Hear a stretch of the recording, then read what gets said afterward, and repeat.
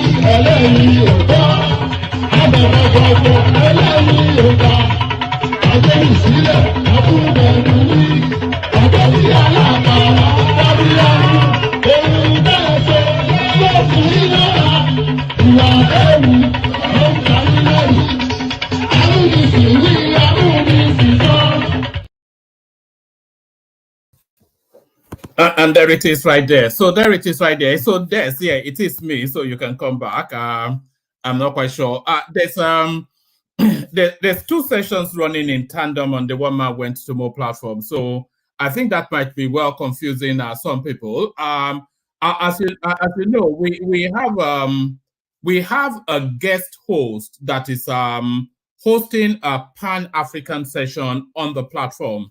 So you may be seeing that, but nevertheless, it's still the same platform. We are trying to expand our conversation to have a broader reach than just the average back and forth that we have in Nigeria. So that's what is going on. So a lot of you should have picked up on that, but that is what is going on. So that is what is going on. But what is going on in the news is the next. And by the way, those are characters that are co-hosting.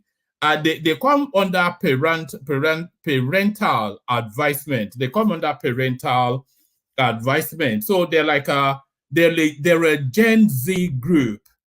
They're a Gen Z group.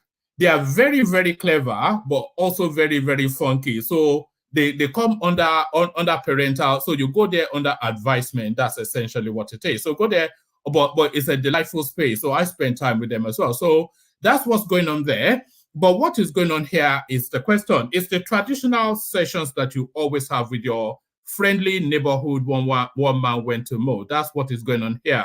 So that's what is going on here. So before anything else, the usual protocol, click on the like button just as soon as you're coming in. So that should be routinous by now. So do that immediately and right now. Click on the like button. Click on subscribe if you haven't done that already. So do that as well. The hyperlink that says StreamYard invites you to come and join me on the screen. So do that. And then, of course, the invitation to buy your host cups of coffee that is pinned on the comment section. So do all those. So now, what are we talking about? Well, that's not even a question, really. There's absolutely categorically only one thing to talk about, and we'll be talking about it. It's the goings on in Niger, and not... well, you see, that's a Freudian slip, isn't it? But it's the goings on in Gabon that we'll be talking about. So, as you all know, there's been a coup in Gabon. So there's been a coup in Gabon. So we'll be spending some time with that. And what actually struck me, and I think I put it, what struck me, and I think I put it on the thumbnail. So let me actually look for it so you can see what I saw. So what actually struck me, just as soon as I can see it, what actually struck me is that all of the countries virtually that encircles the Nigerian state have a military administrator or a military administration. And the second thing that immediately struck me after that is that all of these countries are Francophone countries. So is there something to be read into that? Let me see. I look for it actually because it's quite interesting to see. So I look for that and just flash it up. It's the thumbnail. So yes, we'll be leading with that, of course. The the goings on in Niger, in Gabon. I keep crossing over to say Niger Republic, but there it is. Tinubu condemns Gabon coup, says rule of law must not perish in Africa. So now of course the army, they've taken over the country of Gabon. So there's been a military coup there. But are we having the same reactions to that military coup as we are having to the military coup in Niger Republic? So that's a question that I'd like to put forward for you to consider. So consider it off the backdrop of this. The person being removed from power in Gabon is the son of the person that used to rule that country, who ruled the country well into his 90s, passed the baton to his son, and the son carried on. They've just had what purports to be a sham of an election in that country, and off the back of that, the citizenry and the army, they said enough is enough. Actually, before we go any further, traditionally I don't do this, but let me do it in this one instance. There was a clip. Yes, there's a clip that I wanted to show you of the reactions of the people of Niger Republic to that coup. So let me just bring that up. Because of course the president, now the post-president of that country, he was inviting the citizenry to make a lot of noise to protest against the coup. But this is how the citizenry chose to react instead. So this is live from the Niger Republic. So this is how the people of Niger, this is how they are reacting to the coup. So that is to tell you that, that enough is enough. Celebrations in, apologies, so if I'm saying Niger Republic, I actually mean Gabon. It's just so many coups in that, that parallel, that line that runs across the top of Nigeria. Celebration in Gabon, soldiers now celebrities. So this is the reaction organic of the people of that country to what's taking place. So they are not making noise, they are not in alarm, they're in a celebratory mode. So there it is. So that's the response of the people of Gabon to that coup. So the response of the people of Gabon to that coup, but the response of the Nigerian state. Tinubu condemns Gabon coup, says rule of law must not perish in Africa. So it looks as though now, with now this Gabon situation coming into play, it affects obviously how then the Niger space is to be handled. So that this Gabon coup now removes completely the option of any military deployment in Niger Republic. But how do you still reverse that? So a lot to discuss around that. So we'll discuss all those. So a lot to discuss around that, a lot to reflect on with this one as well. So we were having conversations around Yemsin Wike just as early as yesterday, that he was on the one hat in the campaign team of the APC, in another hat in the campaign team of the PDP. So confusions galore, but what is not confusing is that he still considers himself a member of the PDP. I dare anyone to suspend me from PDP. This is Yemsin Wike. So there it is. So we see how that plays out. So, and by the way, suspend or not, he has to make a decision. You know, because of course, what we are seeing now is that language of government of national unity. That is what we are seeing with the Tinubu space, government of national unity. Because of course, we have somebody that's a Labour Party sympathizer, Tijani Bosun. He's the minister of internet or whatever. And we have a senior chieftain of the PDP, Yemsin Wike, as the minister for Abuja. So that's a government of national unity. But where does the allegiance of these people, where does it lay? Is their loyalty with the party that they are serving under, or is their loyalty with the opposition, which they are senior members of, and is looking to wrestle power from the party that they're serving under? So you see how messed up and convoluted and confused it is. So you cannot be Oshakala and be Oshokolo. That is a Yoruba idiom. You cannot be yin and you cannot be yang. Yeah, and that is a Chinese idiom. So you cannot be one and then the other. So you are one or the other. But which one is Yemson Wike? I dare anyone to suspend me from PDP. The whiskey-loving former governor of River State, Yemson Wike. So we spent time there to reflect on on what's going on. So now, the coup in Niger Republic. Just presume that I'm in Gabon whenever I say Niger Republic. The coup in Gabon, the reactions to it actually cascade and transcends that country. And here are reactions coming in from Nigeria. Enough of Bongo's family rule. Nigerians react to Gabon coup. So yes, as much as we all, hang all of our hearts on democracy as the best form of governance, this sort of yes. So this is them making.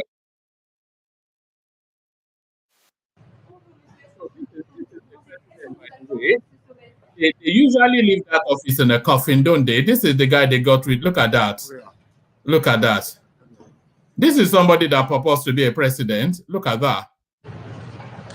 Are you saying that? My goodness me. And you get this especially within those francophone countries, and these are the guys that.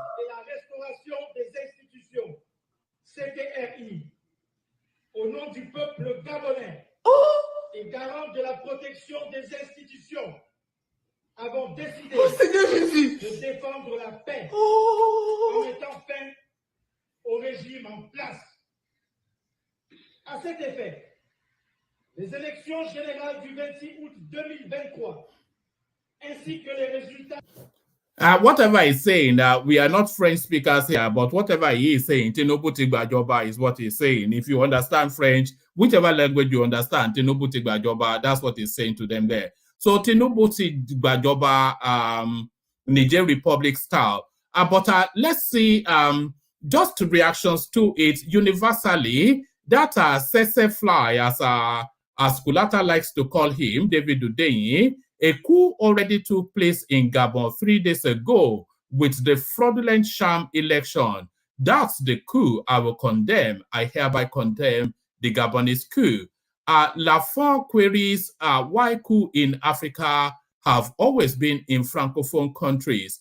Yes, I have to look for that chart because I need to show you that. You just see a strap line run across the very top of Nigeria, just caging it in from the north, and then you have Gabon now coming in from the east, I would say, with another militarized administration. So very, very quickly, we're going to be encircled by military administrations in Nigeria. So a cause for concern, I would say. But I'll find that chart and then I'll present it to you in a moment. But the reactions to it, though, I expect the condemnation to be universal. Amakan G. Thomas says Gabonese people deserve better than allow the family that rules them for 53 years.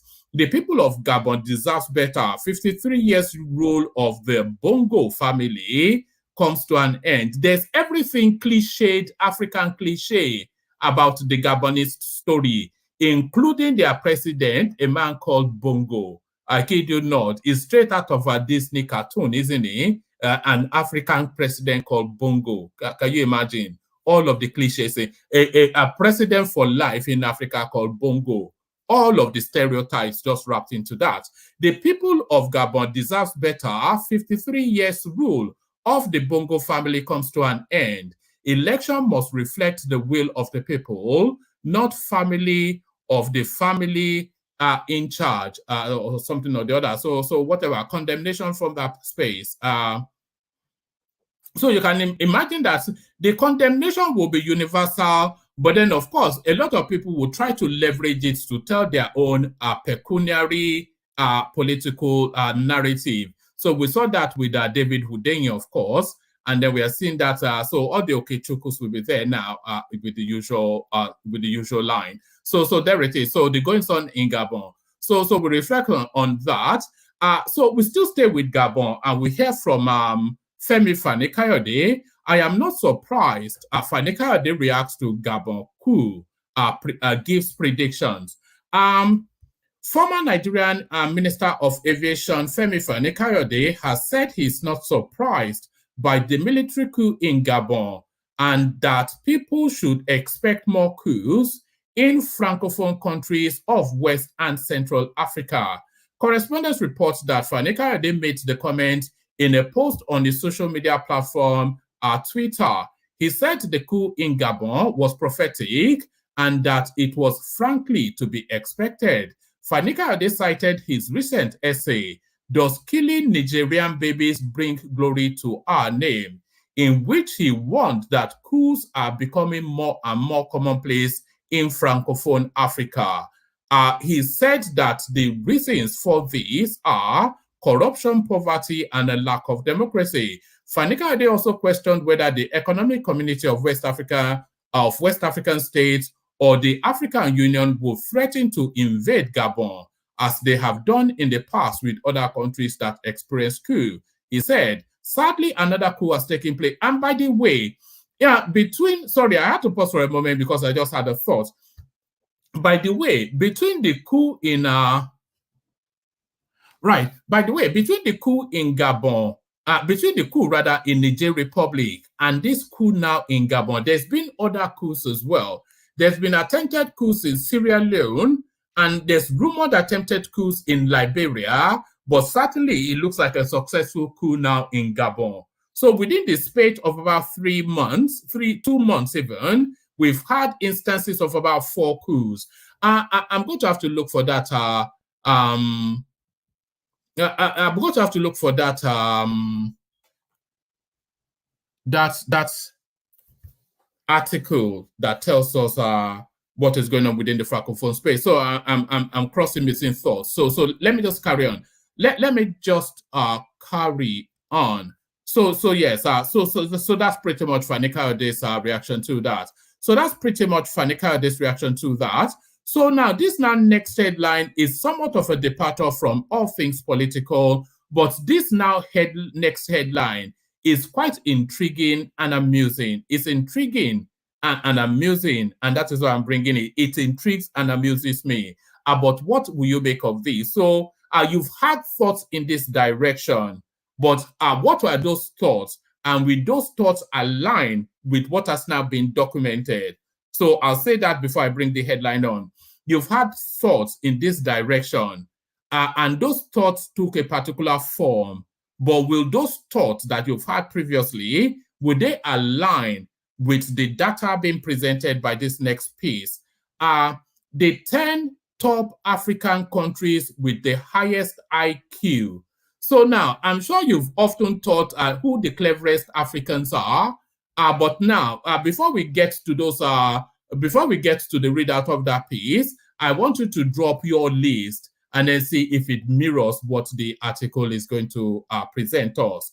The top 10 African countries with highest IQ in 2021. So we find out who those are. And then we go back to the predictability of our domestic politics. The predictability of our domestic politics, Arewa Forum raises alarm over alleged Yorubanization and Lagosization in Tinubu's appointment. So there it is. Everything changes but remains the same. So we've transmuted from Fulanization to Yorubanization and Lagosization. So all the shunts are still in play. Arewa Forum raises alarm over alleged Yorubanization, Lagosization in Tinubu's appointment. So we'll see quite what's propelled that. What's propelled that. So now, this next headline. This now, that's Kaizo causing mischief in the comment section. Good to see you, Kaizo. So now, this next headline It solves an ongoing mystery once and for all. So the next headline that I'm about to bring you now, it solves an ongoing mystery once and for all. So the back and forth of the narratives around Tinubu's certificate and what went down at Chicago State University, that has agitated the obedient space, giving them endless sleepless nights. They can't eat, they can't sleep, all just agog and just flummoxed and flabbergasted and banging their heads against the wall. Bang your heads against the wall no more, my dear obedient friends. Bang your heads against the wall no more, my dear obedient friends. So the mystery around Tinubu's certificate is about to be solved. So let me now solve that mystery once and for all for our obedient friends, and here it is right there. So there it is right there. This is, so now the person that actually graduated from Chicago State University, that they told us, what they said female. So this is actually the woman. So this is the woman, according to now what we're getting. So this apparently is the Bola Tinubu that graduated from the Chicago State University. So this is what our friendly neighborhood obedience are telling us now. So this is from Charlie Boy Area Father, and that is his verified handle. So of course it must be authentic. The famous B. Tinubu who attended Chicago State University. Is the cat finally out of the bag? So there she is right there. Gloria Bromile Tinubu PhD. So this is the Tinubu then that that Bola Ahmed is using the identity of. So this is the Tinubu. So that mystery then that has agitated and flummoxed the obedient space for months on end. I, your friendly neighborhood one man went to mow, I've just solved it for them. So that is it. The yams need not continue in that space anymore. The yams need not continue in that space anymore. Let me bring you one last headline. So now, we were talking about the Gabonese president just then, who lived well into his 90s before he passed on the baton to his son. And we were talking about this whole, and we also saw the son, who was barely, in fact, I said barely, is completely incapable of standing upright, and he purports to be a president. And we were talking about this old, decrepit, completely senile elements ruling over the African state and refusing to let go. And we were saying this is something that is particularly an African malaise. So this is something a lot of people attribute to Africa. Old, decrepit, completely faded out, senile people clinging on to power. This is something you would think was unique and peculiar to Africa, but is it?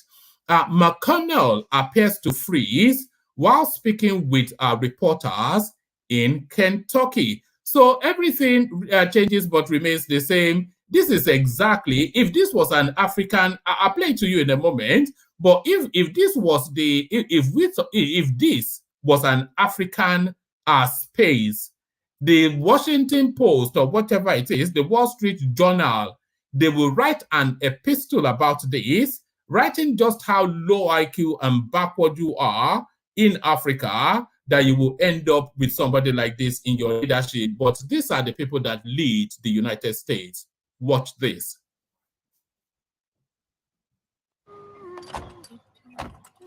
Your skin, oh yeah, your skin goes to something beautiful. What are my thoughts about what? Running for re-election in 2026. That's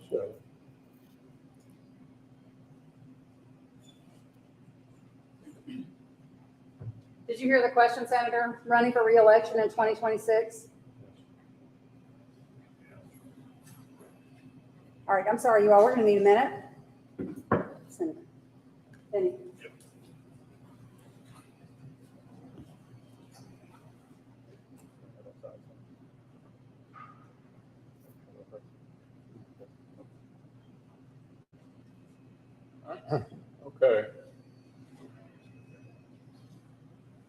somebody else have a question? Please speak up. The super PAC supporting former New Jersey Governor Chris Christie's presidential campaign is out with a new campaign ad in the state of New Hampshire today. The ad goes directly after Donald Trump, and it features Trump's new mugshot, trying to make the case that he cannot win in the general. Hold on. It's taking over a life of his own. So to be clear, this person here that you're looking at, this is the Senate Minority Leader, Mitch McConnell of the United States. So this is the Senate Minority Leader, Mitch McConnell of the United States. So if we're talking about the power structures within the United States, he certainly falls within the top 10 most important, and there he is right there. But if that was an African narrative, of course, they will call you monkeys and barbarians. So monkeys and barbarians. So that's essentially what we'll be reflecting on over the next however long the session lasts. So lean back, kick back, take it easy, relax into it. The usual protocol, click on the like button just as soon as you're coming in. Subscribe if you haven't done that already. Hyperlink that says StreamYard, your invitation to come join, and your invitation to buy your host cups of coffee. That is pinned on the comment section. Please continue to ignore it as you've always done. Let's take a moment's respite with the Kegites. Only water, where they see my water.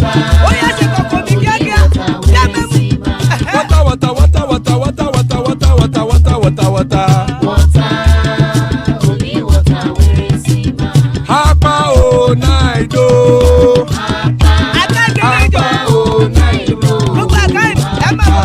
Hapa you don't come o.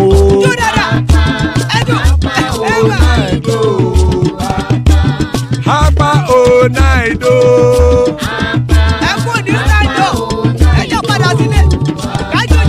Oro kẹ̀kẹ́ ẹlẹ́mù yé o. Ilé sọ́dí kẹ̀kẹ́ ẹlẹ́mù rẹ o. Bobby master kẹ̀kẹ́ ẹlẹ́mù rẹ o. Chifu Faila ti kẹ̀kẹ́ ẹlẹ́mù rẹ o. Eruku lẹ̀lẹ̀ ẹlẹ́mù dé. Eruku lẹ̀lẹ̀ ẹgbẹ́ ẹlẹ́mù dòdò jàre o. Eruku lẹ̀lẹ̀ Ghana ti dé ẹgbẹ́ bọ́dì o. Ọmọ ẹlẹ́yẹ ẹ̀yẹ o ó dilé o. Odúyẹ̀lá ẹ̀yẹ o ó dilé o. Petrosonana ẹ̀yẹ o ó dilé o. Petrosodunke ẹ̀yẹ rẹ̀ ó dilé o. Ẹlẹ́kọ̀ ọ̀run mú ìní o.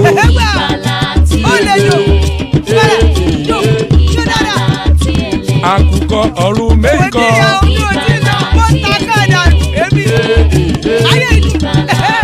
Ikú kò ní ríwà gbéṣe o.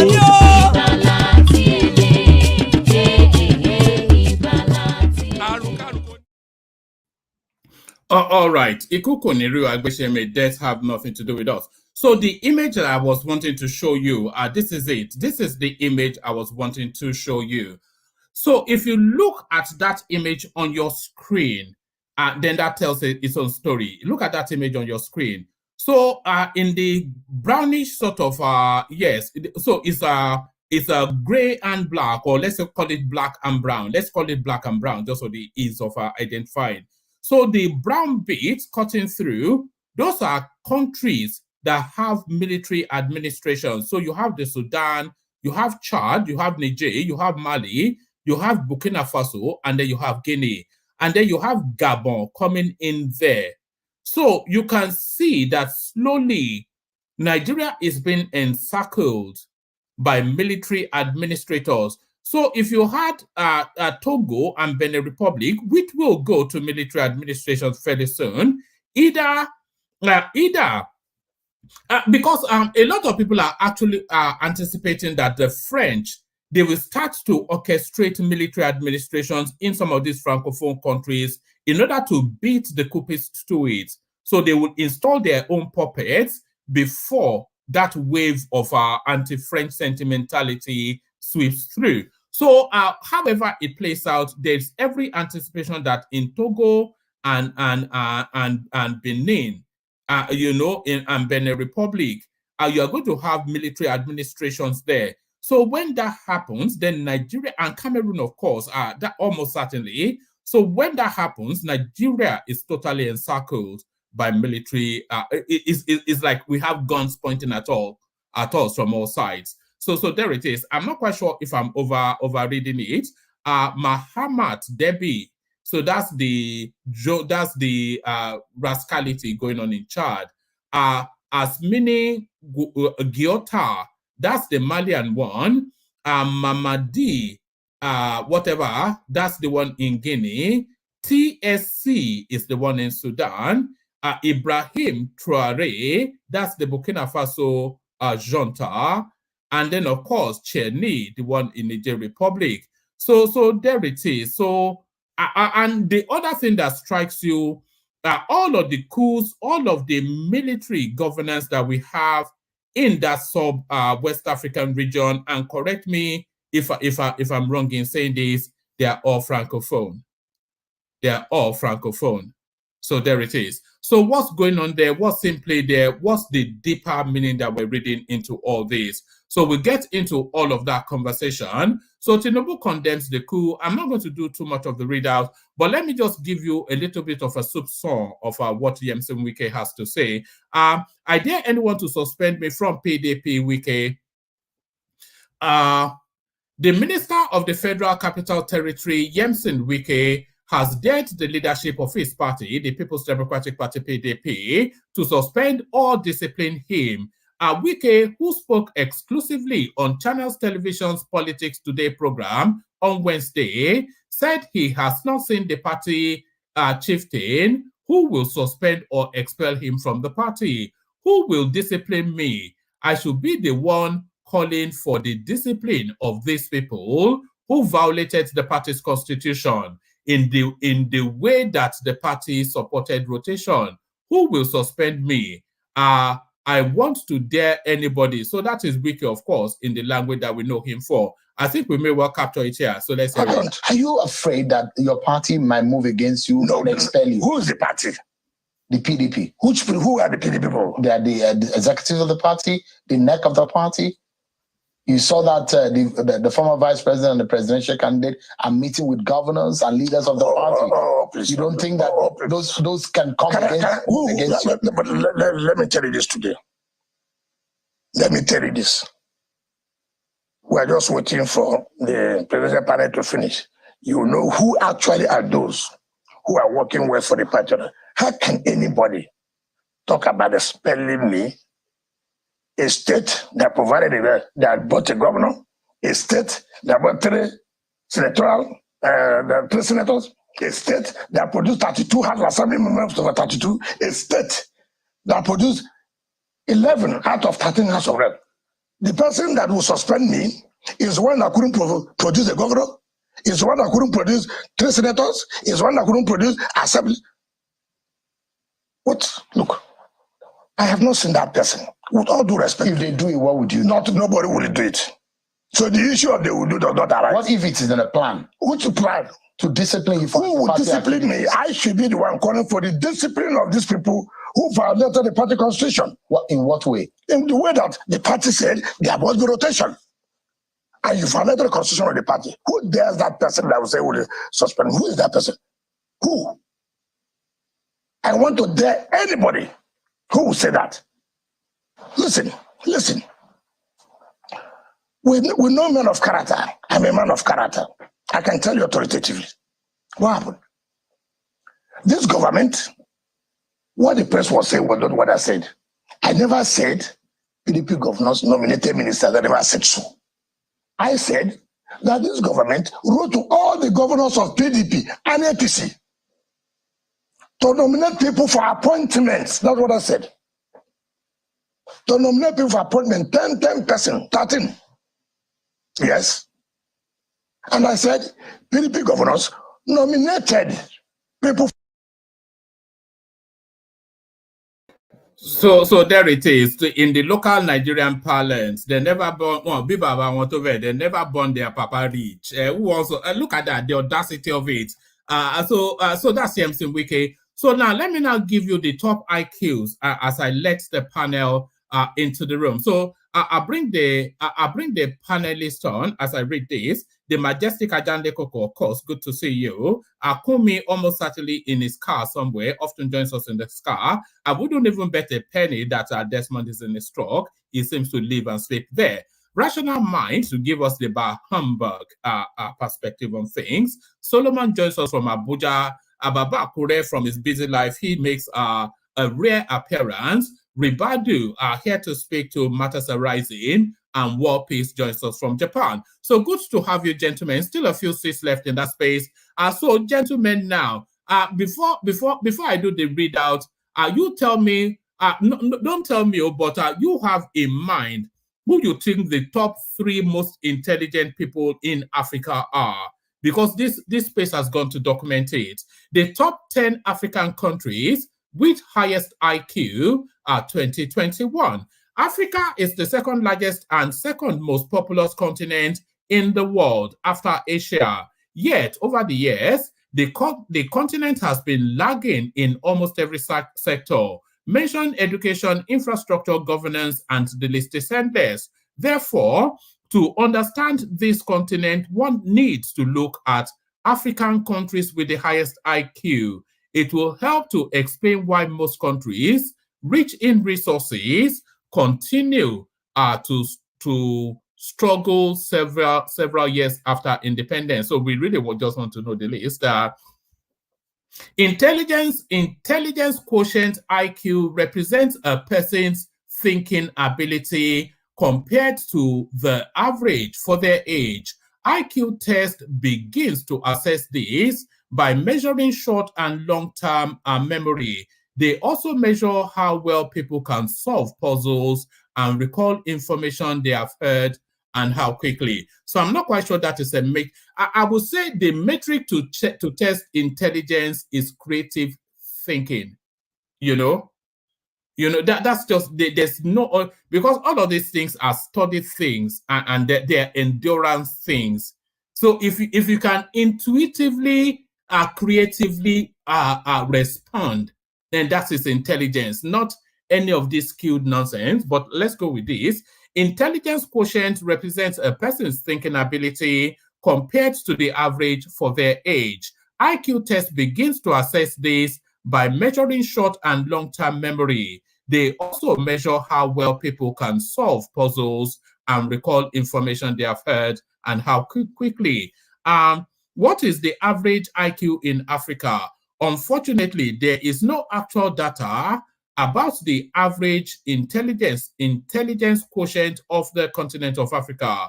Nevertheless, here are some of the countries considered to have highly intelligent people. So I know, because the abundance of you are Nigerians, you think that Nigeria automatically goes to the top of the list.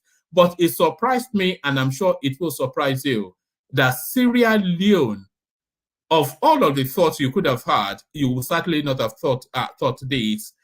Sierra Leone actually has the highest intelligence quotient in Africa. So that's Sierra Leone. I won't do too much of a readout of it. So that's Sierra Leone with a 91 intelligence quotient. Mauritius, where they still yes, Mauritius. I was going to say where they still practice slavery, but that's Mauritania, not Mauritius. So Mauritius comes second with an intelligence quotient of keep guessing where you think Nigeria falls, by the way, with an intelligence quotient of 89. And then up third, then the Seychelles with an intelligence quotient of 86.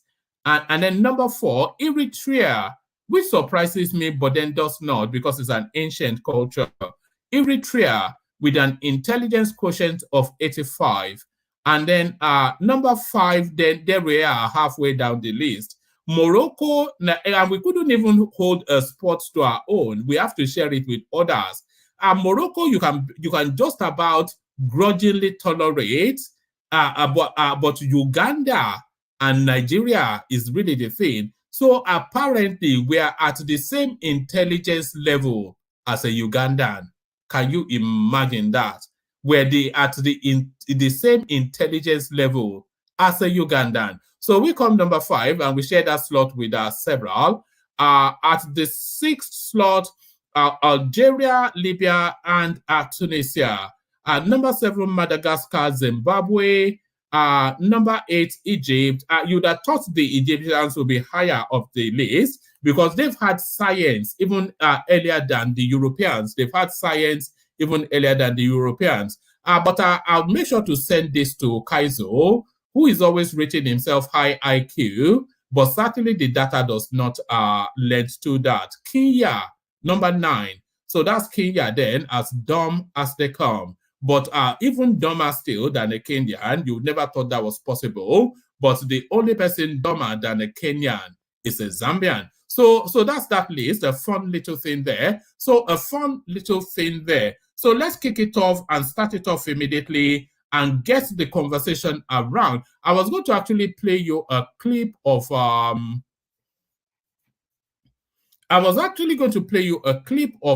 analysis of that space. Maybe I should do that. Let me actually do that. Yeah.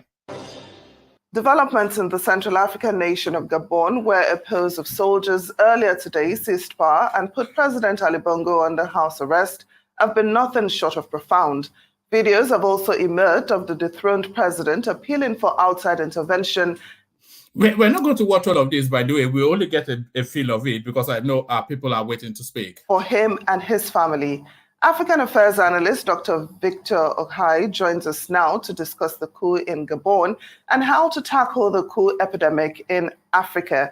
Well, thank you so much for joining us on Newsday. Thank you for having me. I mean, this is a very interesting development, isn't it? Barely a month after what the coup in Niger, ECOWAS, the African Union, they're still trying to restore democracy.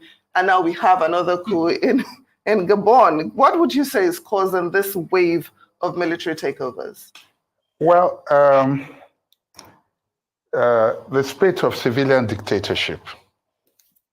And I think it's important to state that the Bongo family has been in power for 56 years.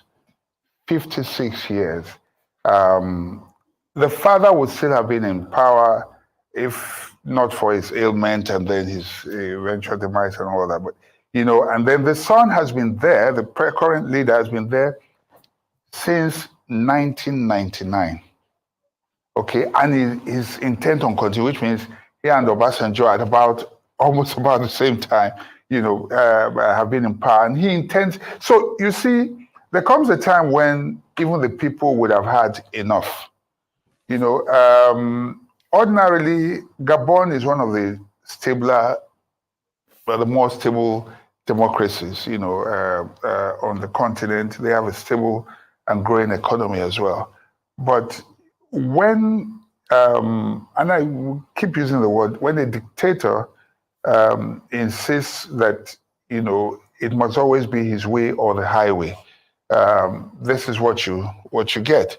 The last election just opened up, the election that was just concluded a couple of days ago was the last straw. First of all, foreign observers, which is why I find interesting the fact that he's making an appeal. Foreign observers were not allowed in. Foreign journalists were not allowed in. Internet was, you know, shut down. For what?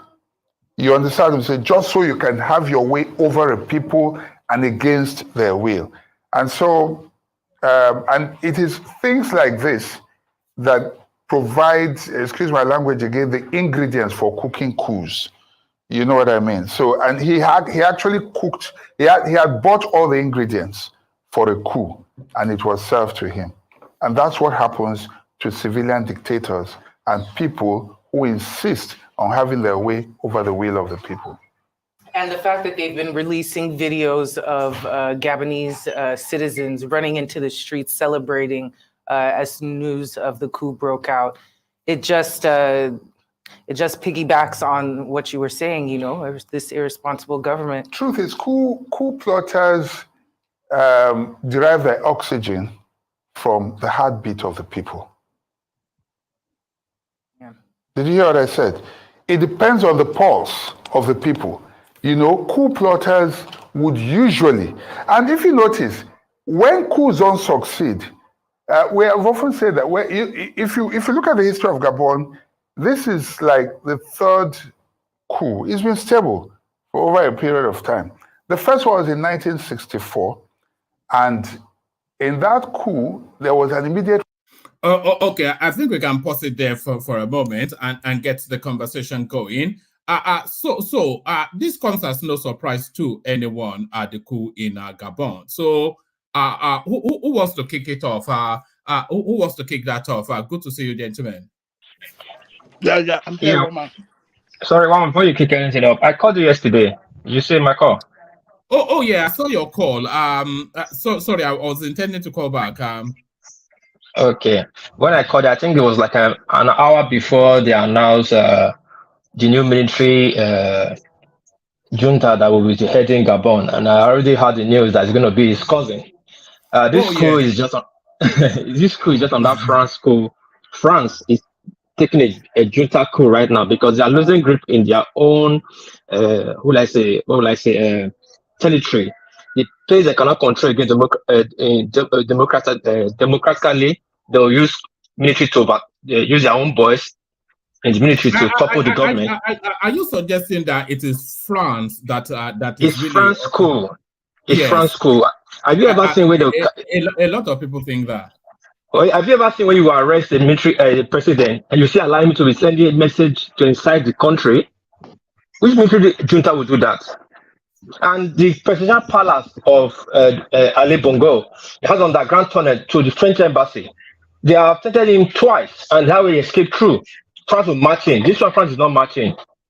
And his cousin is the new junta. So who are they fooling? France want to hold, because they are losing grip in their territory, so they want to hold all their territory by all means possible.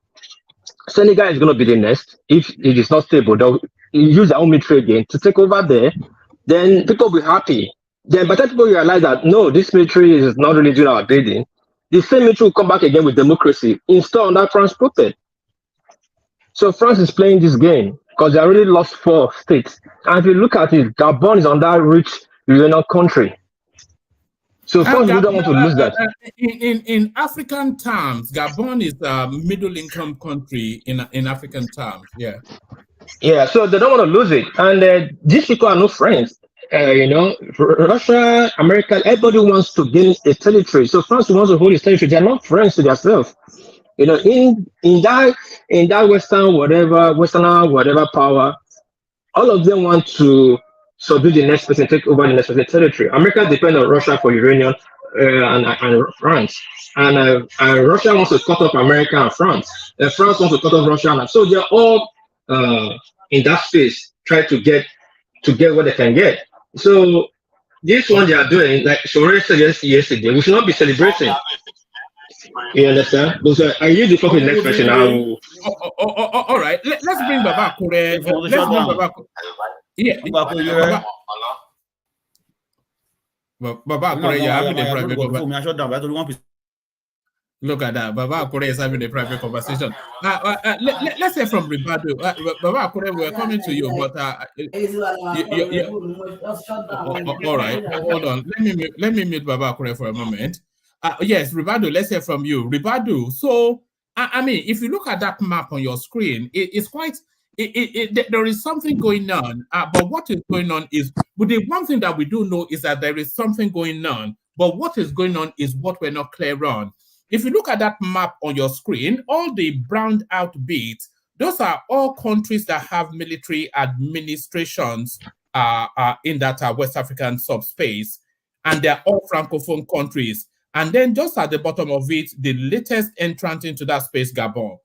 So what are you making of the Gabonese coup, which they will say, they say palace coup. This is almost even a family coup. The cousin replaces the uncle, but the family, 56 years in government. Ribadu. Yeah, good evening. I hope I'm laudable today.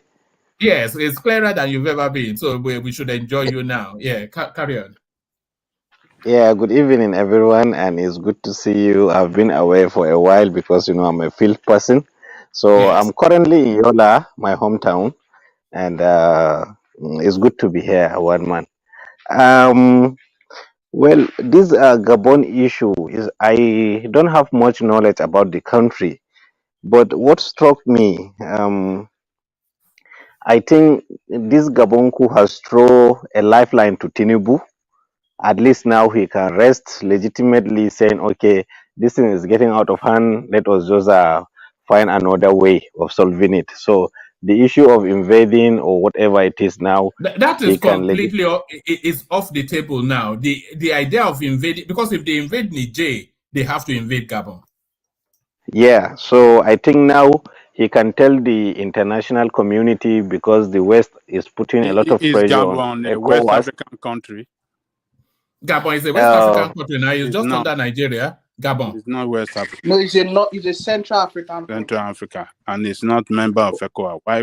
On what authority would they want to go and carry? No, what I'm saying is, at least it will give us a legitimate excuse to tell the Western pressures, to put the Western pressures at bay, because things are really escalating.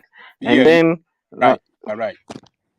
secondly, is that I don't know, either it's being influenced by the West, or maybe it's just happened on its own. I think the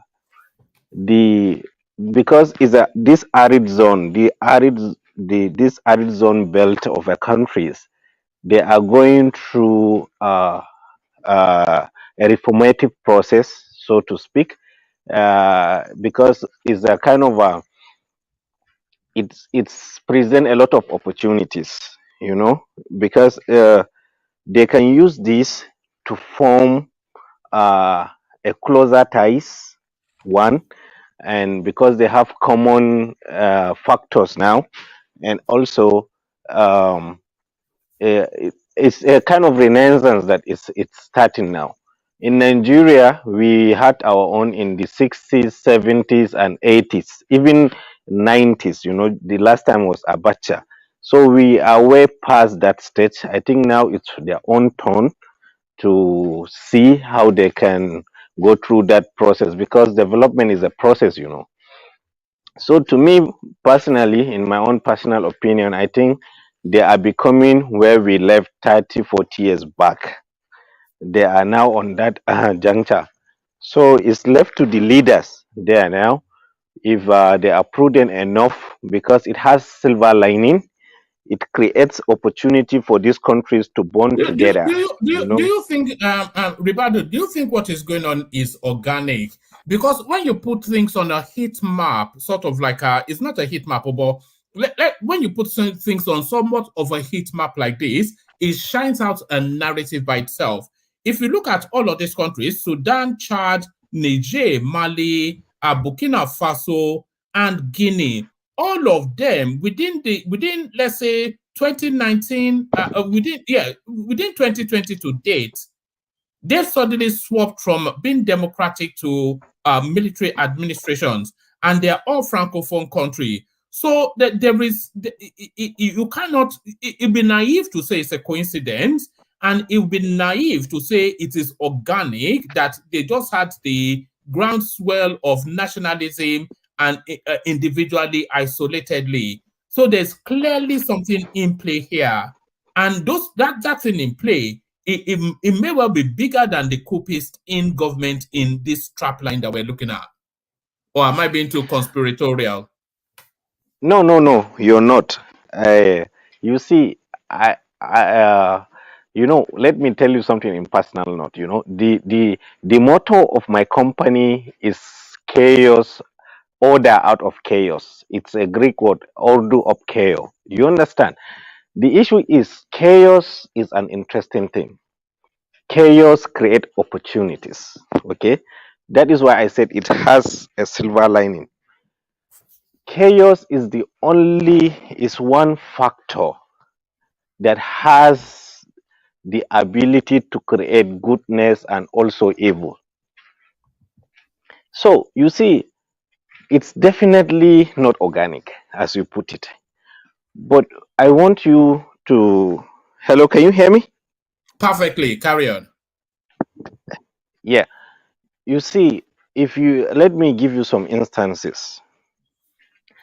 All these belts of a country, all these sub-Saharan, all these arid zone belts of countries, they have some certain value that attracted the Western powers, you know, and the influence of the Russians element that operated for almost a decade from 2014. From 2014, they had that Russian exposure that created a kind of second option or narrative for them. Even though I cannot put it to conclusion because I have only a kind of link understanding of that scenario.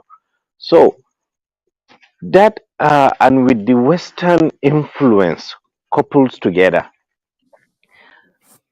created that unique environment for that coups to happen. But the issue is, one way or the other, even if these coups are being backed by the East or by the West, one way or the other, it has given these countries opportunities to reshape their future. You understand? It has given them the power because one thing. No. Hold on, Ribadu. You said they have the Yeah, opportunity to reshape their destiny. future.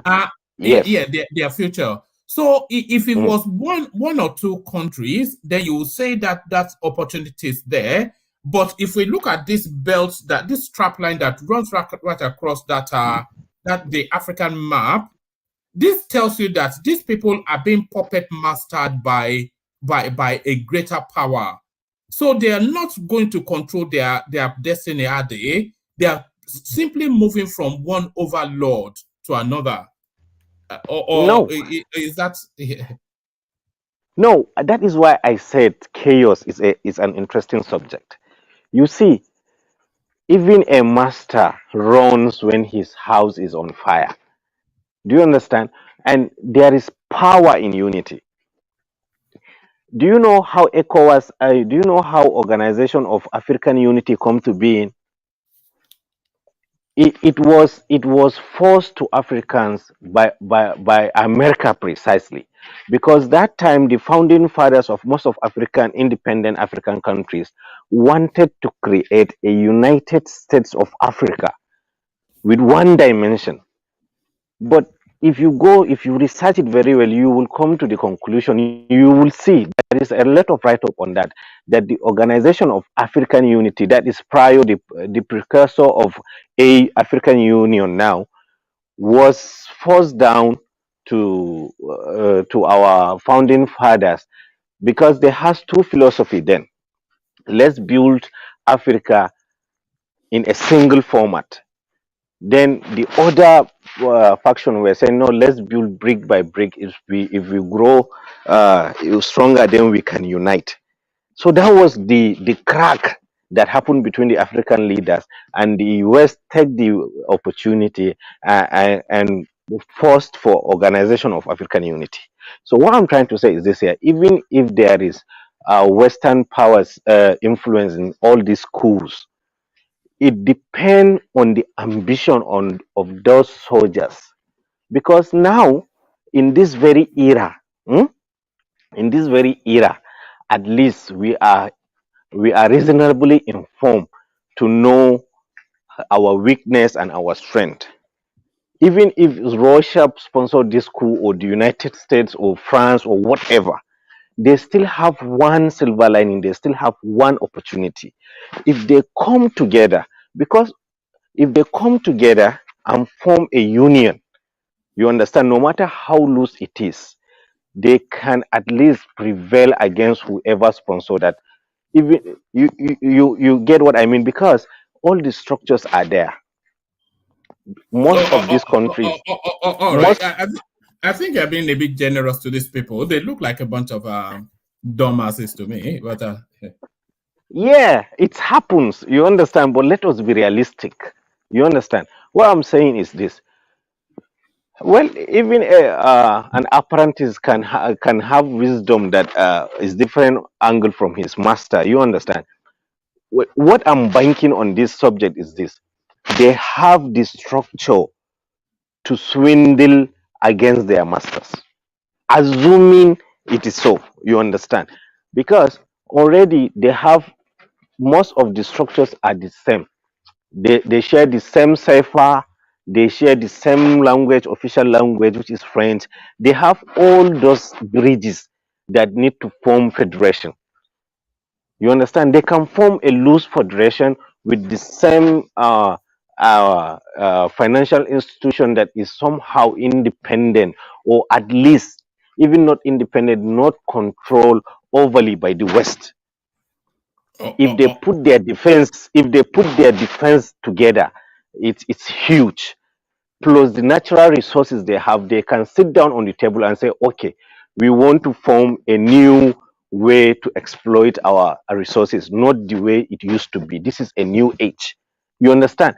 They have advantage if they can only be ambitious enough, prudent enough, and see what they have at hand and still make judicial use of it.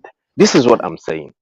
All right, brilliant. Stay with us, Ribadu. I want to bring Kaizo into the conversation, but before I bring Kaizo into the conversation, the usual cliches, the usual things that come out of this sort of goings on has come out of this sort of goings on again. This, of course, you knew was coming, and here it is. They went to their premises. This is what they are releasing into the space. This is it says suitcases and bags filled with bundles. Suitcases and bags filled with bundles of banknotes, CFA francs, dollars, and euros have been discovered at Yan something's house. He is the chief of staff to Bongo and the eldest son of the ousted president Ali Bongo. So the usual expectation. So here it is.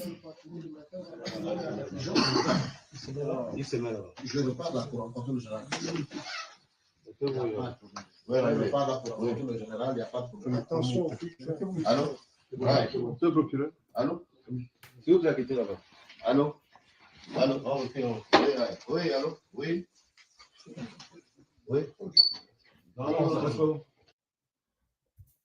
All right, so Kaiser, we knew that was coming. The usual toolkit of the African despot, a bag full of dollars. Kaiser. Shout out. Yes. What time do you get to sleep? So what's going on here? What is going on here though, Kaiser? Because if we look at that map that I brought out the last time, it clearly shows you that there's a greater play than just coup. Yeah, I'm not convinced that these so-called attempts to get rid of France are all organic. And by organic, I mean, spread by true democratic reasons to improve the country's economies or freedom or, sovereignty. Look across that map, right? You're seeing all the way from Sudan.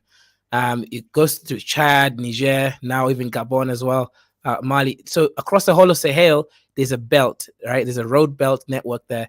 And, you have to ask yourself the question, who's benefiting from these instabilities, or rather these puppet leaders being reinstated? Now, I want to take one specific perspective, and I'll say that if we look at this angle, it paints a different picture than what we as Africans are optimistic about.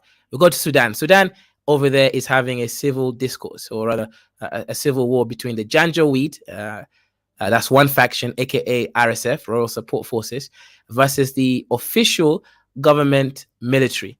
So if you look at who's funding the RSF, you follow the money, right? The trail of money, you go and find that is in Abu Dhabi, right? There's actual account names under the Royal Support, Rapid Support Forces, and this money is being traded in is gold. The reason why it's gold is because these sort of militias and groups like this tend to be under sanctions by America and United Nations. So for them to easily have access to these transnational operations, they're using gold as one of the markers, right, to kind of clean the paper trail. So okay, so we know that UAE, right, that gives us inferences that perhaps UAE is involved in funding Rapid Support Forces, aka the Janjaweed. Now you go into Niger as well. Okay, there's a new coup that's just happened. There's a new leader over there, and everyone is excited. Okay, great. But the reality is, the Wagner Group, right, from Russia, is involved in this. And now we also know the fact just recently, Prigozhin, who was the leader of Wagner Group, unfortunately, whether it's fortunate or not, it's for us to find out. But he has been removed from existence. Now, that's the news that we have. Whether it's true or whether he and Russia and Putin are playing a high-level game, it doesn't matter. The point is, what we can conclude from Prigozhin's apparent demise is that Russia is now controlling Wagner forces 100%. So Russia has interests militarily in Niger. Now, we know about Niger building, of course, the oil pipeline directly into Europe, because Europe doesn't want to rely on Russia anymore due to the heavy sanctions America forced them to take. But Europe cannot survive without gas and oil, right? Especially during the winter. Now, we also have in Burkina Faso, where the first coup attempt failed, right? There were no real changes in security. So the young guy, Captain Ibrahim Traore, took power and control. It's yet for him to do anything yet, but that's yet to be seen. I'll come back to the latest one, Gabon, right? Gabon is great. If you look at Gabon, Equatorial Guinea, it's mostly countries controlled by the Fang tribe, and specifically in this case, the Bongos. Now, this coup, I believe, the brother who mentioned earlier that this might be a French plant of a fake coup, like a false flag type of coup, in order to replace the current leader, so that they can do some kind of readjustment and doing new deals to kind of make the rest of French Africa feel like, okay, French can renegotiate, etc. I believe that this is a French plant. One of the reasons why is the cousin of the current coup leader is actually Ali Bongo. They're related by blood. So if you're looking at that situation, you're kind of thinking, nah, this doesn't sit right. And if you just look at Gabon, Gabon was mostly stable. There was no signs of civil unrest. There was no real sign of things going to this level. Sure, there was a dictator. His family's ruled for ages, but this new coup leader is part of the same family. So Gabon, I do believe that that's a French interest. Sudan is definitely UAE interest. Niger is also UAE and Saudi interest. They're also funding the weapons and ammunitions moving in through Egypt. So I do believe these countries have interest in this area. And what's happening is, I don't think we're going to have a modern warfare like we did in the European tribal warfare 1 and 2. What you guys call it world wars, right?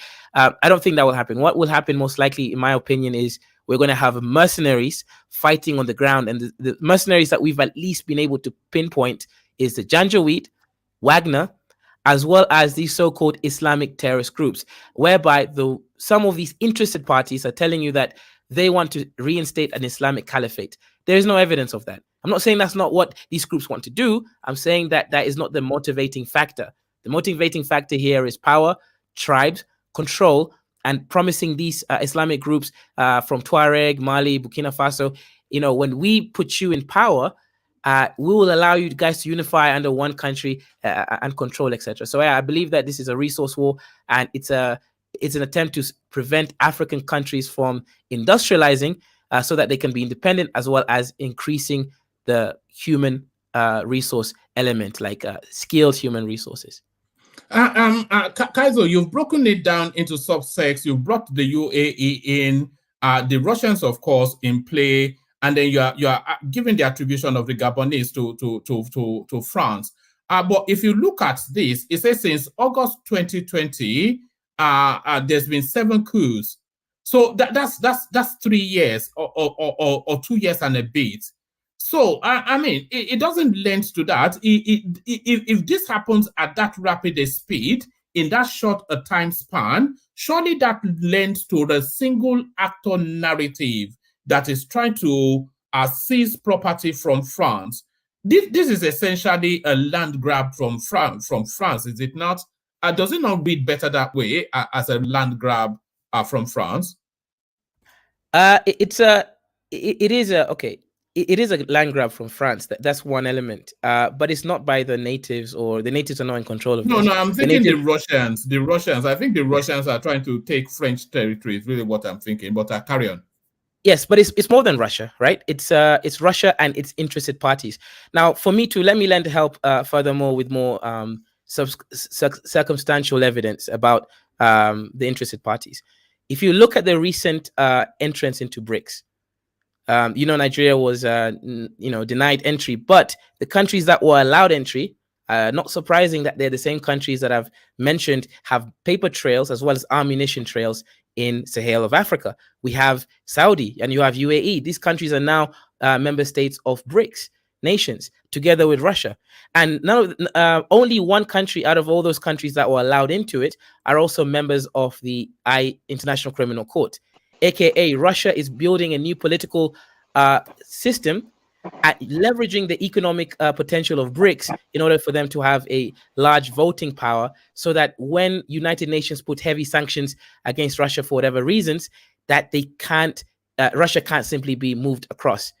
They're trying to make sure that Russia, China, etc., is trying to make sure that they maintain power. Yes, it is by Russia, but I say it's more than Russia. It's BRICS. Now, you guys love BRICS, think BRICS is a great addition to Africa, but looking at the evidence, a lot of the member states in BRICS is the ones responsible for these coups, and by virtue of being responsible for these coups, they're creating new puppet leaders, right? The Africans, we're optimistic, yeah, we're removing France. Sure, that might be a consequence of these coups, but no, what's happening is we're removing one toxic relationship for another one without fully vetting it. And that's the problem that I'm seeing here. BRICS is involved. Russia is involved. Of course, you're 100% right. But I do believe they're all in the same team. All right, brilliant. Let's bring Ajanle Koko into the conversation. So, Ajanle Koko, if we just look at both what Kaizo said and this map that we're looking at on our screens, it's very difficult not to conspiratorize, if there's such a word, that this is a Nigerian strategy. And if we're talking about lands changing, power structures changing within heavily resourced spaces, especially in Africa, how come we are not even mentioning the Chinese to this? And is all of this coup, this grand scheme, is it a conspiracy against Nigeria? Adding BRICS to that, all of that, Ajanle Koko. Yeah, thank you, woman. And greetings to our listeners around the world. Click on the like button, share, and subscribe if you haven't done so. You see, it's not a conspiracy against Nigeria. I think the situation in the economic situation across all the Francophone countries are so bad that the people decided to take their country back from their colonial master. Imagine all those countries, they cannot do anything on their own except the France have to approve it. They cannot run their economy well. Independently on their own, they cannot run their economy. Political. They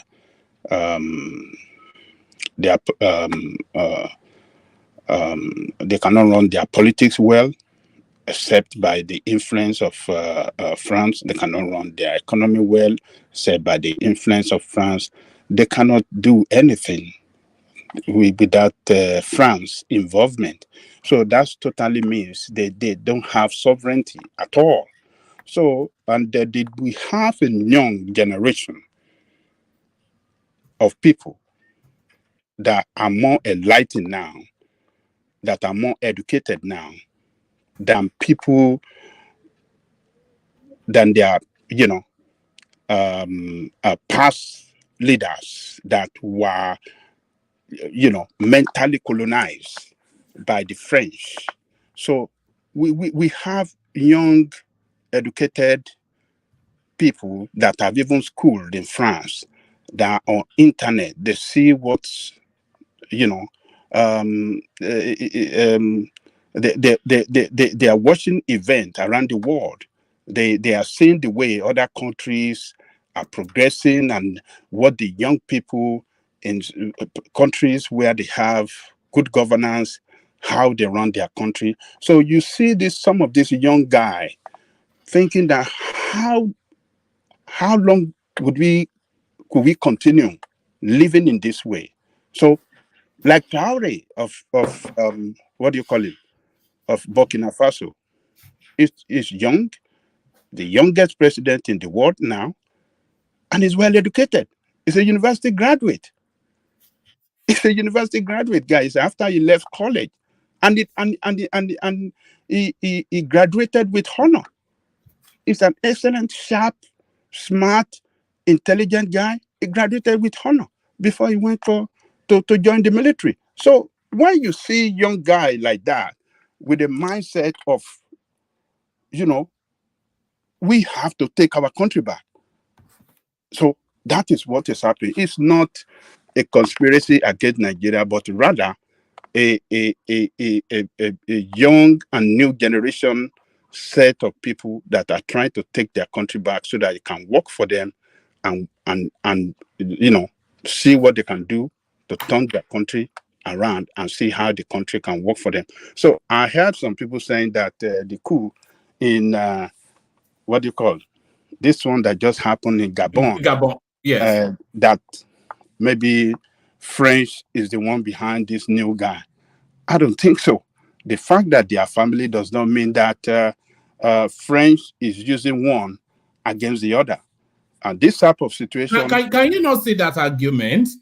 Because France seems to be losing territory at a rapid pace. You can see the belt curve. It's not a curve really, but I like to say that you can see that that strap line that runs right across there. So that those are territories that they've lost influence.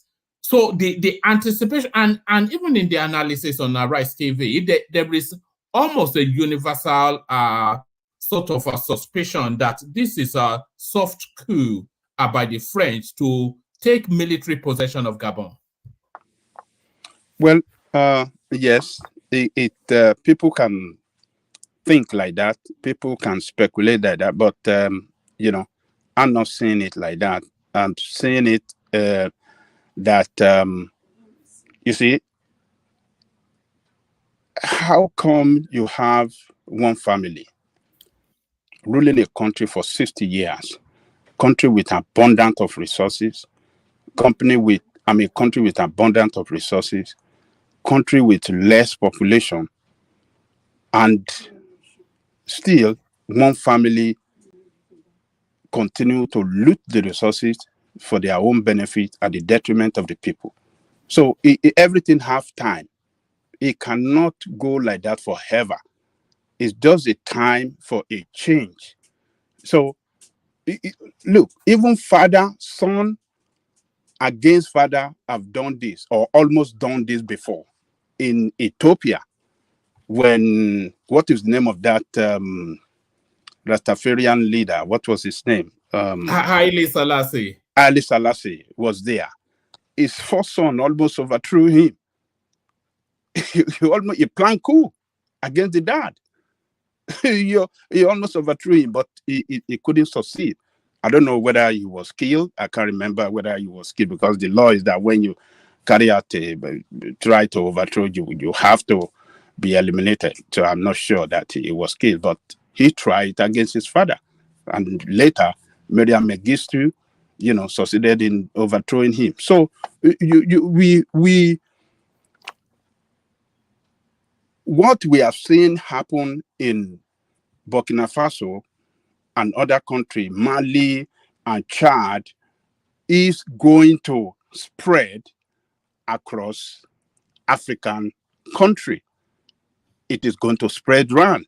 And why it's going to spread around is because you see African leaders failed their people. They failed to deliver good governance to their people. And they live a lavish life. They live big. People see the way they live, and they don't deliver anything to their people. This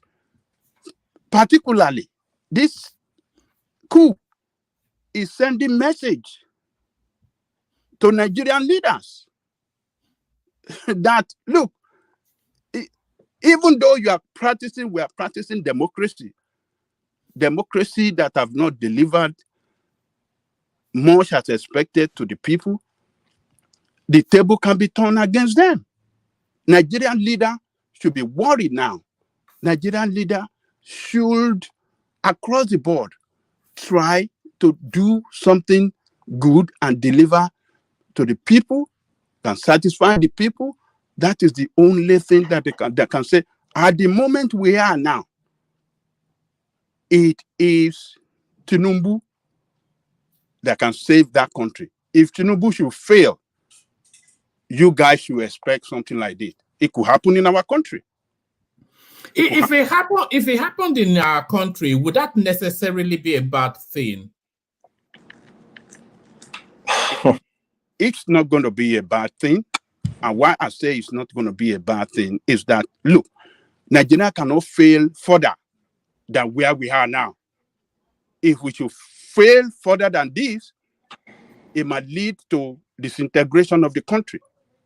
And what we are going to see, the military, when they come in to take over, they will say, well, Nigeria is leading towards anarchy. Nigeria is failing, and we cannot allow Nigeria to fail. And they will say they come to rescue the nation from failing, and they will sack all of them. They will start this cash looting. You see, there's a sentiment that that there's still one coup left in Nigeria for the purposes of getting it right. That there's still one coup left in Nigeria. There's that sentiment there. You see, I don't want coup. I don't want coup to happen in Nigeria.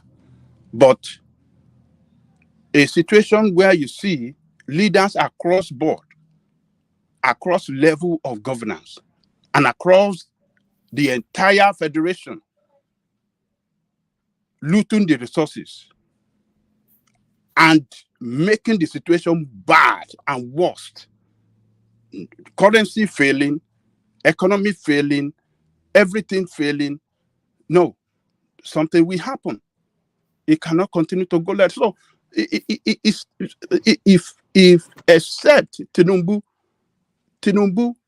can only be the savior of this country, of that country at the moment. If Tinubu should fail, military will come in Nigeria. I think Mike wants to come. It can sound funny to people, but we are seeing it happening to other people. Why do you think it happened? It's because they failed them. The country failed them. The leadership failed them. Hold on, Ajanle Koko. The narrative of some of these countries, it actually lends to coup. And by the way, the anticipation that we're going to have one in Cameroon as well, because it's the same storyline. President for 60 years. You saw him now hobbling from one foot to the other, can not stand. You know, his father was 90-something. He was in the hospital, being propped up by the French, only to hand the baton to his son, 1999 till dates. You know, one family, 60 years. But it's a different. How many governments has changed hands in Nigeria for as long as this family has been ruling that space? But Mike wants to come in. Let Mike interject. When people talk and say Nigeria is failing, so because of that, coup will come in. First of all, Nigeria is not failing. It depends on who you are. Nigeria is progressing for some people and it's failing for some people. There are people in Nigeria that are becoming rich every day, they're becoming successful every day, and there are some people that remain poor. And if you look at the Nigeria, let me give you in the Nigerian military. Yesterday, did you listen to Tinubu when he was addressing his federal cabinet meeting at the federal cabinet meeting? Did you listen to his speech? And did you listen to what Kasima said yesterday? The vice What's the key point? What's the point? Planning the state of the nation. The what? The state of the nation. Listen, the so-called economy, bad economy you're talking about. The people, first of all, you guys need to understand something. If you're in office and in the Nigerian army, you are taken care of. You don't have problem of underpay or condition. And then if you are a businessman, a top businessman in Nigeria, you are doing well. There are classes of people in Nigeria that are doing fantastically well. They don't even think anything is going wrong. You understand? Nigeria is a wealthy country. Businessmen in Nigeria are doing Hold well. on. You say? Are you in touch with reality? Let me tell you. Listen. Businessmen in Nigeria are doing well. Wait. Hold on, rational mind. Chill. I think we have Mohammed over there from Nigeria. It's Ribadu, but I think it dropped. Ribadu, but you can't get anything from Ribadu. Is upper middle class now. What does he know about poverty? Yeah. One man. The thing is this: in Nigeria, there are people that the system is working for. There are people that are just doing. They are making it on a daily basis, and then there are people that are poor. I mean, there are lots. On a daily basis, communities are springing up. Gosh, man, let me learn. I don't know what you're talking about. On a daily, one man, I go to Nigeria on a daily basis. People are becoming rich every day. Communities, can you God, Lord? Communities, new estates are being built on a daily basis. People are acquiring properties on a daily basis. Officers in the Nigerian army, they are paid very freaking well. There are people. Wait. There are people that are. I'm sorry, Mike. Let me come here, Mike. Let me learn. But I'm not saying people are not suffering. Hold on. That's the problem with you guys. You guys only look one direction. Like, look at them. Look at the people. The poor. You guys look at direction. I get it. There are people suffering. At the same time, there are people making it. Nigeria is a fertile ground for opportunity, and there are people taking advantage of those opportunities. They are putting money there. They are making money. There are people making money. So who needs? There are people making money everywhere. One man. Yeah. So that's not an argument. No. You can't compare with this. Just to run away in Nigeria, they are massive, wealthy. If you want to talk about Nigerian elite, there are so many of them. This is not like one couple. This is not like Gabon, where it's only a couple of people that are rich, and then the rest are suffering. There are so many of them that are so wealthy. Within each state alone, look at the amount of money that goes there. The elite within that state, they are all making money. And there's so many of them, they all know each other. They're making money. So who needs the coup will be the poorest. Wait. Who needs the coup will be the poorest of Nigeria. Or in the military, the only one that will be looking for coup will probably be one of those lower ranking soldier troops. Which, of course, unless you want to do sergeant carrying out a coup, officers are doing freaking well. Just trolling. Hold on, in Nigerian Defense Academy, if you're an officer in Nigeria, you're doing freaking well. So look at Gabon. It's a laughable thing for anyone to think. The guy that took over this Gabon is a multi-millionaire. Mind the language. Yeah, carry on. Bro, you can't compare Gabon with Nigeria. You can't even do that at all. Listen, second of all, someone like wait, hold on. All right. Wait. Nigeria, first of all, you can't say you are this one officer or soldier guy won't take over. Someone like Dangote alone can sponsor you to be taken out. You are nobody. Nigeria's past that stage where one soldier is just one Superman. No. The elite alone can literally just overthrow you. You understand? A soldier is nobody in Nigeria anymore. That time is gone. All that military time is gone. You don't know how military works. I don't think. I don't know. Talking like you're just talking. I don't even know how to say it. Tell me how military work now. Tell me. If you're having an illusion that people that sponsor coup or people that take over, democratic government are people that are below all the coups. Is always the personal guard to the president or whatever they are called, and they are not paid chicken change. They pay them a lot. What happened? No, not in Nigeria. It's not the personal guards that. No, it's not in Nigeria. Though what you just said does not apply in Nigeria. No, I'm not talking about it. That or that take over a presidential whatever are people below rank. And I'm saying if you watch all these coups, there are not people below rank. There are people that has a very high ranking. Which that's what I'm saying. So you're strengthening my point. These always high officers that plan organize. All right. Which obviously they have no reason. All right, make that point there, and then we get back to Ajande Koko. I don't know where you guys are going, but yeah. I don't know where he's going. He's even strengthening my point. If you're paid well, that means you don't have any reason to actually think about coup when you're living fine. That is the And point that's what I'm I said, making. right? Is that not what I said? No. You said people that talk about All coup right. are people that don't get paid well. That was your statement. That All was your right. statement. All right. Let's leave that. Let's get back to Ajanle Koko. So, Ajanle Koko, what's striking me actually is the timeline. So, if you read this caption here, it says the continent of Africa has experienced 7 coups since August 2020 till now. So August 2020, August 2021, 22, August, in 3 years, they've had 7 coups. So what does this tell us? Is there anything to be read into that, Adande Koko? It tells us that it will continue to spread. And what is responsible for the spreading of this coup is because we have bad governance all over. Government that doesn't run their country well. So there must be justification. Go and listen to all of these people that have taken over government by force. They always have justification. And people celebrate them. The moment they announce taking over government, people celebrate, go out and celebrate.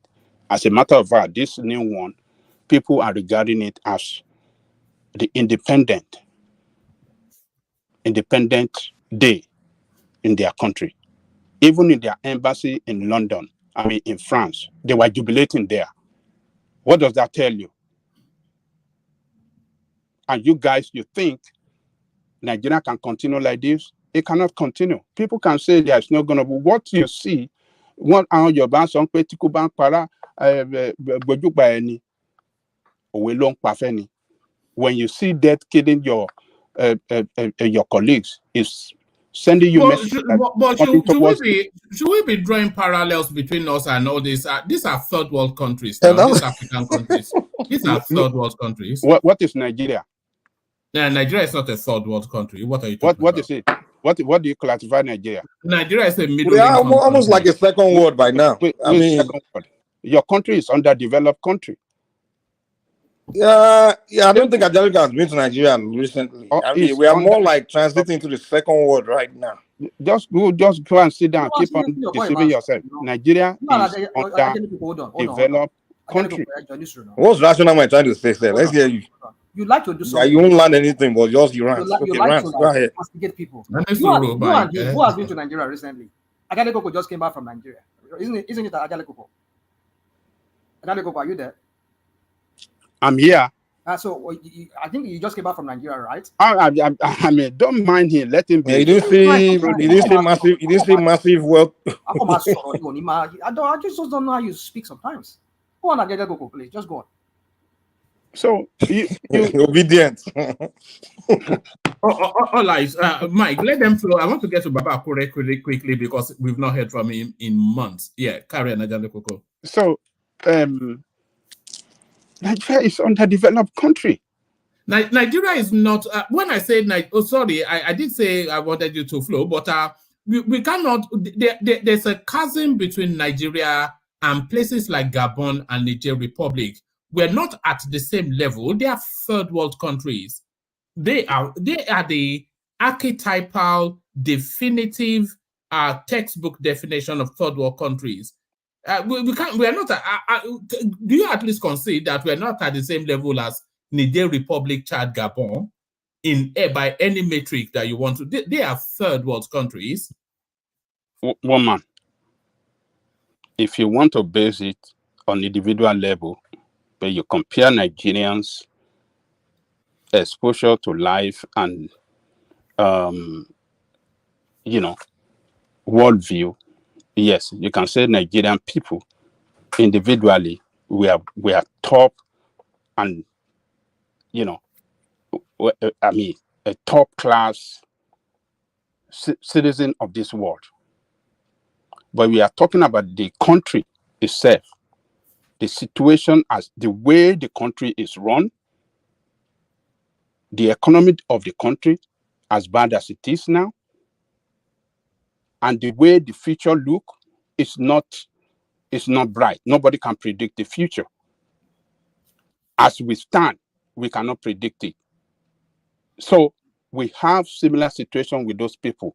They have corrupt leaders. We have corrupt leaders. They have poverty in their land. We have. Yeah, but all of those were more elevated than them. We have sophisticated corruption. They have rudimentary corruption. We have multidimensional poverty. We have serious unemployment rate. We don't have electricity. Some of these countries we are talking about, they even have 24 hours electricity in their country. So look, we have problem in governance, same as they have. So we're on the same level when it comes to that one. So you know that Nigeria rates higher than most European countries, like Slovakia and all of this sort of especially out of the eastern cusp. Yeah, Nigeria rates in terms of GDP, in terms of even quality of life, Nigeria rates higher than if you take welfare, if you take welfare away from these countries, the welfare program, they will look just like us. They will have poor people on the street everywhere. There's no country in the world where there's no absolute poor people. The only difference is in these countries, they have these welfare programs. You understand? That's why all the extreme poor people just gonna collect that food stamp and that monthly welfare. That's the only difference. There will always be poor people. In America, if they take away the welfare, you see millions of people on the road, on the street begging, hungry. Different that that make that difference you're talking about, make that difference between your country and those countries. It's because we are not first world yet. It's only a first world country that can afford that. We can afford that. So we're giving people welfare. You know, we actually wanted to introduce this under Abiola. It was part of his campaign promises that there was going to be a welfare scheme. It's not going to be possible. We're not there yet. Also, you don't have the data of everybody, for one. Two, how many middle class are you taxing to be able to raise that kind of money? So it's not possible. But Nigeria is not even second world country. Nigeria is third world country with the rest third world country. Regardless how you're going to place it. Developed country. Don't let them be themselves. I don't understand what you guys are saying. Poland, Malaysia, Indonesia are second world country. You could see the difference between the huge gap between them and the third world country. So why are you comparing Nigeria?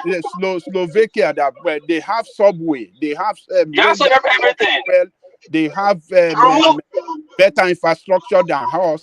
They have electricity functioning than us. They have pipe-borne water in their cities. If you go to wealthy communities in Nigeria, you find it now. Talking about. Remove Lagos, Abuja. The most finest place in Lagos and Abuja, remove from Nigeria. Nigeria is same with Gabon. Go to the trenches, go to the villages. You only travel to only Lagos and Abuja. Which other place? Which other place? What is what you're talking about? What is this other state? Hold on. Remove capital of Ibadan. Remove hold on. Hold on, Ibadan. Port Harcourt, the rest of their trenches. You saw Lagos. Ibadan, remove the capital city. Hold on now. Let's take one by one. Remove the capital city for Ibadan. It's trenches. Let me land. And those states remove Benin City. The rest are trenches. Where are trenches? But you only told us that Lagos and Abuja and now you are hold on. Mike, you like to cut somebody. When you are talking, I didn't adjust when talking since. Let me talk now, please. No, you are changing your tone. I'm not changing. Why is that? Why don't you try to tell me I'm changing my words? Are you in my tongue to tell me what I'm changing? Just bring it down. Let's not do that. Just don't do that now. Let's give us a delivery and then we get back. Yeah, I said remove Lagos and Abuja from Nigeria. Nigeria is same with Gabon. That Lagos then you are remove Benin City later. Mike, for goodness sake, man. Mike, calm down. Let me speak to what please. Calm down now. I'm talking, you are telling me what? Calm down, I beg. See, then if that Lagos remove Lekki and support of the Keja, where are you going to talk about? I'm living in command there. A lot. There are trenches. Then in Benin, remove Benin City. What's there? It's trenches.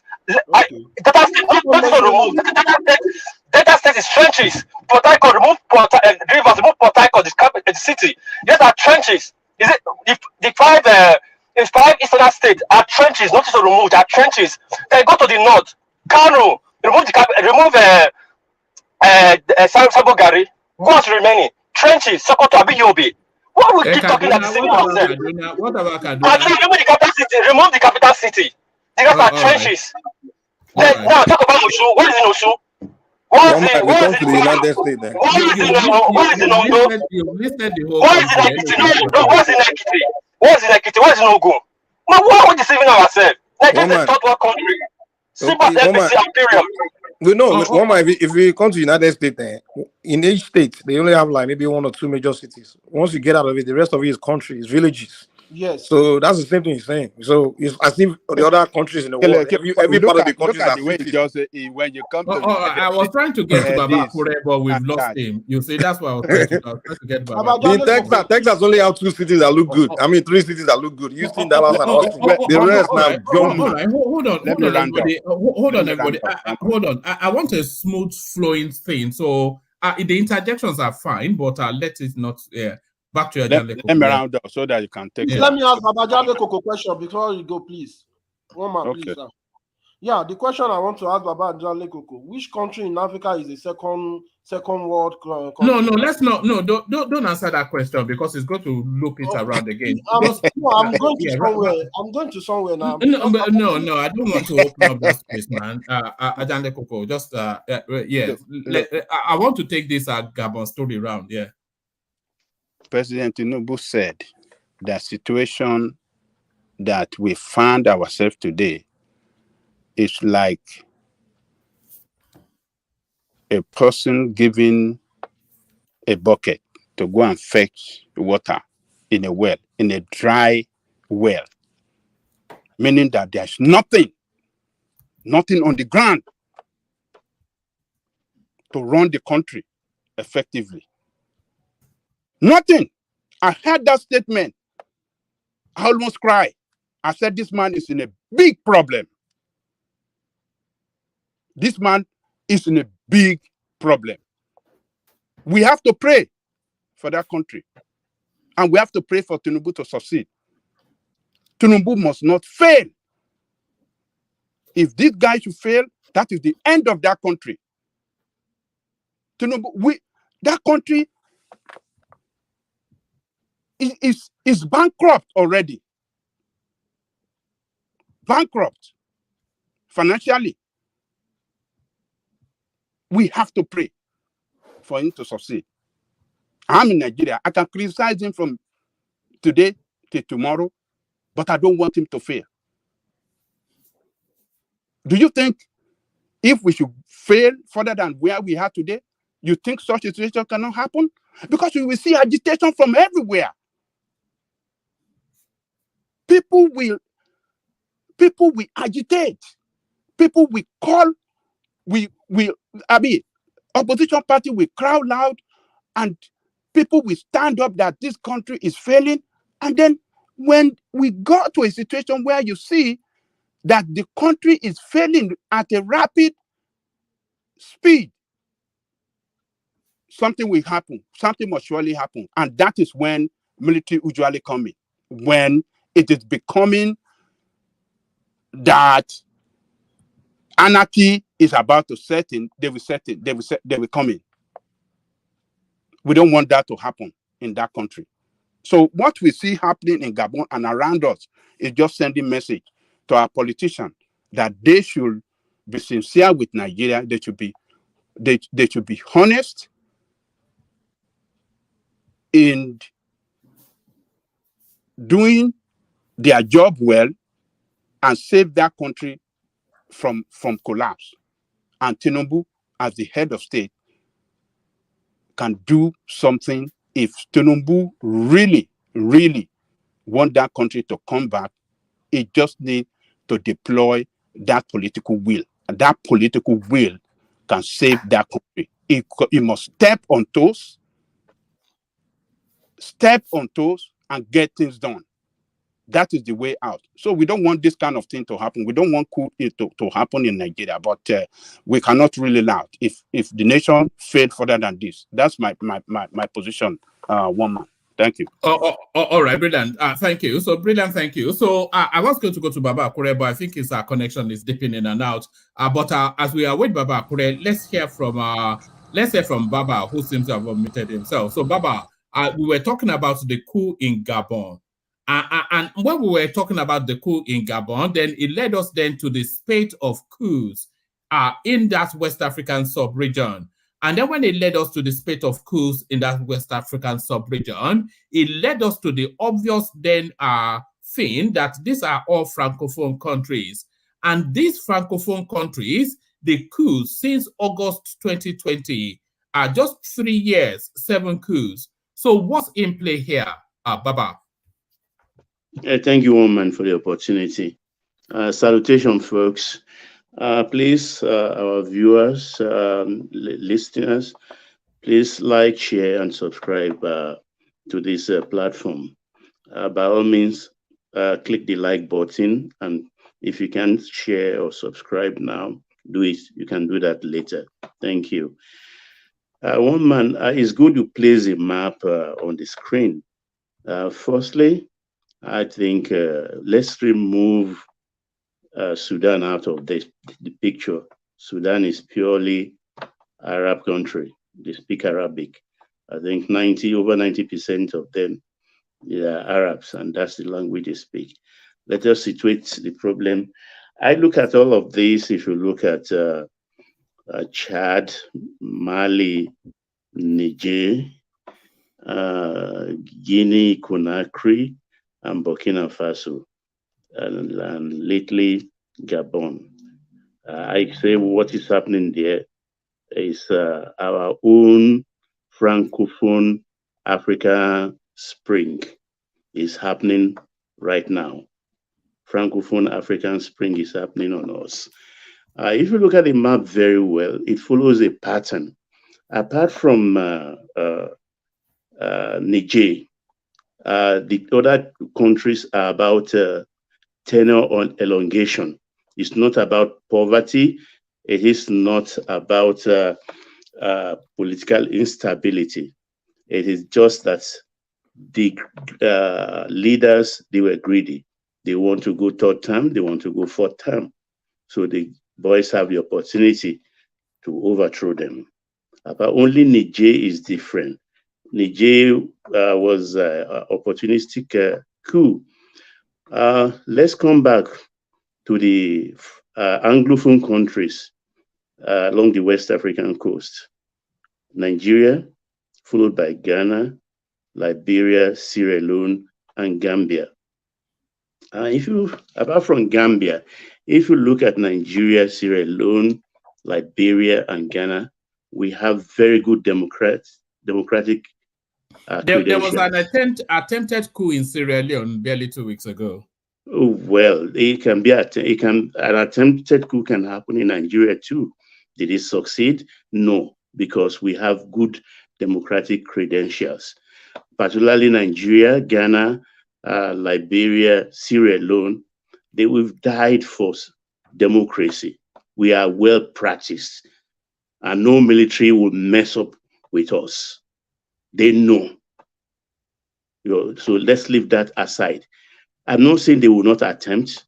Attempts is a different thing entirely. They can attempt at their own risk, but it won't succeed. As for Nigerian own, it will even be worse, because there is no glory for any military adventurist to come into our territory and say he wants to take over. What does he want to take over? The public purse is empty right now as we speak. Nigeria is up the creek without a paddle. So let's leave it at that. The countries remaining for our Francophone brothers, Cameroon has to wash out. That man has been there for close now to 50 years. Equally also, Equatorial Guinea has been there forever. Those two countries, and the Togo also, where you have Ayadima. Himself and the father, he succeeded his father. Those three countries watch out before December. What will happen in those three countries? What I suspect is that all these military boys in the Francophone space think they are talking to themselves. They know themselves, I think, because their paths must have crossed in one course or the other in France or West Point or anywhere. So they are looking, and they have and again, I forget Cameroon. Cameroon also about 40 plus years. So those countries, I mean, before December, we will have another 2 coups, but not in the Anglophone countries. That's not going to happen. It will not happen. They can try, but it won't succeed. That's my take. All right, brilliant. All right, brilliant. Let's bring rational mind in. So rational mind rather. Your thoughts. Yeah, woman. You see, listen to everybody. Yesterday when the news broke, we were even on, we were live on your platform. But first of all, let me just, it's been a while I said this, and let me just say that, I was just thinking to myself that I would say that. Friends, well, it's good to have every one of you here. And for those who are listening, who are not in the studio, and some of us who are in the studio, who are yet to do that, please click on the like button. And if you're yet to subscribe, please do that. And share if you can.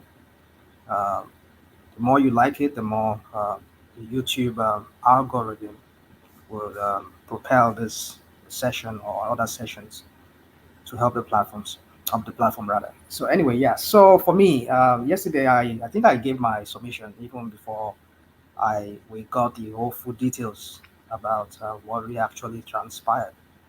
But Sorry, rational mind. Sorry, rational mind. Tonight, I check your email. Sorry, carry a rational mind. Yeah. So when the news broke here, even I think Tuna and himself was here too. We were all together. I think it was Adewale that broke that news to us, and we discussed it. The little that as the information that we had then. So, but then with all this revelation coming up now, it's becoming to look like there's something more to this school that is just going across the sub-Saharan Africa. So I would think that there is more to it than we understand. But what is it actually? I do not. I can't tell you. I can't really put a finger to it. But the only thing that I'm seeing here is that most of the do you think there are shadowy figures at play here? And it's nothing about this coupist. Do you see a puppet master pulling strings? Well, you see, like they say, there's hardly any coup that takes place without some foreign influence. Most coups in Africa, even the ones that took place in Nigeria, a few of them had some kind of, if the British government does not sanction it, kind of, or at some point the coupists would lobby the British government to kind of give them some kind of some semblance of legitimacy. Yeah, so it's, you see, I just know there are some people, some foreign influences might be involved. But what I just see here is that I see a kind of people becoming restless at the way the status quo is in their locality, in their own local individual countries. Like in Mali, we know what happened there with Islamists from the north and the seeming corruption of the former, is it Keita? Is it, what's the name of the former president? And how they ousted him. And also in Burkina Faso, which has also, ever since Blaise Compaoré, it has been very unstable. Blaise Compaoré was able to hold it for many years after the death of, after he killed, he was able to do away with assassination of Thomas Sankara. But at some point he lost it, and he was overthrown. And there have been a series of, even after some other election, we saw how they ousted the democratically elected government, and the military themselves keep toppling with each other. So, and you see what is currently happening in Niger and Guinea too. Guinea, we saw what happened in Guinea. So all of these things, it's mostly Francophone Africa. They call it France Afrique, French Africa. So these are the ones that are mostly that we've seen in recent times. that we're seeing that it's like Macron is losing. Like I said yesterday here, my reading is that even Macron too is becoming unpopular in France himself. I don't know how he won the re-election that he had recently. I don't know, maybe because the opposition. Is it Marie Le Pen, or was that? It was too right wing, wasn't it, Le Pen? Yeah. So I think all of that too, because I don't see, because the series of protests that we saw in France, I've never seen any in recent memory. They've always protested and rioted in France. Yeah, but not at the scale we saw under Macron. They've often, yeah, I mean, they are very liberal kind of people. French people are very liberal. They will go on the streets, but not at the level I've seen with Macron. Yeah, very entitled is really the thing. No, forget Franco. I mean, that's their motto, is liberté and égalité, as they use the word. It's liberty and equality, for stems from the French Revolution. So the point I'm just looking at here is that Macron is becoming, I think, is the most how do I put it? The most like, it's not to that kind of hard kind of French. Is this kind of person that is like, okay, yoppy kind of French president. It's not that kind of very hard-handed kind of president that just. It doesn't have the steel of the. That's why I'm not looking for that English word. So maybe just what you just said now. So the point I'm just trying to say is, even within France, is becoming unpopular, sort of. So I think the French African countries found out that okay, we can rebel against this, because I know you cannot do that under Jacques Chirac and the other guys. You dare not even do that. They will just bring in their military, they'll crush you and whatever. But then, I don't know. I'm trying to just still understand Macron and his politics, international politics towards their former colony. But the point I'm bringing out here is that they see that as an opportunity for them to start liberating themselves from French tight grip on both their politics and their economy. So that's what I would read to this whole thing that is going on. Now let's look at the context of the Gabon. Omar Bongo was the father of, maybe not his father, but as the story goes, he's an adopted son of Omar Bongo. Some people say it's an Igbo guy, Ali Bongo, that is there today. There has been pictures of this guy that was ousted, trending online during the, I don't know, what was that? As they said, he was one of those Kwashoko kids that was seen during the Civil War. I don't know. I've seen pictures of him online. I don't know. I can't really situate that very picture. They said they moved him to Gabon, and maybe some people moved him to Gabon. Maybe his relative, he was an orphan, blah blah blah. And Omar Bongo had to adopt him and all of that. So, but then, let's just leave that, because that's still within the realms of people are just speculating on that.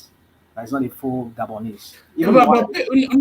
But even to more contemporaneous, people are suggesting that this is a soft coup orchestrated by the French in order to stalemate, because there's a lot of conspiracy theory going on around all of these coups going on. A lot of people feel that there's other superpowers that are trying to grab territory from France. And if you look at that belt line, that narrative might have some currency.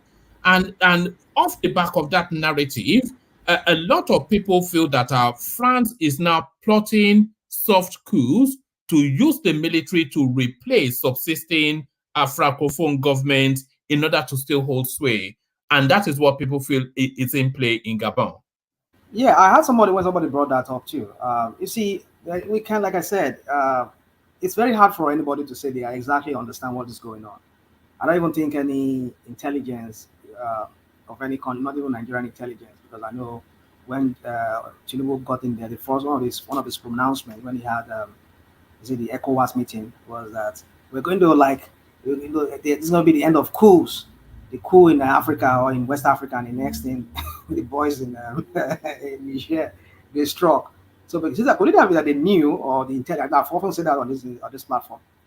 Could it that he knew, or some of the intelligence that he must have received, that there's a wave of coup going on, and there might be possibly anyone. So you better start saying it so that you look tough, that you are being tough, being the president of one of the largest military forces in Africa, that you're not going to tolerate no more coup, end of coup, and then the next thing we had what happened in Niger.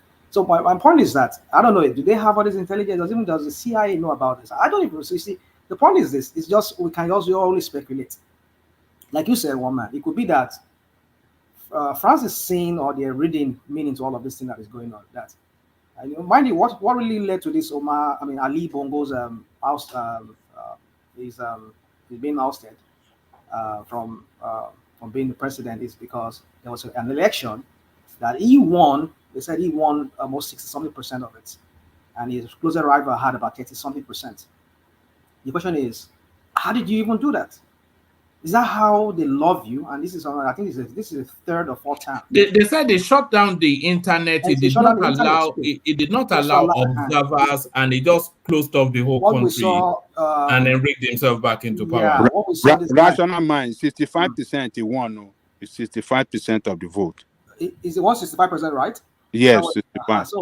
His closer rival had 30-something%. But anyway, just the same way I almost no, it wasn't 65, 52%. That was what I read yesterday. Has it changed?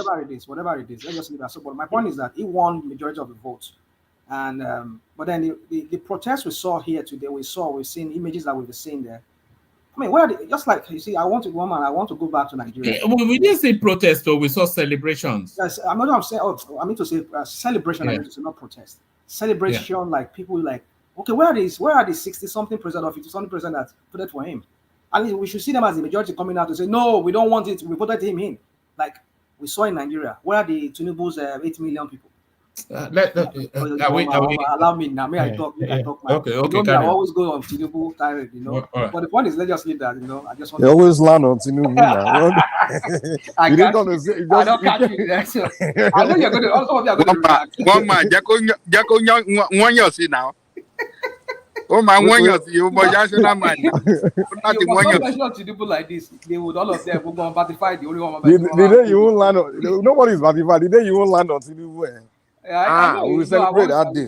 So let's just say that. So anyway, let's go back to Ali Bongo. So the point is, it's about the election. I know they just use that as an excuse, Niger they finished the election, was already sworn in, he has been in the office of 9 until he just suddenly realized that, oh, this guy has been corrupt, whatever, and just overthrew. So you see, I just begin to see that there's something more to this.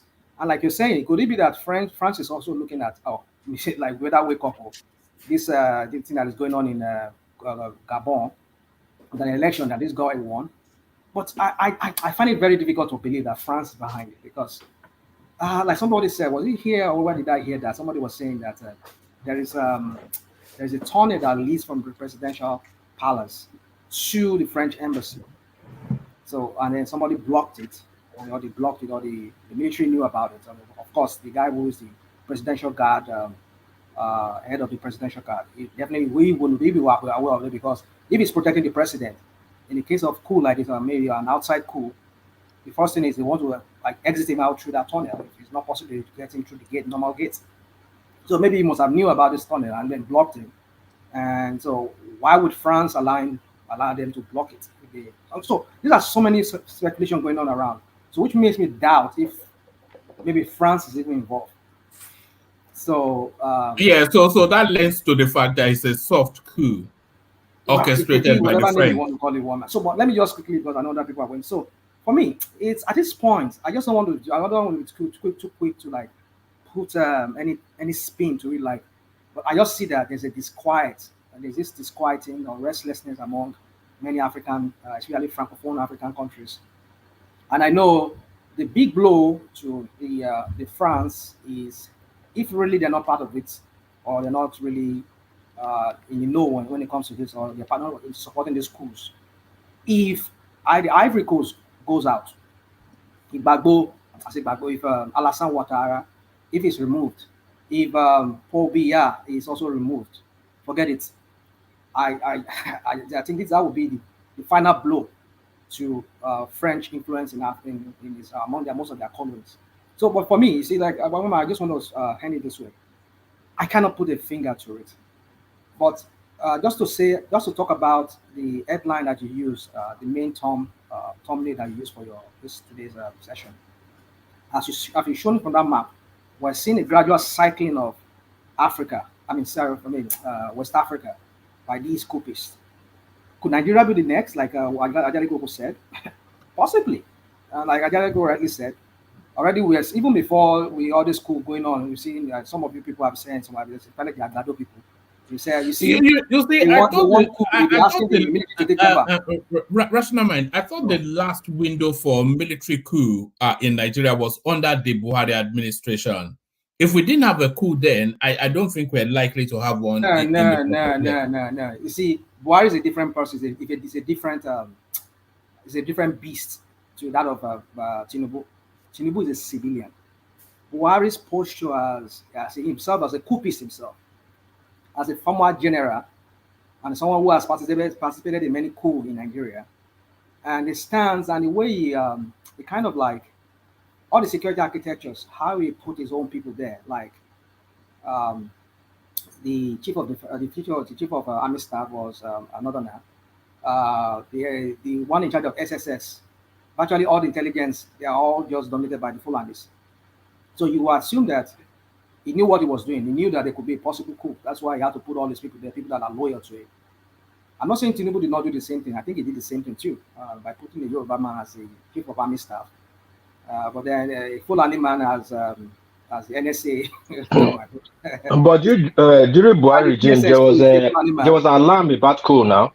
During Buhari regime, there was an alarm from the government that people are thinking coup about. It could be, but we never saw it play out. We never saw it was. But I didn't say it play out, but the government raised an alarm, so that means there was a plan for coup during Buhari regime. One man, you remember there was a coup during the Jonathan time. There was maybe the chief of army staff. You remember we treated it here. They said that would have carried out a coup, but because he said there is no signal, he didn't see. The Americans told him not to do it. Yeah, the Americans told him not to do it. Yeah. Not to do it. He will have succeeded. He will have carried out the ambulance. So you can imagine that if they could reach out to these foreign powers, you can imagine what. That's why I said hardly any of this coup that takes place that they don't have the sanctioning or the approval or some kind of tacit involvement of some of this powers, these superpowers like Russia, China, or even the United States or any of those European countries. So hardly any of them. So the point I'm trying to make here is that I think it's a wake-up call for Tinubu to understand that, look, even you yourself, you said it when you went, you said, this is the end of coups, no more coups. But now look at what happened, and they're just rubbing into your face that, look, what are you going to do? Now we're doing coup, what are you going to do? You know, that's what I see here. So Nigeria is gradually getting encircled. And the only way I feel is if... Rational man, just say you want coup to happen, that's all. Just say you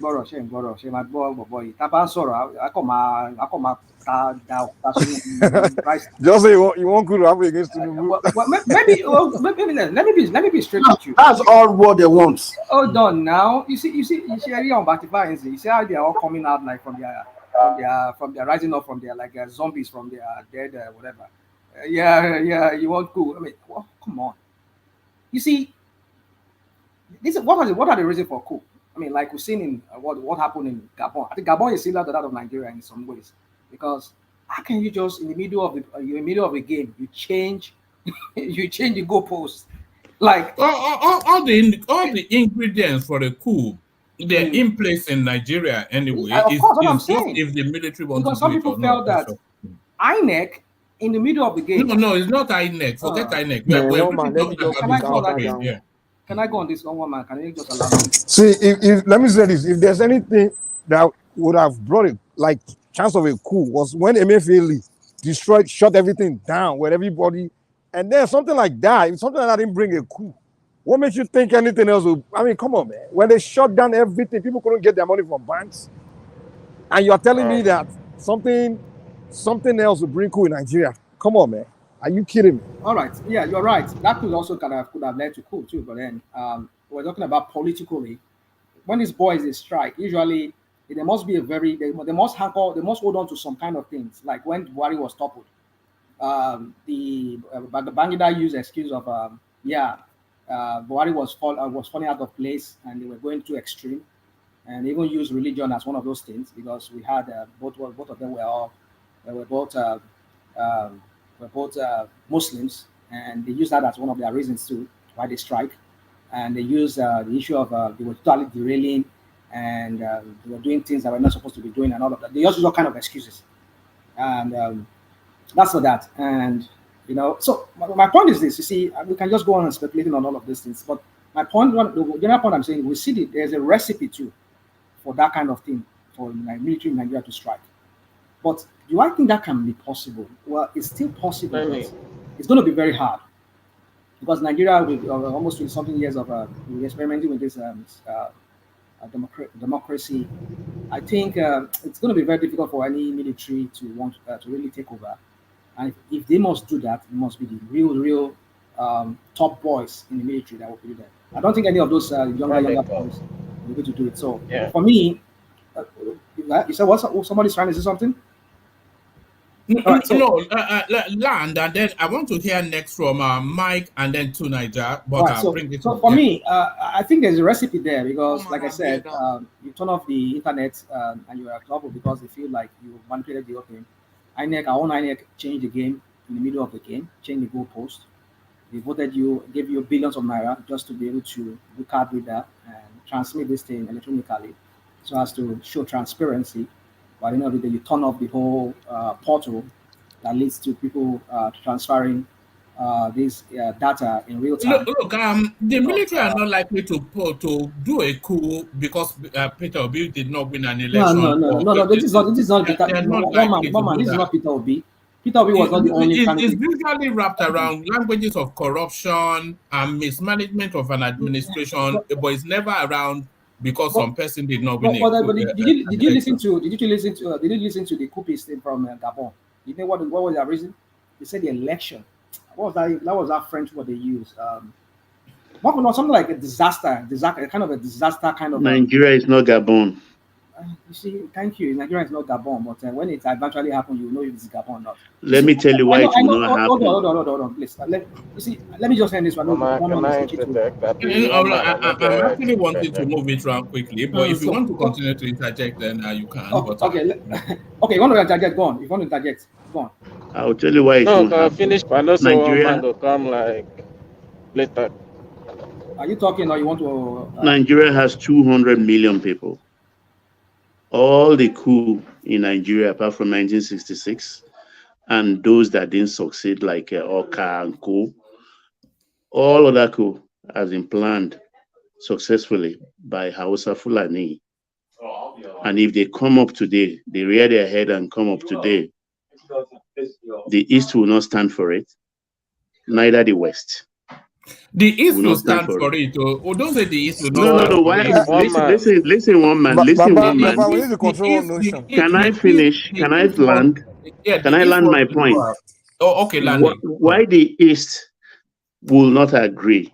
It's an opportunity for them to say, okay, they want to break away. And of course, the West, with the Yoruba nation space, they want to seize that opportunity, because that's secession thing is like a sword of Damocles being hold over Nigeria by the East and the West against the North, and they know that as a fact. That is one. Internationally, it is not in the interest of America or the West generally for Nigeria to go asunder. Imagine 100 million people tear away from Nigeria and occupy the West African space. That would double their population. Within 3 weeks, there will be elements of starvation. Why would they tear away from Nigeria? Because Nigeria will go asunder. The West want to go. The East want to go. There will be fight. The South will not want to go with the East. So many confusion. And people will start tearing away.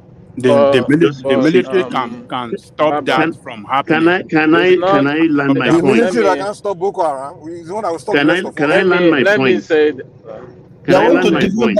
Wait, you land your point. It doesn't. Okay. It doesn't matter. It doesn't matter if the East wants it or not. If a coup takes place in Nigeria, is an authority power there. There is some sort of they have the power. What you can do is you can protest and do whatever. As long as they have that military power, they can control that crowd. You like it or not. Well, It's Abacha had his it's guns. just the truth. Abacha had his guns, but did it succeed? If a coup, hold on, this. If a coup happens in Nigeria, the only place you see protests is in the southwest. They will celebrate it in the southeast, and if the northerners carried out the coup, I mean, they get what they want. The only people that will protest will be the southwesterners. One man, the East and has not gone people that beyond that. You understand? They are like hawks. All they are waiting for is just an opportunity. They will grab at a straw to go away from the Nigerian space. So a coup will be a very good opportunity for them, particularly when the noises are coming from the West that, oh, we don't want this coup. Is it because it is a Yoruba man that is the president? That's why Hausa Fulani wants to take over. They cannot wait for 8 years. So the scenario is not good. It is not good.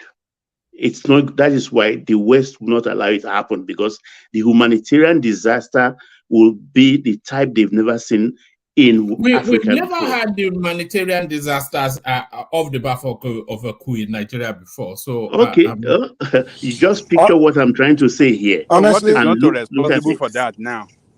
Say again. Look, Nigerians will jubilate like we've seen Gabonese. We've gone past that, sir. They will jubilate if it happened today. All they What you don't realize is that what the military boys coming to do today, oil is 81, and we are going into fall, and we are going to winter. Everybody will burn in oil to heat themselves. So oil could possibly go up more. So when they come in today, they want to bring back subsidy. Where's the money to pay for subsidy? Did you see what the protection by? Okay, where's the money to pay for subsidy? What concerns poor man on the ground about whether there is you are saved, there is no subsidy at this thing. One man, can I say something real quick? Let me land my point, guys. Land your point. If we go into that subsidy, we won't come out. One man, can I say something real quick? Can I land, please, guys? That these politicians have destroyed this country, and we are in to save this country. People will jubilate because these people already failed Nigerian people. Some people will jubilate, but you see, it's very hard for us to really put a finger to it. But first of all, let me just I'll come to that. Jayola Aborode. I don't know what you're talking about. I won't take a position right now. Like I said, my position is I'm just speculative and broad. As an analyst, I don't like being stuck to one thing.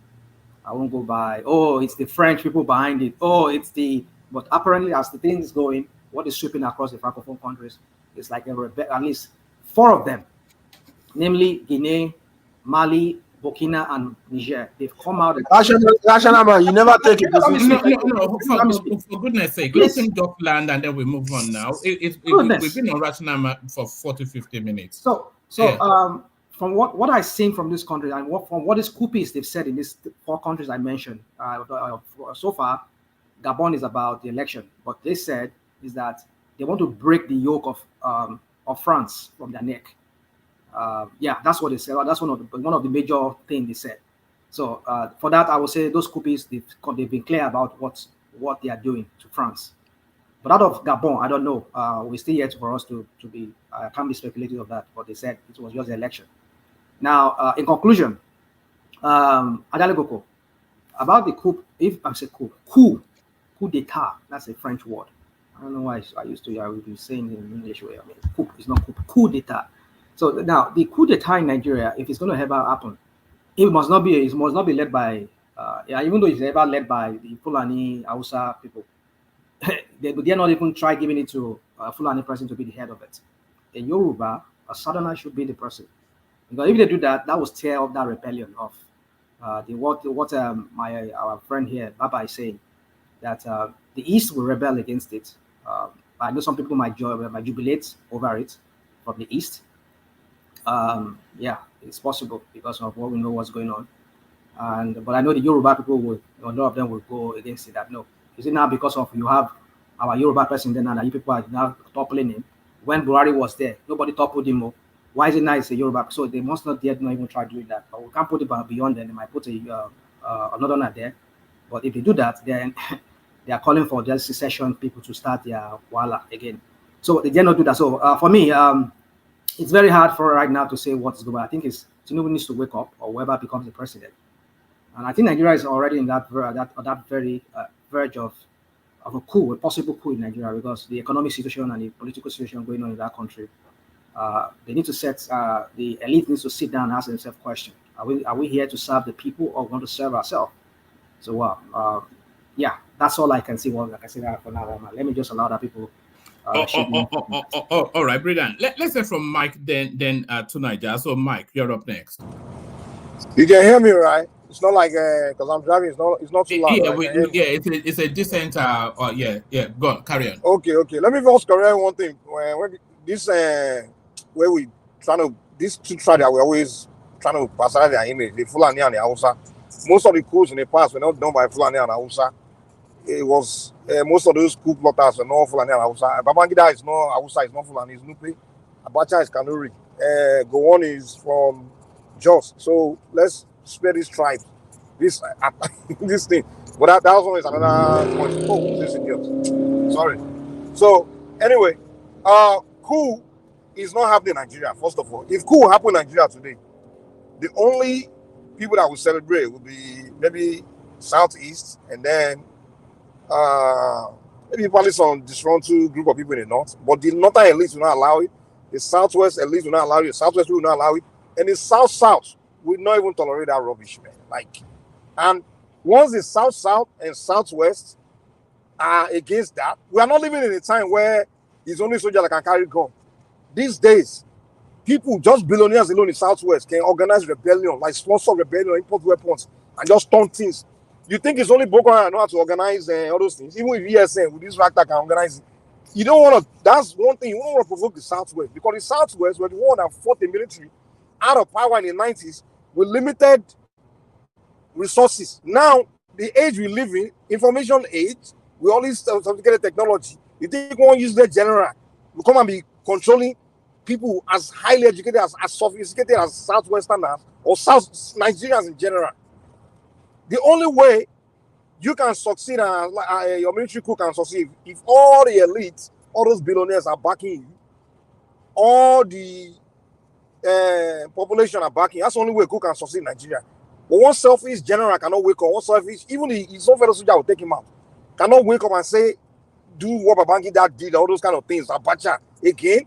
It's not even possible in Nigeria. Nigerians have gone way beyond that kind of stuff. Those things that happened back then cannot happen right now. If it was today, there's no way those guys would have, doing that coup. And the reason why Nigeria suffered those coup era was because the Nigerian army became kind of disgruntled. Because after that first coup and the second coup, all the generals were assassinated.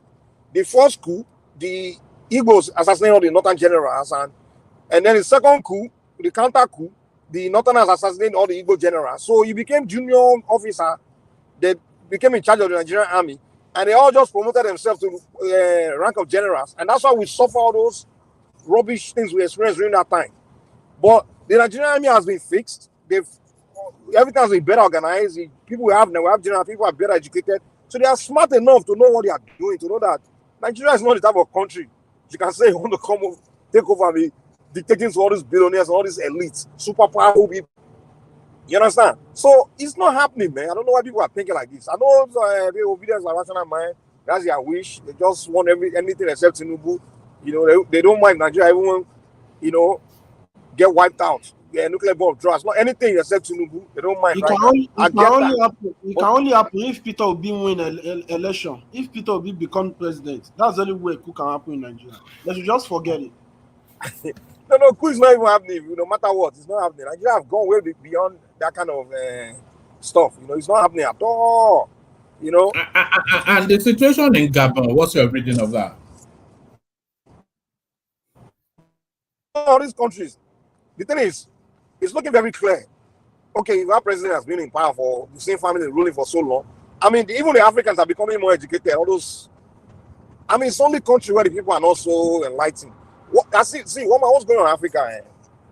The age of internet, people are becoming more enlightened. People are becoming exposed to history, what's really going on, Africa, because that colonial Africa was something that was created by these Europeans, and the people never really understood it. Most Africans during the 60s, 70s, even 80s, they didn't understand the concept of the country that exists. They didn't understand the whole system. You understand? But today, this new generation, most of them are born into that country. They only know themselves as people of Gabon. They are more nationalistic. But compared to back then, we are more tribalistic. Because generations of 20, 30, 40 years ago were born before Nigeria was created. So they never saw that country. They never understood the whole concept of the new nation created by the British. So their response to whatever anyone is doing, whoever is ruling them or whoever is in charge, will be more different compared to this generation of people that are born Gabon, and they with the technology, internet on their hand, where they can go and read history, know what's going on. It's a matter of time before it gets down to them, like, okay, what the hell is this? This doesn't make sense. How can one family be ruling? What is going on, And then the whole Africa now, we all know more about the next country, because back in the 20 years ago, if you ask Nigeria, I think the Bias in Cameroon, they've been ruling for longer than the Bongos in unless I'm mistaken. I mean, if it wasn't Ambazonia, the division between Ambazonia and the Francophone thing that's going on in Cameroon, I think they would have done something about Bia, but is that their own this thing has that division among them between Francophone and Anglophone has really not allowing coup to take place in Cameroon. But what's going on is people are working on the French. Woman, don't be shocked that some of these coup plotters gone, even the French, maybe. I mean, it could be that they saw that okay, the people are beginning to rise, so and they may want to overthrow their puppets. So let's do some kind of let's play this artificial coup, like see if put some new people and just kind of make it look like our hands is off. When I really take all this coup that's going on, when I really take it seriously, that okay, this guy is really doing cool because of French to kick French out, is when they dump French completely, meaning their currency is changed, their money is no longer in French central bank. That's why I can believe that these coups are really real, Because what we're saying now, it could be that the French is just trying to make things look like, okay, there's anti-French government in place now. But in reality, they could be pro-French, but just to play the game, because white people, they always 10 steps ahead of, things that they do. Maybe they're saying now that these Africans, it looks like they are becoming more enlightened, and it will get to a point where it's getting close to a point where they will no longer accept this puppet shit that's going on. This puppet ruler is obvious. I mean, these leaders are obvious puppets now, those Francophone leaders. I mean, they are obvious puppets. So France is trying to create a new phase where they will have leaders, but they won't be obvious puppets. You understand? But they'll still be a puppet of the French. Just so all France is trying to focus on now is just to sustain the French interest in those countries and just eliminate the highs on them, because they didn't learn from the British. Because the way the British left Africa, they left and kind of took their face away, but they still got her hand in their colonies. But they left in a manner where, hey, they covered all their tracks, but they still kept their, their hand there, So the French they made a mistake by keeping themselves still relevant in the minds of everybody. Their princes everywhere. So I guess they're trying to do what the British did now. They've kind of like learned from the British book that, let's figure a way to leave this place now, but still be kind of there. Still have our, our hand in there, but in a way where they no longer see us as presence in their society. So I think that's the game French may be playing. So I don't, like I said, this coup, I see too, it could be real as we're seeing it, that, hey, they are overthrowing France. It could be also be that, hey, this French is playing some, they're playing some tough game, like some serious strategic move, where they just want to exit and still be there, do what the British did, So that's what I'm thinking about this whole thing that's going on, All right, brilliant. Let's say from Niger, who will give us a totally different inflection on everything. It will tell us about, it's all about 100 million soldiers. 100 million soldiers. Oh yeah, Niger, you're on next. Yeah, greetings, Wellman. Thank you for having me, and to everyone on the channel, the chat, and to the viewers.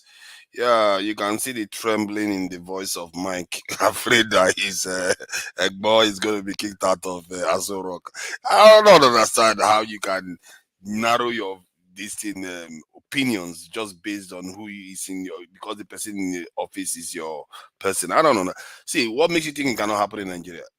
It can very, very much happen. The only thing that can stop it from happening is good governance, really. And you can see that maybe all this stuff going on in the Sahel is going to force the remaining, especially the Anglophone ones, to step up their game and to ensure that they survive. The what is going on the continent right now? I think one man mentioned something about the possible preemptive coup, as they say. That the French want to take some preemptive coup just to ensure that the opposite doesn't happen and their man is kicked out of office, and then the Russians or people that are anti-French take over countries. But if you look at all this, it's just the fact that our countries are just sitting there waiting to be knocked over. This is the problem. When I told you about the one-man army, people think I was joking. Not only army, security. You can't have a country that can just be kicked like this all over the place. The slightest thing, they fall over. This is the kind of countries we have. And now the hands of the foreigners are beginning to be revealed. You know, look at the France. They hasn't believe Niger. They're like, no, I'm not going anywhere. And it turns out that this Gabon guy, whenever they get them out of office, the French go and restore them. And that's why the French have 2 military bases in that country. They remove them from office, they restore them. So now it's a little bit trickier for the French to do the same thing because it's going to everybody's eyes on the French right now. So this is the problem that we have been facing all this while. You have bad leaders that are not ruling for their people, and the French just keeps them there. So, and it was a democracy. And this is the problem. Democracy for what? Without the so-called dividends of democracy, what is the use of a government if you cannot provide for the people? That's why I advise people not to worry too much about the type of government, the type of economic systems that are being operated. Worry about the survival of your people, because in time, this type of government don't matter. What is the point? You are busy changing types of government that your people perish. In the future, when there is no democracy, or when there is no this in the capitalism, what are you going to say? Because of capitalism, you go and sacrifice your people. Hold on, to Niger. I missed what you just said there. You said people should not worry about the type of governments they have. They should worry about their survival. Is that what you said? Yes. Okay. What does that mean?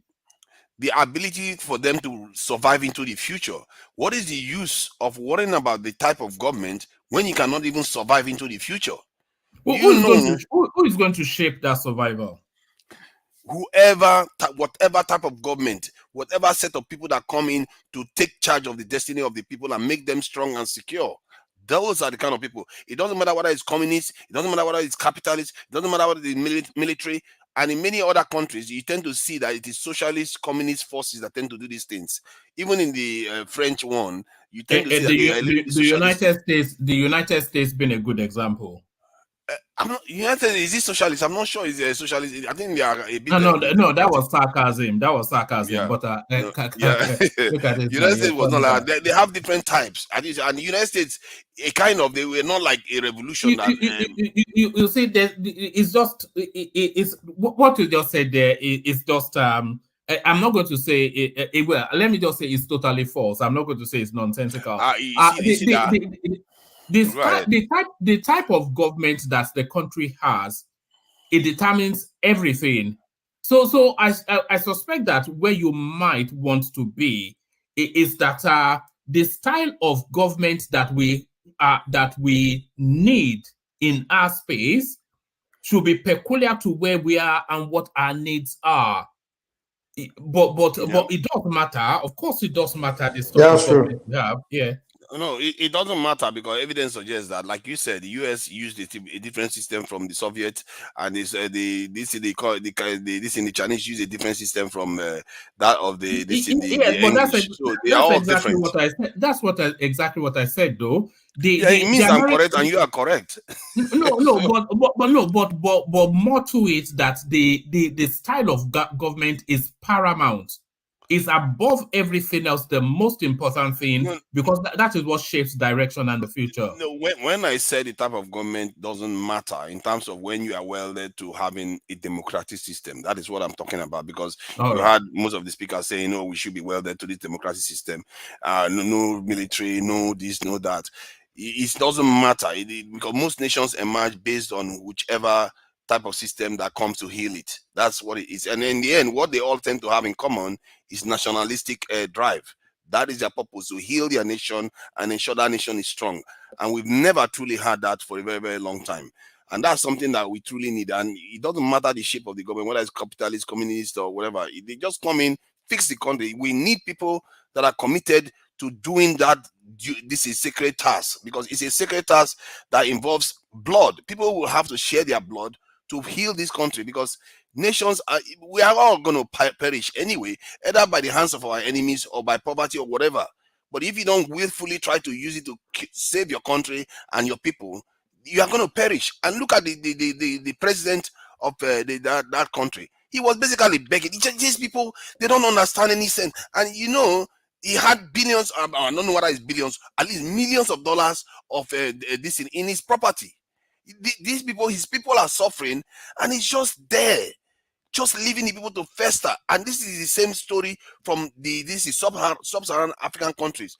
The North African countries don't do this. So you don't see them answering to foreigners the way our sub-Saharan African countries do. They are just so pathetic at this stage that they don't even know how the whole world looks at them. And and that is the sad part. Even when the whole internet, everywhere, everybody is aware of their weakness, they don't even want to show any sense of strength. They remain the same way. Look at Tinubu that promised us something. He came into office now. He is just talking about synergy in our security.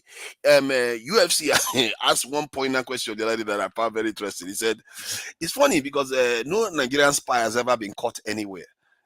I was like, okay, that's interesting, because they are not doing their job. They've never been caught anywhere because they are just absentee landlords. The only people they know how to watch is Nigerians. They are not out there trying to ensure the security, the survival of the people and understanding what's going on around the world. The counter argument will be that they are good at their job. That's why they are not being caught. Yeah. They are good at their job. That's why we are always caught with our pants down, and we can't even join the BRICS. When it comes to this thing, the African Continental Trade Agreement, we are always at the back of the queue. Every single thing, we're always at the back of the queue. And you'll be surprised how many matrices that Nigeria comes one of the worst on this continent. It's just that we have oil and we have the people. That's one of our saving grace. And it's not only Nigeria, to be fair. We can see it in many African countries, the problem that they're having now. I hope with all these coups that are happening now, that the so-called democratic governments learn how to, one, not to use democracy to, in a way, commit coup, because they want to extend their term in office. I think the one in Ivory Coast is looking to do that too. This is the nonsense that they try to do. They claim that they are Democrats, but they want to use their term in office to influence this in the House of Assemblies and change and extend their term that they stay in office. That is a coup. It's just a democratic coup. That is what it is. And what is going on, that has been going on in Gabon, has been a massive coup. For 50-something years, one family controlling a country, and when they remove the family from office, they first bring them back. This is like, it's a joke, really. Most of these our countries are just a joke. We think that the Nigerian government are not compromised. Look at where Tinubu has been all this while. This is the longest time he has stayed in Nigeria without traveling overseas to go and cozy up to somewhere else.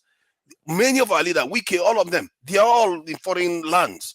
And you wonder why they are not governing for us. I've been complaining about this stuff for a very long time, until our people start becoming aware that the moment your leader is stepping out of that country, you need to be watching them closely, what they are going to do. The moment your leader is welcoming foreigners into your country, you need to be watching them. Because these people, you can't trust them. They will go there and they will sell you.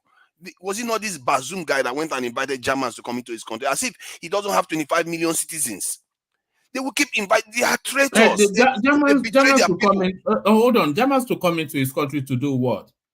To come and offer military support or training or whatever nonsense that they keep asking for. This was shameless. I'm telling you something. If you watch are you saying that the expertise that he was inviting the Germans to come and share with his country, are you saying that expertise was already in that country? Yeah, They was already French, Really? and they didn't even need the French. They What are didn't you even need even the talking French in the about? position. You see what I mean? You see what This I'm is too Niger Can now. you stop? Can you stop? Look at you see the kind of stuff. See, the Niger is expertise was right. already there Niger because is actually right. you can go What to Germany to happens? learn it Niger, and bring wait. it back home. What Why happens invite if you soldiers into go your to country? Germany, learn it, come back? That is what happens. You can't just invite someone to that doesn't make sense. There is Go no Zoom there, anymore. What kind of take rubbish like is that? a team there, and they will learn, and you come back and they will train those people. Don't bring people over That's to your all you country need. and And say then you're training them. Yeah, so, sorry. What Doesn't make difference does that make? I don't know. it makes a big difference because one, You send the them there to soldiers go are and not learn. in your country because now those soldiers that you see how Mike is laughing this funny laugh. The soldiers To that are in bring the country, spies to your country. I don't know why You you know why guys I'm are. laughing? This is a the very soldiers that are simple in your thing, man. country, look at the ask the French soldiers to leave now. They're refusing to leave. What are you going to do? Because you're busy So Nigeria, I inviting know them I'm into your laughing. country. You know I'm laughing. Why? Africans, right? Okay, America, for example, when America wants something, they look into their population. They will see someone that already has a company that can take care of it. They are productive people. They are ready. When African leader want to do something, they look into their population. Nobody can do anything. So now they will now go and bring outsiders to come and do it. And then you, the same person, say, "Oh, you are selling outside. You are bringing outsiders." You look in the population. Nobody has the goddamn capacity to do what they want. So they want to bring someone else. So sometimes No, that is not what they are I think doing. it's high time you and I need to start thinking like the Americans and their people and start learning how to be productive, learn to make things. So whenever our leader wants to give contract, they can give it to us. Mike, if they were coming to train their people, that would be okay. But that is not what they are coming to do. They have actually said it. How can our people be so dim, really? They've said that they want to invade our continent, and the way to do it is through this method that they are using. What else do you want to do? They want to invade you, they will invade They are you. telling you what they are going to do, and they are doing it. And some of our people, like you, Mike, will still be excusing it. Like, oh no, I'm not intelligent enough to read what they are telling me. I'm not. They are just coming to teach our people. What do you want? What else do you want? They are telling you what they are coming to do to your people. So Come on, man. I didn't tell you even know that why you are support bothering whether with that. I didn't tell you whether support whether they are coming or not. What I'm telling you is you are not doing things for yourself where you won't have to need them. The reason why they are coming is because we are inviting them. And why are we inviting them? Because we cannot do what we need, and we have to call them to come and do it for us. The same reason why you have wait. The same reason why you have to invite their companies to come and set up in your country because you don't know how to set up things yourself. You have to invite their toothpaste company to come and make toothpaste for you because you can't make toothpaste yourself to brush your own teeth. Everything you consume in Africa is made by them, and then you are saying, "Oh, what are you crying know how about?" to do these things, Mike. You just Learn, see. learn how to make your own things. Then we don't have to. Your leader won't have to be calling them to come and be supplying us. Okay, Mike, you're not listening. We do know how to do these things. That is what is making me even more agitated. If I mean we why are didn't you know how not to do doing it, it? why We do know you how think to do what? Hold on. What do we we know know how how to to do do? most of the stuff that they are bringing these foreigners to come and teach us? Like they'll say, We know how to build a nuclear plant for electricity, do we? Are they coming to? Are they bringing them to come and teach us to do nuclear plant? No, they are not doing that, We, are we, they? we, we, Who teach them? That is the worst part. If hold they brought people to come and help us build Do nuclear we plant, know I how will to have build? problems. Do we know how to build railways? Yeah, we do know how to build it. We have the skill sets to be able to Really? do it. That's why you haven't built one in your village. Oh my God! See, let me explain to you. Hold on. Where have we demonstrated it? Where have we demonstrated Exactly my point. They are not letting them demonstrate it. If your people have been stood down, how you do you should have know the that. skills? So what are you then saying that we have the skill set if we've never been demonstrated? Let me explain this. Because I'm One trying to man, explain to you you that yourself said that all these things. these leaders don't want to allow their people to show their capability. This is why they don't recruit their people into the security forces. This is why they don't want innovation to increase in the country. Their whole raison d'etre is to ensure the country doesn't develop. Learning big words a lot, or raison d'etre, or this French words even. Okay, their whole you are doing is speaking grammar. Okay, I'm not going to speak grammar again. I'm just speaking grammar. You're not. Keeping a Kenny out of here. Okay, I'm not going to speak grammar again.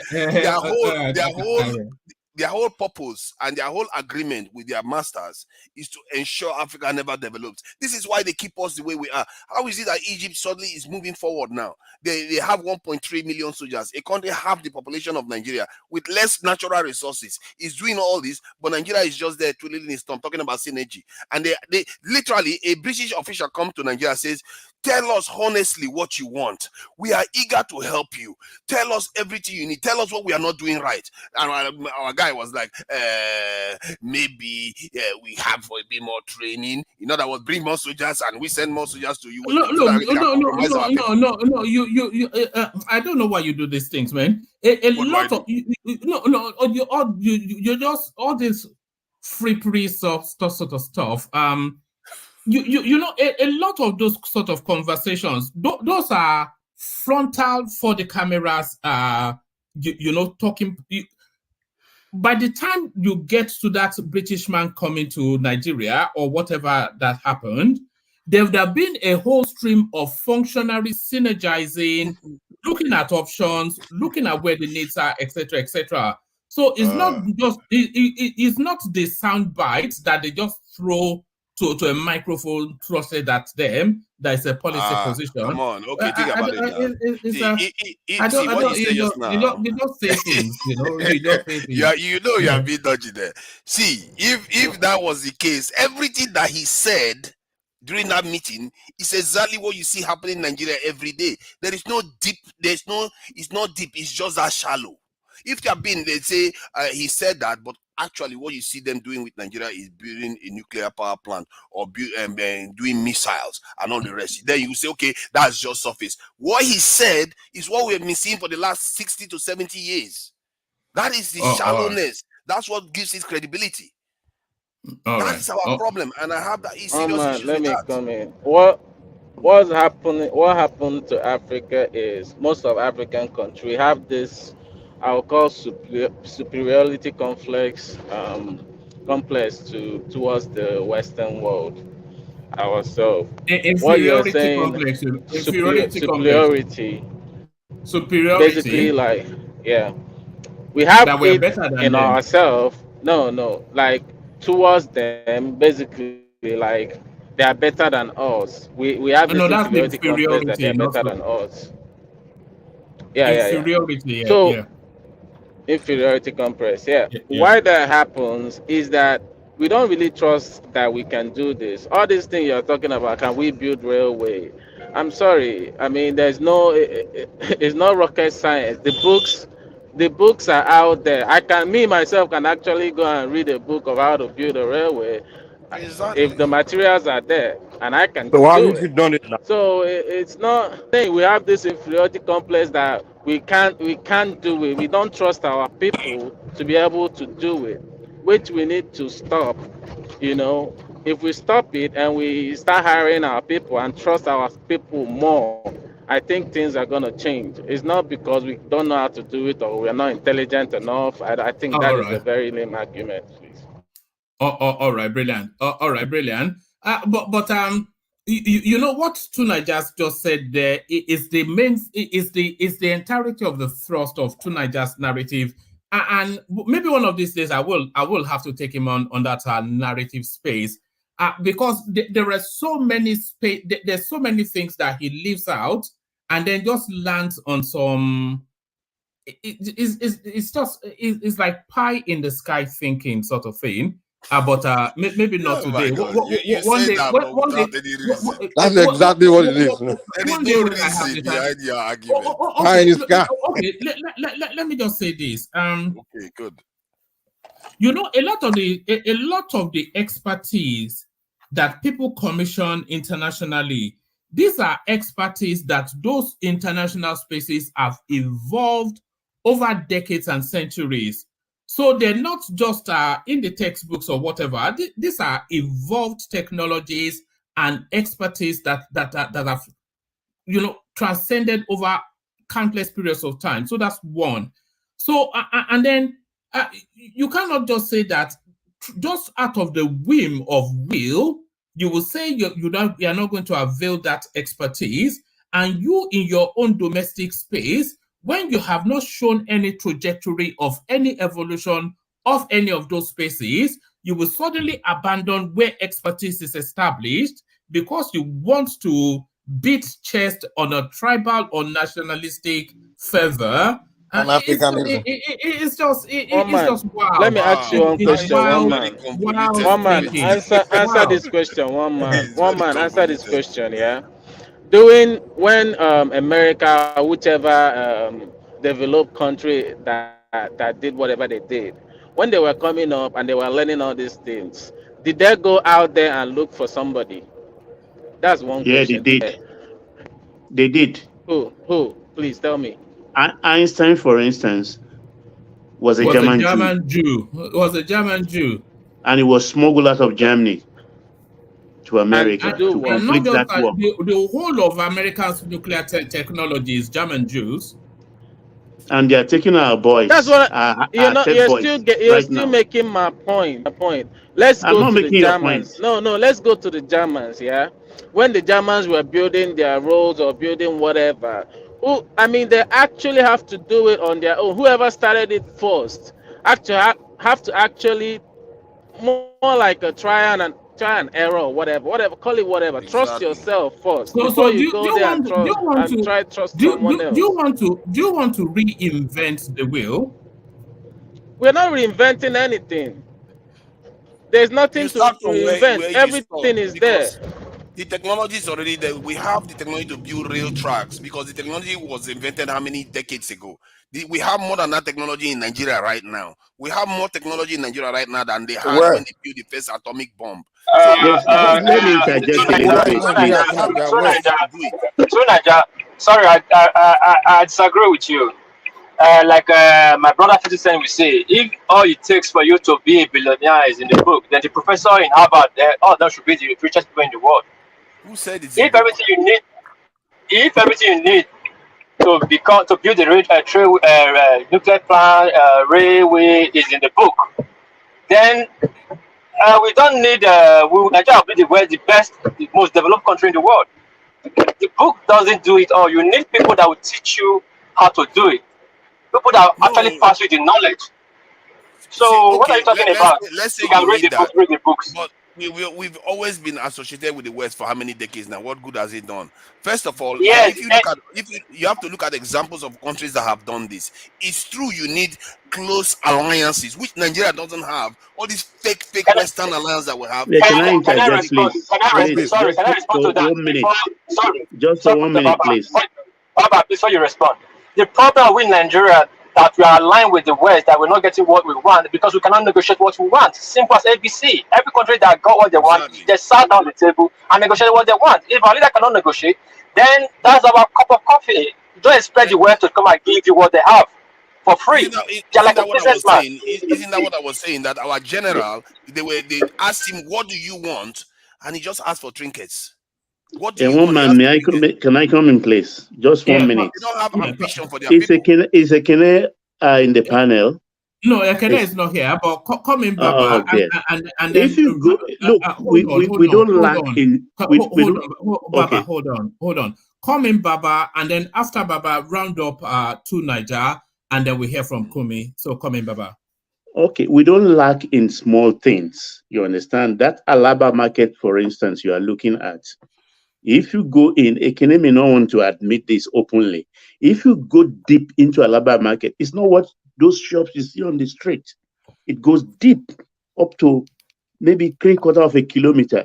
If you see what they are doing, you will not even want to buy a generator or a refrigerator from those people anymore. And most of the things they manufacture there, people from other West African countries, they come to buy these things. If you go to Semeboda, for instance, if you see the truck, which one is manufacturing Alaba again? I don't understand. You don't know. If you don't know, you don't know. But what are they just ask manufacturing? Listen to him, I just mentioned generator. I just mentioned refrigerator. Listen to him. I just mentioned refrigerator. I just mentioned generator. And so okay, give us the name of the brands so you can go and buy them. Why should I want to spoil their market? But if they can, let's say spoiling their market by telling me the brands, I can go and buy from them. Why are you interrupting him, Mike? Now let him speak. I'm telling you what you know. I've been there too. I've seen it before. I've been there. What is the brand of the generator they manufacture? Why do you want to know the brand? So we can invest in them now. That's what I need. I need people that know how to do things. Just interrupting the guy. Let somebody speak. You are, What do you you mean? are, Are you, you like so you are the one that be controlling people now? I mean, Kuda now. Are you the host? let him speak now. They He's telling you what put he knows, popular label on these and things.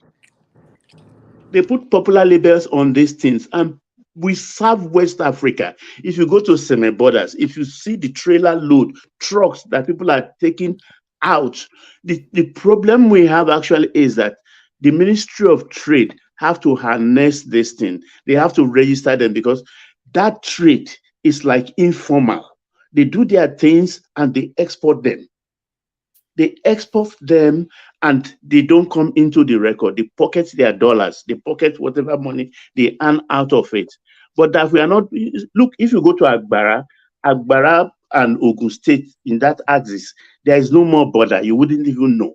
A lot of Indian factories are there. They are operating not for Nigerian market. They are manufacturing for West African market. A lot of things are going on in our country, but the government has been very, very careless. I'm not saying we're doing nuclear power. I'm not saying we are manufacturing cars or boats or things like that. But in little things, we are not lacking at all. It's just the government has not put everything in. They don't situate it like a normal country should be run. And let's have the statistics and records in place. If a can come in here, the government going to allows it invest because in they are them if you are hiding? partners If in the Ajani Koko is business. hiding They are them, partners in that business too. Baba. So how is government going to invest on these people when people like Ajani Koko are saying no, we should hide it's them? We not should not talk about about them. investment. But we have to know where they are, so we can go and invest in them. You have to capture them, give them assurances. All this is about tax avoidance. You understand? They want assurance. I beg, Yes. because I've gone to Alaba, I've walked around, so I'm trying to figure out what you're talking about. I don't say that I've been to the whole Alaba or my person no come through me.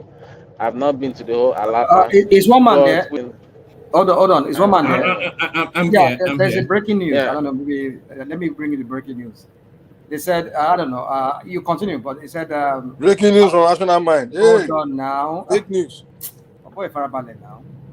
Like Cameroon and Rwanda, they reshuffle their military cabinets. It doesn't solve the problem. Well, They're in panic mode. Do you know what Kagame said? Oh no, you know what Kagame said? Kagame said recently, one of his sorry guys, I just want to bring that in because we were talking about who. You know what Kagame said in one of his interview that he did recently? That he said when he was questioned, he said, "But now you are becoming yourself. You're becoming like a dictator. You're becoming a self-styled kind of dictator in Rwanda." He said, "Well, the West does not have the right to be dictating to Africa how to govern themselves. The democracy that the West is trying to like make Africans to adopt, it can't really work for Africa." But then imagine Kagame being the one saying that. So he kind of, he's a military man, is he not? Kagame was a general. He's just a rebel. Like during those years of Rwanda's genocide, he was one of those rebel leaders who also brought in. So my point is this: I don't. He's not a trained military guy. I don't think he is, but it's just like somebody who got training, military training, sort of as a rebel. We have them all over Africa. The man in Uganda, that's how he came in. Himself now is a dictator of some sort, making himself kind of like president for life. So imagine. So when people like this Paul Kagame is saying all this kind of crap, and now you can tell that himself is afraid of what is going on, because if you have this civilian dictators who changes the narrative, who changes the game in the middle of who change the goalposts in the middle of the game, it tells you. And look at what Alassane Ouattara is doing in Cote d'Ivoire. He's supposed to go 2 terms, but he had to make the parliament to do the 3rd time. Look at what Yadema son is doing. So you see, all these people, these are the reason why there are coups. I don't think these coups are the panaceas, but when people do, but it's not going to happen in Nigeria. Rational mind, unfortunately, it's not going to happen. Have I mentioned Nigeria? What I've just said. I'm just saying that when civilian people become some sort of dictators themselves. After 8 years, Tinubu will hand over to Kashim Shettima. We shall find out, one man. Over to you.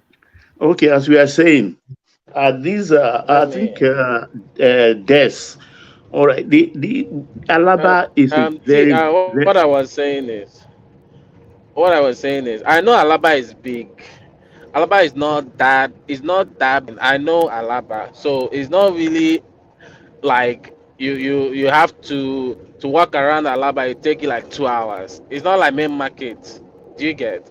It's not as So it big will as take you main more than market. 2 hours. All It right. will take you more than 2 hours. Let's move quickly back from Alaba back to Gabon. Yeah. So yeah, round up that and So then we get back to I'm saying that if you're saying that maybe generators, I would understand. But when you say manufacturing, it takes a whole lot of space to manufacture something like a generator or a fridge. It takes a lot of No, I'm not space. So I talking don't about. I'm know. not saying they are fabricating T square. I mean T pipe and things like that there. But I'm saying that they bring some of these spare parts from the east, from Newi. Okay. You I got understand? you. And they come there and couple them and then put foreign label like Kubota for generators and then all this fridge.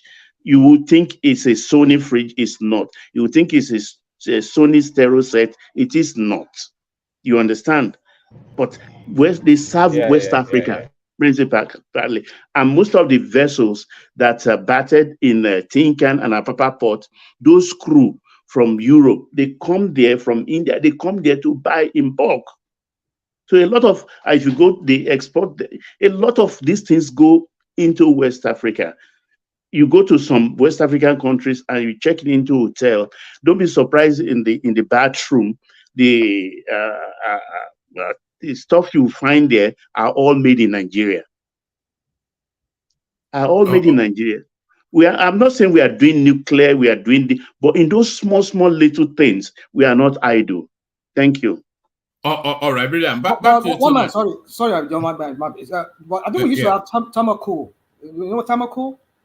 Yeah, I know Tamako. Yeah, I think it used to be produced in Nigeria now, right? PZ into those Patterson and Zuconis. Yeah, they used to sell Tamako. Yeah. So I think we used to we lost all these industrial things that we used to have back then. Are we talking about assembly plants, which is just essentially Lego? Yes. It's assembly plants. There is local input into assembly plants. You understand? There are parts you can also manufacture and use. It could be 60-40, but we have local inputs too. But the thing is that it's employing people, right? And it's being exactly. It's just like when Volkswagen was manufacturing cars here. We did a car, we call it a Gala. And in a Gala, we had about 40%. The tires, the glass, the plastic components are all made in Nigeria. We're all made in Nigeria. Used to manufacture in Nigeria. You say? Dunlop now.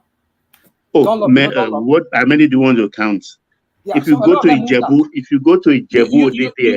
carpet, lace material, everything. We have to make the distinction between manufacture and assemble, No, I'm making the distinction, actually. I said, look, there is local component also. Baba, there's no one country that can manufacture everything. Like even here in America, even those Ford, GM, and all of them, some of those parts are important. Okay, let me give you an example. We talk about Boeing. Yeah, but but the technology, fabrication, a lot of things done in America. One man, if you want to do car today, you adopt an engine. You don't go and start manufacturing your own engine. You just adopt. That's why if you look at the Daewoo cars, it's a Pearl engine that they have inside the Daewoo cars. They adopted an engine. So the technology the industrial thing is gone haywire. You don't have to do all the hard work anymore. Cannot do everything. Yeah. So the point is this: you see, we need to start from somewhere. From assembling, we can start. Okay, all right. Locally, we start making some of those parts, and then we outsource the one we cannot do. And gradually, we start bringing in people that can really do those things. And it's gradually, but when we just cripple the whole thing, that is when it's not good for us. Because I mean, Peugeot Pan was employing a lot of people. Thousands of people were being employed in Kaduna factory there. People were, Nigerian government, especially federal government were number one buyers of Peugeot and Volkswagen products. And Nigeria was thriving in the 70s and in up to like late 70s. The rational mind, Peugeot is still there. It has divided into two. A lot of us are uninformed. There is Dangote Pojo Automobile Nigeria, and there is still Pojo Automobile Nigeria. Dangote is coupling cars with local components. A lot of us are uninformed. It is the government. One is that Tinubu, you know, I have to go on Tinubu now, you know. Dangote has bought part of PAN. Hold on now. What does Tinubu have to do with Peugeot? When Tinubu and his National Assembly, all of them now, how many of those things are they using that are Nigeria made? That is why we have to look into our constitution. That constitution we are working with is faulty. It's not the constitution that is responsible for underdevelopment. It's just the leadership that is, and the people themselves that are not unaware that this is not normal. Yeah, we are uninformed. This is the problem. Because This every is the problem. time you see development is due to happen in the country, you see how they either slow walk it or downright kill it off. And our people, all the best minds in Nigeria, you know how much of the best minds have left Nigeria in the last 3 years alone, not to mention continuously in the last this decade or so. In the UK alone, we have 200,000 at least from the UK from Nigeria Look, for alone. me, that is not a bad thing, my brother.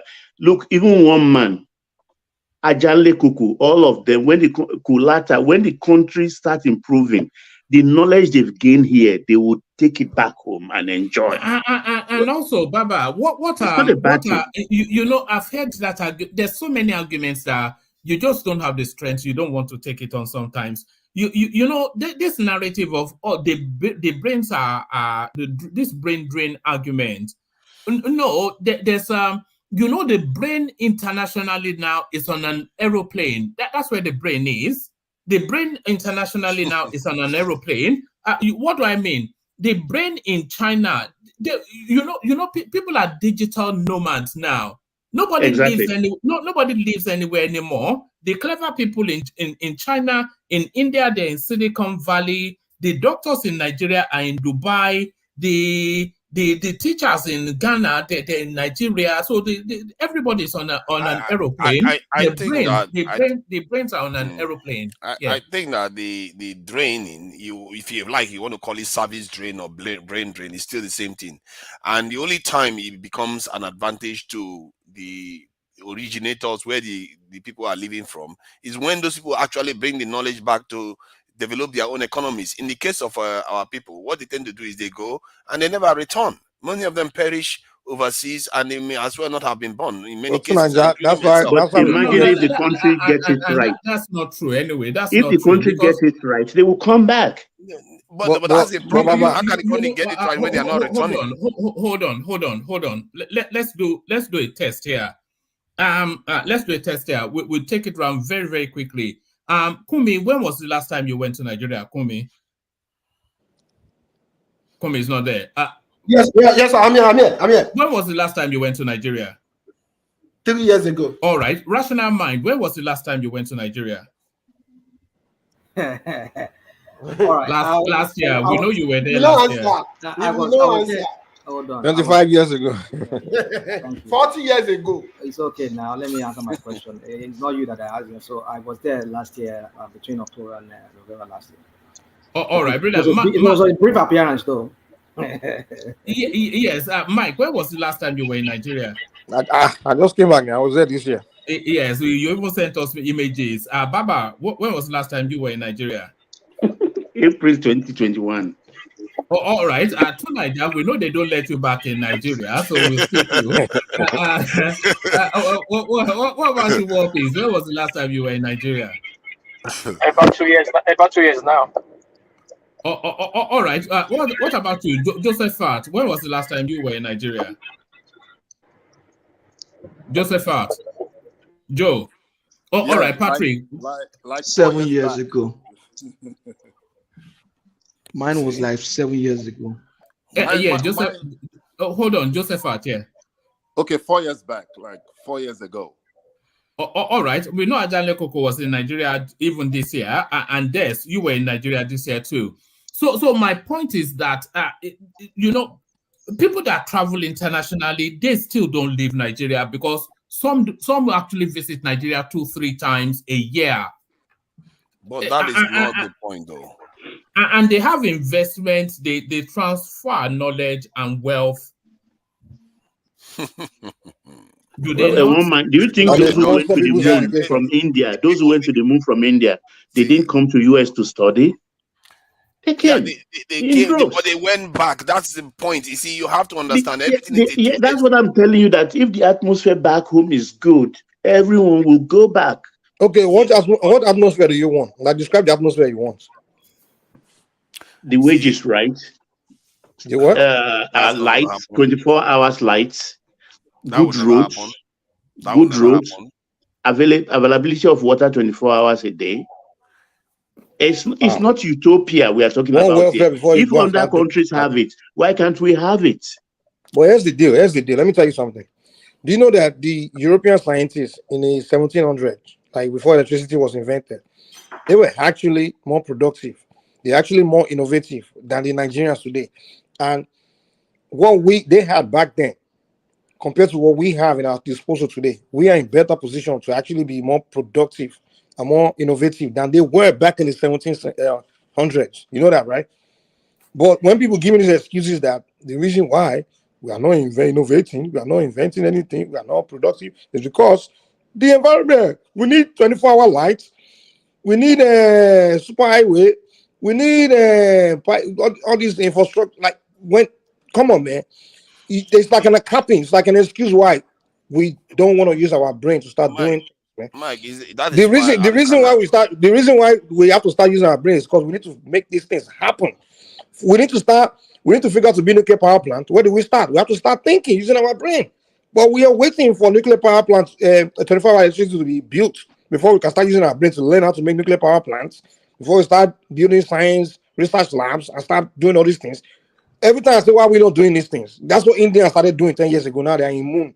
But we are waiting for the day one president will provide 24-hour electricity, provide The government has to 24 provide water an for you, enabling give you environment. heaven before you go and start thinking how to fix problems. When they say enabling environment, All these things cannot happen if we don't have 24 hours electricity. No, and you ease don't. of See, doing hold on. business. Can I just say something? I think we have seen nations that have done this before.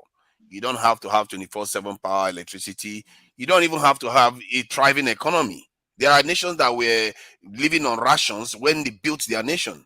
There were nations that were North completely Korea, right? destroyed when they built their nations. So I Even don't subscribe to that. It's the mind, and so this is why. do you know what's funny? In the United States, we get disaster every year. Tornado, hurricane, that would destroy the entire city and they'll build it right up the same year. The I know the funny one. This one, you like this one. Do you know that in the 1600, 1400, there was no electricity hasn't been invented. All these today's technology infrastructure wasn't there. But the things that white people were making that they were giving our forefathers to sell human beings to them, those things, we still can make those things today. Sorry, what are the things in 1500? Who's talking, Seth? Do you know in Nigeria nobody knows how to make umbrella? Do you know what is Do you know? 1500? 1500. Yes, Come yes. on, They Mike. What are started you coming to talking? Africa to buy slaves in the 1600s, 1700s now. There was no electricity back then. Electricity was just invented not so long ago. Please, can I Do you know that the Please, can I umbrella, interject? the umbrella that used to come to your village to give your king to sell you. Do you know that nobody in your village can still manufacture umbrellas today? And you want to tell me, if I ask you why can't you not manufacture umbrella, you tell me because government hasn't created an enabling environment. I need 24-hour electricity. But the Oyinbo was manufacturing umbrella before electricity was invented. Well, you need 24-hour electricity before you can learn to manufacture umbrella. You need We electricity don't before need you to can manufacture manufacture toothpaste. umbrella. We have plants, natural plants to do that. Can I just You finish what know, I was my we have original the palm point? trees that we Hold use on now. Who is this person? to. Hold on. All See, right, my original point was that if you have to study what is actually happening to our people, like the Indians, the Chinese, it's true, all of them traveled, but they always returned because they had a home that is secure to return to actually practice, and their leaders actually want to do the right thing. But our leaders, when you come back with some of all these cases, they do everything to squash it. They do everything to frustrate it. I've seen it in Nigeria. I work in Nigeria too. What you tend to see is that our people are just designed to serve people overseas and never to return. As a matter of fact, they try to discourage us from returning. Like here in the UK, it takes 5 months to renew your passport. How are you ever going to return to Nigeria within that period they are holding you back inside the country? They are not encouraging you to go back home. They are trying, even when you get to the airport, the way they treat you is like they want to treat you nasty. It's like when you are leaving, that's when they treat you better. It's crazy. This is the way our Nigerians, the way they treat their own people. They don't want them. It's almost like we have a culture to go and serve other people and never to return. We've been doing it for 60 years. All those people that went in the 60s, in the 70s, who did they serve? Did they ever come back to serve Nigeria? Very, very few came back. That's the difference between us and the Chinese and the Indians. They actually returned to build their nations. Can I ask you one question? Go and check all our governor, our senator. Go and check. Almost all of them come back from diaspora. Go to the universities, you'll see a lot of them there teaching. Almost all of them. If you are saying people are not coming back, you are lying. Maybe they didn't come back to build. They didn't come back to build. Are not in the right numbers. Moving the goalposts. They don't come back. Now they prove to you that they come back. No, the ones he's describing. The ones that came back. A good 60-70% of the lecturers in universities in Nigeria, they are internationally trained. Yeah, but the ones that came back to exploit and not to build. And the government itself didn't create the environment for them university lecturers came to exploit. Yeah. You think many of them that they came to Nigeria is because they don't have much of a choice overseas anymore. That's why they are in Nigeria. Go and check most of our private hospital in Nigeria. Most of them, they came back from diaspora. I'm telling you. Come on, it's not significant enough to make a difference. Why do you think our country has not developed? Because you don't know what you are just saying what you don't know. A lot. I'm saying exactly what I know. Do you know how many left Nigeria?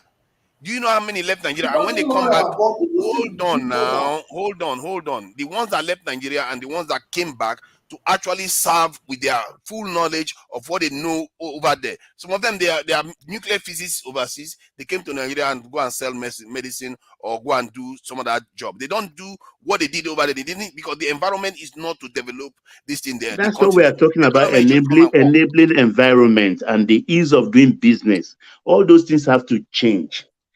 All those things have to change. Government has to put a lot of things in place. And access to funds. See, I've been in a meeting where a big chief, he came to the West, and people were having these meetings with him about returning home.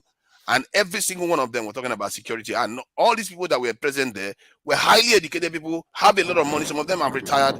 They were like, no healthcare, no security, nothing. They can't come back home. And even when they come to visit and run away. And many of them even go to Ghana. I know of somebody right now as I speak that wants to leave Nigeria and go to Ghana to go and work because the Nigerian environment, there is nothing there. Even the that person is just going there to suffer. There is nothing there. Because somebody is inviting to Ghana. Who is that background noise coming from? Doomsday apostasy, but to Niger is always doomsday apostasy. It's not doomsday, it's correction. I'm trying to say that what we need to be doing is when you have the right environment that is secure for people to come back to, at the same time, you encourage them to come back. Hold on to Niger. Let me say this. If people are not talking, then keep yourself muted because the background noise is cutting through the stream. It's not me. And it's not you, but there are about 3-4 people on there it is. So if you're not speaking, then keep yourself muted because if your mic is unmuted, whatever is in your background fits into the stream. Yes, wrap it up to Niger, and then let me wrap it up. So first, you need to have the environment for people to come back to. You need to encourage them to come back, to give them incentives to come back, to come and build actual innovative technology within your home country. You need to do a lot of reverse engineering. You need to do espionage, get technology from overseas. You need to have strong alliances. Most of the nations that have strong alliance with Russia have gone on to develop relatively well. So if you look at the examples are there of nations that have done very, very well. There are very few that have allied with the West and did very well out of it. You can call North Korea, Japan. I don't even think those are alliances. Those are just convenience. But the only one they really did ally with is Israel, that they actually did well with. The rest, they don't share technology, they don't do anything. They just ensure that your country is underdeveloped. In terms of these coups that are happening, whatever it takes to get us out of this mess that we are in, African youths right now don't care. They just want all this colonized mindset to go away. If the democracy in Nigeria doesn't improve their game, believe you me, it's not up to me. It will happen in Nigeria too. Whether it's through communism, whether it's through a military takeover, one way or the other, Something has to give, because this generation, they can't afford to fail like we failed in the 60s and 70s, because our whole survival depends on it. We don't do research. We don't do innovation. There was a video I presented earlier on, you can see the entire continent of Africa, not just Nigeria, completely disappeared when it comes to research and development. And that points to the direction of the future. If you are not doing any of those things, you are dead. You are basically dead. You just live in for the time being until the others that are innovating come and take you. That is what is happening on our continent, and that needs to change. No, don't you think average black man just doesn't have the discipline to be spending hours and going through the sacrifice with doing research and things like that? Don't you think it's a trend? Like, we can sit here and say it's only in Africa we don't have an enabling environment. So how do you excuse the black people that live in the rich countries? They're not doing it either. In America, there are black people. In UK, even you are a black British. When was the last time you actually joined them in your... So we're not doing it everywhere we are. We just not. We don't have that discipline to go to start, because that's to advance in technology. It takes a lot of rigorous and extensive research and really brain work to get this thing done. But it looks like we are lazy, man. And we can. No, you're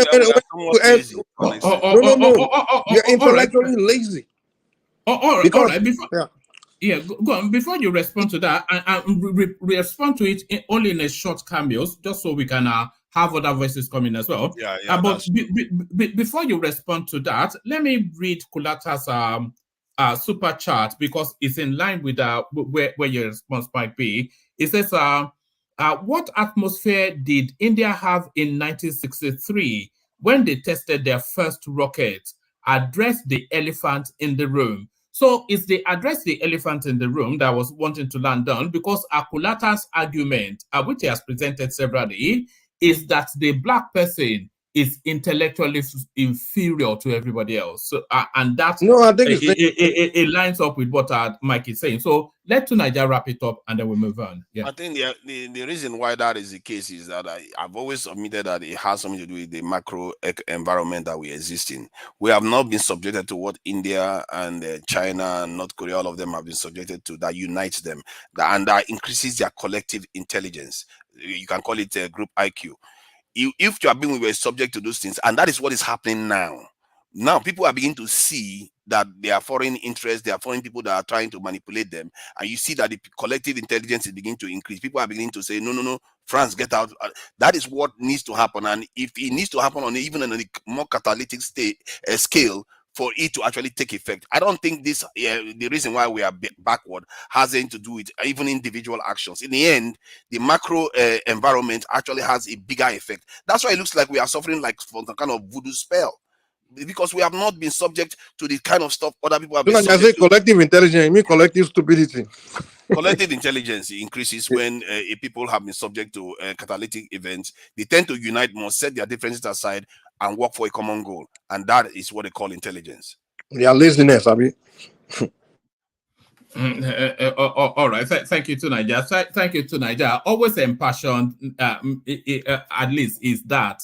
The one thing that I admire from about Tunaja is that it comes from an honest place. I've never heard Tunaja speak, and I've not had the thought that he's coming from an honest place. A naive space, but an honest space, nevertheless. Don't start now. Don't start that naive talk. So let's go on to Kumi. Kumi, come into the conversation at whichever entry point you'd like. Kumi. Yeah, the only entry point I want is what is going on in Gabon. My own concern is everybody, we are happy. Military takeover. You see the way people are jubilating. Even some people want it in Nigeria. Okay, accepted. They failed. The leadership failed. That's the reason why the military takeover. Okay, accepted. But we have like two examples. Do you know Sudan is almost 3 years now. Mali is almost 2 years plus now. Because even we still have diplomatic with former head of state, that's Jonathan, that we are Buhari is sending to Mali to dialogue with the military guys there. But since then, I believe any one of us can say it, I don't think the life of the citizen have changed even up to now. My own concern is after military taking over, what's the next thing? Is that solve the problem? Is it gonna make the people life change overnight? Capital no, because we can see from the example of Mali, Sudan. You see what is going on in Sudan now. They are just here to stay. But my own issue is right now is what is going to happen after this military coup? We don't want France. We don't want everything. That's why I want the panel to enlighten, especially Baba Jani Koko. Even they have even praying for us to have it in Nigeria, and I believe it can never happen in Nigeria. That's my stand on the question. I don't know who can address me on that. I just want to know what is going to happen after military taking over in Nigeria. Can I take a stab at that? Your question? Yes. All right. I gotta go quick, Joe. Let me just take a part. No, I think Adaleko will actually drop. So go for it, and then after you desk come in, Yeah. because So we've real not quick, documented for me, this you see, yeah. do I want the military to take over? No, I do. From the sincerity of my heart, I don't want it because I remember what we went through. The last military dictator we had was what's his name? Abacha. Under Abacha, I left. I came back. I had to leave again. I had to leave that country myself. I left here and I left it for good at that point. I suffered brutal police brutality. I mean, not even police brutality, military brutality in the hands of Operation Sweep. I don't know if any of you remember that time. Some people might be young to remember that during Abacha we have this brutal force, military forces that we had under Abacha. They call them Operation Sweep, and then they will come terrorize streets and all of that, and you get certain hours of the day. So anyway, just say that. So I saw the brutal force and the killings and all of that, and I don't really pray for anybody to live under that kind of. I had to leave the country because I could not just. So yeah, but then when we find the kind of things we're seeing in the dictators in military, in a civilian gap, military guys or dictators who come in from a military gap, or a seemingly coupist kind of way of getting into governance, like we saw in recent time in Nigeria. It might make some people to start wanting to see a military takeover, because how can you be cheated? It's a cheat. I mean, in the middle of the game, you're changing the whole thing. And so people felt that they've been shortchanged because that's not what we agreed on. We agreed on that you're going to transmit this thing and then in the middle of it, change it. And we're seemingly just seeing all kinds of results coming in. Even the ones that you declared, we're seeing that the one that were declared was different from what is on your IREP, whatever. So then people like, I know this is too huge a slap on our face. And this guy is still being asked, he's declared the president. So that's why some people were wondering that, okay, yeah, maybe military, but I don't wish for it. But is the military a panacea? No, I don't think they are, because all the military governors that we see in that country, as far as I live in memory, I can remember, the one I can really remember very well that I think was a little bit fairer was that of Gowon. Gowon was a little bit better. Under Obasanjo, there was a huge corruption. Huge corruption. Gowon was, I think, it's about the only fairer military governance that I saw that that was different from any other military. You know why Goan was different? Well, you will say that. Let me just land first. So my point is this: you see, is that the reason why, not as if I'm sure the Gabonese do not want the military. I'm sure the people of Niger, Mali, and Burkina do not really want military to rule them. But because when they see things like this, when they see people that we feel that should know better, the civilians, they should know how to comport themselves to bring about the social contract that is between people that are being governed and the governors, and the governors, those who govern us and we that are being governed. We give them that right to govern over us. Why don't you treat us right? But when these people are the very ones that are even more corrupt than even the military, under the military, virtually everything that we enjoy in that country today, the infrastructures were built under the military. Why? Because they led a linear governance. Besides, I mean, how many people are in the cabinet? How many people? The same people who are in the military, chief of defense staff, whatever. For a longer time. Because They have ruled Nigeria for the longer time. That's why. No, That's no, why they will be. no. Wait now. Hold on. Let me tell you this. I will not agree with Hold on. You say most of the things. Hold on now. Okay, go on. You say most of the things. Mm. For example, now you say most of the things that infrastructures we have in Nigeria were built by the military because they were the one in power. If they were not in power, they would not be built by them now. You understand what I'm saying? Yeah, they ruled if I calculate now, until they've like almost ruled for a longer time, and then they rule with more power. They have more power than the civilian. I'm not supporting the civilian, but I'm just trying to answer that question. You and I have not ruled now. So if, for example, they say the infrastructure today in Nigeria were not built by Rational Mind and Patrick, of course, because we have not ruled. Hold on now. I don't know that this is your angle you're coming from and the way you're talking about this. To Nigeria, check the private chat. Carry on. Real quick. You see, Agu Ironsi, maybe he didn't do much because he didn't live to that long. There was a civil war after that, and but I think Gowon, who was I would say is the very, very first military government. Oh, that guy embarked on many military, many infrastructural projects. He did a lot. So many things. Those are what's it called?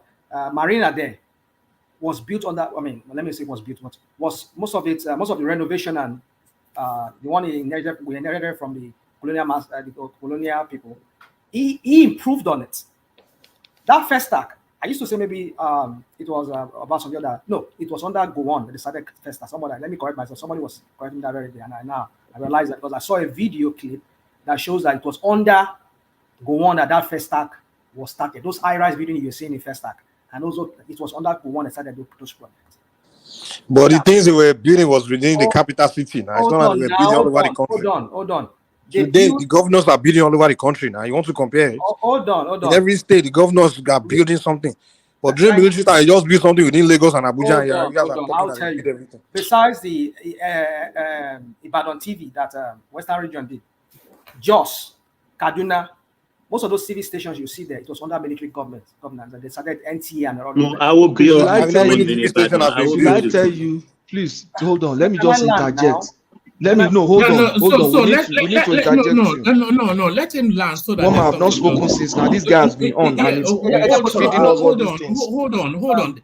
There's just one man. I listened to Rational Mind for 45 minutes. Here.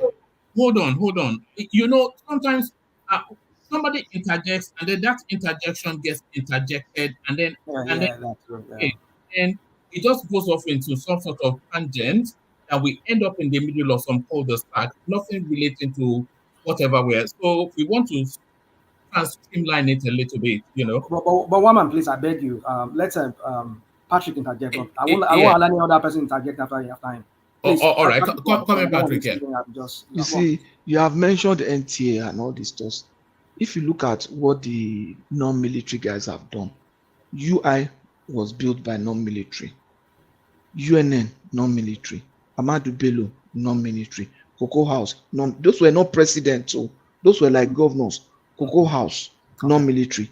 WNTV, WNBS, which is NTV, pardon. They eventually became NTA, non-military. Lagos Television, non-military. OGBC, non-military. Kwara TV, non-military. Do you understand? You cannot, because look at under the military government, the governors were just like commanding officers of their states. Okay. They don't have the power to run big budgets. They don't. You understand? Okay. They don't have. They don't have the power that a typical maybe a Tinubu had in Lagos, that he could come up with a rail, could come up with this, he could do that. No, the military guys were not doing that. You understand? Okay. They could not even until recent towards the Abacha time was when they now gave them power to even work on their IGR. All of them started outsourcing to Olushola Adekola. You understand? So the But military. this wasn't the case under Gowon.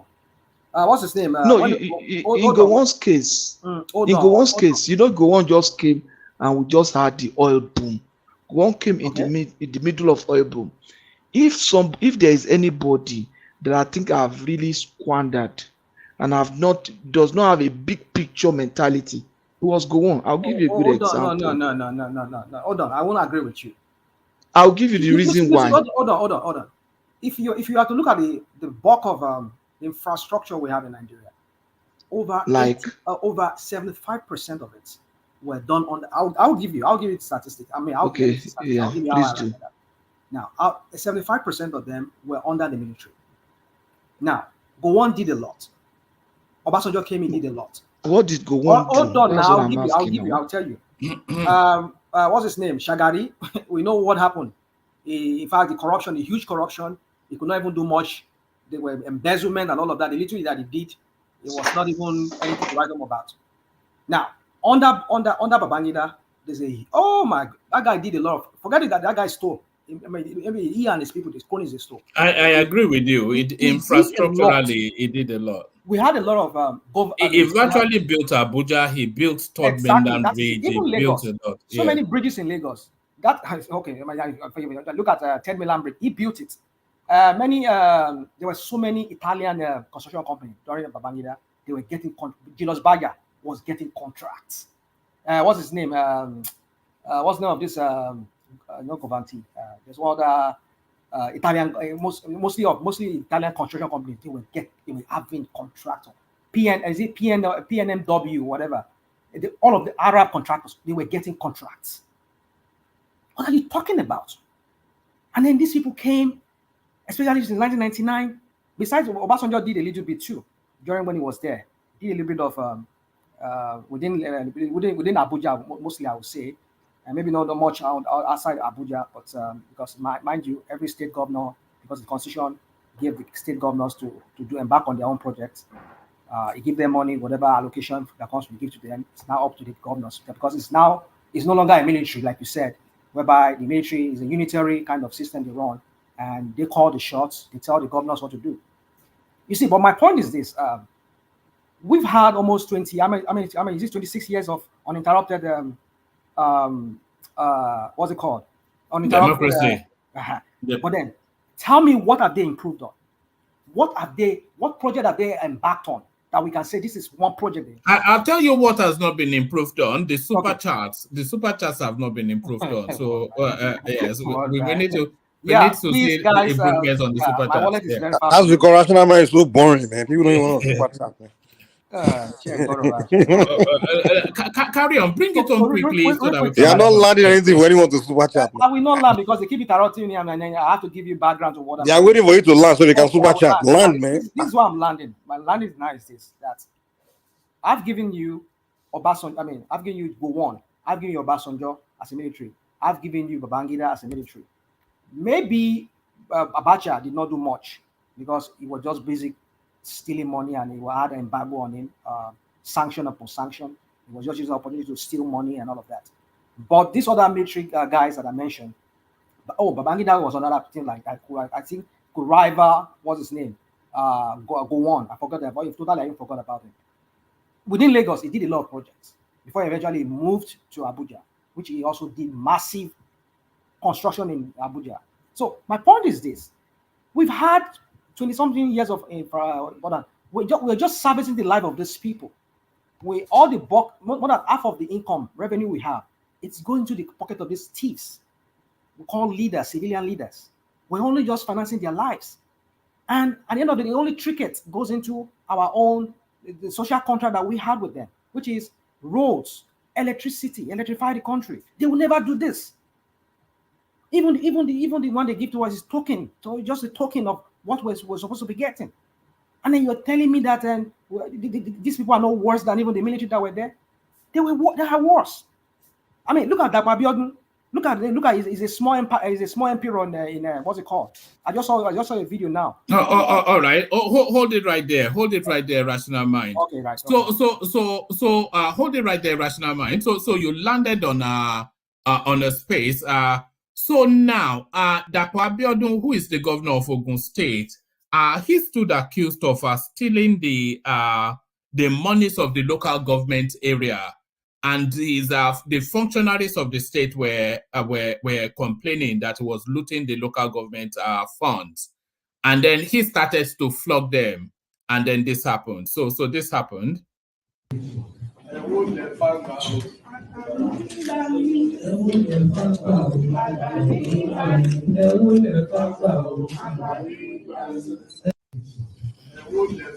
Unbelievable. Is that not what you were talking about? Exactly. You see, one man, I've said it here.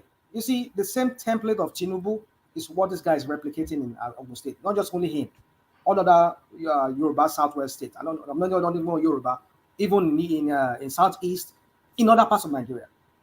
A governor becomes a kind of like an emperor of his own, a king of his own, whereby the money, you see, until we get this straight, until we get this right, there's no development that is going to come to that country.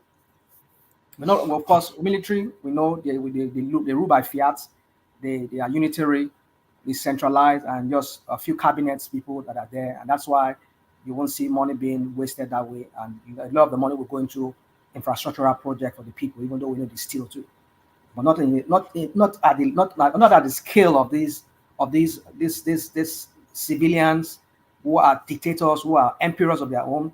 Look at the money that was supposed to go to the local government, like we've said here. I'm one of those people that champion local government autonomy, that they should handle their own projects. Governance to the people is through the local government, to the local level is from the government. But when you want to run a state like a unitary state, like we see in many states in Nigeria, there's only any state that the local government is functioning.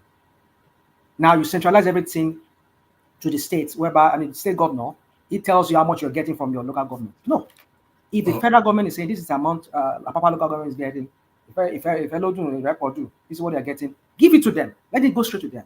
But look at what Abiodun did, and then they call his BS, and he was threatening them. And these people, they were afraid for their life because they know what this guy is capable of doing. And look at how they had to say, he sat down there like an emperor, and people were saying, I mean, what kind of, I mean, this is the reason why people want. It's better for us to be under the military than to be under these idiots. I mean, a fellow bloody civilian like myself. I'm not a military person, but I'm going to be a bloody civilian. A bloody civilian like myself, and they will become like a king on me. If I do military, I prefer that if it's a military. I know because they are only made by the barriers of the gun. But a civilian like this guy, and then he's stealing my money, I can't even confront him. I mean, that tells you what sort of servitude to these people. All right. All right. Thank you, Rational Mind. So thank you, Rational Mind. So let's hear from Des, then Ekene, then we hear from Pansat. So Des, you're up next. That took a while. I'm not gonna take long because I want my man. I can. First of all, let's go on a lighter note. Yeah, let's lighten up the mood. I had the president of Gabon, Bongo, was championing and telling us to make some noise. So let's take like 2 seconds to make some noise for him. He wants us to make some noise. So if you're out there, I beg, make some noise for our president that didn't remember us for 40. See how many years now has his family been there? He didn't remember that we have to make some noise, but now. Des, they are already making that noise in Gabon now. So hear them.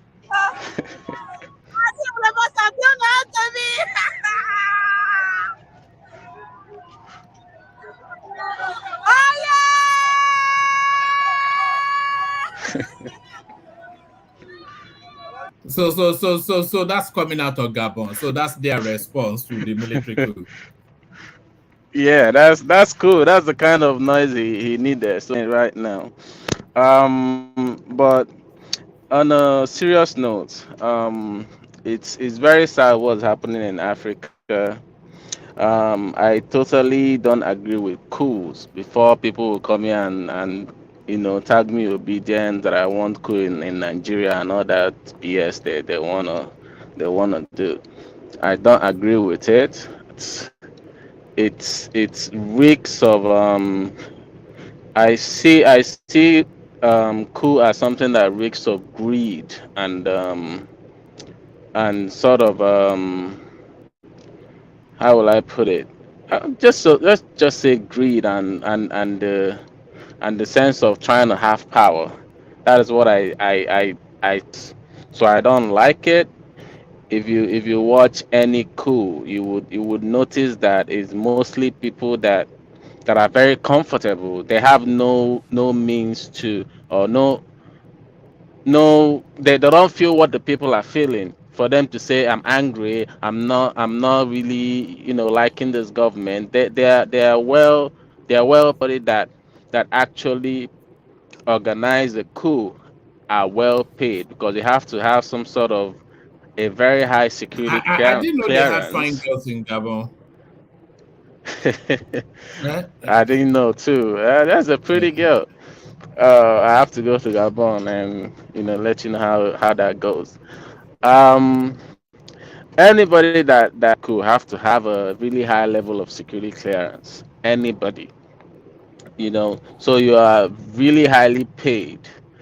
So you're not like feeling what the people are feeling. You're just organizing that coup because you see an opportunity for you to rule the country and it's out of greed. The only thing that happens is that are you gonna be better that you're kicking out? That's the only thing. But are you gonna be some sort of a miracle? That's a lie. There's no a military rule can't possibly be the solution because you didn't come there for the people. You came there for yourself. The Gowon you're talking about didn't really wasn't the head of that coup. If you watch what happened then, after the coup, they were looking for who to put in that seat. So Gowon happened to be the only northerner, or basically close to the northern part of the country that was high ranked as of then. So they had to put him there. So he had to work. Do you get? That's why Gowon worked. He won per head in the coup. But um, it's sad that this whole thing is happening. Well, I'm not gonna take much time, but we all know the reason why this is happening. We all know. I can repeat it over and over again. The democracy that we practice is a sham in Africa. I would dare say, the whole of Africa, we are practicing a very shambolic democracy and pretending that we are trying to imitate the Western world. Not we're not even close to what the Western world are practicing, you know. And when you put yourself there and you don't actually do stuff for the people, I mean there's no other choice than people have to, or there's something have to give. It's either a revolution or military takeover. If you don't actually obey the rule of law that puts you there, I mean, mostly it boils down to this presidents, this not actually following the rule of law, the principle that that that governs the rule of law, which are three principles actually. Number one is, the supremacy of the rule of law. I mean, most of those presidents, they see themselves above the rule of law. Most of them see themselves. I don't know who's that. Something is ringing. You go on. You Most go of on. this, yeah, most of these presidents see themselves superior to the rule of law, so they tend to do whatever they want to do because they get away with it. So they are superior to the rule of law. Second principle of rule of law: equality before the law. You ask yourself, are they equal to the law? Do you see themselves being equal to the law? I mean, you and them, do you think you're equal? I don't know what's that noise. You do you see yourself equal to this governors, this You're the only one presidents? unmuted, apart from myself. Let me mute myself, then. Okay, this governors, this ministers, they don't see themselves equal to you. The equality of the law should be what it is equal to. I mean, if I stand and you stand, the law should judge both of us equally, and that doesn't happen with African countries. Most of it doesn't happen. We go to the fourth principle. It said principle of impartiality. Are they actually partial? We know they're not. So this whole three principle that they tend to flaunt, and they tend, it's only gonna end one way, which is, the cool way or revolution way. So I'm gonna All end right. on that note, one man, because I want my brother to come in. Thank you. All right. This should come with subtitles. It should, but somebody that doesn't need subtitles, the majestic Ekene. So Ekene, you're up next. You are late for class as usual. Always late. Ekene, how now? Oh man, everything is fine. I couldn't find on Facebook. Although I slept off, I was a little bit tired. You did sleep? I don't know. Say you did sleep. But I thought you were like to Niger 24 hours Duracell energy. No, I did sleep, but I used to sleep early. Once I sleep early, my must wake up. So that's how it happens to me. All right, let's hear from you. I suspect that the Gabon coup that's making the news in Nigeria as well.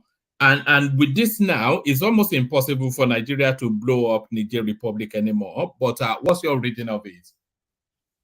Yeah, well, I will let me say something before I continue. One man, I have a personal fight with somebody in this platform, and that fight must surely happen. And that person is enigmatic. And he has just come in now, so maybe that fight will happen. Yes, I really want that fight to happen between me and the enigmatic. So I'm ready for that fight. Wait, do you now? You know the vex now. You are probably the only No, I gentleman really got angry yesterday, and very, very much angry, and that anger is still inside me, and I must surely vest it on him. Anywhere he wants was that after I left? Was that after I left? Yeah, after you left yesterday. Okay. So I want if he's ready to take it anywhere, even outside the platform, even on national television, anywhere he wants us to take it to, I want us to take it there. What did they do? What did they do? He insulted my region very much yesterday, and I was very angry with him, with something that doesn't concern my region. And the way he speaks against my region, I'm beginning to get it too hard on him. I'm beginning to take it personal with him. It does it so all the time. that issue, I want to take it personal with him. I'm ready to do that. Should I tell you what happened, Ekene? This happened in Form 3. There was a guy called Badebo, and then I'm not going to tell you Enigmatic's real name, but I won't tell you. So there's a guy called Badebo. There's a guy called Enigmatic who has a real name. So there's a guy called, this is in Form 3, so you are thinking how far back it goes. So there's a guy called Badebo, there's a guy called Enigmatic, and then there's a girl called Chioma. So Badebo and Enigmatic, they were toasting Chioma, but Chioma preferred Badebo to Enigmatic. So that's where the problem is. So some Igbo girl rejected him in Form 3. And that this is what it is. It's still carrying the. Forget the main thing. One man. You forgot an Igbo guy that chop his money. Did you forget that?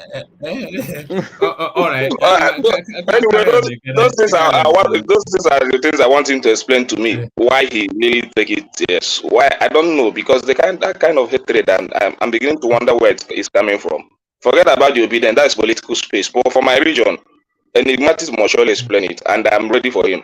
I said yesterday I couldn't sleep. I was as in, he got on me so much. He got on me. And I'm ready to take it up with him anywhere off this platform. If he's really a man, let him come out to the national television, anywhere he wants us to go. I'm ready for him. So that is very well, one man. So let Enigmatic have that at the back of his mind because he's provoking a lot of Southeasterners. But for me, I will not take it easy on him this time around. One man, thank you. You have to join the queue behind Man of Prestige, because Man of Prestige, he wants to throw the first punch at Enigmatic. But I'll go to Gabon. Yeah, what happened to Gabon was a surprise. It's not a, well, let me say this because I just woke up in the morning and saw the news. But although I have somebody that is, I have a friend that lived in Gabon, so he explained everything to me because I was not familiar with that. I think his father ruled for about 40 years. The son is about 13 years. I don't know what these African leaders are up to. Just govern a space for 40 years. The same thing. And you see, they know what they are doing. Cameroon president, 90 years old man, had been ruling for the rest of his life. I just reshuffled the cabinet of that military cabinet. He reshuffled it today after what happened in Gabon. So they know. Why are you reshuffling? You should have allowed them to because I believe that Cameroon will be the next. And when we say is people will come to defend it. Democracy is the best. Democracy is that. Democracy is all that. Which democracy? Deceiving ourselves with democracy and performing on some type of military rule because Nigeria is also a military country. There are coups happening in Nigeria, whether in democracy, in the democratic way or in a military way, no matter how you want to put it. When you cannot allow the will of the people to prevail, that is coup at its own. The coup take place on the 25th of February.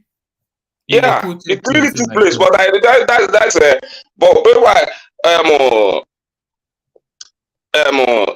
people are saying that is we should move on. We have moved on, yeah. But anybody that will be sincere to himself knows that coup happened in Nigeria also. Because you cannot tell me that you have the right to come up to tell the whole Nigerians, 200 millions, that is my turn to rule you, and the later it becomes your turn. It never happened in any way. But that is by the way. Anybody can come and defend it. I don't care. When you are the president, do what is right. That is my own. He did say it's my turn to rule you. That's not what he was saying. I think people still took that conversation out of context. What he was saying that time was having a conversation between him and Osibanjo. That's what he was saying. Saying, Osibanjo, he was explaining to the people of Ogun State, which is Osibanjo's delegates. I mean, I guess where he's from, So I appeal to them to support him, to vote him on that primary. And then he was explaining to them why Osibanjo got to that point, that he's the one that put him, and he's just so that was not something about saying, oh, it's my turn to rule Nigeria. That's not what he was saying.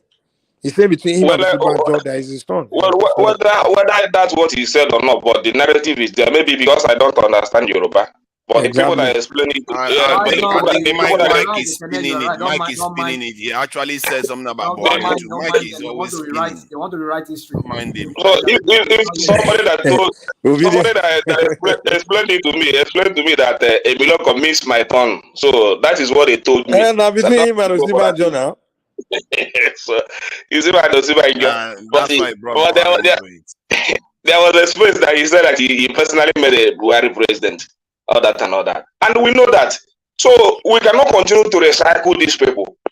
When we continue to recycle them, it's part of that queue that is happening in Nigeria. When even the common citizens cannot even stand up and say, this is who we want to govern us.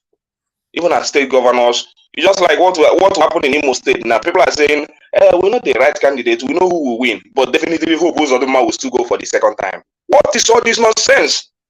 Because the man has already know how to buy the INEC and all those. So definitely he's going to win for the second time, no matter how he wins. And the way we defend these people is what baffles me a lot. As citizens, the way we come to fight them, prepare our speech for them, give them nice speech, build them up, massage their egos, all that is what baffles me. When are we going to begin to think as Nigerians? Man, would you like to see a coup in Nigeria, Ekene? One man, see, at this point in time, I'm beginning to get angry with everything around me. You understand? So whatever that we take to get these people out of power, let it happen. I don't care. No matter whatever people say. The last time it happened in Niger, I told you, a president came out and said, the bad governance in Africa is the reason behind these queues. And many people came here and denied and said, no, it's not. This and that. We need to have an ally with the France, all that and all that. Who are they? Who are the France? Can't we separate ourselves and fight for the right of Africans and Nigerians and make our continent more better?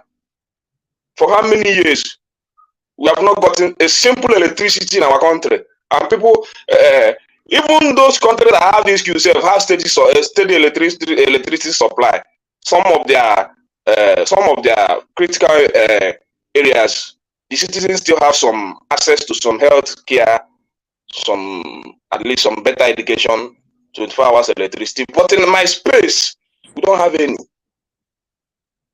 For almost how many years? Common, at least electricity. We don't have it. That is the one that pains me a lot. Because I know what electricity will do in Nigeria. In terms of this, we are talking about production. You are talking about production without telling your government to build electricity for your people.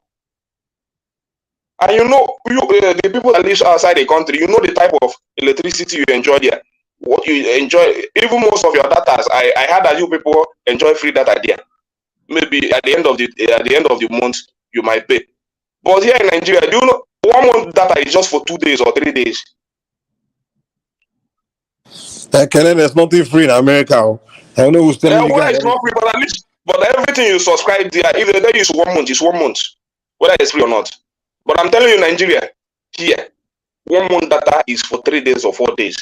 You have to replace it. If you don't have the money, go and keep your phone.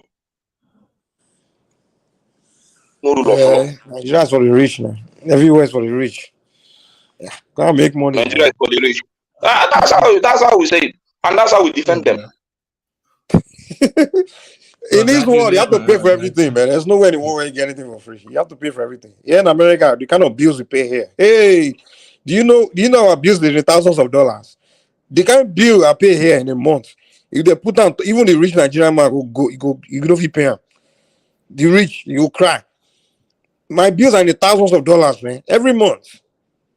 There's no anywhere in the world where it's Mike, paying for something is not the problem, but getting that service is the problem.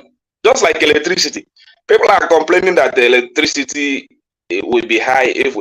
Nothing is high.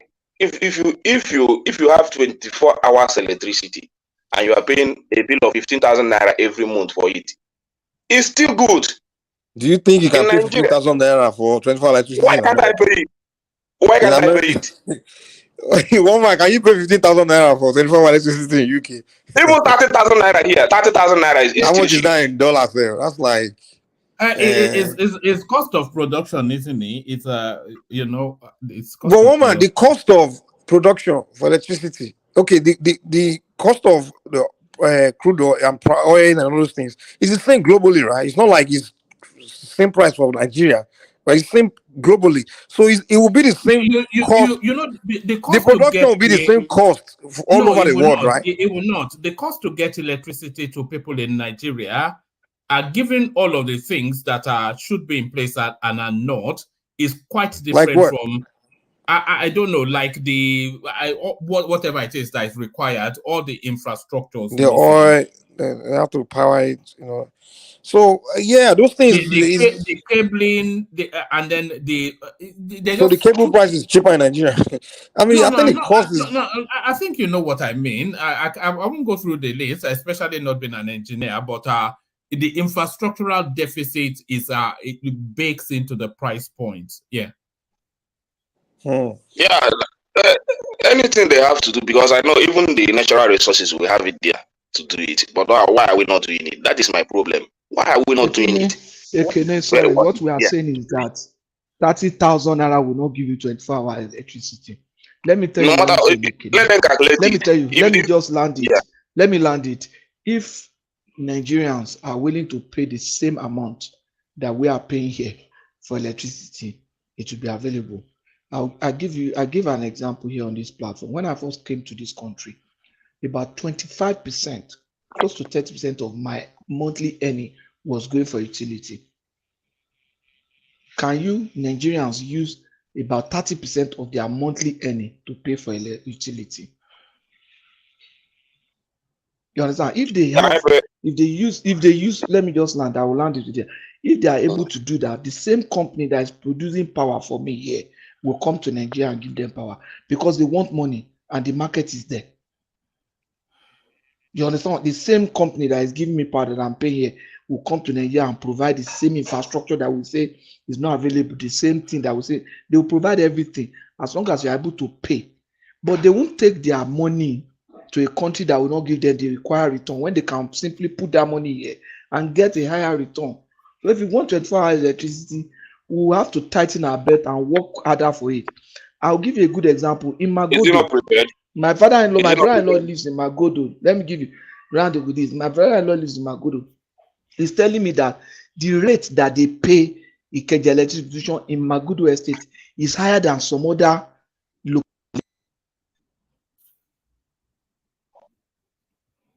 All right. I think it lost connections. Bring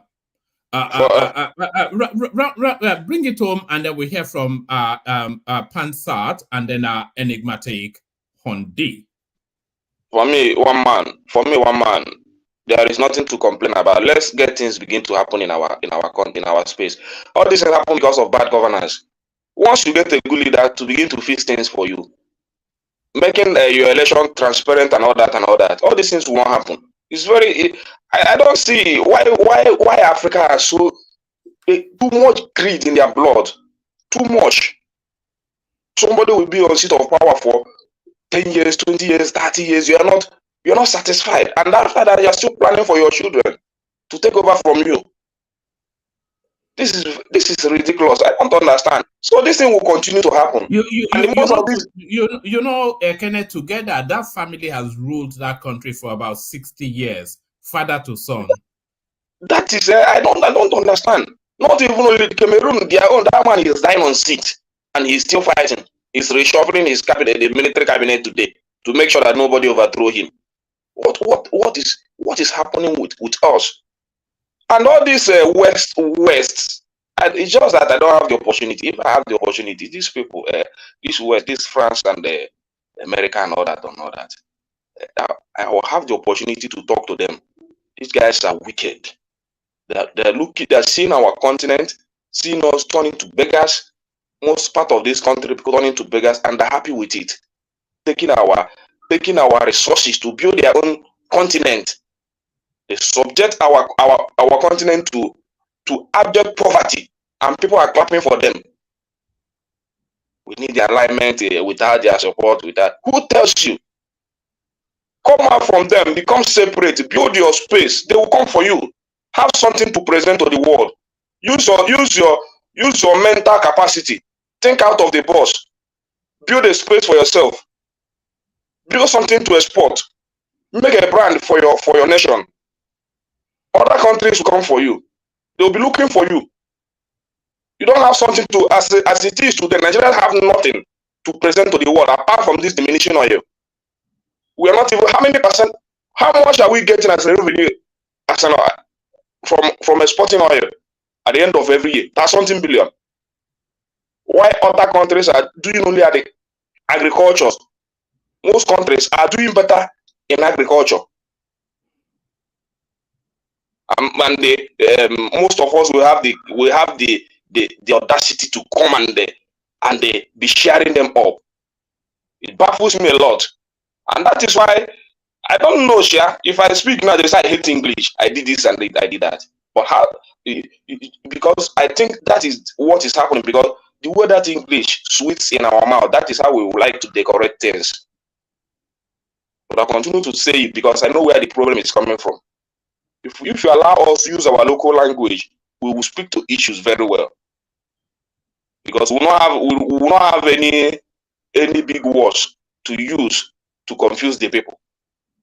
Everything you say that woman that is selling akara on the street will understand you. But what happens is that once we go to school and have certificate, we think we have arrived. We don't think about any other thing else. So one man, at this point, I'm angry. I am very angry with this, with our space, especially Nigerians. We have a lot of intellectuals, but we're not making use of.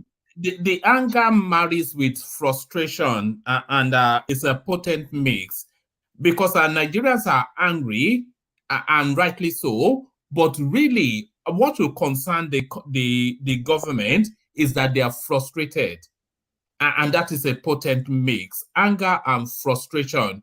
We've seen it play out. We saw it play out, especially in the Middle East, when you had the Arab Spring. I think they killed a child or something. There was just one minor act of, it's not minor, but one act of brutality. And that was that act of brutality too far. And then it swept up that whole space like a wildfire. So Nigerians are angry, rightly so, but more dangerously, they are frustrated.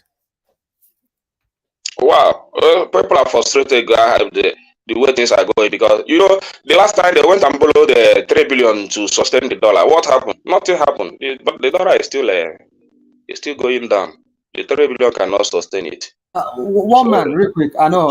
Sorry, I know you want to move forward. Well, that dollar thing. I don't know. Have you seen any news on that, one man?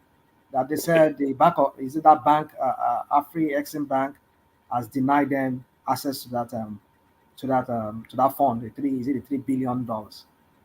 I saw that on the space. What I did see is that they said they want to stop borrowing. That they said that. Yeah. Who wants to stop borrowing? Nigerian government? Yes.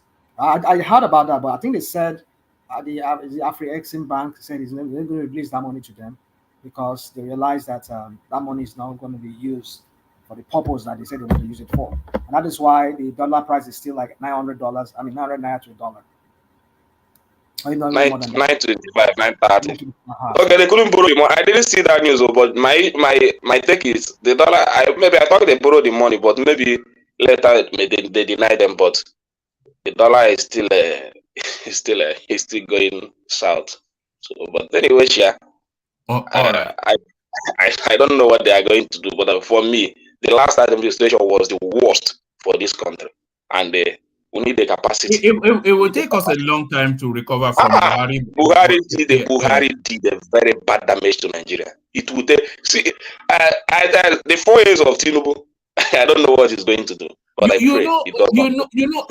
we remove Tinubu from the equation, whoever replaced Buhari would have still found themselves give or take 10% that way, still pretty much where we are. Because that guy just I agree on that one, man. I agree on that one, man. But what we want most is sincerity of purpose, as in transparency.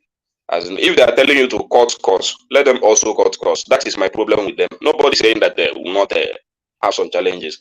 But when you are telling the people to tighten their belt, but you are still sharing millions of naira within the senators and all that, and you are happy. As in, that is still the problem I'm having with this administration. You are telling me to cut costs, but everybody knows what is happening in the Senate.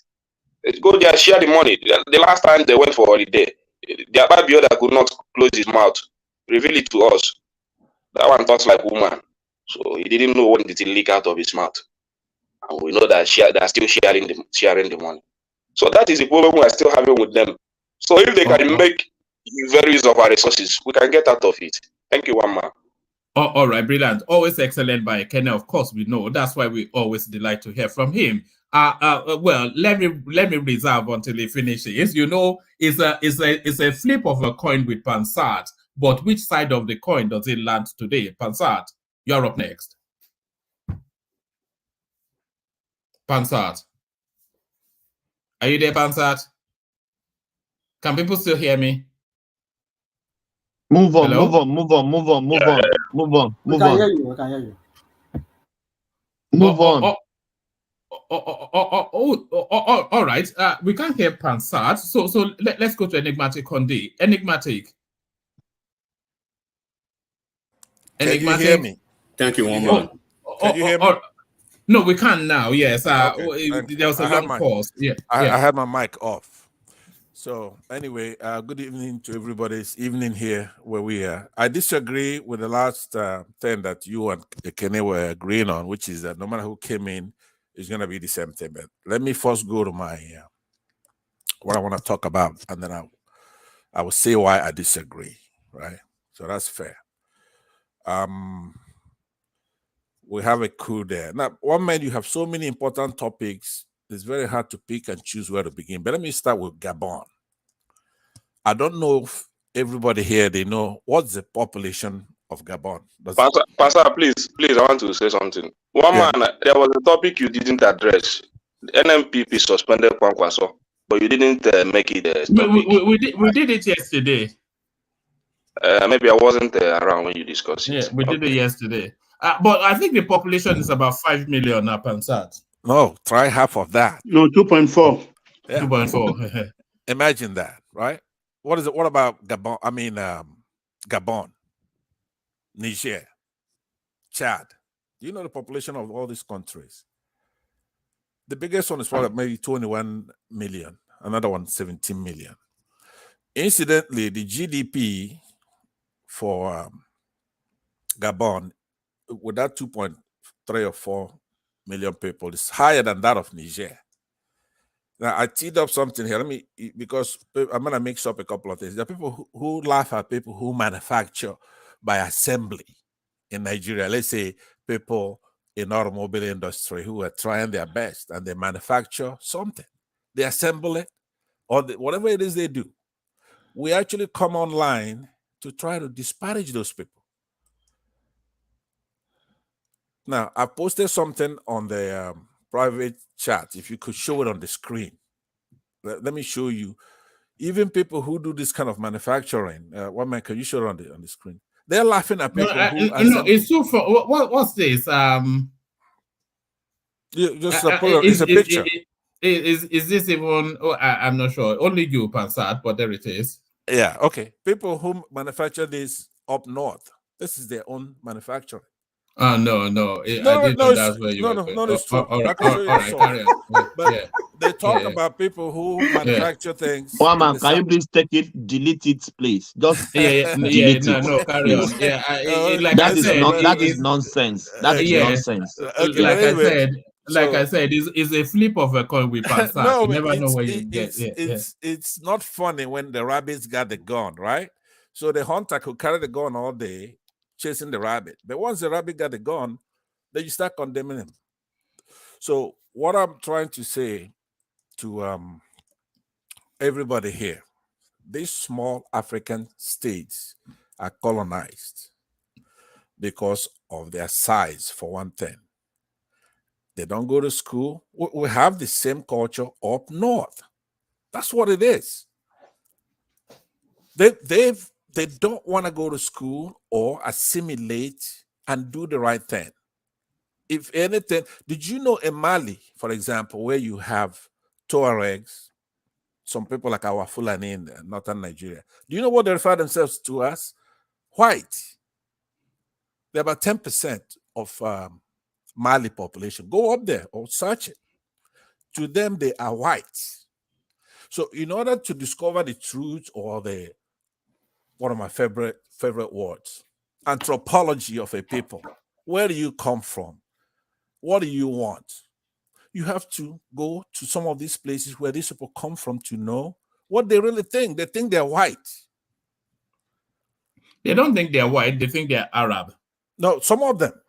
Okay, but what I'm saying, go all the way to Mali. Just don't stop at the border of, let's say, Niger or something. You go all the way where they really come from. You're gonna find out that they in those places they have people that will call to Arabs and whatever over there. Then they say they're white.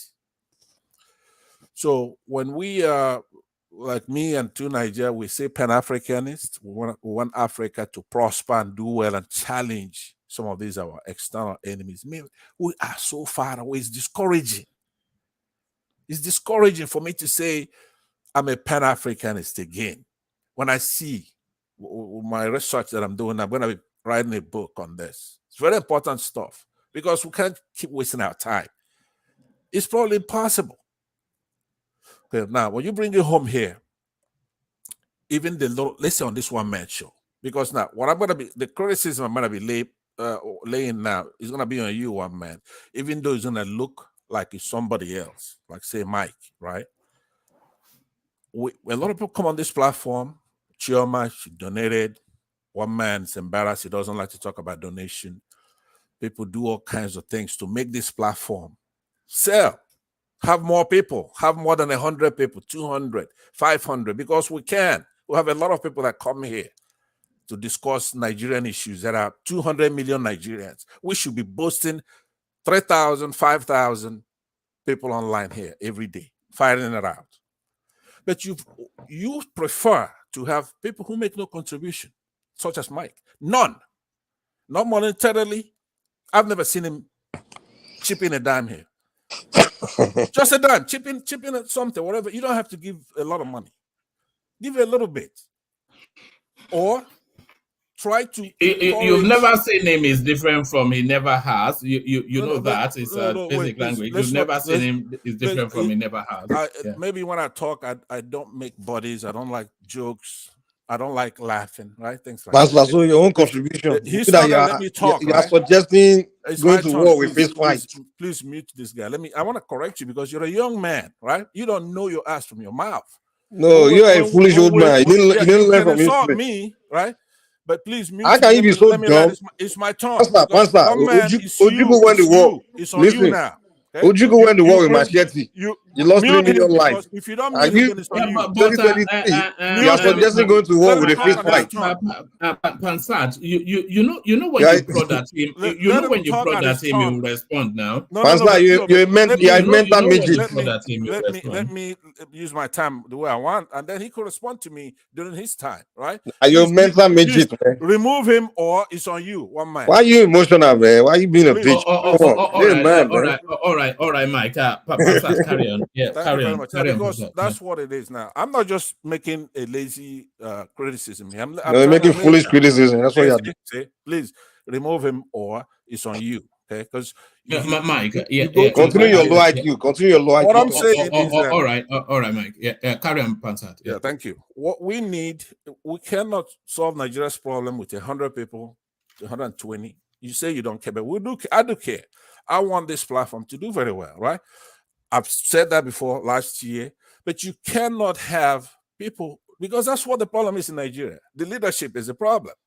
You can have a guy who is so selfish, who is very jingoistic, tribal, caustic, noisy, and you just throw him in the midst of our conversation here, elevate him, host the show, but he will not contribute anything whatsoever positive.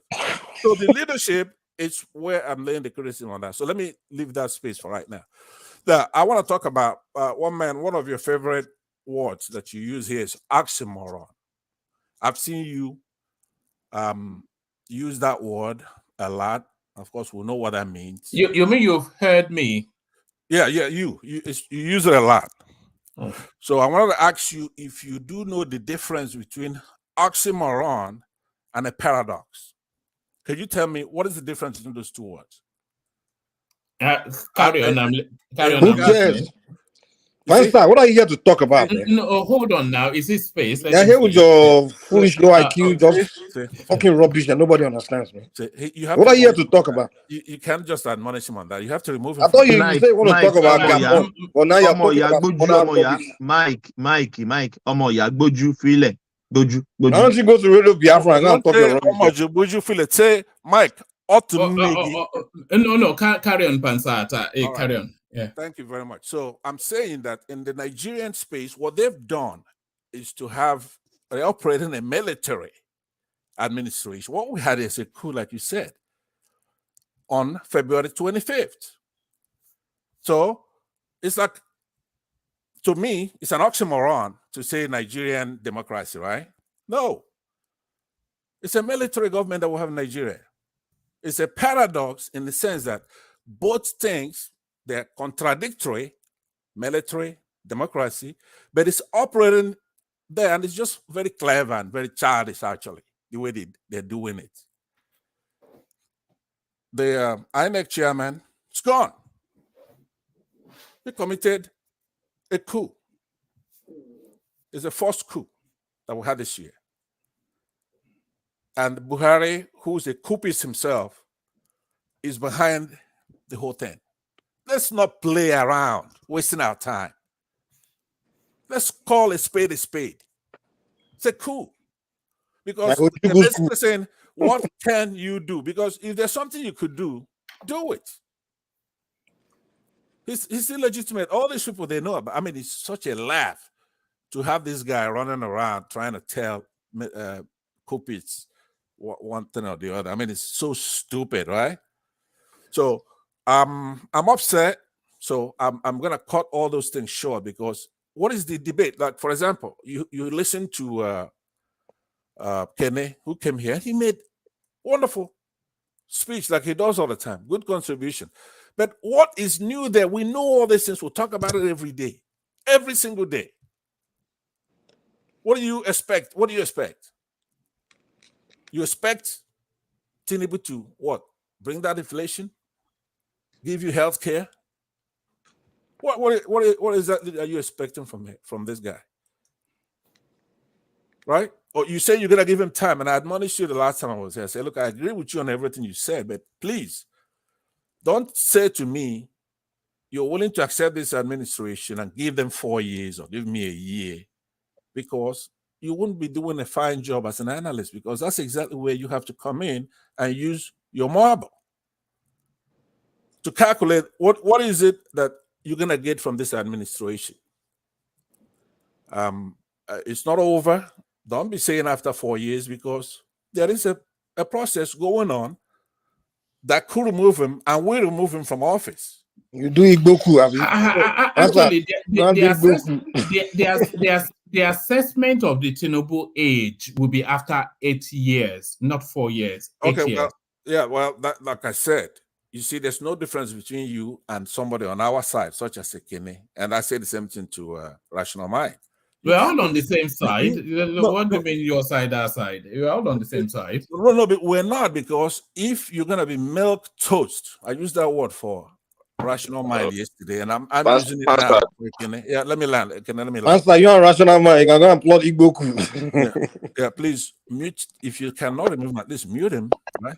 So what I'm saying is that Rational Mind, I used to fight with him a lot, but even though we have the same politics. But what he does is giving impetus to our enemies to come in, because he will just give so much away, leave a lot on the table. It's like you're doing negotiation and you leave a lot on the table. He could say some things that are just maddening, just like Kene is doing. Say, you're gonna give him 4 years. He hasn't won the election. So you can't say you're on our side and you're saying, I'm gonna give him 4 years. He's gonna be removed from office because he has no certificate. It's a heroin dealer. He has no name. Let me land. Can I have a little suggestion? Let me land. Hold on. Hold on. So you have no thoughts on the Gabon something? On the Gabon, yeah, I covered that by telling you they're small. Okay. Right? Okay. They're very small. It's anything can work in Gabon. Communism, because they're so small. They have relative to other African countries, their GDP is even higher than that of say Chad, with 17 million people. They got 2.3 million, and their GDP is close to 20 billion. Now, beautiful landscape, beautiful animals, preserves, coastline, all kinds of things. It's a beautiful, wonderful country, but they're small. They're like a city. It should be a city state. So what's this obsession that you have with that Tinubu? That's the thing, because there is categorically, absolutely, no chance in hell that Peter Obi is ever, at least not until 2027, and maybe not ever. No, so I don't see all this. They are some losers, man. One man, they are some losers, right? So you can be pompous. There's almost, when people hear it, when people listen, and a lot of people are saying there's a barely disguised ethnic undertone to the whole thing. Yeah, that's no doubt. Oh man, they are so losers, man. Pansat has been getting drunk every night. Please mute him, okay? Pansat has been getting drunk every night since Tinubu won. So let me tell you He's something. trying to drink his I am misery willing away. to bet. I'm willing to bet big money, right? That they're gonna remove him from office. They have to, and he knows they're gonna remove him from office. They only Can I make it? Yeah. Please, as far as it's return back to me, so I could conclude my remarks. Pansat, how much are you ready to drop on the table to bet? Okay, you said the said line, or I should not give Tinubu 4 years. Just like you were discussing here, there is nothing. I live here. I know what happened in our political system, and the best he can get is that 4 years. I don't want to be. I don't want to be. Yeah, I don't want to be. I hear what you said, but my point is this. Despite my political affiliation, I'm a member. I'm not just talking. I'm a member, working member for that matter. You understand? I hear you. I hear you. Yeah. A member is not just a figure of speech. I know. It will do okay, right? No problem. Yeah. But hear me out. So, hear me. It's my turn. Let me just take it back. I'll take back my time. I appreciate it. I know what you're saying. Yeah, and bring it home. Then we hear from Enigmatic, and then maybe I'll be bailing out after that. Yeah. Okay, I'll bail out when you bail out. But let me say this to you, right? One man. Tinubu will be removed. He shouldn't be there anyways. You know Put that. your money where your mouth is. How much you want to put on the table? Who said that? Who is that? Baba, is that Baba. you? Baba. Okay. So how much do you want us to do it for? No, you say it. Okay, because the way Pansat is not going to pay, man. He won't pay. Hold on. You don't know Pansat. It's done here. If you're going to put money on the table, you have to give it to Ajanle Koko, right? So whenever you're going to... Pansat, didn't you bet that if Tinubu win, you will pay? Have you paid? God.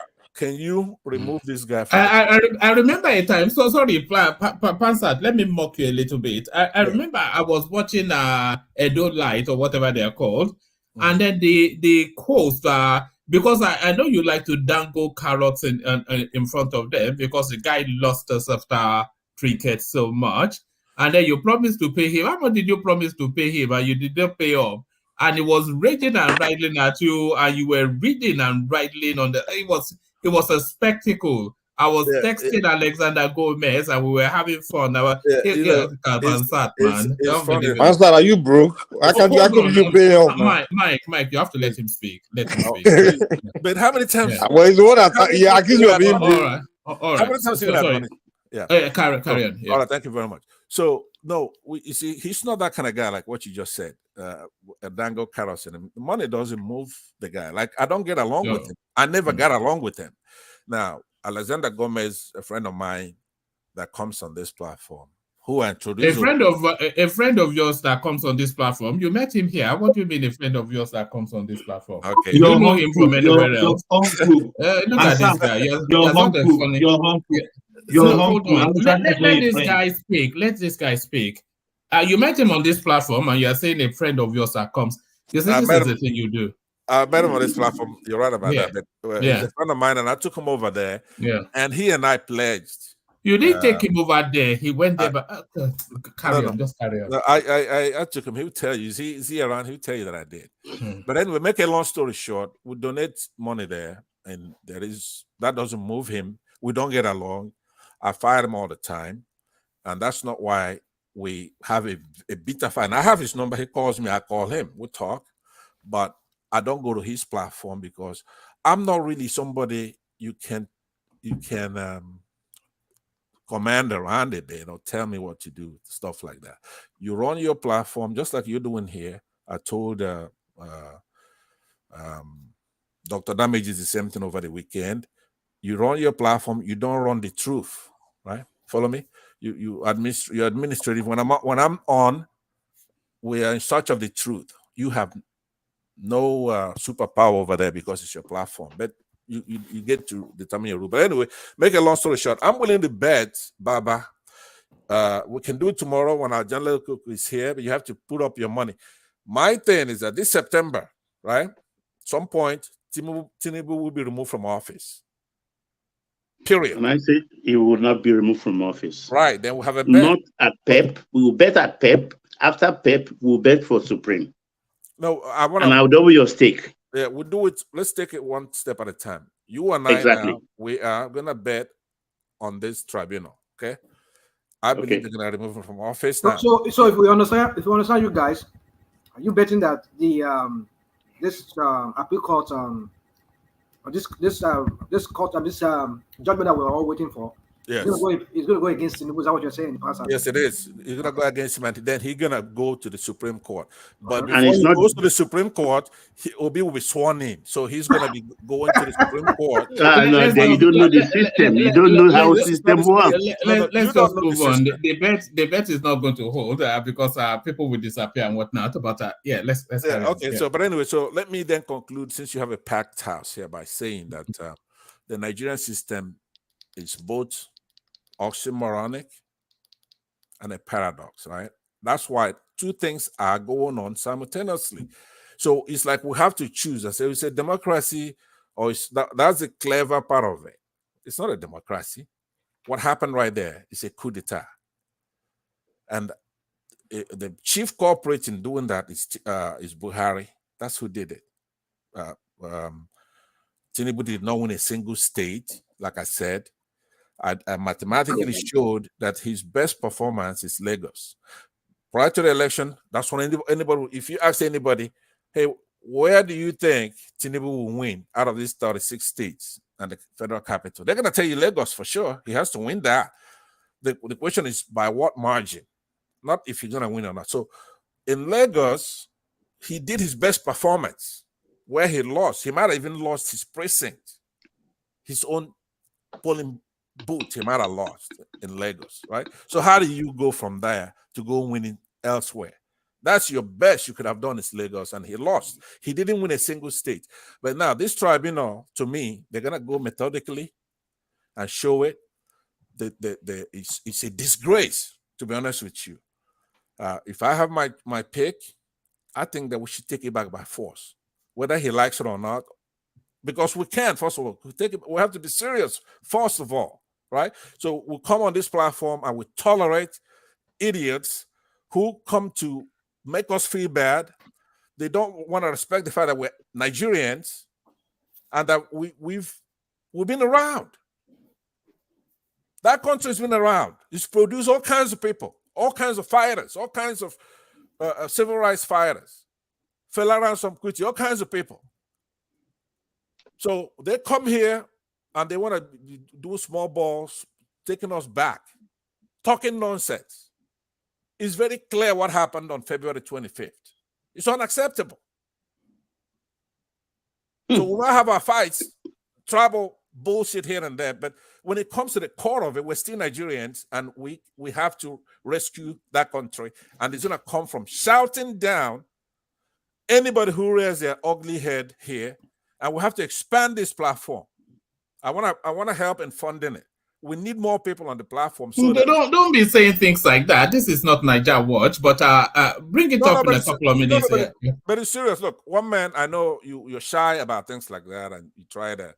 No, you're all bluster.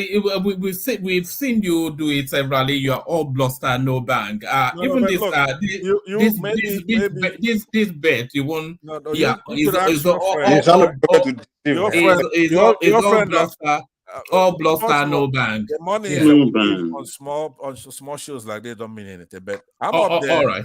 When Alexander and I determined to fund any program, we do. Alexander and you don't draw parallels between yourself and Gomez. Come on, man. Don't do that. Dr. Gomez is a friend of mine. This is comedy relief. I could say comic relief. I could say to Dr. Gomez, give him a couple of $100, and he would do it. And he could What also do you mean tell you could say to him? And he could also say to me, give him a couple and I'll do it. For the benefit of backdrop, this chap here, he met Alexander here, and now yes, and now suddenly they are bosom friends that grew up in the. Anyway. What I'm saying is our activity in trying to help. I mean, these are small someone was talking about history. All right. Thank you, Let me Pansat. conclude by saying this. No. You don't have to always just round it up. Okay. All right. I yield back. That's okay. Thank you very much. I'll stay back and listen. All right. Thank Brilliant. you, Mr. Pansat. All right. So next, the master of ceremony, the MC of the hammer, the majestic, enigmatic Hondi. Thank you, one man. And my utmost regard for all the panelists. I was kind of busy, with some stuff, but I had to reach out because I needed to briefly address something. I think I would say, here we go again. We've gone through the rodeo before, and it's about maybe a new, from the same, let me say, from the same potpourri, there's another general that had been commissioned, to sequestrize the enigmatic, and then he can't stop lashing almost every time.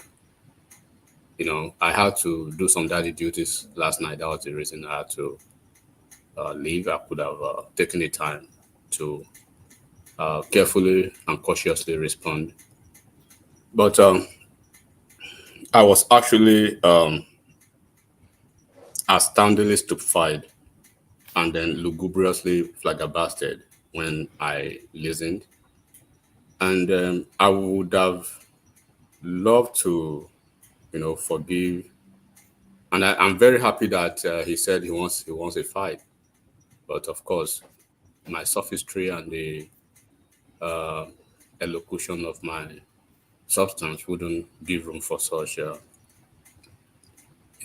pedestrian conversation or attitude. But I'll regardless address this tonight.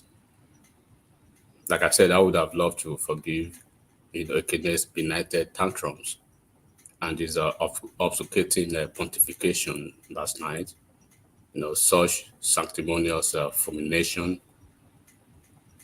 was so unexpected, but I wasn't surprised. But at the same time, for his, belligerence and that loathsome bellicose and the wanton obstreperous fixation on enigmatic, I've got no, recourse, but basically to punctiliously, disquisition his, malevolence and his viral truculence last night. As I'm speaking to you, sometimes we want to take some cavalier attitude to certain obscene, and nebulous actions. But when you combine the inanities of it and then put it together with, the supercilious part of the other part of it, you want to basically say something. And on my honor, I would like to challenge everyone to go back and listen what I said yesterday. And I've seen that is a pattern. When you, But I have to say to you, though, enigmatic, Ekene is not one that is easily ruffled. So I'm not sure what you said to him, but for Ekene to come in fighting, then you must have really jarred him. But okay. I wasn't here then. Yeah. It's okay, one man. It's a political, analytical platform that we are. And then we have a lot of sophisticated minds here, right? But he's been saying something for a very long time. He refers to somebody speaking English and grammar and camouflaging that to lie. First of all, I do not lie. I'm a straight shooter. I am not a pathological lying machine like the person who comes over here almost every time to bellyache about. I don't do that. I would rather tell you the fact. Either you like me or not, it doesn't pay me, it doesn't pay you. I don't know nobody on this platform. The few people I know on this platform, I have high regard, the highest level of regard for them. I speak 3 languages, one man. I speak English language, I speak Yoruba language, and I speak Pidgin English, right? Some staggering Igbo language by virtue of my, of course, background over there. And then when I have to speak, the texture of our language will be different from each other, right? But every time when you have to go through the corner, probably have to make reference to that, speaking English, speaking grammar. Let me just tell, a lot of us do not come here to showcase who we are or to blow the trumpet of what we do or what not. But I would say I am very blessed to the glory of Almighty God to have been nurtured by highly educated parents, technocrats, both. And they invested heavily in my education from elementary to advanced education. It was private school all through. The only time was in OAU, and I left because of the situation of federal government schools then. So I'm not here to make you happy or make you sad the way I speak. I remember when I was growing up, I have people that I look up to. Chief Ganifa Wemi of blessed memory, this Femi Falano, F.R.A. Williams, even this Keyamo, Tony Lumelu, about Tudeko, and Tinavoko, a lot of all those Dende Fernandez. So I look up to a lot of people. I used to carry pocket DICO, we call it DICO, Pocket Dictionary Webster, in my pocket almost every time, checking new words and stuff like that. That was the way I was brought up.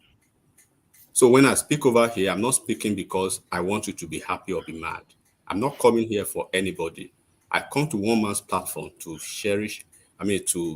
to share ideas with like minds. If you are not like minded, sit where you are. So one thing I must make very clear is that a lot of us on this platform, like I said yesterday, we have a field, we have an occupation, we have a technocratic venture in the corporate world and all those things. But what a lot of us do, right? So many people cannot do it. Like traders, what I do in my field, right? The trader will not be able to do it. One man, you will give me a few minutes, or just few minutes. But I'll be able to venture into trading like I've done. Right, one man. When you look at Tony and Lumelu, they are traders in a sophisticated manner. When you look at Jimo Ibrahim, they are traders in a sophisticated manner. When you look at a couple of all those folks, they are traders in a sophisticated manner. Regardless of my professional background and field, I run businesses. And I don't have to come over here to speak about people who trade, who just only have one focus. So it's a blessing, and it takes more than intellectual capacity to function in those two areas. If you can only function in one and you want to talk about it almost every time, what about those who function in the multiplicity of those? So it is politics. And now let me address the issue that he actually came over here, huffing and puffing yesterday. I was talking about the CSU and the governor that was embarrassed, that the obedience were all over the place, embarrassing Nigerians all over the world. Atiku filed the lawsuit, quite all right, but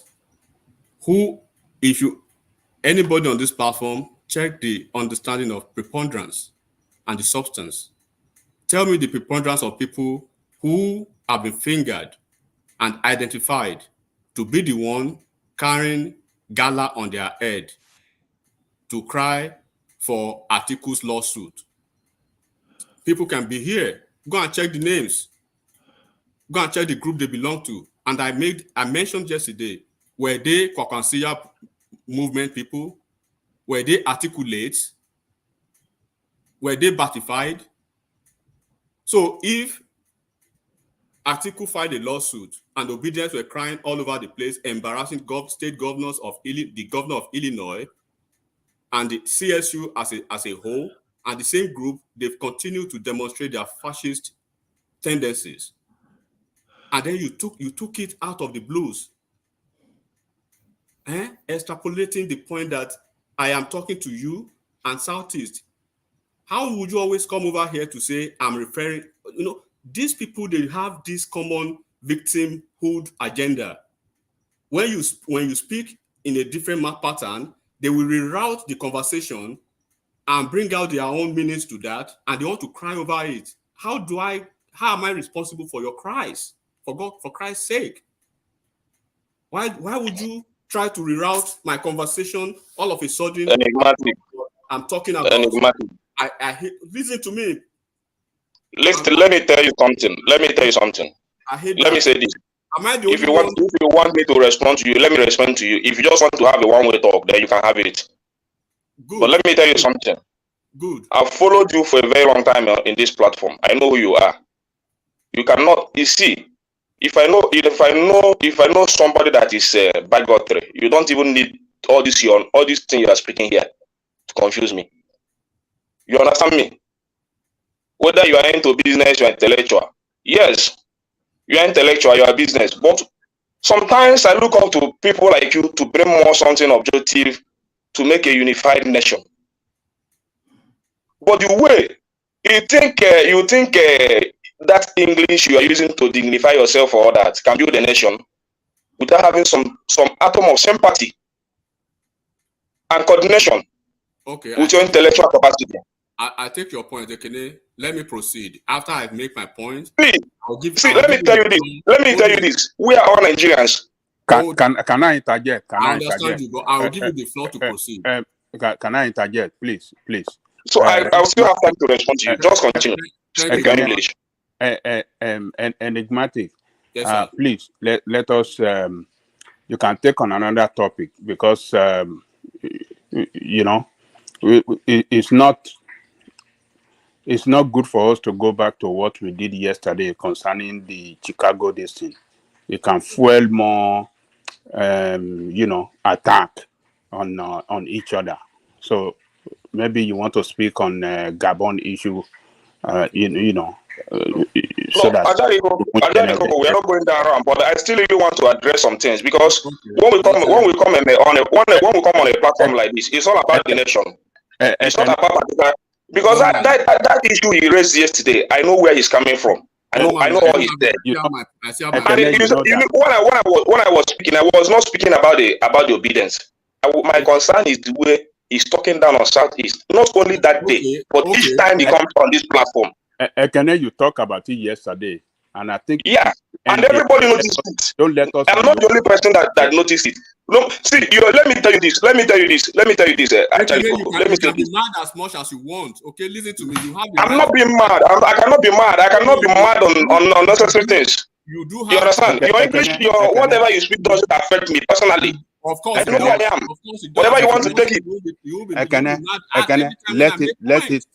Let's forget about it. Let's forget about it. It's just that you are there. Spoke about it yesterday. You see, I just wonder. Some people that say they go to school, they think. You say you go to school, but the way you think really amazes me. Listen now. Ekene, listen now. You are making Ajane go leave it because I think Ekene and the guy that was no, we can't leave them. We don't want this. We don't want this platform. Your interjection is what is making it frustrating. We don't want this platform to turn to a platform where we have to fight. Somebody that said that he goes to school, but when he talks, he's full of hatred.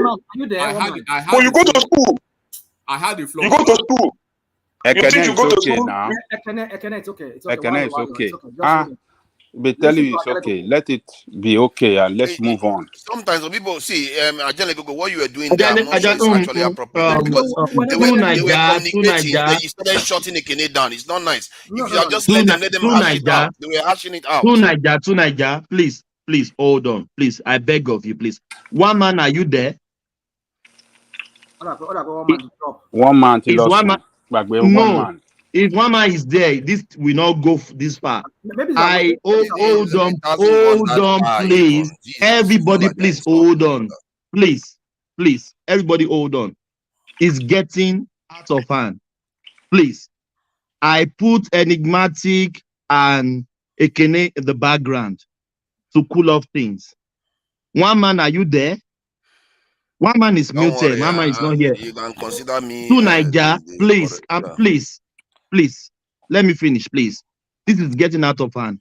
Ajale Kuku. For me, one man, everybody, there is right to reply. This is what I don't want to happen yesterday. If you remember yesterday, Ekene, you are hearing me. Egimani, you are hearing me. I said, Ekene, stop talking behind of Enigmatic. He's not here to respond. This is what I was saying yesterday. But Enigmatic is here today. We must give him a right to reply. He's not a fool. You talk about him yesterday. He has the right to rational mind, please. Rational mind, please. Let me land. I'll put in background. Please. Let me land. Oh, yeah. There's a right to reply. That is why I don't want it to start yesterday. Because Enigmatic will come back. It's not Mali. They talk about him yesterday. He will listen back. No, you and didn't come allow and him respond to today. talk about him now. What are you saying, Thomas? You didn't let Ekene talk about it. You cautioned Ekene to say Enigmatic is not here, that he can't be talking about Enigmatic, and you shut him down. What are you saying today? Ajale Koko, he still say he still start today. That's where Enigmatic came in. Look, we can't turn this platform to a platform for people to be fighting or attacking each other. That's what I'm saying. That's what I'm saying.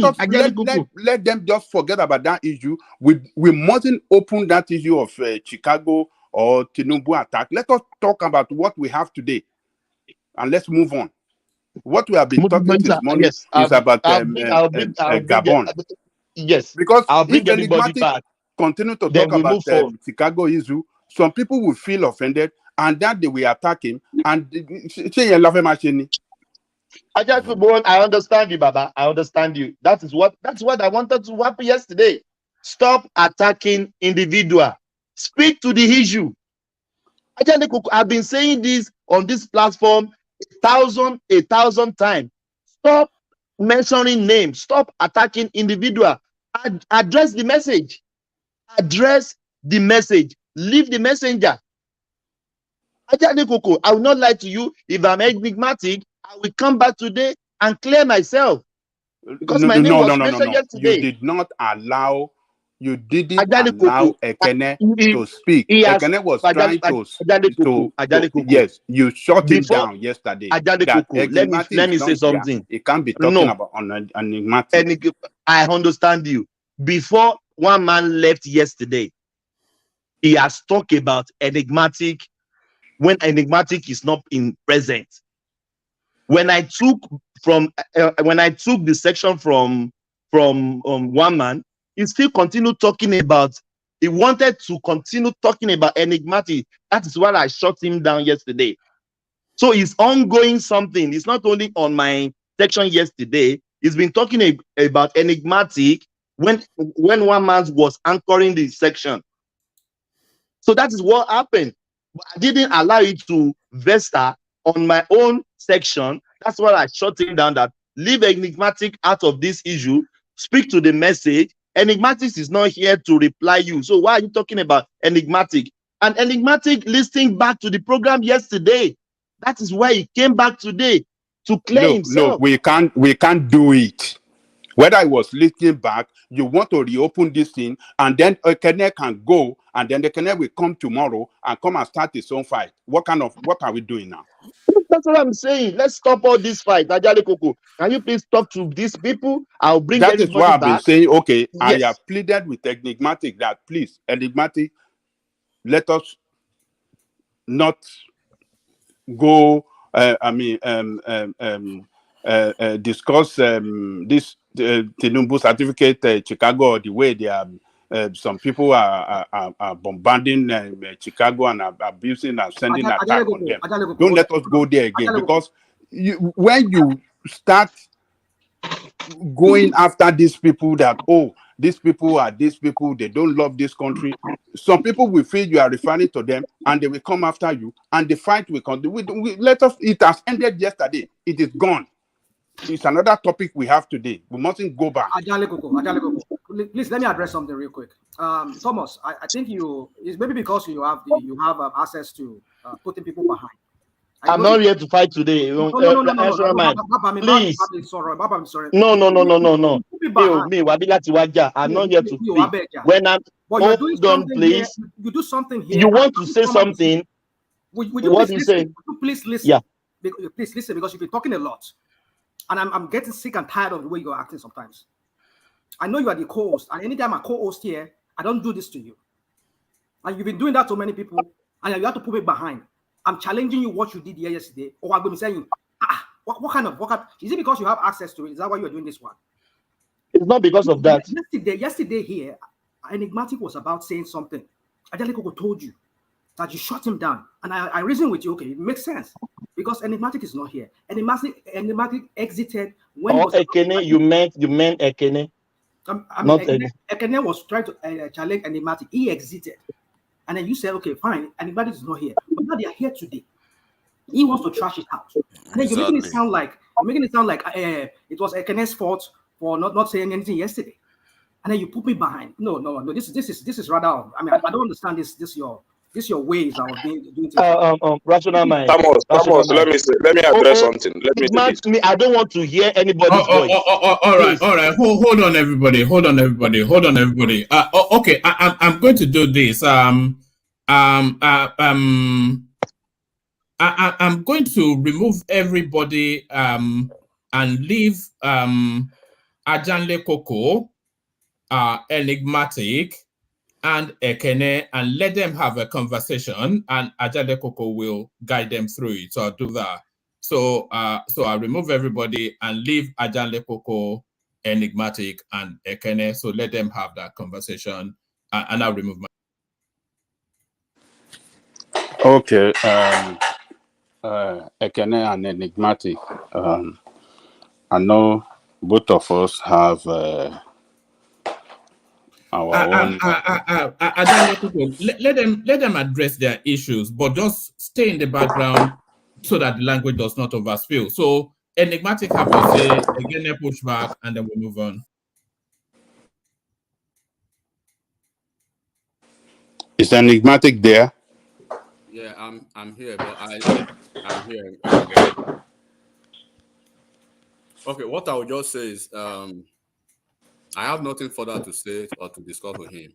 So I will leave him to continue to do but whatever he wants to do. Remember, Babaja, I will never if I speak about certain things and people are rerouting it to personalize it, I've said it over here countless times. I'm not responsible for how they feel. If I do not call anybody's name, call Atiku any name you want to call him. He's a Niger politician. Call Tinubu any name you want to call him. It's not my father. It does not feed me. I owe nobody explanation or how I will speak on or how I will champion the cause of my conversation. If I've provided I have not mentioned that person's name or whoever he has familial connection to on this platform. So with that proviso, they can go and discuss behind and say, I'm talking about their region all day long. As long as I'm just having political conversation, I care less a hoot about that. And I will leave it like that. He can call me again tomorrow and say he wants to fight me. Or probably he wants to do anything. It's okay by me. It's not the first time they've been coming around me. Nashville, I've done all of them. But it's okay. I'm not going to say anything for that. But about what I want to tell you, you're an elderly man. He says he wants to continue to be mad. He has the right to be. He says he wants to continue to pontificate about what I say. He has the right to do that. I will never stop him.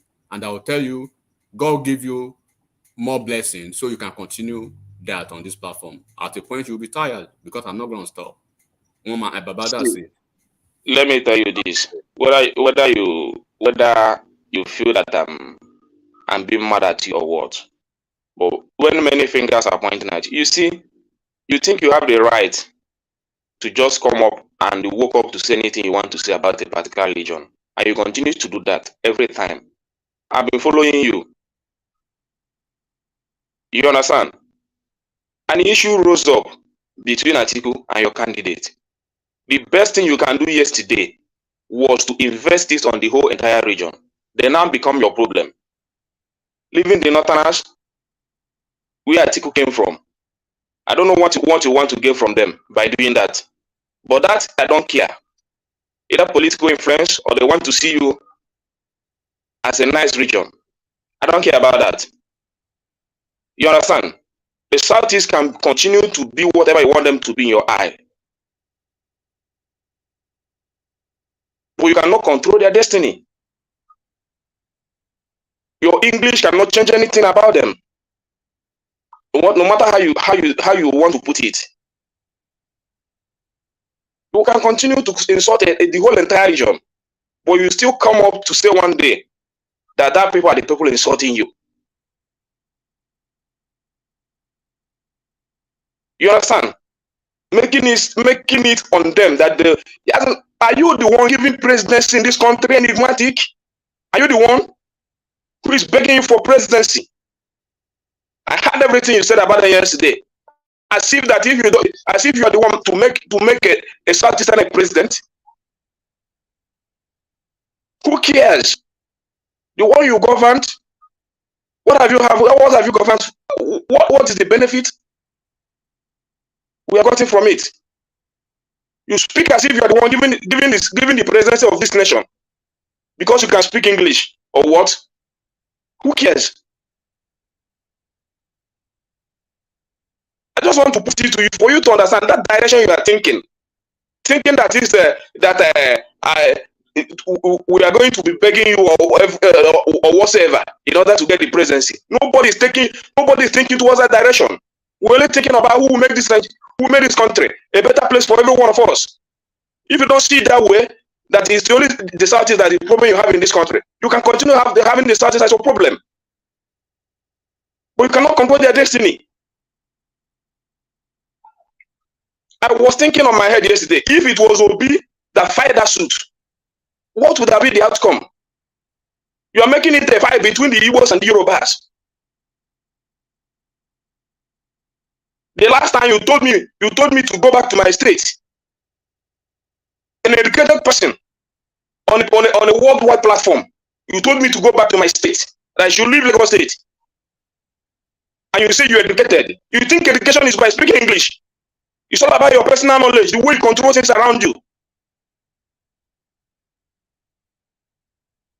It's the way you control things around you. It's not by going. Your English is all about hatred. The only constructive English you can make is to make a constructive, insultive words. You cannot make a defying words to defy the public. And I want you to understand that. I don't care who you are. I don't care where you come from. I don't care the certificate you are holding. You're not feeding me. Who cares? I'm not a sycophant. And I believe many Southeasterners are not like that. And that is why we play our politics the way we play it. We don't care who governs this place. So how did I talk about Southeast yesterday? By making references or by making aspersion or by creating scenario on what? So when you come over here to be the champion, you created the scenarios. I saw it. Okay. You created it. Because from what you are saying, you make it. Can I comment? Like I said, I've had everything that I want to say. Ekene can continue on every day to continue on this tantrum. It's up to him and all of them together.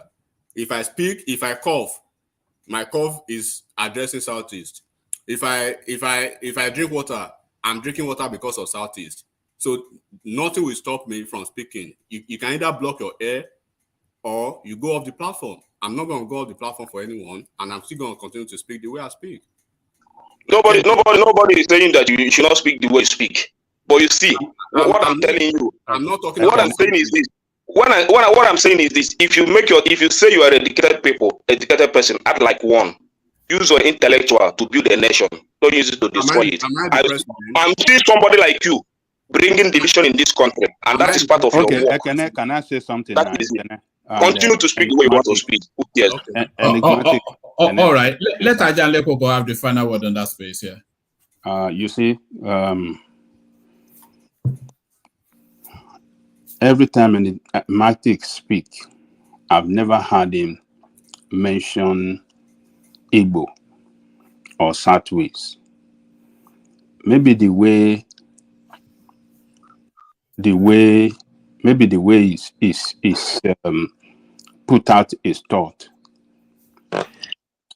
Somebody like you from Southeast interpret it as it is directing his statement as Southeast, particularly when he mentioned about obedience that are responsible for attack on what do you call it, that university in Chicago. So, but you see, we have to tolerate each other. You see, Enigmatic, I want to tell you something. You know that you have a way of delivering your thoughts in such a very strong, it carry a very strong weight when you deliver your thought. And people can interpret it in so many ways. So like Ekene now is interpreting it as if when you mention, oh, those people, that is the way they are, they don't, what do they want to destroy this country? You have never mentioned anything about Southeasterner or Igbo. I never heard you mention it. But when you are going after obedient or Obi supporters for their misbehavior, an obedient like Ekene, who is an Easterner, could interpret it, maybe you are directing it at the Easterner. So I think we just have to do it little here and there so that people will not see us as enemy. So that's on the side of Enigmatic. So try to cool it down. You know, your when you deliver your thought, it carries a lot of weight. So people misinterpret you. And Ekene, sometimes we have to be very patient. When you want to fight, it's good to have a concrete fact on what you want to fight for.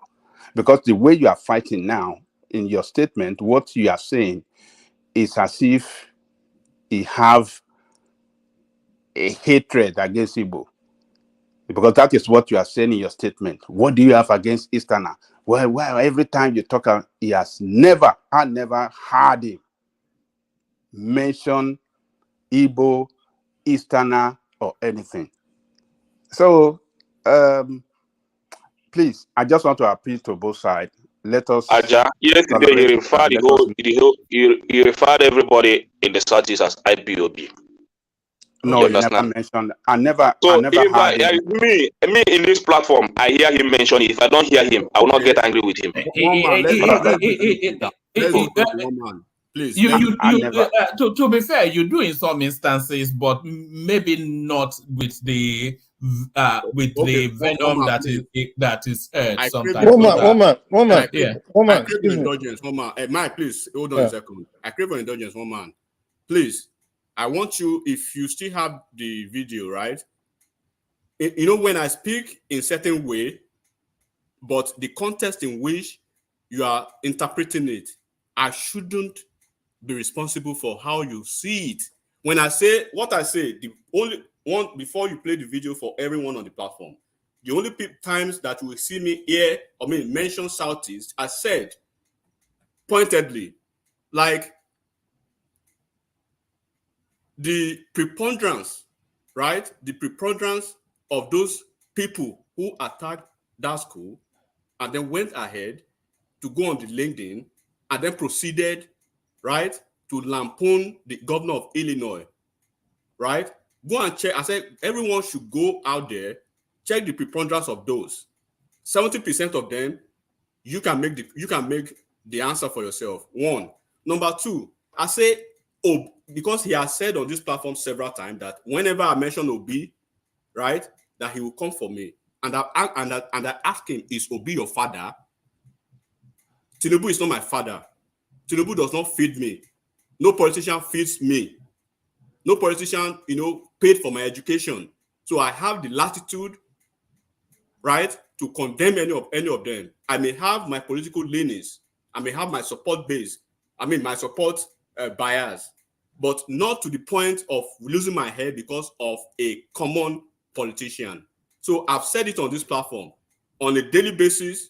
Every time I come on this platform, if the conversation requires me to speak about Obi, I will bring him down. I will press his neck. I will draw him. If that will bring the blood from that person who sees Obi as his father, so be it. And I mentioned it yesterday. One man and Babaja and everyone on the platform. I said his greediness and his selfishness, right, is gonna cause and is already causing his own political brothers and colleagues from the southeast a lot of political misfortunes and capital now and going forward, because he's not thinking about the forwardness of their ideas. Just because you ran an election, and I made a contemporary scenarios yesterday about Kwakwansiya groups and Kwakwanso and Atiku. That Atiku, he has been a prominent and proponent of several political presidential runs, and he has always gone through the judicial process, right, to seek remedy. And at the end of the day, if he doesn't go his way, he goes home. But now, for the first time, we are having people, the same group of obedient. If I say obedient, right, and I've not called Ekene, and I've not called Nashville, and I've not called Pansat, and then you want to take, is Peter Obi and Soludo not an Igbo man? Is Ato Eze, is he not an Igbo man? Uzodima, is he not an Igbo man? So why would you generalize my conversation to say I'm talking about the whole Igbo man? So when I was focusing on Wait, let me say something real quick. Let me say this. Mike,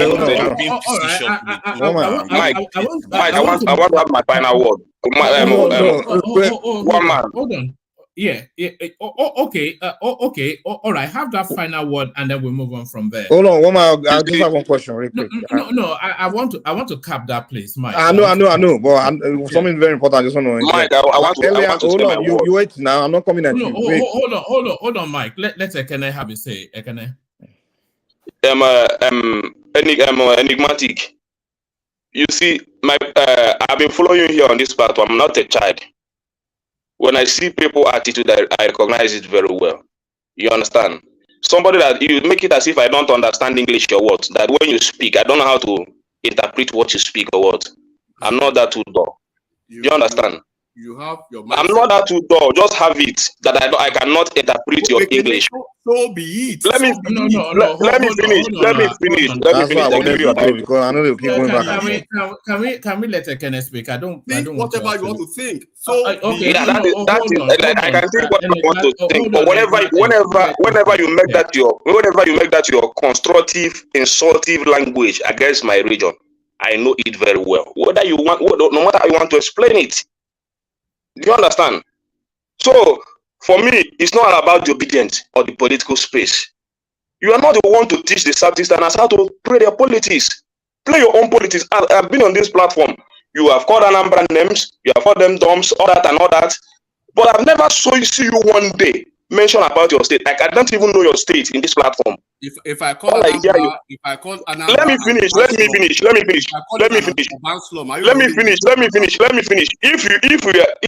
point is this: if you are all that too dedicated, let me finish. If you have your time, if you are too all that dedicated, you should understand that you should first of all remove the mob in your own eye before going to remove the one in the southeast. That's my point. You have never made any point about your state. We don't know how your state governors are governing. Ekene But is you have your all the in-law. details of the Is state in the your southeast. in-law. Ekene is your in-law. Nothing concerns me him being my in-law. Let him. I never see him speak about his own current governor, what is happening in that state. But every time he speak about Anambra State, Southeast, and all that, and he use that's the only English he learned in school, how to insult them. Okay, Ekene, let it be over. Let us If you are my point is this: right. the first time I come here, the first time I came in this platform, I saw you very intelligent. I expect you to do better. That is my point, one man. I'm not going to say anything. Okay, right, Ekene, thank you. Let it end there. All right. All right. No, Mike. No. One man, let us end it there. Let us end it there. Yes. So I'm just going to say this, and then we'll move on to Patrick and get back. Can to I just say something real quick? No, I said no, Mike. So okay, please, good night then. Bye bye. One man, I want to give Mike. Give Mike one more. Just give it. No, he is left. I don't want to. I don't want to expand that space anymore. I'm just going to say this, and then we move on. It's a funny thing because you two gentlemen are one of the biggest personalities on this platform, and I'm only saying that because you'll be surprised if I open my Instagram now. You'll see how often people feedback to me all the time about the sessions, and so when I'm saying you two gentlemen are two of the biggest personalities, and Ajale Koko will tell you, so you're two of the biggest personalities on the platform. And with big personalities, you always get it coming into collision sometimes. So there is nothing unnatural in what happens. So it's just big personalities coming into collision sometimes. So that does happen. So that's just the thing. There's really not much more to say. Is a language spilling over, listening with prejudice, all of that. At least now you've expressed yourself. Ekene, Enigmatic has expressed himself. So limits have been tested and lines have been drawn. So I think when we gather tomorrow, I think we would have all taken the lesson and made the necessary adjustments in how we continue to interact with each other. So we leave it there and we take the conversation to Patrick. Patrick, you're up next. Patoski, ó ti lọ sínú fridge nìyẹn. Ọlọ́run mọ̀ mẹ́ bí ó ṣe kí n sanra oúnjẹ ṣá. Yeah. One man, yes, I need to say something, please. No, if it's no, not about nothing about. Yeah. I don't care. All that right. one is done. Yeah. All right, carry on. When we were talking, I put Rational Mind in the background because he didn't want me to talk. So I just want to apologize. All right. No. Now, one man. Rational Mind, I'm sorry for putting you in the background. Apologies, please. But I'm talking, you don't want me to talk. That's why I put in the background. So that's what happened. Yeah, thank you, Mama. Yeah. Oh, all right, brilliant. So do we have Pastowski or somebody that's not spoken to take us back to the politics? Let me speak about that. Could you let me speak since now, because you say I'm the antagonist of the platform.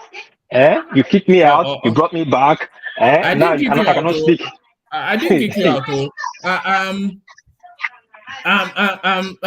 Let's go to War Peace just to break away from it for a microsecond, and then we'll come back to you, Enigmatic. But as we go on, so we've had so you vented your spleen, then we abandon that space and go back to just normal. So War Peace, Konnichiwa. Which the starting point are we going to talk on? This children don't let me hear word. I think we've been talking about Gabon all the way through, but then there was this piece that I brought that we've not really said anything on. The top 10 African countries with the highest IQ in 2021. Did you hear me read that out? Yeah, I read it. They group Nigeria among the two others. Number 5. But what struck me the most? Yeah, Nigeria is the 5th highest IQ, along with Morocco, Uganda. But what struck me is that Sierra Leone, of all of the countries that you can imagine, Sierra Leone, according to this study survey, has the highest IQ in Africa. Yeah, Can you even yeah. they can't even speak English and they say they have They IQ. are pigeons from they speak their pigeon backwards. They speak their own Yeah. pigeon from back. And They can't pronounce, they can't pronounce R in Sierra Leone and they have IQ. Unbelievable. Like it's funny, but I don't know who's written it on what principle and what ground I did written it. I did written it that these people have IQ that can remove themselves from the trenches or they are doing better. I don't know, but I don't think that's the right thing now to be written. No, doesn't rate us for a country that will move out of the trenches in the next 5 years and the next 10 years. And one more, speaking of this, I wanted to ask you this yesterday. I forgot. During Ambassador time, we used to hear Vision 2020, Vision 2025. But after that time, we don't hear it anymore. So does that mean that Nigeria does not have a vision anymore? Has Nigeria ever had a vision before? When did we ever have a vision? We've never had a vision in Nigeria now. Well, that Vision 2020 was good then. Ambassador put things that we will achieve, things we need to achieve before 2020. You know, they like all these little millennium goals, Vision 20. Like the one thing that the Nigerian space knows how to do is to give you promises to the future, and then they say, when they told you that the youth will take over, and they were telling us under Babangida, and that the youth that took over was Buhari, and then Tinubu. You know. It's funny. In Nigeria, the whole country is 419. The whole country is 419. I was just thinking about it yesterday. So we don't hear Vision 2020 anymore. We don't hear anything that will carry us forward. What we hope for in the next 10, 20, 30 years. But all the same is good. But Nigeria had to get its house together. No, it took China 50 billion in the 80s to remove almost 400 million population out of poverty lane, which we saw the effect in the 90s. And it took Dubai just 20 billion in the 90s to build their country, and we saw the effect in the early 2000s. So Nigeria can do better. The money Nigerian people have stolen in Nigeria is enough to remove Nigeria from the trenches or from the poverty rate we are 2 times or 3 times over.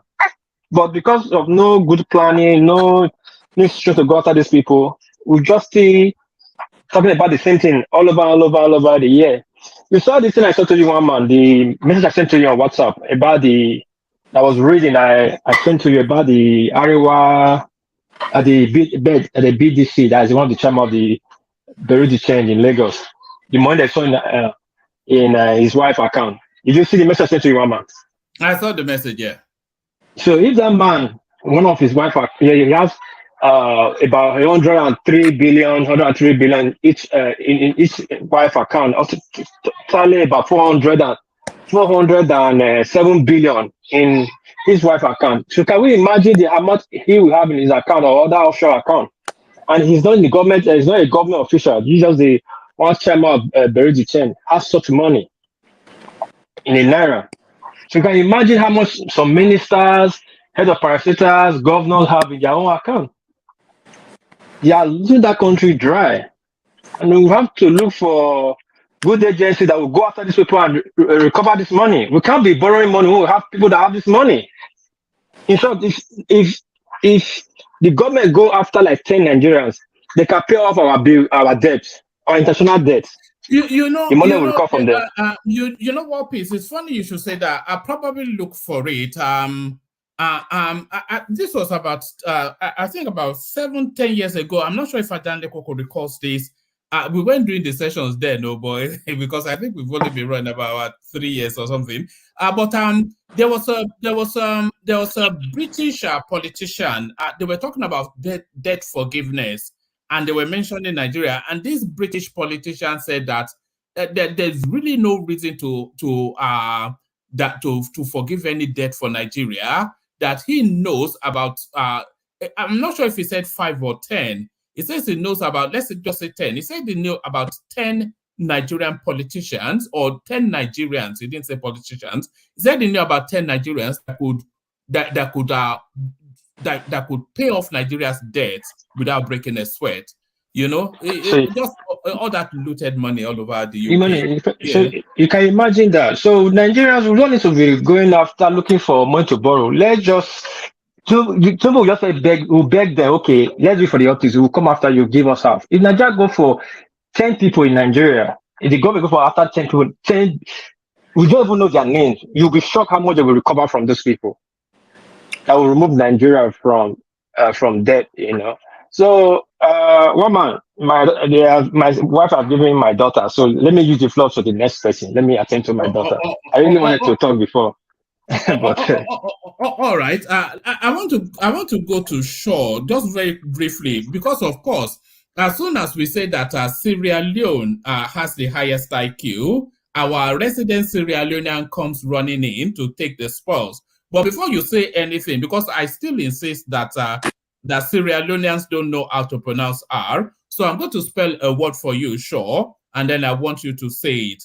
So the word is actually it's even a name. Let me spell this name, and then I want you to pronounce it.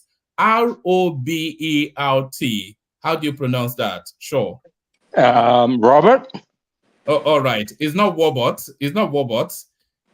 You know, they don't know how to pronounce R in Sierra Leone now, do they?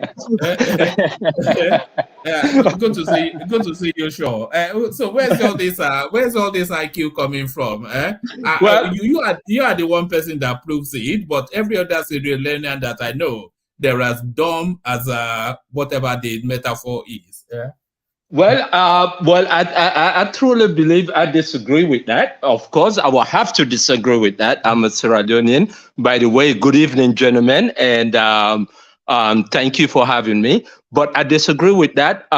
Sierra Leoneans, if you see majority of Sierra Leoneans, of course, we just like Nigeria came out of the British colonial school educational system. Sierra Leone education, you're talking about like Frobe College. I don't know if any of you have heard of Frobe College. This is one of the... You mean Furade College? We call it Frobe College. All right. Yes. Right? Yeah, carry on, yeah. Right. One of the oldest institutions in the region, university. College-wise, you know, and Sierra Leone educations, we're talking about going back from the late 1700s into the early 1800s. We have girls' schools in the early 1800s. So education has always been a foundation. My dad, let me just give you a quick background. My dad himself is a Fulani that immigrated into Sierra Leone in the early 1900s.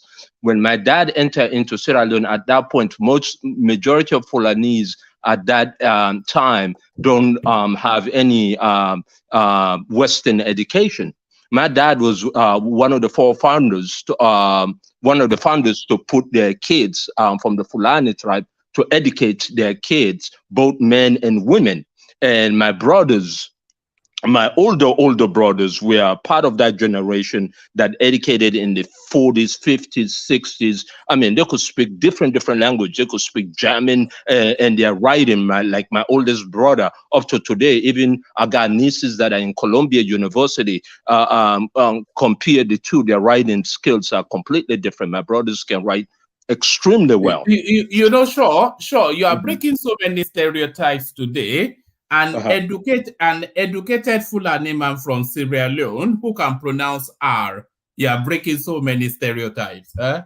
Well, I mean, that's why stereotype is that's all it is. Just like the word states. It's just a stereotype. We have Fulanis that are very educated, especially the Sierra Leone Fulanis. The Sierra Leone Fulanis are quite different from the Guinea Fulani. I would say from any other Fulani in the region.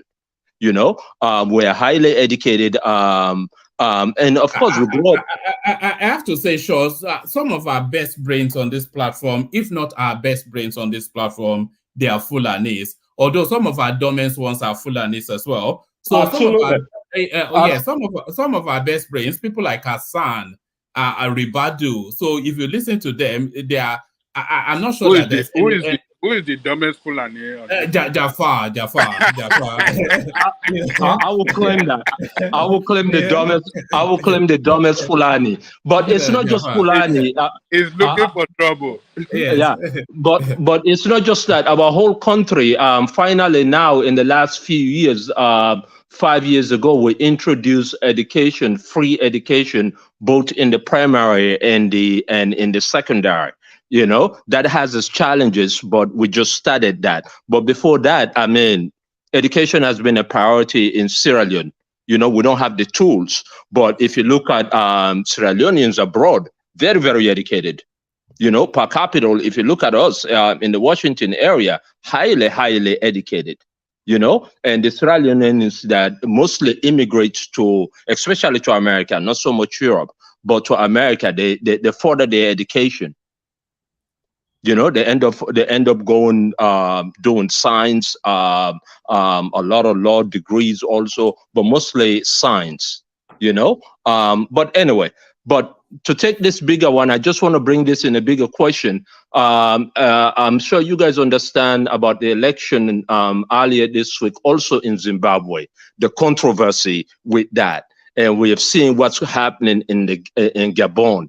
Do you guys think it is time for African Union to finally have a serious meeting to really talk about the problems that are happening in the continent right now? Because we're having a train that is running right now and cannot be stopped.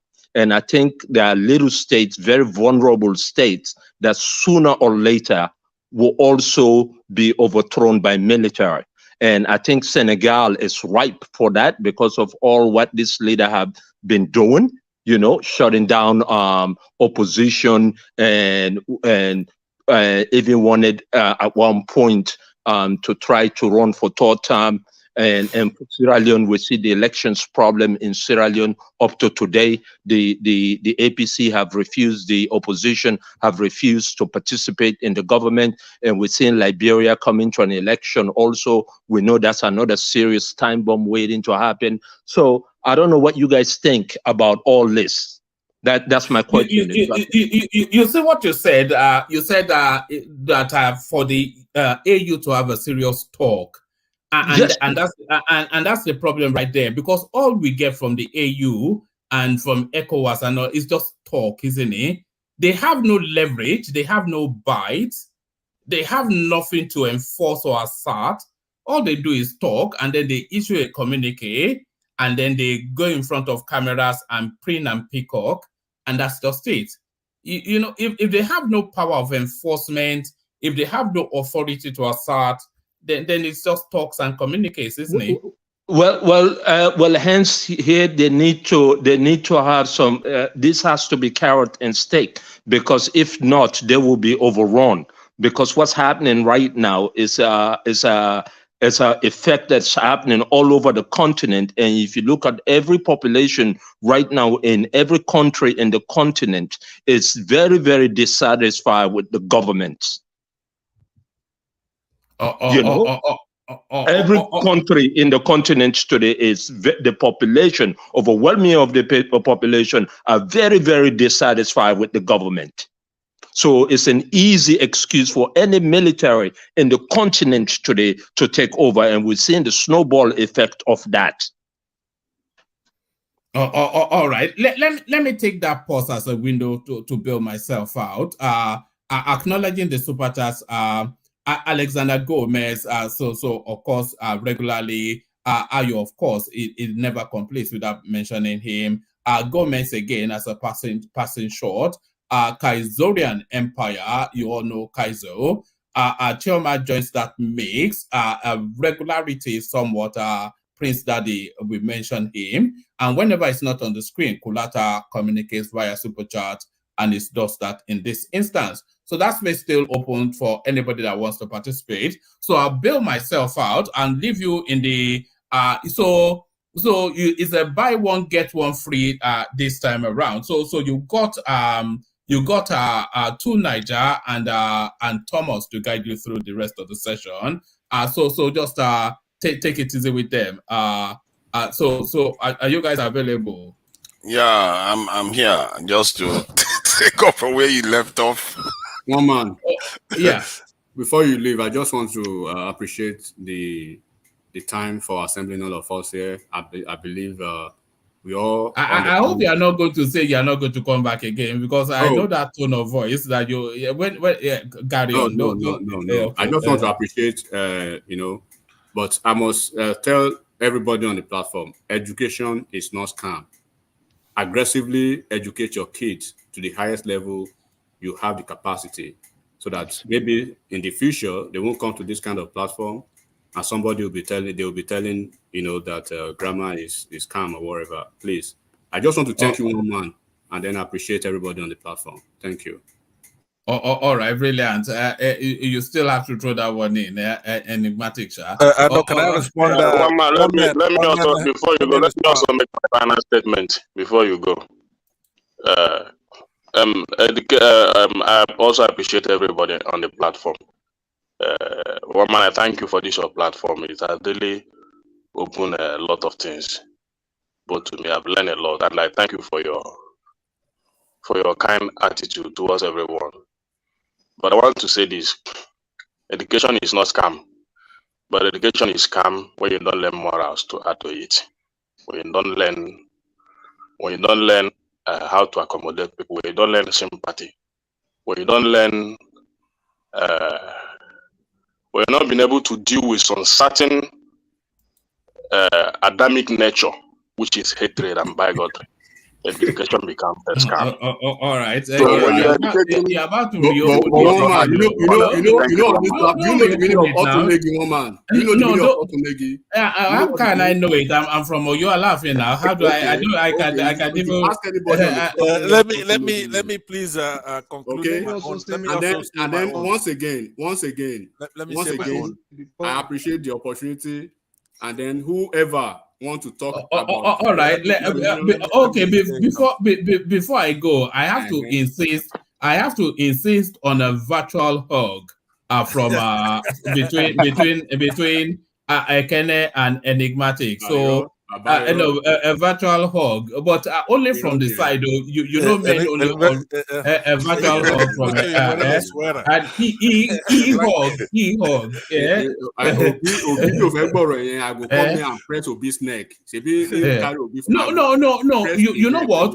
Obi is fair game because he's a politician. You can beat him as much as you like. Tinubu is. No, I don't care about that one. No. Yeah, Tinubu is fair game. He's a politician. My point is hold on. Yeah. Tinubu is fair game. You can beat him as much as you like. Any politician, musician, artist, anybody that presents themselves for public, you can beat them as much as you like. But when it starts to cross into ethnic baiting, then that's where the lines are drawn. Walmart, can I say something before you check out? Yes, Prince Daddy. Yes, I'll hear from you. Then I'll bill. No, but wait. I wanted to say something before you go to. Hold on, Pansat. Let me finish. We know what you have to say. I was going to say that Enigmatic is an equal opportunity offender, if you want to say that, because it came straight for MAGA and Trump also, and I had to push back yesterday. So I don't think he holds back when he strikes. You have to take it and you need to come back. You know, I mean, I didn't accept what it said, but I had to come back. But as far as I'm concerned, it's an equal opportunity offender. It might be an equal opportunity offender. That doesn't mean that he wasn't being a little bit facetious with the way he was attacking the other side. Well, hold on. From what I've heard today, hold on. Can I just say something? From what I've heard today, I think people have papered over the fact that some of the things he said were actually quite offensive, and he knows better. Were you here yesterday? No, I wasn't here. Even if I wasn't here, I heard what he said today, and I heard what Kene said today. Hold on, I heard what he said. So that's even from his own word. Even from his own word. Yes. Even from his own words. Can I finish? Even from his own words. I see. That's what I'm using. I'm using his own words. I'm not even using Ekene's words. I'm using his own words, and he's pretending as if he's not doing what he's doing. He knows full well what he's doing. Okay, why would they I don't like people that do that. I don't like people that pretend as if they don't know they are doing something. When has it become a fashion when obedience becomes the Southeast? So when I'm responding or talking about obedience, and they want to reroute the conversation. Why are you talking about them trying to destroy the country? Are they the ones that cause all the problems in the country? All right. So, sorry. I don't know when people are being facetious. Hold on. Everybody hold. So Thomas is not here. So you would have to take charge to Niger, but to Niger. We've wrapped up that space, and that's nobody comes out victorious in that sort of a conversational space. So just move it away from there and just one man before you leave. I want to conclude my own remarks so I could also leave. I want to give my seat to Dubsi so we can have a woman's voice here too. So let me wrap up mine with a couple of minutes, please. After a couple of minutes, Jesus Christ. So come on, man. We are trying to go on with something else. You want to start talking about a couple of minutes. A minute and a half. What I was going to say is that everybody just heard the last thing that Ekene used the word thoughtful, right? Caring. Let me use some Rishi words about that thoughtfulness, caring. You go to school, you're educated, you know how to speak grammar. That's cool, right? So we need a reflective conscience. But you call that education here. Let me land. No. I don't know what Otunegi means. Ask him what to tell you the meaning. Tell him to tell you the meaning. Let me land. Tell you to tell him the meaning before he continues. Do you know what Otunegi means, one man? Okay, well, can we please I'm not an Igbo man now. How can I know? So let me land, please. I got permission for a minute and a half. Give me that respect. I mean, they play victim on everything when you lead victims. All right. Okay. No. Hold on. It's about Igbo. You speak about Southeast. It's about Southeast. Why are you people doing victim every time? When has obedience become the Southeast? For Christ's sake. See? When? All right. Okay. Let me be loud. I'll hand over to you to Niger, but to Niger, Ajan Lekoko has had the final word on that space, so don't entertain any further comments on that narrative. Just take it away from there, because if you open it up, then you'll be here. By the time I come here this time tomorrow, you'll still be here. So just shut it down sharply. And I know you can be quite assertive. So assert authority to Niger. Thank you, everyone. See you. To Niger, I will be giving up my seat, but I want to make sure that Dubsi is the one that gets it. Do you understand? We'll see how that's gonna work. Yeah, Dubsi is not in the background yet, so we'll see. Yeah, please make sure that, because we need a strong woman voice to. Absolutely. If she come in the background, I will get out. Let's hear from a female. I'll give my seat, sure, so you could stay and give us your Sierra Leonean perspective on what we're talking about. So now what I'm talking about now has nothing to do with the fight that's going on, that's been settled and has been sternly warned that we shouldn't resurrect that. So I will try to respect that. But it will be wrong not to mention the following.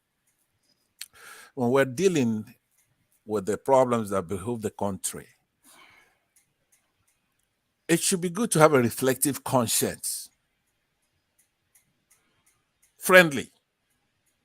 These are the Rishi words that I'm expanding on that consciousness. Caring and an understanding. Sympathetic.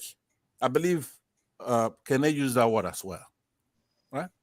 Should be accommodating, charitable and benevolent. Not inconsiderate and self-centered and come here to beat up on people who don't speak grammar. To Niger, he's going there now. But I am not. Swerve away from there. Swerve away from there. Screeching away. Come on. All right. I'll go ahead and yield back. But I hope anybody who has some kind of inkling that I'm talking about him here, that they do get it, right? Okay, I'll yield back my time, but please give my seat to Dubsi. I want to hear her input in all this. Thank you, panelists. Let's move forward. Edmatic. Yeah, bro. Edmatic. Yeah, you see your House of Assembly now. your Abbas and Co. that is instituting a panel to probe a panel. Now they're probing that panel now, Enigmatic. Now for you. I think we should follow with you. We should probe you. How can there be probing a further character panel that they say they are fixing Look what? at you. Enigmatic. Okay. Enigmatic. Sir. And you see, Ketu, where they call pot black. When are we going to Enigmatic? Why didn't we even ask about what is going on in Edo State? You want add Edo to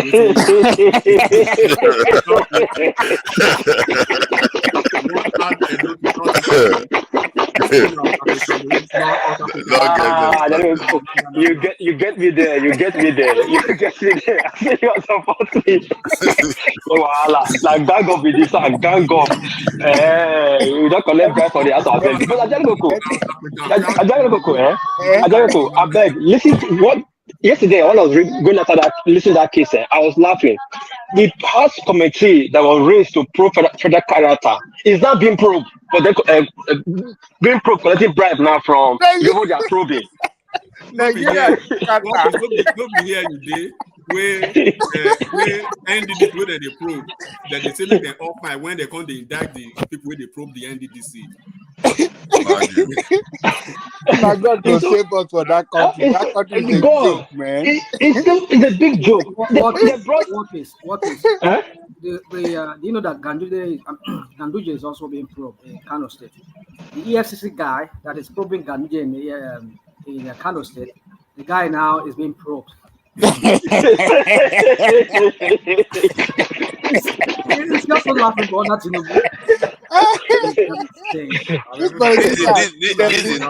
They're crazy people, man. I'm telling you. You don't know anything for this one, no. Can I? When you people don't listen to Enigmatic always say one thing here: don't get into their fight. These politicians are friends. They will fight outside. They go behind the scene. They go and shake out and strike deal. So okay. Let's get back on topic. Adewale, don't worry, you'll get your chance. Excuse me. No, I'm trying to make an objection. No, hold on. You are going to go back to the other space now. They said we should. Hold on. What is wrong in probing the prober? What is wrong? There's nothing wrong. We have to start putting searchlight on this level. Okay. Nothing wrong. Okay, let's return back. I just wanted to address some point that was raised earlier on about this IQ. I don't know who did this IQ test. I'm not sure how accurate it is because every other international measure of IQ doesn't put Sierra Leone and even above Nigeria at all, or even close to 91. If you look at this list here, the top ones that start from 106, which is Japan and all the other countries, you notice the countries that are at the top, they tend to be the ones doing relatively well, and then you start getting to the ones that are not doing that well. Then you start having Sierra Leone is almost like close to the bottom, really. Let me see. Nigeria is somewhere around here, 67. Sierra Leone is somewhere here. So and that is not only the data that I checked to confirm this. The same thing is here, present on another chart again. And I feel like I don't know who did this thing. That was 3 years ago. Somebody did it. I don't know, maybe to make Africans feel better. The fact that they chose Sierra Leone, as a matter of fact, should judge some people because clearly Sierra Leone doesn't demonstrate, it doesn't come across as the most intelligent country on the continent. And that's what made me question it. Then I went on to check what IQ level is often deemed as a little bit retarded or somewhat crazy, somebody that is not even capable of thinking properly. And it turns out that when you are from 75 and 70 and below, you are regarded as a human being as somewhat retarded. And guess what? Most of our countries are well below that. And maybe that's why we are all acting crazy. Our countries are not functional. Look at that. Most of our countries are just there within all those retarded countries. If you look at the ones that are above it, they tend to be marginally more functional than the countries that are below that number. I just thought that was interesting to raise, and I think this poll is a one-off. I don't know where they got it from. They didn't even tell us precisely their methodology and whether they use a unique process to get their numbers. So there you go. That is that. So in terms of when we were talking about probing and we are all probing each other, this is the situation we face. And even from the previous conversation we heard, you can see that we as a people, there's something seriously off about the way we interpret things. Maybe other people do the same thing. I'm not exactly very sure. We interpret things based on where we think we are from. We don't like to elevate ourselves to, okay, just being, being empathetic or being nationalist the way we perceive things. We refuse. Even some of us that are here, we refuse to be nationalistic, and yet you want your nation to be good. Your nation is not going to be good until you decide to be that way. And that's my own take on the kind of approach that we take to things. This is why, if I was the one, when somebody says sympathy, it shouldn't be sympathy, it should be empathy. It should be who is not nationalistic here? You should be able to, because some people that are busy saying other people want to destroy the country, when it's clearly not right. Those people, what they are doing, they are exercising their civil duty to pursue justice. If they feel they have been wronged by justice, they are not like going on the street causing problems on the street. They are pursuing their civil justice, and then you stigmatize them and make them look. I don't like some of the things they say too. I don't like it, but they have a right to do those things. This is a point of democracy. Except we want military regime that just cancels elections and doesn't allow people to have their say, then we can also go for that. Personally, I don't care. Anyone that gets our country out of the mess of survival that we are in, that's the one I care. That's the one I care about. So I just think that people should be a little bit more empathetic with their fellow nationals, because if you want this nation to move forward, you have to be empathetic and allow people to air their own point of view instead of just dismissing them and as a group of people and say, oh, you people are always like this, you people are always like that. I'm frustrated by it. Some of the things they do, they call me all kinds of names. I've been called devil, name it. But you don't just because of that. They're not doing anything really, really wrong, are they? Have they gone on the street? They are not even responsible for the body bags we saw throughout the election. It's the other side that is actually responsible for the body bags. So that is one of the things I feel like maybe someone like Ekene may be upset about, that he doesn't know how to put in clear terms. And that's why I didn't like what I was hearing. But that said, that is that. Is there any other topic that is on this other than the shameful president that was begging for people to come and save him in the presidential palace?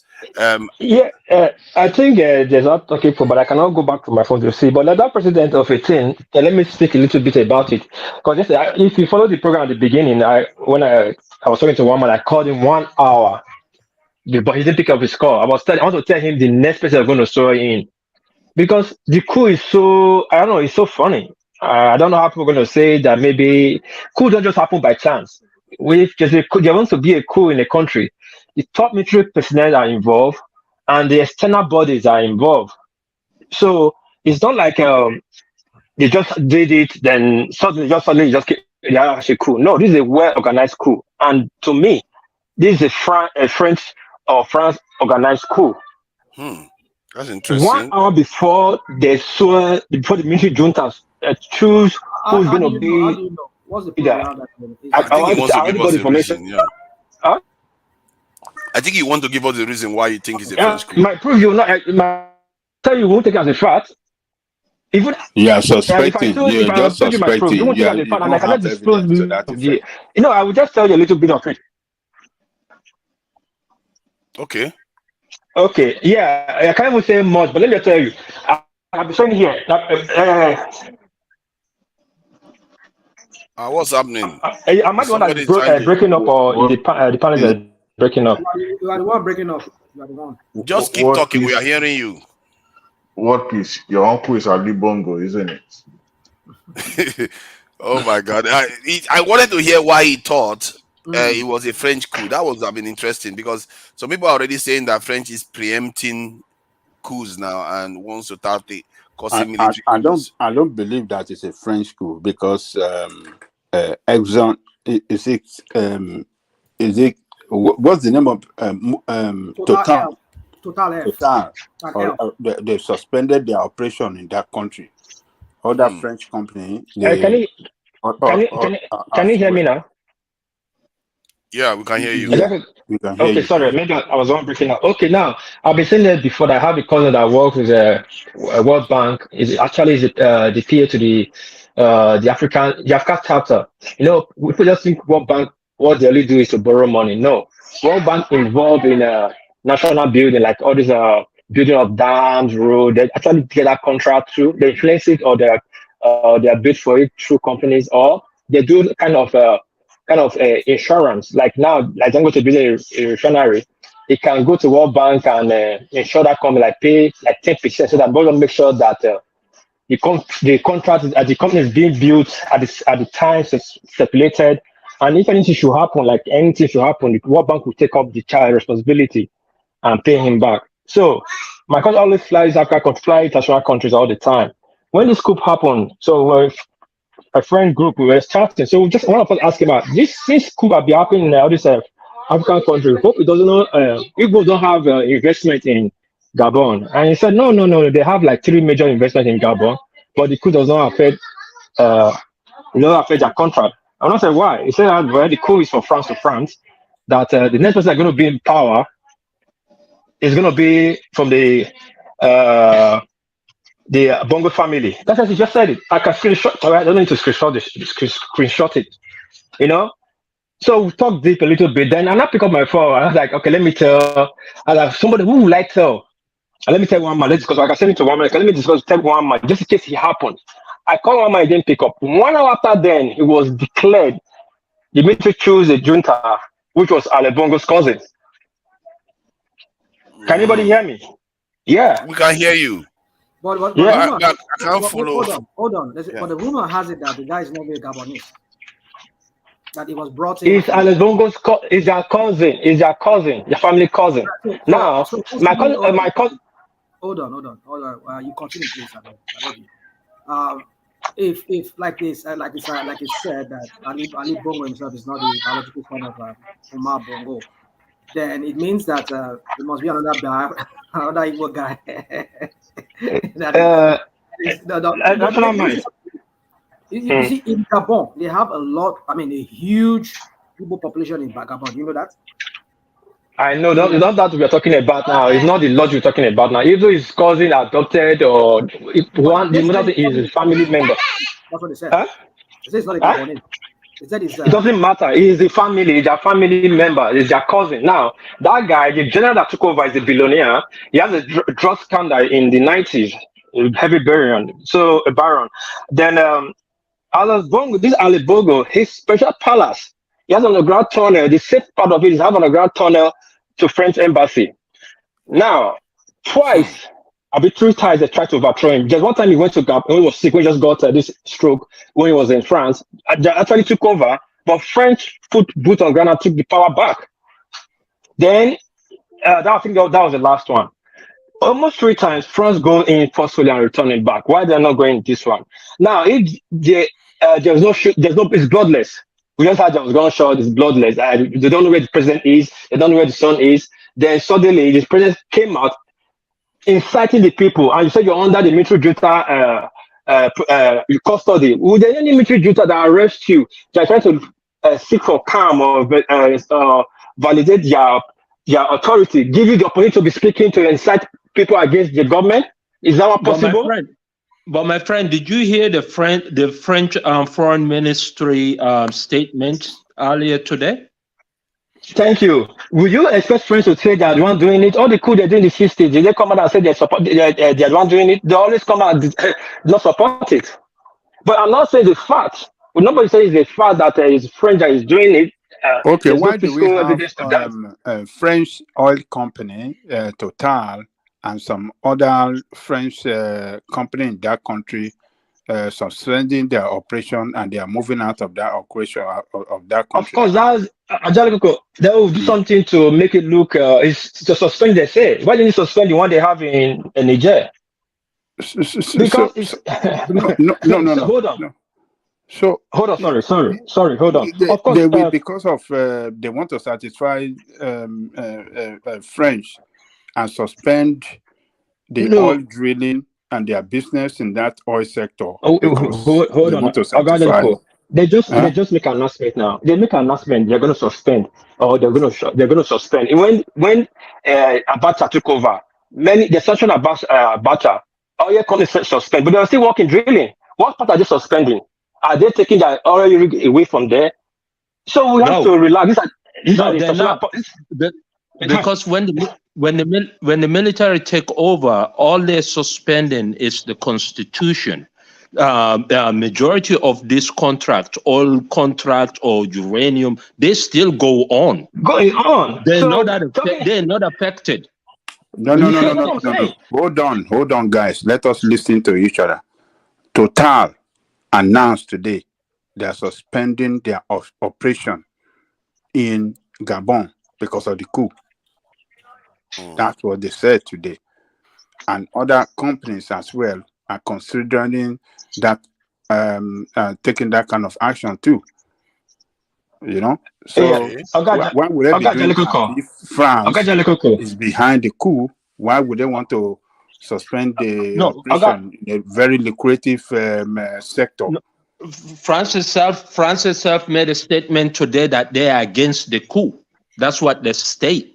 That's what the foreign affairs ministry state today, that they are totally against the coup.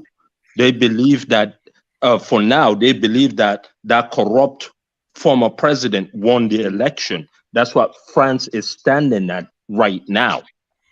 You know, which is stupid, which is really, really stupid. It's a dumb move for them, you know, because they should just work with this military and get a transition government going on. And I think this is what actually African Union should not make any embargo against this military. They should talk to them for transition within the next 6 months to a year, because this man is corrupt. This man have changed the constitution to benefit himself. The election that just went on was a sham. He's not supposed to be there. Yeah. You know? What I find is that if it's not the French that did this, do you think that they will intervene? Given I don't think so. I don't think so. I don't think they will intervene, because based on the sentiment of French against French sentiment, right now for them, they are lucky. Right now, the people in Gabon are not protesting against France. They're protesting against the government. You know, that's the good thing right now in Gabon. So if France overplay their hands, then it will go against the French sentiment will go there too. You know, I gather that Russia is next door. I think in Central Africa. Can I interject, please? Yeah. Go ahead. Angelico, you were saying the French businesses, Total, left Gabon, right? They mentioned, they make a statement, they released a statement earlier today that they are going to suspend their operation in that country because of the coup. And do you believe that?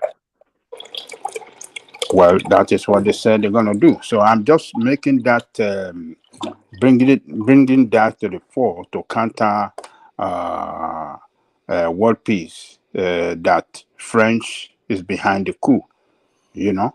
I said, why would French be behind the coup and their company are threatening that they want to leave the country? You know, it doesn't cohere. Two military base there too. And they have military, they have two military bases there.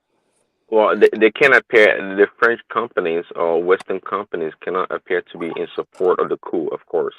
And they have to do that PR run around make their pronouncements. But what they say and their actions, they don't cohere. They're incongruent. No. Hold on. What they're trying to do is that if they suspend the operation in the oil sector there, that could put pressure, because definitely that country is going to be losing revenue, and that could put pressure on the military, the new military government, you know, to have a rethink or, you know, do something quick to return the country to democratic rule. I heard all that. Just like the Western corporations did also in Russia, but they found a loophole or the back door to continue their businesses. You can't trust what a profit-making establishment says when it comes to this kind of thing. They don't care about the coup. I mean, I did not excavating or siphoning the minerals in the Congo with people dying every day. I mean, what does it matter to them? Does it I will matter? agree with you. I will agree with you. Yeah, Prince, I will agree with you, Prince. but Prince, this is where if Nigeria will lead, this is the back home of Nigeria. There's a power vacuum right now with a small country with a lot of resources that Nigeria should be able to make influence and bring this under the sphere of Nigeria. You know, I think this is I where hear what Tinubu you're right saying, now but should talk to them. Gabon is like what do I say? It's like a little maybe an ant bite, but Niger is like a migraine on Nigeria's head, and literally you can say that because the country like right there on top of Nigeria. This So is true. they need to deal. The only country, if you ask me, Nigeria needs to handle is really Niger. They don't have the time, the resources, the capacity to try to control these other nations doing cool. No, it's see, right now. I listen to these young leaders, especially the guy from Burkina Faso and these other guys, and I'm beginning to think, really, if um, the time has come for this military operations to naturally occur as they are right now. And if it's something actually good, not because I'm in support of the military, but just that maybe the Africans, maybe the atmosphere has changed, that these African countries are really seeing the light or the light at the end of the tunnel. And this is really catching France and the Western nation unawares. It But could be not natural. but not It through could a be natural military occur. but not through a military coup, Prince, where the constitutional rights of everyone be suspended by the military. Trust me, if you heard my position I so mean, far on this platform, I'm not in support of any military coup. But I tell you this though, What good has my, that constitution done for you, my well, friend from Sierra Leone? to that point, Has to it that done anything good? Those what? to that point, constitution? Ajale Coco. Well, To that point, Ajale Coco, real quickly. Prince, let me answer his question really quick. The reason the constitutional way have not done well for us in Sierra Leone is because of bad governance. It's nothing with the constitution. It's a bad governance. It's we the I people. agree with That you. is the problem now, I'm isn't it? referring to all the Let me countries. finish. Let me finish with this, my brother. It's we I'm the referring people. to all the Well, West African countries, all not over. only It's bad Sierra Leone. governance. Yeah. It's bad governance. It's not the constitution. It has nothing to do with the constitution. It's all bad governance, my brother. It's all bad governance. It's nowhere that is the constitution that is the problem. Yeah, yes, that's the point. But so when another government comes in with a different style Sinaja, of let me wrap way, up before you take over, please. so no, I'm not going to take long. It's just 15 seconds. It means when a different type of government comes in, like a military government, it's not about the type of government that because it's not a democracy. It's also about good governance. If they actually give good governance, people will not care. Sorry, go ahead, Prince. Yeah. Yeah, I agree with you. Actually, the constitution, if they have a good constitution like Nigeria does, and perhaps many other African countries, I think that is great. The What did you constitution say? is Good constitution like Nigeria? Is that what you said? That's what he said. Did I miss? Nigeria has a good I constitution. said A good constitution like Nigeria? Is that what you said? no. We have a working constitution. Believe it or Oh, not, God. even the Constitution of the United States is being challenged right now as being archaic. Rashomon, I hope you know that. But to the larger point, you see, I can't justify is the Ali Bongo taking over from Omar Bongo, his father, and these people ruling for 56 years. I can't justify their rulership for that long, really. But the question is, just like you said, sure, is the military intervention the right thing? Well, see, if the military, just like they were in Nigeria, were meant for the good of the people, like if it became an institution of arbitration, so to speak, between bad governance and the people. So when they come in, they kick out the bad civilian government, and in the shortest time period, institute or have a working replacement for civilians to come back in. But we don't always get that case. So that's the problem. Exactly. Okay, so that's why I'm anti-military intervention.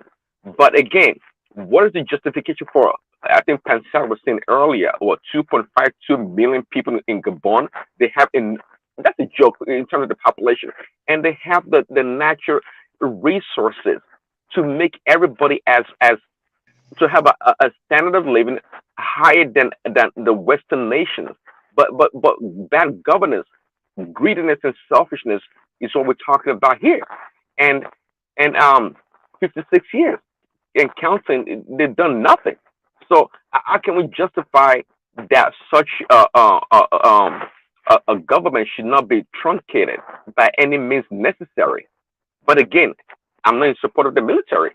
If they can come in there, get rid of these bad leaders, and return the country back to democracy, that would be great. Then we would champion. The reason why many of us, I guess, are against the military because we saw what they did in Nigeria. Because when they came, they did as bad as the civilians. Is it the Abacha looting? Is it what? Name it. They all stole money. They looted the country. So what benefit are they to the civilians? I think what we should focus on is, because if you look at types of government, you miss the point. You should be focusing on the government itself. What are they doing? If let's say a democratic government comes in that is performing very well, fine. A military regime that's coming that is performing very well, fine. A communist regime that is performing very well, fine. Bad ones can come from all the types of governments. So you have to look out for the actual government that is in office. What are they doing? Don't worry too much about the system of government that they came in with. Right, And I think that's what we're Tunaja, missing. you said that yesterday, and you're trying to make a point around. Actually, maybe today also, and the woman was trying to probe you to what your reason behind what your statement was. Let's get it. No, I'm not in support of military Example of government. all the other type of government Wait, doing good. There's example of all types of government doing good. sorry, Tunaja, sorry. I know you guys are going in for it, but this was my session before, and very nice person I am. I give you guys to interject. Now I've been giving So, chance to interject. okay, I've not been War Peace, interjected. sorry about Please. that. Sorry about that. I know. But let me just round up my thoughts so you guys can really get into it. And my own take this Gabon stuff is that this coup, I think France is protecting their investment with all means necessary, because Gabon is too stable nationally to go into coup. There have been worst election in Gabon since in Africa. It didn't result to coup. I'm not saying there's no coup in Africa recently. Senegal just finished their coup. Is the worst ever. More than 300 people is missing in action. But France was the first to legitimate the coup, the election, and make it declare support for the government because it's people there. Because their military is up to the task. They will put the opposition in jail. There's riots in Senegal ever since the elections in the last month or last 2 months. But you hear they're talking about it. The military didn't roll out and take over power. But this one, what's going on now? France is trying to protect all their assets. Remaining, because it's becoming obvious. This is international politics that's playing right now. Because America is going for the jugular, Russia is going for the head, China and other people are going for the rest things because everybody's going for uranium.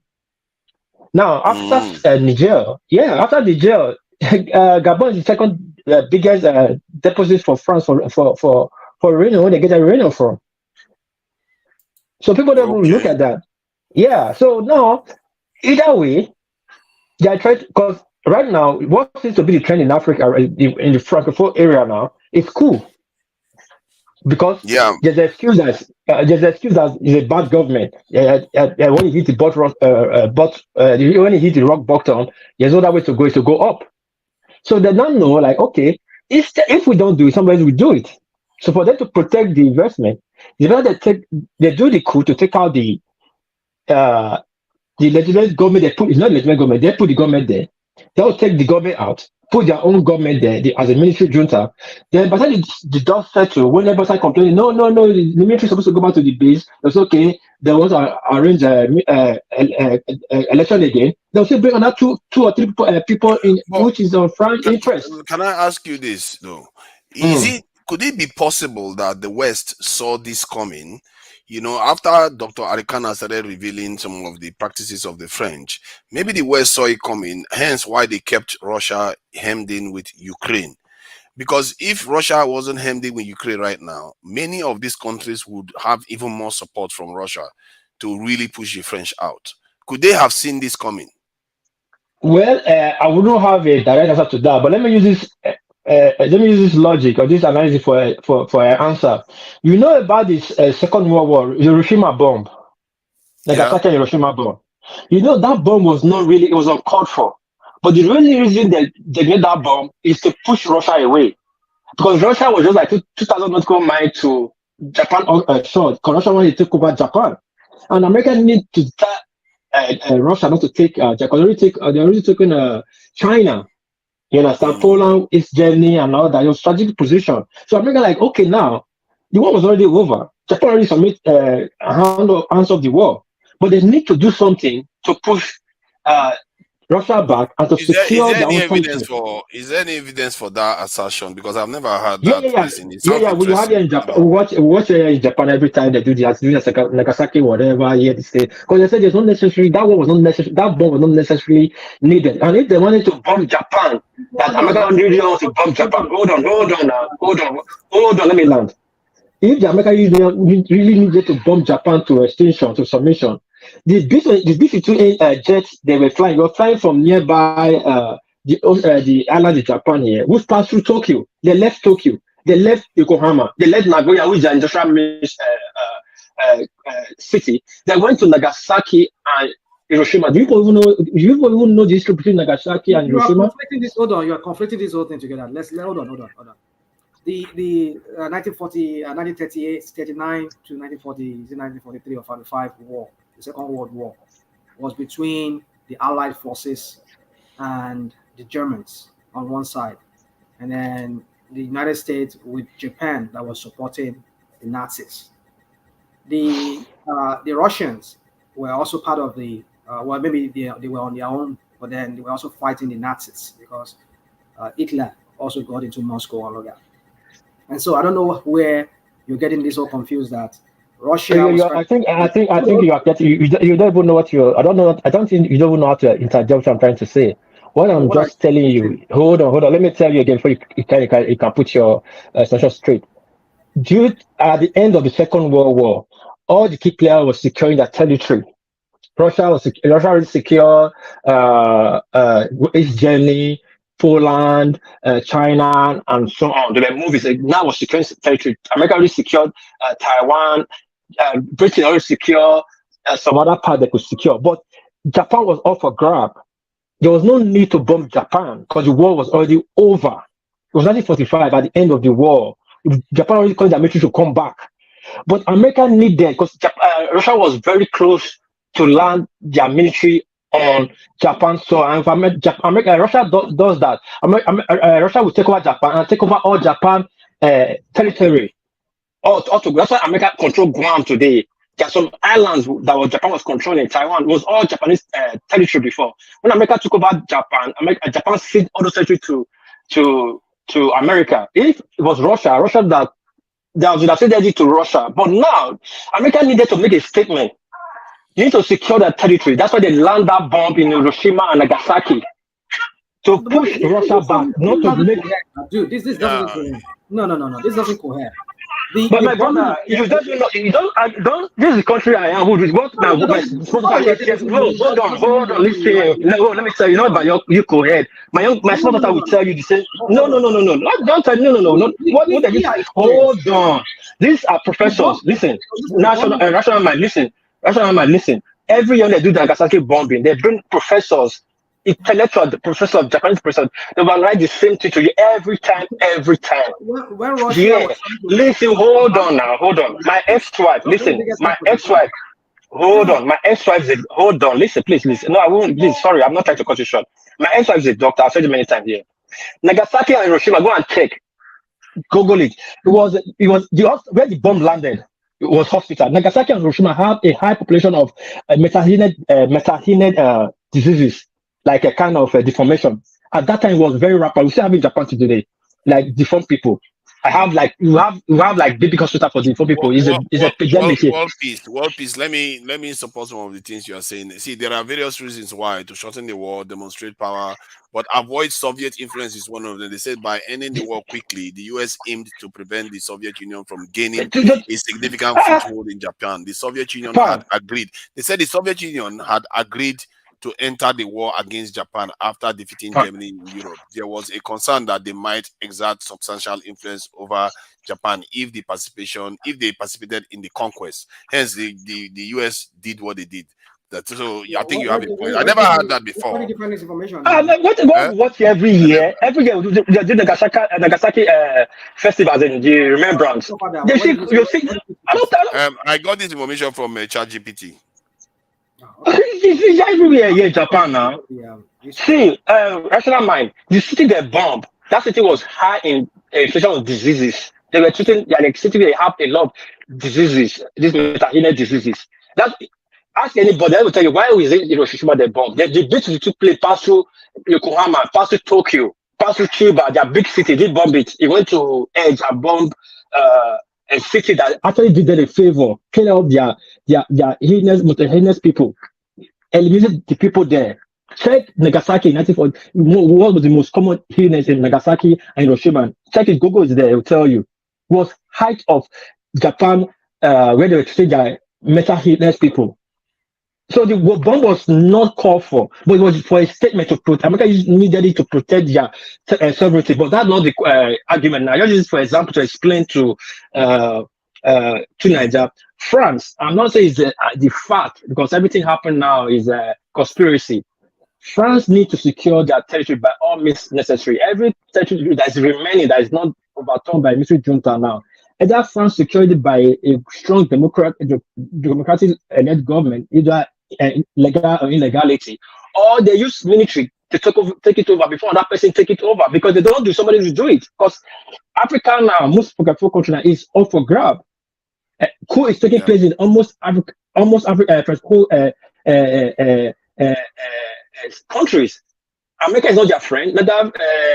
Russia is happy with them. Everybody is that's not politics. It's how do you call it? Geopolitics. Nobody's your friend. Who dies first? How do you say? Dog. I know who first than be meat. Nobody's your friend yet. America depends on Russia and France for nuclear uranium. You think they are happy? The world depends on America on internet. You think the world is happy? America controls the world internet. So everybody wants to be independent of themselves. If America can cut off France, they would do it. But they're all smiling in their face like politicians. They smile afternoon. In the night, they go and cook up their plans. So France would start to defend his territory where they have interest, either by a strong democratic elected president, or they'll cook up coup. I'm not saying they'll do it obviously. They'll cook up coup to secure it. You understand? Okay. By the time people still complain, okay, the military has come, they stayed 3 years, we need democracy back. They'll still bring the same military will bring the people that will vote. It's not the people that will bring the people organize the election. It's not the military that will still organize the election, just like what happened in 1999. That we all said the military compensated the Obasanjo cost of Biola debt. They will still bring out the people you will still choose from. You still continue, the French will still continue either way. But is it because I think is it because okay, let's just ask the question, even if to an extent I believe in certain things, but why is it that for our own countries it seems like all these coups keep happening and we don't seem to be able to even control the outcomes of whom we serve? Like they are going to either serve the French or some other person, and then what happens is that we are just used because other nations they tend to do these things and you see them go on to take control of their countries and develop their countries. Why is our own never like that? Not even by accident. No black nation does that even by accident. Yeah. No black nation. Not in Africa. Not only just Africa. Across the continent. No black country in any of the continent do better. I don't know why they are doing it. Probably I feel one black gets it right somewhere. Every black gets it right everywhere. So I don't know. But look at this. If I forget, have you read this guy, this late general, American general, what's his name? Colin Powell. His book. What he talked about Abacha. Oh, no, have you read the part? His He said Abacha sorry, Abacha signal. He got to he said Abacha signal he got Abacha signal late. That's why he couldn't stop the coup anymore because he got the signal 6 hours before the coup. So why that time he was then he was I think the chief Geo said like I received like Nigeria. I know you America said their own like Nigeria. They said chief of army staff. He was the chief of army staff during Clinton. Then it was during Clinton. He was chief of army staff during Clinton government. So the question is why must Abacha seek validity from him first for him to take over Shonikon? As I was saying, sorry, I cannot do this. Sorry, I cannot take this anymore. The country is decided. It's on his book. But he said he got the message 6 hours. It was too late. There was 6 hours to the coup. So there's nothing he could do. But if he had gotten the message earlier, he would have stopped the coup. But now the question, not stopping the coup or not stopping the allowing the coup is the problem. But why must Abacha seek validation from him first? Imagine.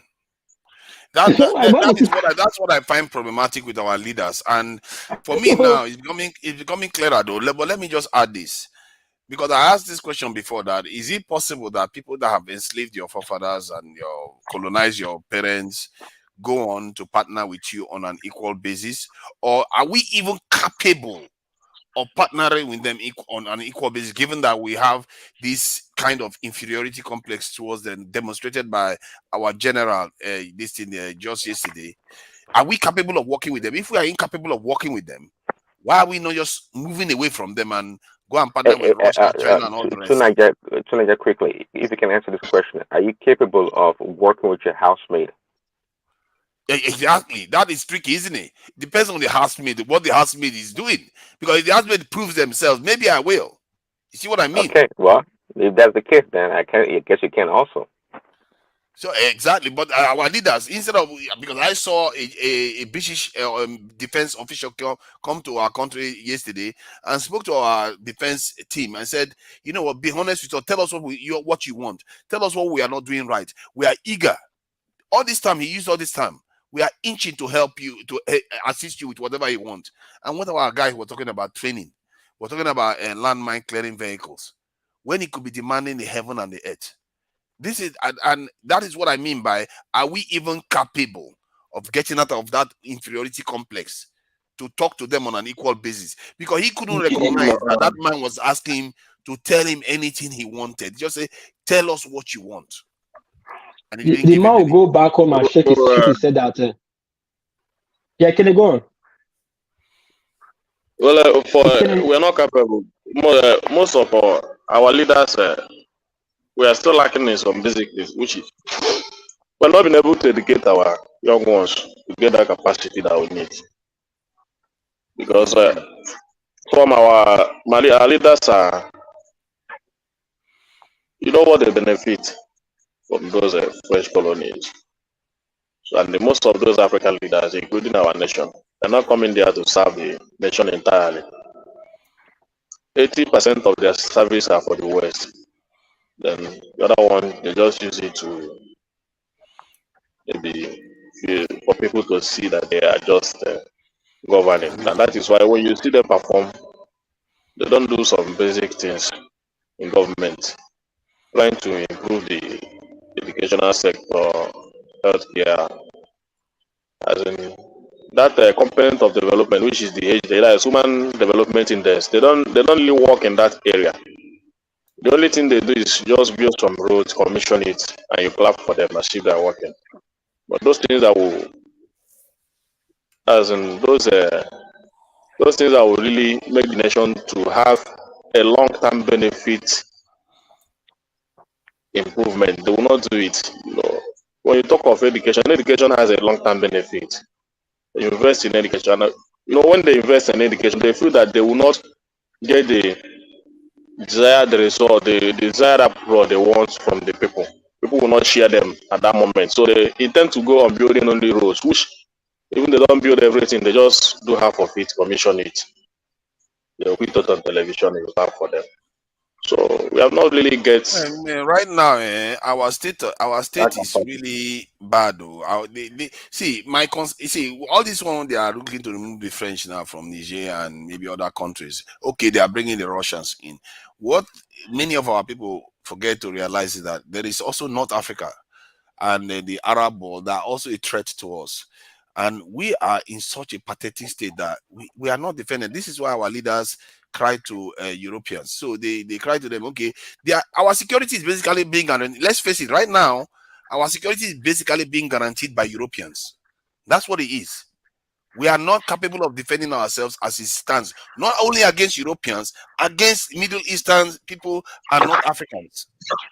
We are incapable of doing that. So when we are removing Europeans from our continent, we should also be aware that we need to actually start taking charge of our own security. But we are not doing that. Tonight, many wealthy or well-to-do European nations, their security are being guaranteed by the West, United States, and also many Middle Eastern nations. Why are we so much? What kind of security are you talking about? Are we trying to go to war against other nations, or what kind of? Are you talking about internal? I'm saying we internal can't security. defend ourselves if they choose to invade us. We can't defend ourselves just like they did before. We can't defend ourselves. And secondly, all those European nations you are talking about, go and check their security posture. They are still way better than ours. They may be relying on America in terms of their bigger security level, but in terms of defending themselves, they can defend themselves. So, do you know? No, not even Germany right now. Not perhaps I would guess maybe Great Britain would be the only country that can defend itself against Russia. Russia can crush them all if they want to, like right now. If they went to war, like right now. Russia cannot crush all of them at a time. Can crush one at a time. Well, sure. Sure, but you know what I mean. They're not well equipped right now to face Russia without NATO, and we know what NATO is. Prince Daddy, I get what you're saying, but what Russia is not going to crush them like just like a walkover. Russia is going to take a beating too, which is not. Which will not be good. Of course. Yeah. We're talking about powerful European nation. That's what I mean. Yeah. It's not like me a walk in the park. But my point here is that that security is being guaranteed also. But I can see. I think what Chineke is talking about is way out there in the stratosphere. Because what kind of technology, or what are we talking about? Defending ourselves against the United States or this other big nation. Forget about that. Let's work on our internal security. And if somehow, some way, which is possible, we came up with this great technology, which is still, technology is being improved every day. Maybe somebody might come across a great weaponry that we also can have an advantage with. There we go. But until that point, it's almost mute. I think what you are saying, I don't even get it. Like, you're saying we should work on internal security is also depend on external security. You have to work on both. Okay. Tonight, sorry. Let me give my submission. Let me leave. My total is bothering me here. I'll be waiting for you and Prince Daddy. Anyway, my stake is this. It happened. It was in Liberia. I don't know when this guy Gbagbo. Well, which country was he from before? Was the president? It was Liberia, Sierra Leone, right? Gbagbo, that French. Yeah. When Gbagbo had the presidential election and he refused to step down, France went in and said, "No, you must step down." They took him out. Now, why am I saying this? This election that happened, that the military is using as a yardstick that make them overthrow the government, is just not enough for the French to allow a coup to happen in Gabon. Actually, France have total grip in Gabon than in Niger. They try to overthrow this guy before. This Alain Bongo, when he was sick, when he got stroke, or people said he's not going to make it. In France, the government, the military took over. France sent a message from there like they should, before they will get back to Gabon, they should evacuate. They evacuated in 24 hours. So why France silent in this? This is not just long year. It was just 2 years ago. Yeah, that is what, because the government put the French people there, according to what they said, that they put the troops there to restore them to power if they are removed from office. Removed from office. This is a recipe for downright colonization. So, okay, go ahead if you want to finish your point. Yeah. So my point is this: that it might not be. We cannot say we have a certain proof, but this is all conspiracy, international politics, geopolitics. If could happen in Gabon that is highly tightly controlled by France, you don't look no further than French embassy first, and French themselves that want to carry out this coup to actually stamp their power, secure their investment in Gabon. Because right now, different entities is going for French investment. Their uranium, their gold, and their oil. These countries that they are taking, they are overthrown every day. They have one thing in common: crude oil, gold, and uranium. Almost all of them. True. So we might be happy there's junta, but we should look holistically what's really going on.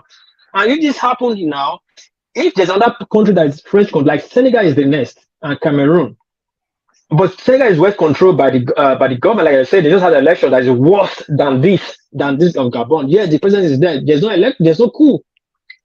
So the one they cannot secure by democracy, they'll secure it by military junta. In any way, they'll flip it in any way. If the military junta is the attack the military junta, they'll turn it to democracy. If the attack by the democracy, they'll flip it to military junta. But one thing that remains that the French to control the narrative, control the mineral resources, and don't allow foreign troops to come, other people to take their territory. 4 already falling off to Russia. They don't want the remaining. I think they control about 8 or 12 African countries there. So they wouldn't want the rest to fall into the hands of other countries. You know, so that is my submission. My biggest concern is that why is it our own people are just downright incapable of taking care of themselves? Well, we don't have the military might. Okay, and again, when you see look at one common thing. When they took power in Guinea, Gabon, and the rest, sorry, not Gabon, Guinea, Mali, and the rest, the next thing the military men will do, they'll declare allegiance to other super power like France, like Russia, right? Yeah. This military right now is more than 24 hours. Have they declared allegiance? No, they haven't. You see, that's interesting too. and why don't they do that quickly? See, because from what I can see, evidence suggests that if you have an allegiance to Russia, you generally develop faster. You generally industrialize faster. So I don't understand why many African countries are not doing that, because Iran did, India did, China did, all these countries did, and they emerged. Allegiance to Russia will develop quickly. In what capacity? In which area are you talking about? Like China, like Iran, like India, like South Korea, North Korea. All the countries, development in what area? You're talking about like nuclear weaponry? No. Russia, no. You got it mixed up. Russia is not that glue of development. They are not. Russia is your evidence for it. Well, do you know Russia is not a very big economy? I hope you know that. It's not a very big economy. It's not only about economy. It's about allowing your nation to be able to breathe and develop. That is the real issue. I mean, tell me, in Nigeria or wherever you are, how many Russian technology, business, innovation, and creativity do you enjoy there? Because we are not aligned with Russia. That is the problem. Look at Iran. Listen, if you go to Russia, do you know Russians are lovers of American products and services? Do you know that, right? They love American products and services. I think am I lying? My point. You are missing my point. We are talking about survival here. You're talking about goods and services. Our survival is actually at stake right now. I'm not after. To Nigeria, what do you need? Nuclear weapon? Is that what you're talking about? You need, whether it's nuclear weapon, ballistic missile, whatever other people have to be able to compete in this world. Why should your people not compete? Why aren't you worried first about putting food on the table? Your lofty ideas and ambition is like too out there. They're astronomical to an average African mentality. This is exactly, what are you talking about? This is exactly the point. You see, when that somebody asked me earlier on, would you do business with your partner, with your slave or your servant? I said until if the servant prove themselves. What you are doing is that you are not proving yourself. You are saying, I'm small. I should never. We are 1 billion in population. We are the only great race in this world. Hold on, let me finish my point now. We are the only great race in this world that doesn't have a nuclear umbrella. We are relying on another race to defend us. That is sacrilegious. You can't keep yourself like that. And this is what the point I'm trying to make. And somewhere along the line, you think it's about economy. It's not about economy. It's about survival here. No, We are not no. innovating. We are not Say, doing anything. allow me to Nigeria. Your thinking is like it's way out there. It's on the let's put it Of on a course, much we higher are not level worthy. than the We are average. not worthy. Hold on, it's on much higher level than the average African. What your priorities are misplaced, if you ask me, or what your desires are. What are you talking about nuclear weapons for? Well, what are you talking? What is that for? What is To ensure your survival. Oh, stop that nonsense, please. Save that survival of what? No. So you think you're going to go and mess with North Korea right now? Why do you want to go mess with? Why do you want to go mess with North Korea in the first place? Yeah, because if Prince they Daddy, tried to Prince mess with Daddy, it before, Prince what are you Daddy. talking about? I don't. It's been a while now that Tuna just started this campaign on nuclear weapon and whatever in Africa, and I don't know where this idea came to his mind. We are Africa that is suffering. Even people cannot even get food on their bed. Yesterday, I was telling him that presently you have to improve the economy before you even think of military. The so-called Middle East that you are talking about, they have economic might, and that is why they use the money they have to secure their facilities. Saudi Arabia spent billions. Hold on, Why do people say hold all these things? on, You just hold say on. stuff. You Saudi don't even Arabia check the spent fact. Go and billions, check billions. when they were building, when they were poor. Go and check when they were poor and look at their security posture versus what we are right now. Go and check it. Instead of you just come and talk to me like this. When were they poor? Data. Just tell me, when were they poor? They were poor in the 60s and 50s. They were not that rich. United Arab Emirates was just basically a desert. They were not doing So that what well did then. what did they have in the 60s? What did the UAE have in 60s? What The did they UAE, have? they Qatar, go didn't and have check. much. They didn't have much. But they So built on top of they that. They used built on top it of was that. when they But they had discover oil security and gas. then. They had security. That is Which what you don't know. security are you talking about? Stop Go this and check. thing. Go and check it in the 60s. So you see. Military that you Go are and check talking in the about, 90s. what will you use to finance them? What will you use to train the military? Are they going to See, there are countries fall that are from living on heaven? Simba. There are countries that are living on rations that still went on to build nuclear weapons. There are people not just living on rations. There are people who were dying in the millions with famine. They were still living on. So They were that still is went on what to we should develop their focus nuclear on weapons. now. I mean, we should allow our people to be But dying. look at that Then example. Look at that example. Guess which country that is? That is China that did that. And look at where they are today. Your problem is that you are putting economy first, but when you put economy first, you will not get it because you don't have what you need to protect the economy. How can you put money inside your house and you don't have security? You don't put burglary proof. What kind of but what money is that? the security? That security, does it come cheap? What Yes, do it you use comes to cheap. finance It's actually, security? see, let me tell you something. Security investment in Nigeria right now is the most economical investment you can make in Nigeria. Period. Tell us. Right now. Internal security. That's it. Either way, security is security. I don't know why you keep worrying about internal or not internal, because security that is incapable of repelling external is not security.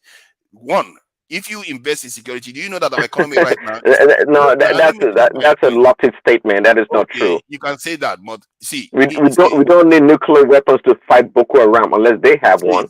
Do they have one? Do they have one? Have you had the statement that better to have it and not need it, and need it and not have it? No, if you listen to what Simba is saying, these things they cost money. They're not free to Nigeria. They're not free. You just don't pick them up on the street. Let me let you know that your security is an economic investment.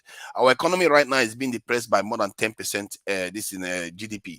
So if it is 10% GDP, we're talking about over $50 billion US depression in our economy because of lack of security. We have IDP camps. Farmers are not able to go to work.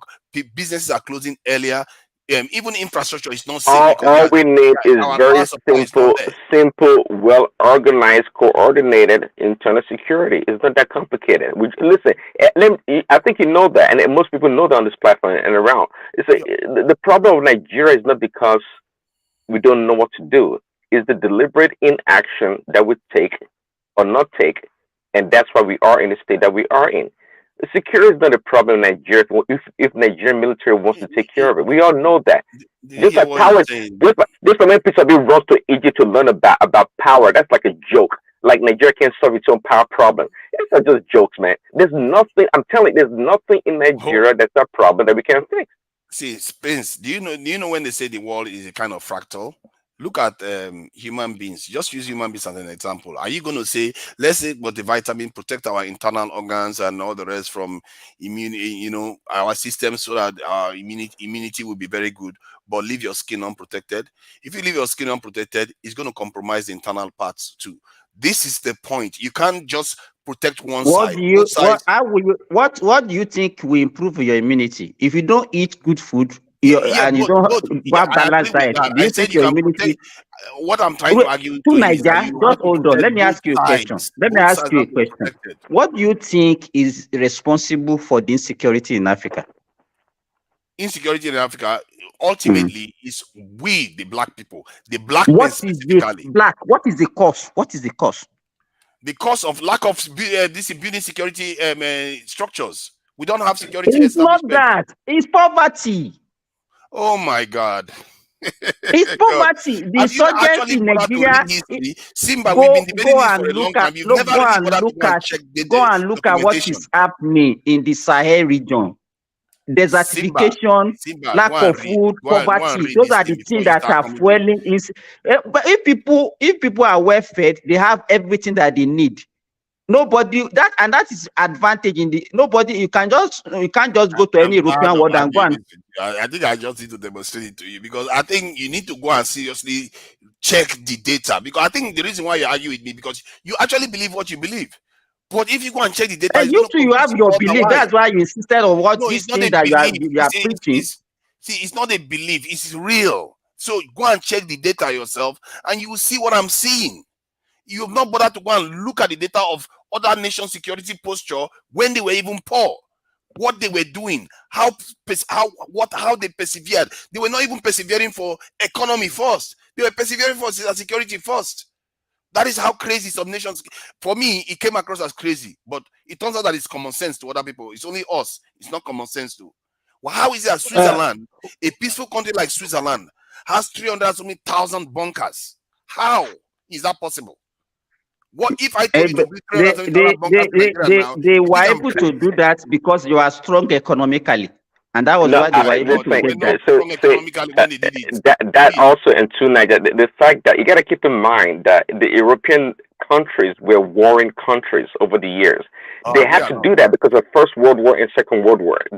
Those things didn't just happen because of they just woke up and say, hey, let's build a bunch of bunkers. It's because of the threat of the Germans and the wars in the past.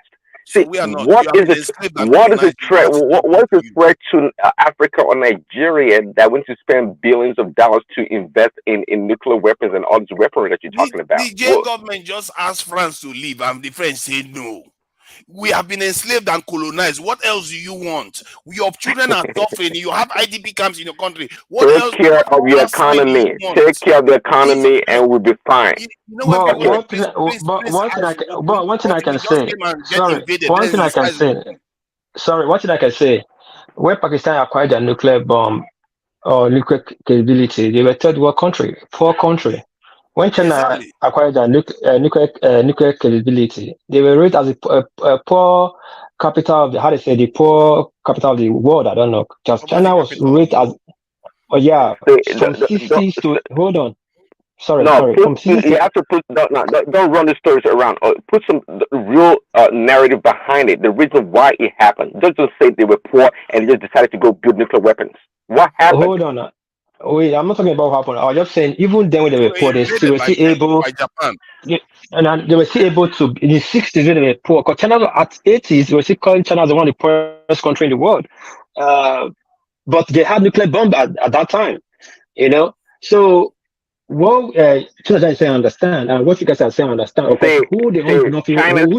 China's poverty. See, when population growth hit China, okay, remember Chairman Mao Zedong, they had to go and take all the resources and go after agriculture, which cost them a lot in terms of debt because of the leadership in that area. See, Yeah, I understand. listen, Can I interject, please?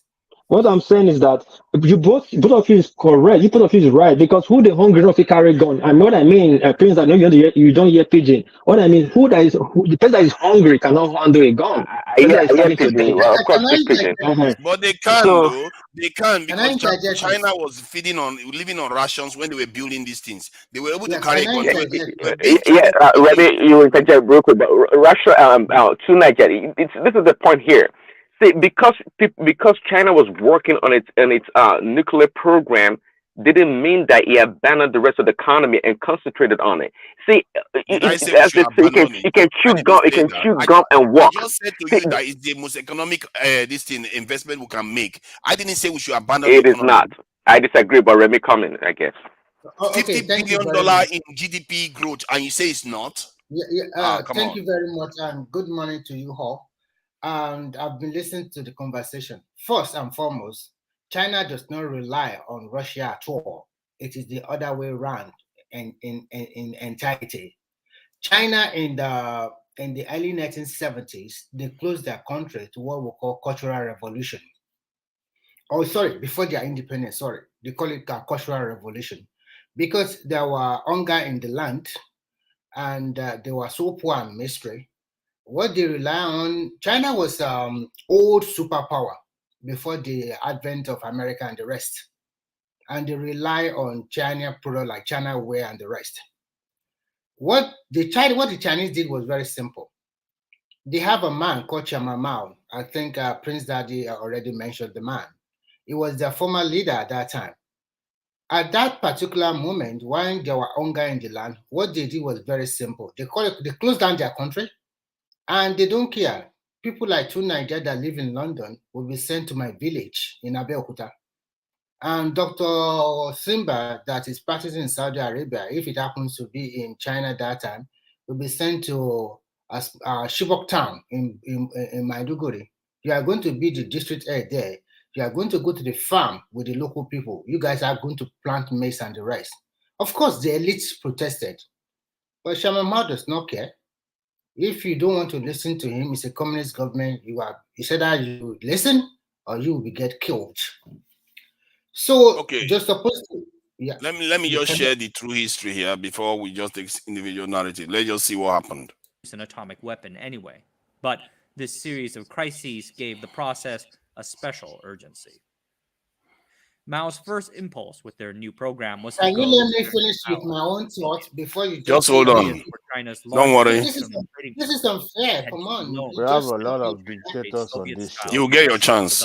There's no chance of error. What you're doing is dictatorship. It amounts to coup plotting.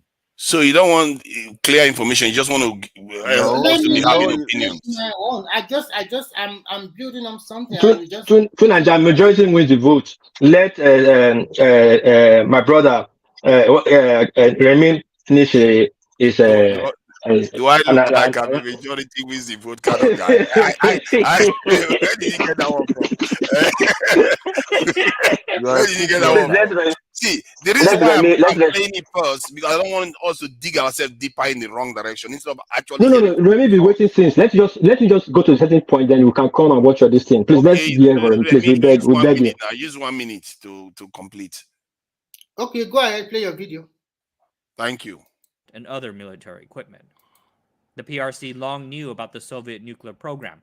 A few weeks before the first You started your video at the middle of the something. How do we know what you are saying? How do we understand this? Because it's long. Asked him to tour the nuclear institute. And so what do you want us to take? You want to give us that information and the areas that are relevant to what we are discussing. Documentary. The Soviets never transferred any atomic technology while he was alive. The most he was willing to offer was the aforementioned quote-unquote protection of their nuclear umbrella. In 1953, Stalin died, and Nikita Khrushchev won a power struggle to become leader of the Soviet Union. We generally believe that Khrushchev wanted Chinese support to boost his own domestic influence and help him achieve his goal of cleaning out Stalinism. In September 1954, he said in a speech to the Central Committee, before the event of the 5th anniversary of foundation of China. If we don't help China to develop its industry, we would miss the historic opportunity to solidify our friendship. A few days later, he led a delegation to the PRC. In a meeting that occurred on October 1954, Mao asked Khrushchev to assist China in its nuclear weapons program.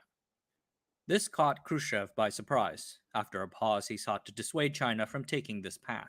He wanted them to focus on economic development, pointing out that the Soviets had already provided them a nuclear umbrella. The Chinese insisted, and in the end, Khrushchev and the Soviets agreed to cooperate on certain items for peaceful atomic energy use. In April 1955, the PRC and the Soviet Union signed the Sino-Soviet Atomic Cooperation Treaty. In it, the Soviets agreed to give the Chinese and a few other Eastern European countries a 6,500 to 10,000 kilowatt experimental nuclear power plant and a 12.5 to 25 mega electron volt cyclotron at a cost of 430 million rubles. The Soviets sent a team of nuclear experts led by the head of the Soviet Institute of Nuclear Physics to show some movies about atomic energy. They also gave a lecture to a large audience of 1,400. I don't want it to go on too long, but the area that is relevant is the area where he asked for it. The guy was shocked when he asked for it, but he went on to ask for it. I told him, "Don't do it. Worry about your economy." He said, "No, I don't want my economy. I want that nuclear technology." This is the area that is relevant. That's why I thought I should just highlight that area. That is a documentary that is one aspect of the story you are listening to. It's just a documentary. Whatever you can say here, I'm not going to boast because I live in that country, but I think in this aspect, just continue to listen. Just hear me out. Okay, I'm hearing you. Yeah. So I will not take too much time. So China was developed not only by Russians or whatever. Remember, China fought a civil war. On the brink of their civil war, they are also that was the time also there is a World War II in which Japan is also trying to colonize China. If you go to China today, you will see the input of Japanese in the northern part and also in the city like Shanghai and Chongqing and the rest. If you go very, very close to the northernmost post of China, which is they call the province Harbin, Heilongjiang province, is very close to Vladivostok, which is very just like we said about Lagos and also like Benin Republic, Cotonou. Then that is the only thing you can see the input of Russia, okay? Because they were very close, they were close neighbor. So some Russian people live in China at that time, and some of the houses you can see a resemblance of in the old Soviet Union. But in terms of generality of the whole country, you can see more input from the Japanese and the French. The French also invested a lot in Shanghai, which is their commercial center like Lagos. You can see a lot of French input there. Now, just opposite to how China developed, they closed their country up and they sent their people to farm because they discovered that a hungry man is a lion. If there's no food in your belly, how can you think? So this is the first thing. Unfortunately for them at that time, they were fighting a civil war among themselves. And they are also trying to protect their country from Japanese invasion, who has invaded most of their northern part and are about to take Shanghai and Chongqing. Remember, if you take like Lagos in Nigeria, what is left in Nigeria again? So they are like 20 to 30% or 40% taking over Shanghai city, which is their commercial city, their biggest commercial city. So what I'm just trying to say here is that the Chinese themselves, they work inwards and plan for their people. They sacrifice for generation and generation and generation yet unborn. Now, they closed their country for 20 years, sending their elites to their villages and towns to work with the countryside people. I just want to give a very good example. Like you are a doctor, an engineer, an accountant, and then you see yourself working with people who live in a mud house, who never take a bath in 1 or 2 or 3 or even a week. But you are forced to work with them because at that particular moment, there was a shortage of food and then there was rationale of food and so many things like this. Now, After close up, then the country said, okay, it's time we open up to the rest of the world. The first port of call for them is the Western world. And they go to America, they go to UK, they go to everywhere.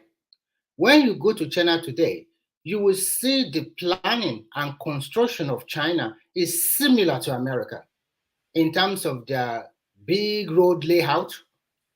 If you go to some parts in Shanghai, you will see European city. They model it, they copy all these styles all over the world. You can see. So what I'm just trying to say, what really prospered this country to prosperity is opening up and allowing the Western country to bring in their big companies, Coca-Cola, all these big companies, they allow them in. And because this Western country also sees that this is a country with large population, so labor was extremely cheap. I repeat, extremely cheap.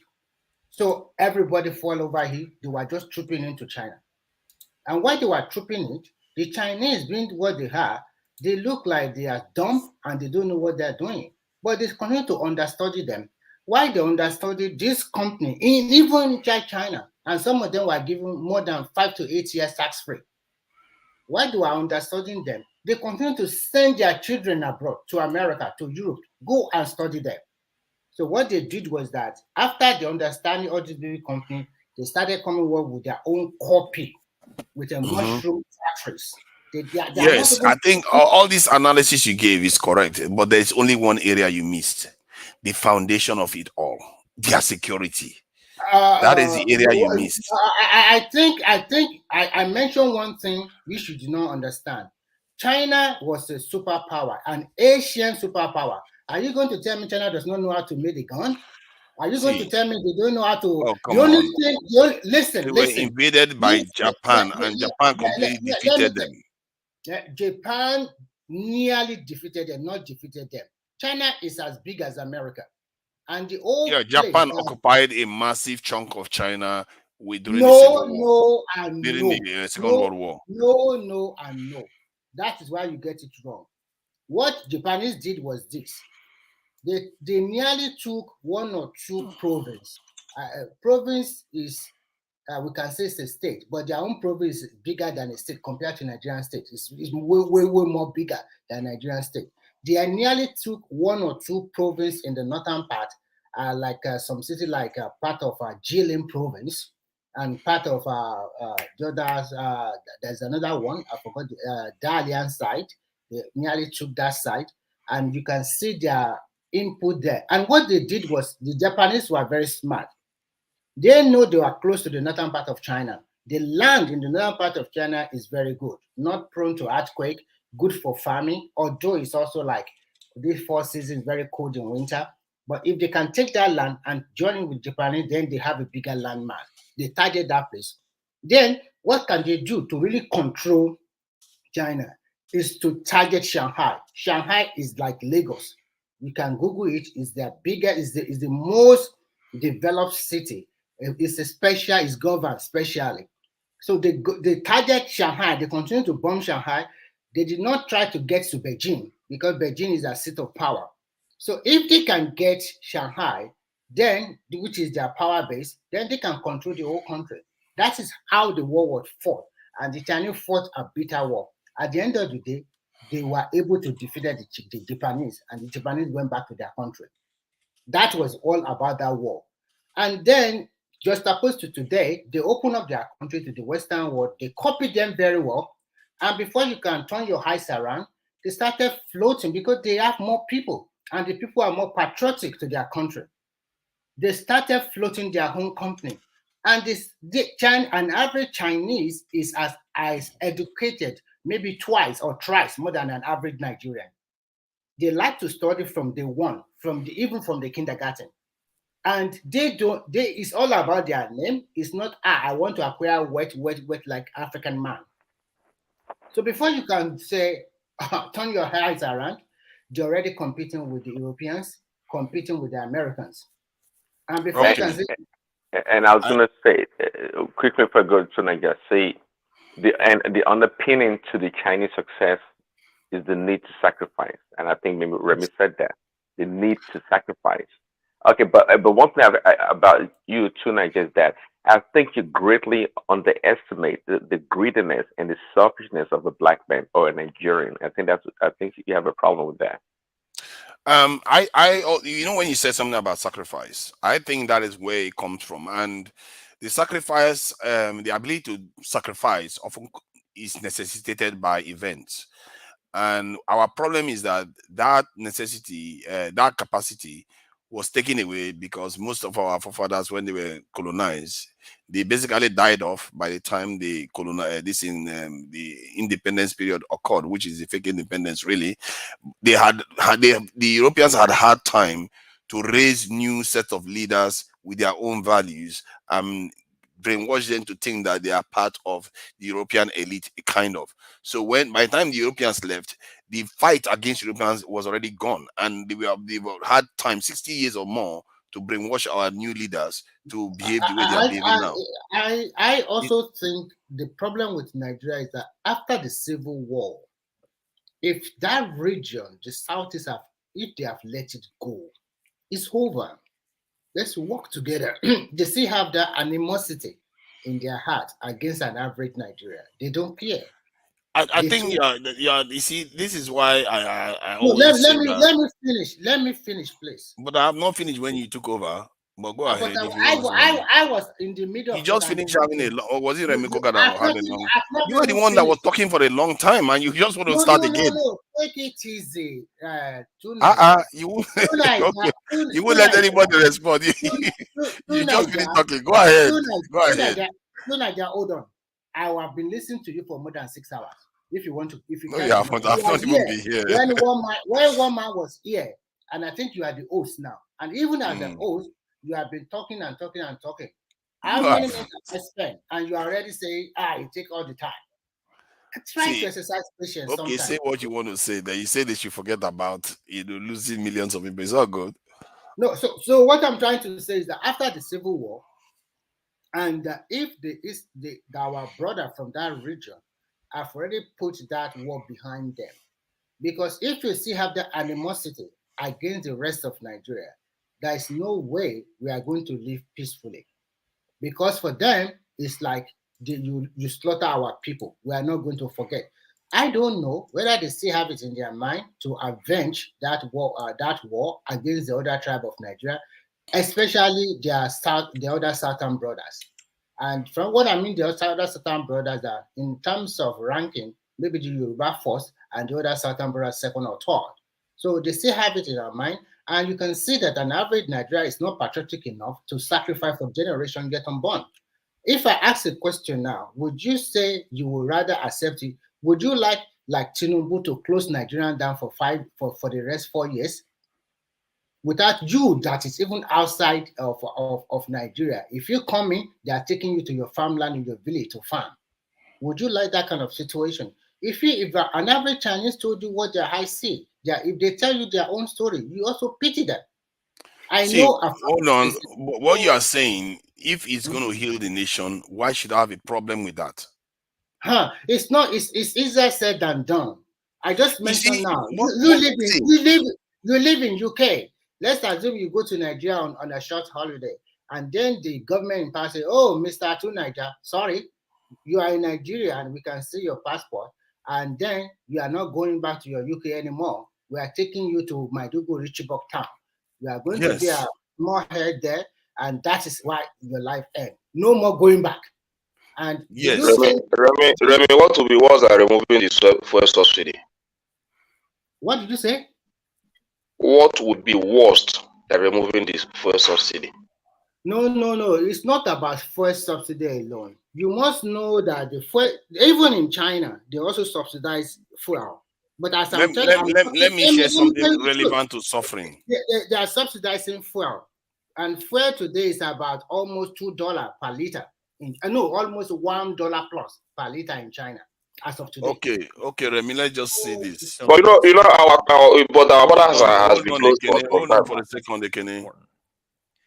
Zhou Enlai told his cohorts in a speech that they would use their own hands, achieve a breakthrough in 3 years, master the technical know-how in 5 years, and have a stockpile of bombs in 8 years. Embroiled in economic and social pressures associated with the Great Leap Forward, the Chinese decided to abandon the dual track, postpone the plutonium bomb method, and move forward only with the uranium-235 design. The last Soviet advisors left the Lanzhou facility in July 1960. Desperate to absorb whatever possible, plant leader Wang Jiefu personally escorted the last 5 to the airport. Their departure forced the technicians there to pick up the slack, sorting through and sourcing tens of thousands of raw materials and supplies for the U-235 production line across all of China. Despite being so remote, the prevailing political atmosphere affected the plant. Caught up in Great Leap Forward fervor, the technicians had actually started disassembling the Soviet-provided electrical equipment in the name of quote-unquote technological innovation. Minister of Mechanical Industry and future General Song Ren-chong had to make a direct appeal to Mao Zedong to get them to stop. Mass turmoil regardless continued. Food shortages hit the plant staff in 1960, but Wang refused to slow progress, cut rations across workers and their families, and personally went foraging for herbs with his fellow cadres.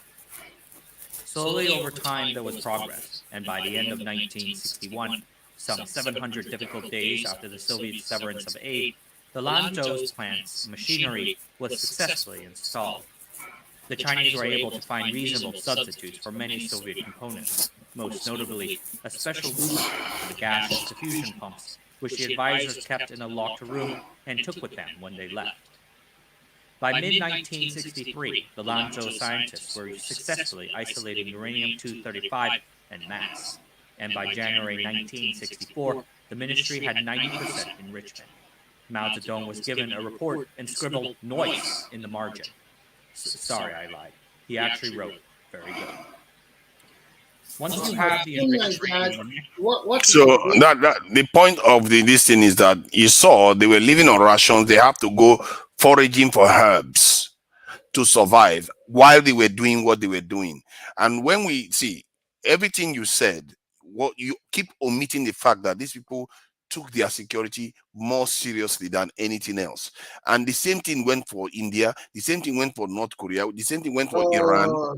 You keep putting the economy first.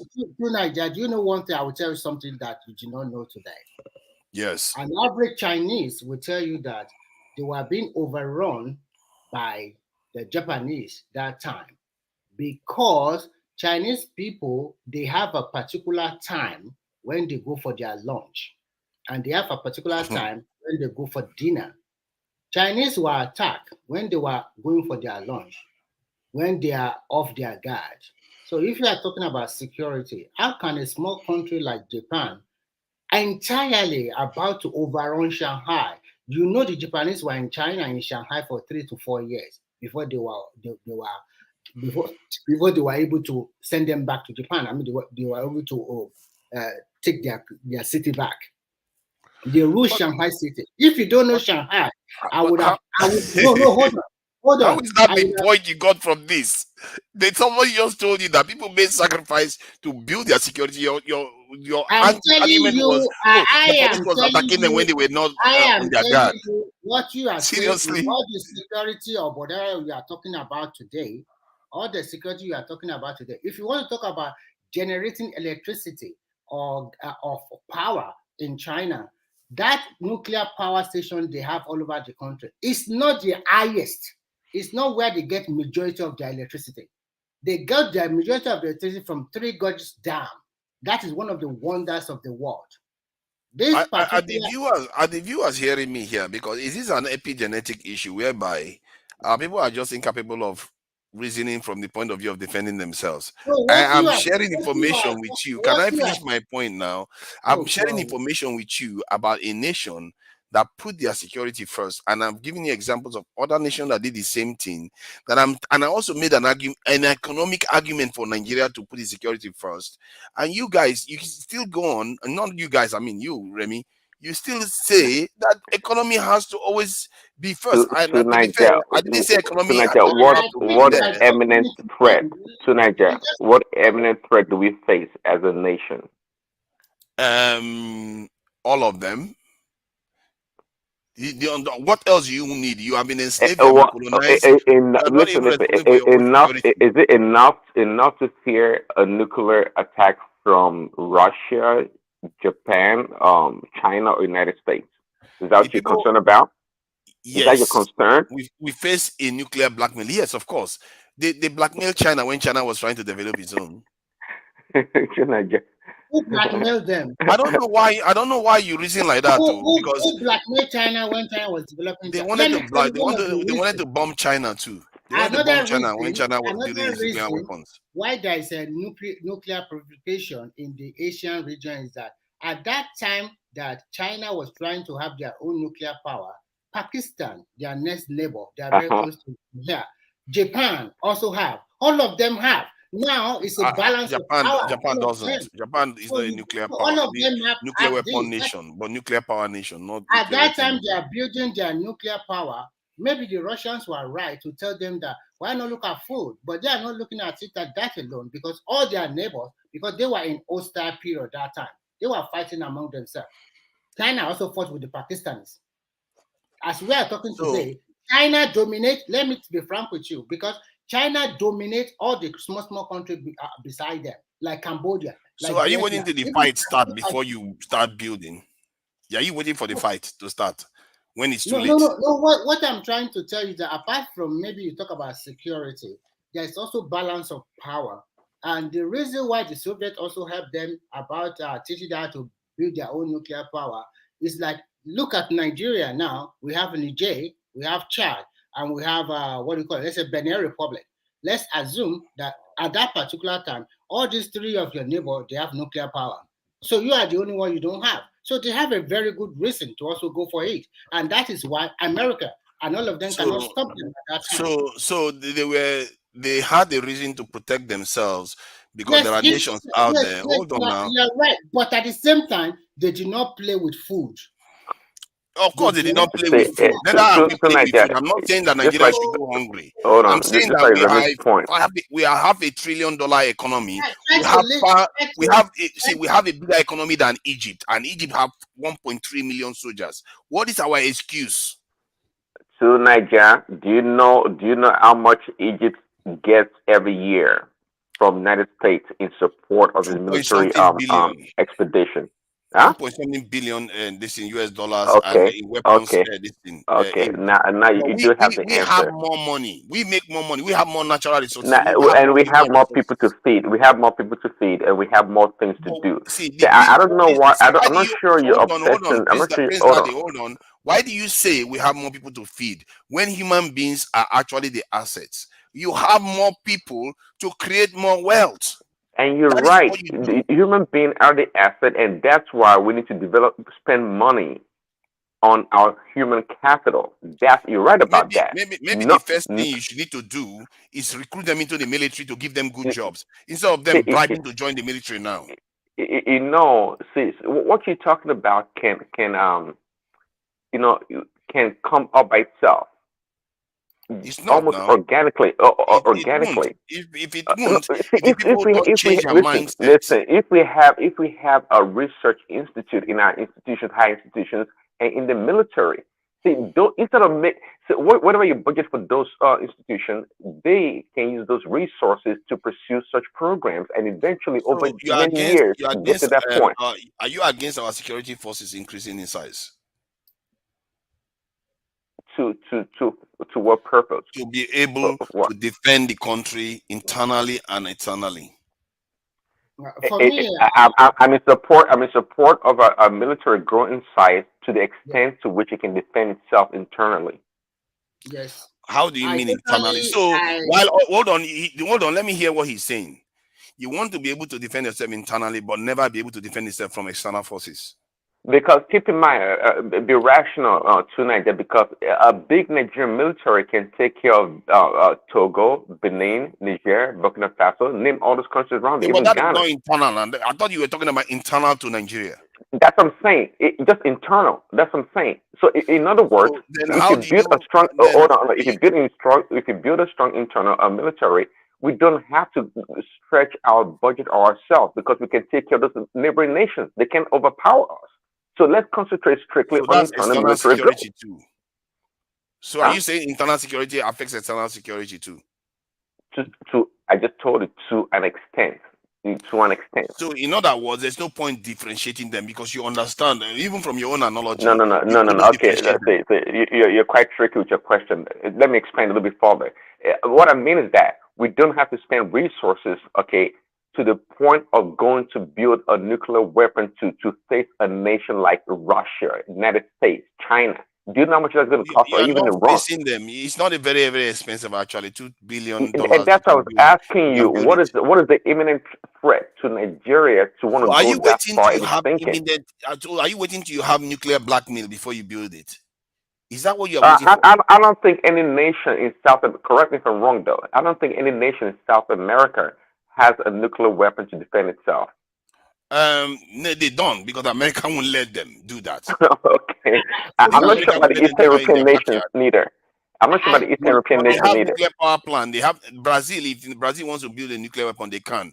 And Brazil has nuclear power plants that have fissile materials. If they Well, want, they did so. Remember, South Africa also had a nuclear plant, and they were actually trying to go to the route of developing a nuclear weapon in South Africa. they actually You know that, right? They actually developed 2 nuclear warheads, and Okay, they there you go. them and dismantled them before they handed over to the black man, as usual. So literally, before you think that's by coincidence? Before they handed over to Mandela, they dismantled it, destroyed it. The only thing South Africa has now is the fissile material that they used to build those 2 nuclear warheads. So this is why those people are not stupid. They like their security so much that they export it to our countries. But our people think, oh, let's just keep it here. Let's just be nice to everybody. We are going to survive it. I say you have to prepare for dangers that are coming in the future, not what you have now. I want to ask you some series of questions, because sometimes I don't get what you are trying to put across. I see it as, do you want us to build on our security so that we can protect ourselves and also protect ourselves against the Western world or against any external aggressor, even if it's like country like Niger, Chad, or Benin Republic? Please tell me, what exactly do you want? To protect ourselves against any threat, Western, Southern, Northern, wherever. Protect ourselves. You have to protect yourself. The way you that's talk, what everybody else does. Sometimes I think you want that African unity, right? I'm not, see, it's not necessarily only about African unity, because if we can protect ourselves, it's going to affect the African countries automatically. Can we say that first you think about your country first, and if we can work with, if other African country can work with us, fine. If they cannot work with us, it's also fine. Is that what you're saying? Yes, it's fine. If they don't, because I believe that, see, let me tell you something. Japan today and South Korea is doing very well because of what China did. Conversely, they are doing well conversely because of what China did. No. I think you don't know the history. I think Midwest. Okay, now I will ask. Now let me go I'll go to ChatGPT and ask the question: why did America support China and Japan back compared to how they support, let's say, Nigeria? You see the answer to give you. And somebody tells me that he's going to tell exactly. Somebody's going to tell me that it has something to do with China. And if it does, then I would have been proven right. No. Apart from China, it's about interest. Don't forget that America also fought a bitter war with the Japanese also. And they see the Japanese potential and capacity. When you talk about Asia, in terms of hard work, in terms of innovation and creativity, no one matches the Japanese. I repeat, no country in Asia matches the Japanese. They're number one in Asia.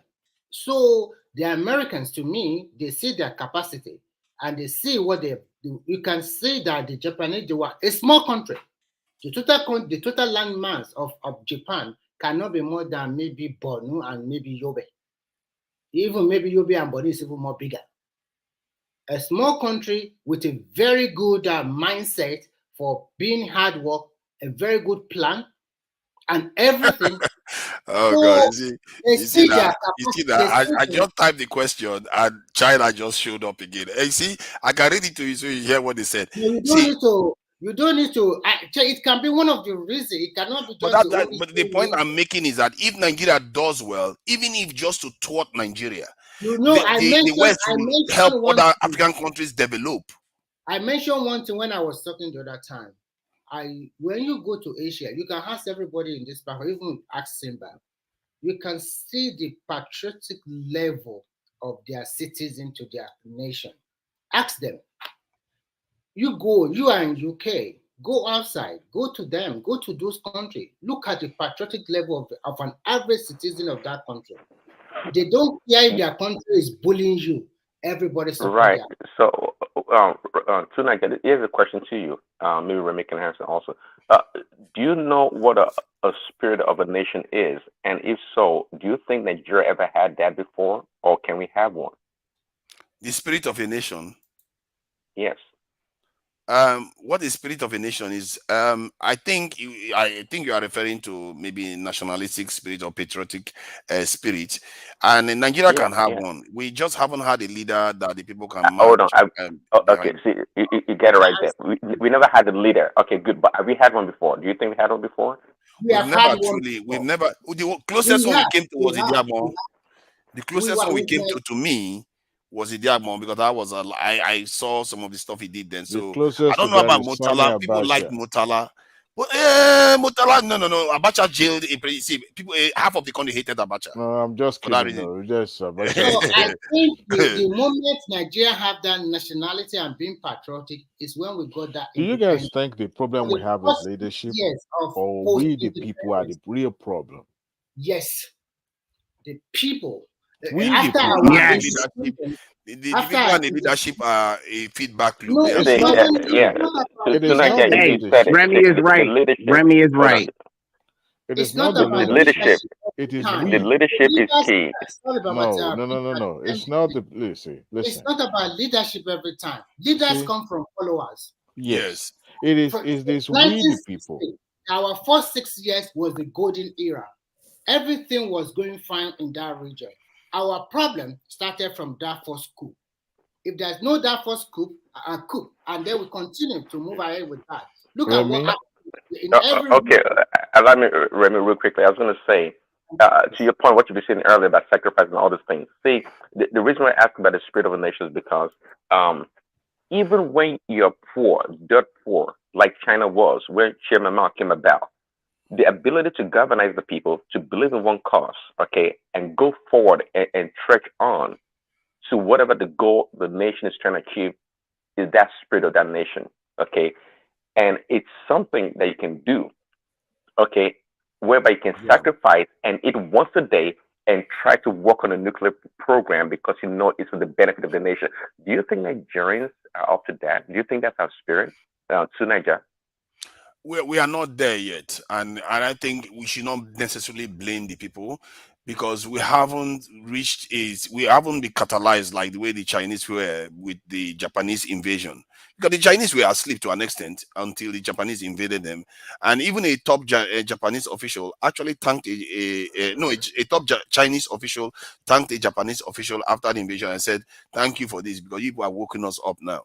And that is, so there's always something that necessitates there's always something that necessitates an action to be taken. So all those bunkers you're talking about in Sweden or Switzerland, and all those nuclear programs you're talking about, something happened. Now, what is our problem that we want to be nuclear armed to go fight the rest of the world? Well, what are we looking for?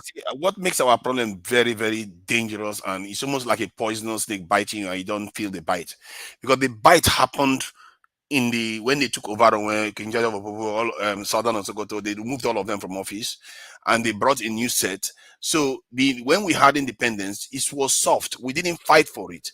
So our mind was not like, let's come together, set our differences aside and build against these forces. So they were like our friends. So that puts us in a far more weak state without us knowing it. And if we fought for our independence, if you look at all the countries in Africa, to show you, if you look at the countries in Africa that fought for independence, they tend to be more independent, like South Africa, Zimbabwe, Tanzania. Those other countries, they tend to be more strident. Algeria, They tend to be most because what they have observed is that they fought for their independence and they set their differences aside to build a strong nation. And even the nations are lost in the Second World War. Maybe I do can interject. Hold on. Maybe I do can interject. I don't know if you say Nigeria did not fight for its independence. I don't think Zimbabwe or South Africa fought any stronger than we did for our independence. I don't think so. Yeah, they did. I think South Africa. Okay, the way we fought it was just campaign, really. And I don't think they were already. See, the Americans already told the British to wind up the physical colonization of the continent like that directly. So they were already in the mood to do it. If they were not in the mood, they could have fought back. So what they did was they just handed over to people that were already working with them for decades. All the officials they handed over to, they were already known by the British. Some of them were trained in the UK. So they just handed over to them and gave them the Riot Act, what they need to do. The French one is even more clear. The French one made it clear that we are not out to. Don't think we are still behind, just watching you closely. So that is what happened. And it meant that we didn't necessarily have that instinct to say, let's come together amongst ourselves. As a matter of fact, our security was being guaranteed by foreigners. It wasn't us. Do you know how many soldiers Nigeria had when we had independence? 6,000. That's what we had. So it wasn't us that was securing our country. What was the population at that time? It was in the millions, like 20, 50, 30 million. Jesus Christ. Okay, you want me to pull it up? I can pull that up too. But to Niger, you made mention of South Africa now that they are more, because they fought for their independence, they are now more independent than us because we got our own on the platter of good. Is that what you are saying, right? Yes. Yeah. Okay, so the South Africa example that you gave now, who are the people controlling the economy of South Africa? Are they the black South Africans? No, it's not the black. See, Mandela reached a kind of compromise, which a lot of people say he shouldn't have. He reached a kind of compromise to just get the people out of where they were. Today, the black South African are still second citizen in South Africa. I hope you know. Yeah, okay, you can argue that. See, elites are hard to get. It's not a matter of argument. What is obvious. But the point I'm making is that they are exercising more independence than Nigeria. I'm not saying they are like out there compared to other people. They are exactly more independent than Nigeria. They look at them. They push back against the West more easily than Nigeria does. You don't see them. No, they're always in that. They're like Shore. Sorry, they're like Shore. They're always in the militant state of mind. But if you ask me, all those countries, I think Nigeria is more an independent nation than all those other countries mentioned. The same South Africa. Let me give you South Africa, Kenya, Zimbabwe that you made mention now. The people that are still controlling their economy are the whites. And the same guy, the same Ruto. Hello. It's not by talking. It's not by talking in conferences. Stop saying things that are not factual. Not Zimbabwe. South Africa, you can say that, but not Zimbabwe. Even Kenya. Even Kenya. I guess you can argue Kenya. I think it's half and half. It's not a matter of when they drove the whites away from Zimbabwe, what became of Zimbabwe? See, I didn't mention Kenya. Poverty. The countries I mentioned no, they are not that poor. See, I don't know now why. They say you are pushing back. Why did they push back? Hello, excuse me. You said they push back. How did they push back? By just talking? And they actually fought back. They actually kicked white people out of their country. What are you talking about? That's what I'm saying. All this militancy. White farmers, they took their land from them. What are you talking about? They actually did that was a dumb move, by the way. It's not something to commend, by the way. It was a dumb move. It shows that they lack leadership to kick out the white farmers. That's what it shows, quite frankly. It doesn't show them to be strong at all. You should baby them until they watch your population. No, why they didn't design a system. After you're done, can I interject after y'all are done, please, on this? Yeah. Actually, go ahead. Okay, here. And we've already talked. We've been through this a few months ago too, Nigel. I already told you, nobody is against him getting white people off of that land. It's just the way he went about it. He went about it haphazardly and too quickly. There was a way he could have went about it, but he just, and the thing about it that made it worse, that he took the land from the people and gave it to incompetent people that couldn't produce even anything as close. And then people come in. I'm not saying you said this, but other Negroes came in and was like, well, he extended a handout to African American farmers and they didn't come, and that's why things went wrong. It's like, no, your leadership was incompetent, because if he really wanted to do it the right way and keep up the food production, I'm not saying it wouldn't have gone down a bit, but he could at least gotten and paid people that knew what they were doing to get on those farms, at least keep the level of production somewhere, and then have his people that his handpicked people that he wanted to take it, even though I don't think that's the right way, but still could have handed over to them, or they could have learned how to do it. Okay, it could have been a multi-year process, and then once you kick the white people off the land, it wouldn't have been such as a big a blow, because you got less food, and then you got sanctions on top of that. You can't tell me that was executed right. Can I say something about this? The speaker right now spoke eloquently, and to my point. See, it was poor leadership because they didn't transfer knowledge from the white farmers to the black farmers. So it was a mess. See, they could have put a system. They could have put a system in place, just like you said. They could have put a system in place. Just to have a song and dance for them, for you of them to come back to the country and help y'all. Can I say something? Exactly. Yeah. Prince, you're not letting me talk. See, can I say something? What happened? Don't worry, I will let you talk soon. What happened there was that when they sanction you, they limit your ability to actually. Their point was that to prevent them from showing that what they did was working. They didn't let them sell their product anymore. If you're not allowed to sell your product the way you normally did, when the stuff is not performing well, then people say, "Oh, look at them, they're doing bad." But that said, even with all that, their literacy rate is still higher than that of Nigeria. They are not. They are under sanctions. So Nigeria is not. To Nigeria, that's a militancy mind. See, in fact, hold on a second. All the other matrices, they are still doing better than Nigeria. So I don't know. No. If you take the Human Development Index, it's probably higher than that of Nigeria. And their lifespan also, right? Or how do you call it? Yes, their life expectancy. So how is it that a country that is under sanction is doing better than a country that is not? What country is Zimbabwe? Yeah, Zimbabwe is under sanctions. You didn't know?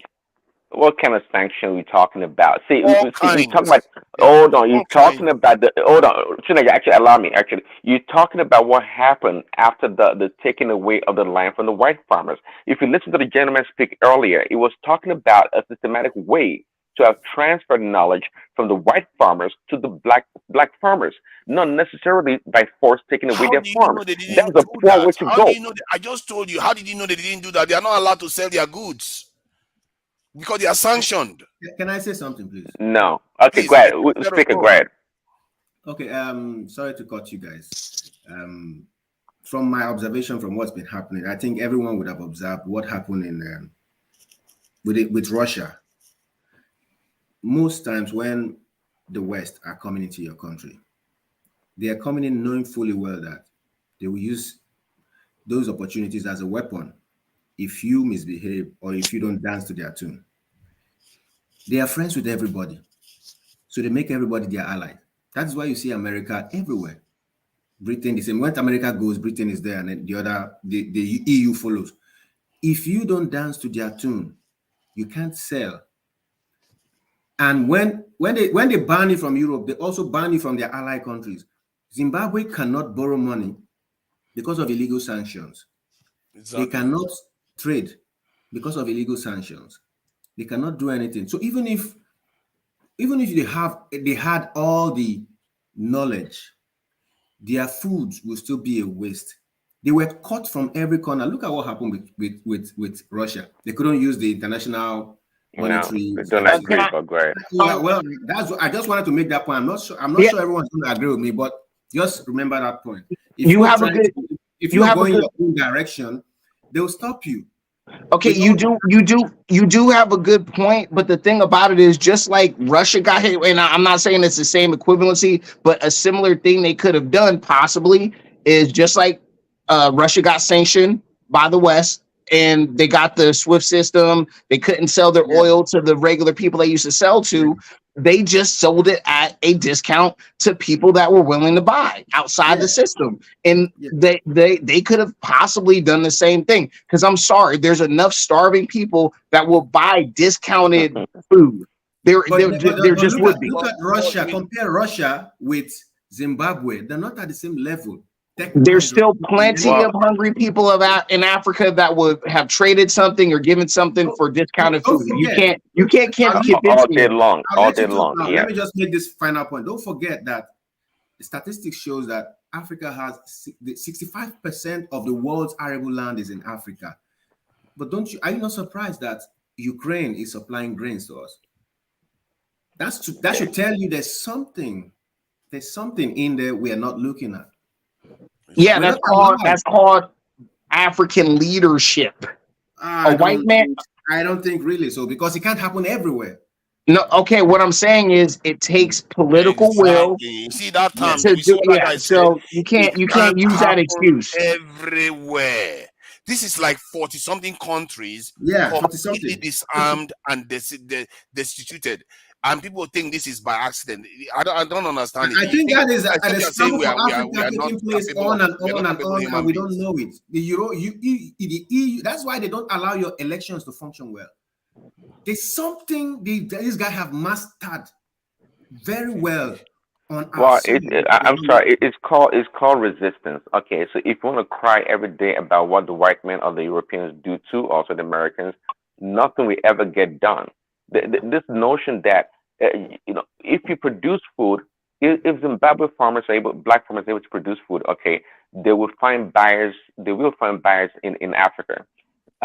What you're saying is not like it was wrong that the West put sanction on Zimbabwe or other nations. That's not the point here. But the point rather is that if Mugabe was smart enough to have developed a plan, because he was a smart man. If he had developed a plan, a system to systematically, I guess the word is systematically, transfer the knowledge from these white farmers to the black farmers, then there won't be any need to anger the West for them to have to put sanction on Zimbabwe. Are you not getting the flow? Why cause actions that will allow the West to punish you?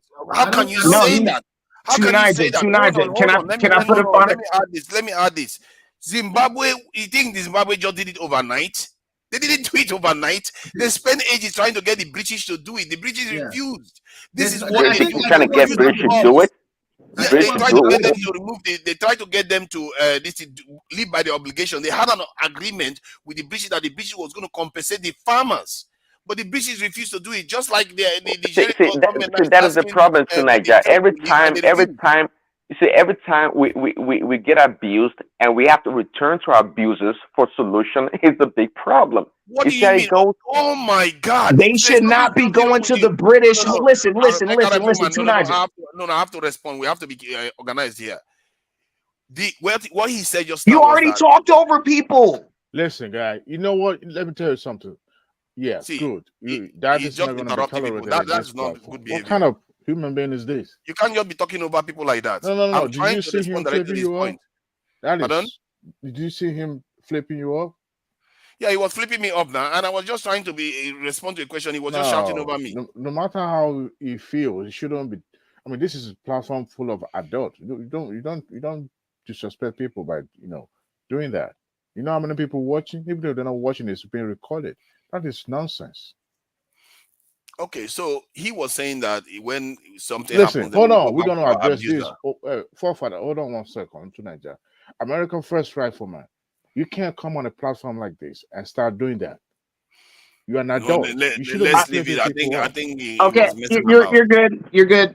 When you're done clutching your pearls, when you're done clutching your pearls, we will continue the conversation. I'm sorry to Nija for what I said, but here's the deal, because you did talk over, because I wanted to put a finer point on what Prince was saying. Okay, you wanted to agree with him. I just wanted to counter him. You did, but you kept talking. But go ahead. I didn't keep. I just started when you stopped me. So I wanted to say that you started up again. So I wanted to respond to exactly what he said. What we see, how can you say we are going back to the people that created the problem? What other stuff do you want? You have an agreement with people to say, let's organize this so that it will happen smooth transition of this land transfer, and then they refuse. If they refuse, then you have to take action to get it done. No matter how quickly you do it or how slowly you do it, there's still going to be an issue. And this idea that we can get out of the mess we are in without ruffling a few feathers is fantasy. Because clearly every other nation that has done it, they've had to go into the wilderness for a while. You have to go through the pain, because they will never let you do it smoothly. China did, and after China tested their nuclear weapon in 1965, 1970 something, Nixon was there signing a deal with them. The same thing, China was in India was sanctioned when they tested their nuclear weapon, and now who is signing all the big deals with India? This is how it works. You can't expect to progress in this life and expect people to like you. It's just what it is. So, American Rifleman, please go ahead. Okay. I'll say two things. First thing, you can't go to the people that literally have a history of abusing you to solve your problem for you. It's your land, and just like you just said, you have to go through a time where people gonna have to go through the wilderness, go on your own, stand on your own 10 toes and your 2 feet.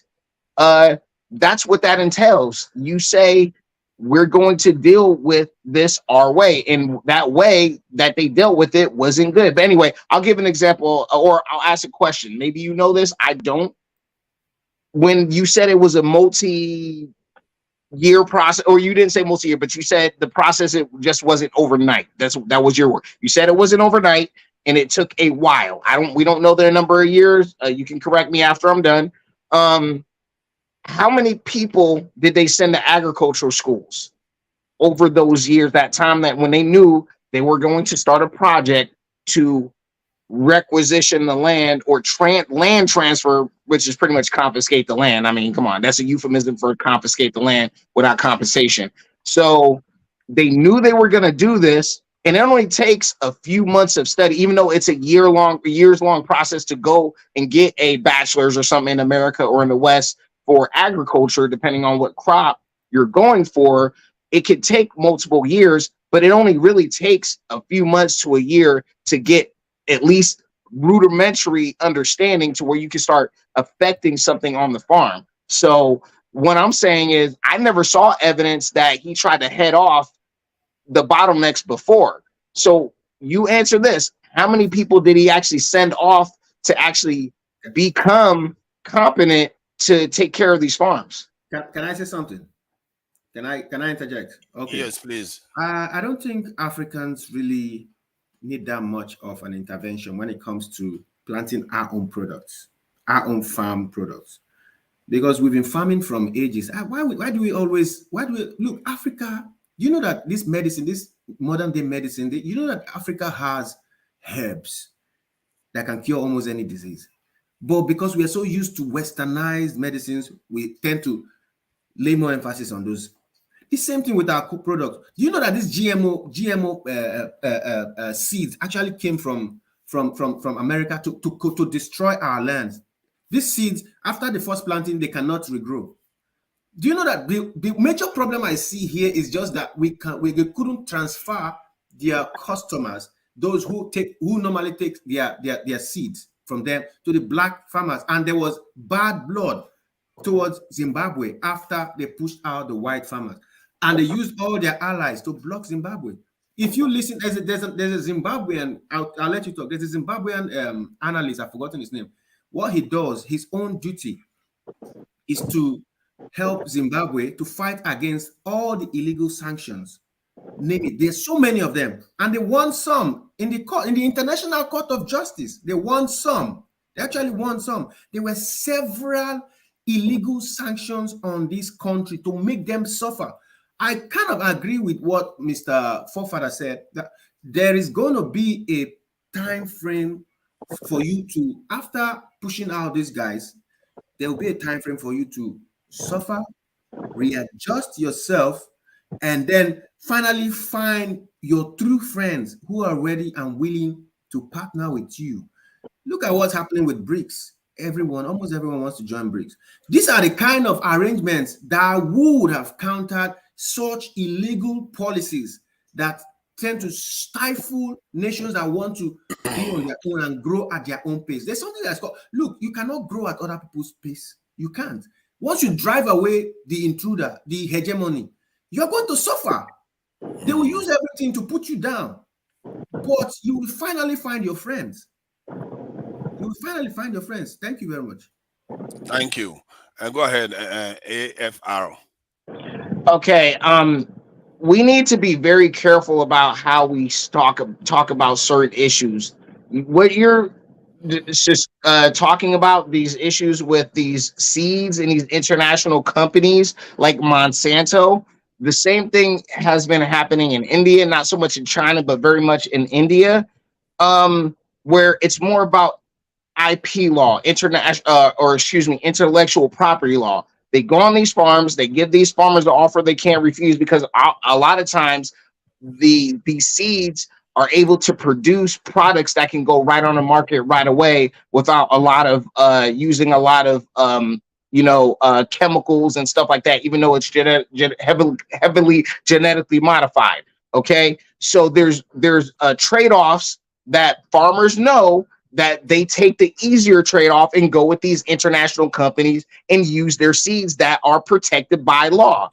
And that's the way it is. Instead of them going out and doing the hard work of getting heirloom seeds, which is more work and more intensive, but you still get a good natural product. A lot of farmers, and I'm not saying Africa, just African farmers. Hold on, let me finish. And I'm not just saying African farmers, I'm talking about India farmers too, where they take these easier seeds from these international companies, and then they go on the back end, even though the reason why they win these international court settlements is because obviously their form of capitalism went too far and they ran afoul of the law, and which is why these companies lost. But what I'm saying is, y'all, just like y'all been talking about going through the wilderness and all this, that includes agriculture. So I understand what's going on, but it's more that farmers are trying to take easy trade-offs with these companies. So don't just say they trying to destroy our land, or coming here to destroy our land. No, hold on, stop.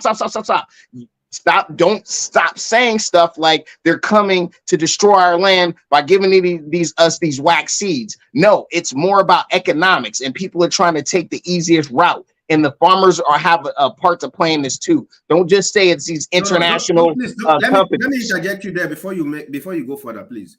I'm not saying they're coming to destroy our land. What I'm saying is that came out your mouth, sir. Please wait. Let me finish. What I'm saying, I want to explain what I said. What I'm saying is that these seeds, after the first planting, they cannot regrow. You can't plant them again. Because, listen, let me tell you, there's a selling point in having organic products. Have you gone to your store lately? The store around you? 95% of the things in the store there give you nothing in your body. Do you know that? They give you nothing. You only have less than 2% products in the stores. And what do health experts say? They say you need to eat whole foods, organic foods better. That's a selling point. That is why people trooped into Africa in the first place, because of nature. You have tourism because of nature and the foods. It's a selling point. It's scarce. It is difficult to produce, but when it is produced properly with the soil, it is the best food. That's a selling point. You don't have to have it everywhere. I think the problem here we see is the African governments are too large. They need to prune down so that they'll be more economical. You cannot chase away the hegemony and still have a large number of political appointments, and you expect to pay everybody and pay people. No, cut down. I think at the core of it is that we are bleeding. And I keep using the term bleeding because if you are about to treat a patient and the patient is losing blood, you are not going to succeed. And I think if we stop the bleed, and the bleed is coming from the fact that all our hard work and resources that we work for, we give it to foreigners to go and use it to produce goods, and then they sell it to us, we actually lose money from our resources. Because by the time they sell it to us, the resource is more expensive. And in other words, we are giving them money for our own resources. That's how crazy it is. So that needs to stop. That bleeding needs to stop. Then when I went on to ask the question about the the Zimbabweans, whether they trained farmers, before they handed over the land. They did train some farmers, and with mixed results, according to what they said. Then I asked, did the sanctions on Zimbabwe have an effect in the production of this in the farms? They said massively. That like he had a big one. He said this has had a significant impact on agricultural production, including on the output of the farms. These actions were supposed to have a combination of factors, including human rights abuses, electoral irregularities, and concerns about the rule of law.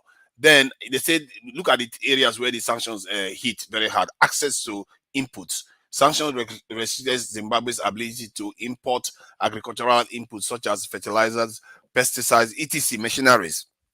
That exports restriction. Sanctions impacted Zimbabwe's export capabilities, making it difficult for farmers to sell their products on international market. This reduced the market's access. This reduced market access had negative consequences for the income of agricultural producers, infrastructure, and technology. So all these things, just from sanctions alone, your infrastructure is affected, your technology is affected, your finance is affected, and it affects your economy. So what we are seeing in Zimbabwe is not because the people in Zimbabwe cannot do it for themselves, it's because they punish them from trying to do it for themselves. And sooner or later, we're going to find out. Jack, could Zimbabwe have sought a different partner or a different approach to resolving the issue? So this is the problem again. Because the West or the white man won't give us what we want. Can you give us an example of the partner? I don't know. What about the big market available in Africa? What about that? Would have a good starting point. Let me give you an example. Presently, Russia has been sanctioned, and they look for other partners to sell their products to. They look for Saudi Arabia, they look for China, they look for India, and they are surviving. If you have a good government, like what happened in Zimbabwe, if the president of Zimbabwe, if you want to execute a policy, you have to look at the consequence also. So if he actually planned very well and you look at the consequence, he has to mitigate against it. So you can't just take a decision without looking at the consequence. So if you are quickly, see, African, I think Tunaja knows that the African leaders, we don't usually have a long-term plan. It's only reactionary things that we get into. See, this farm issue in Zimbabwe didn't happen overnight.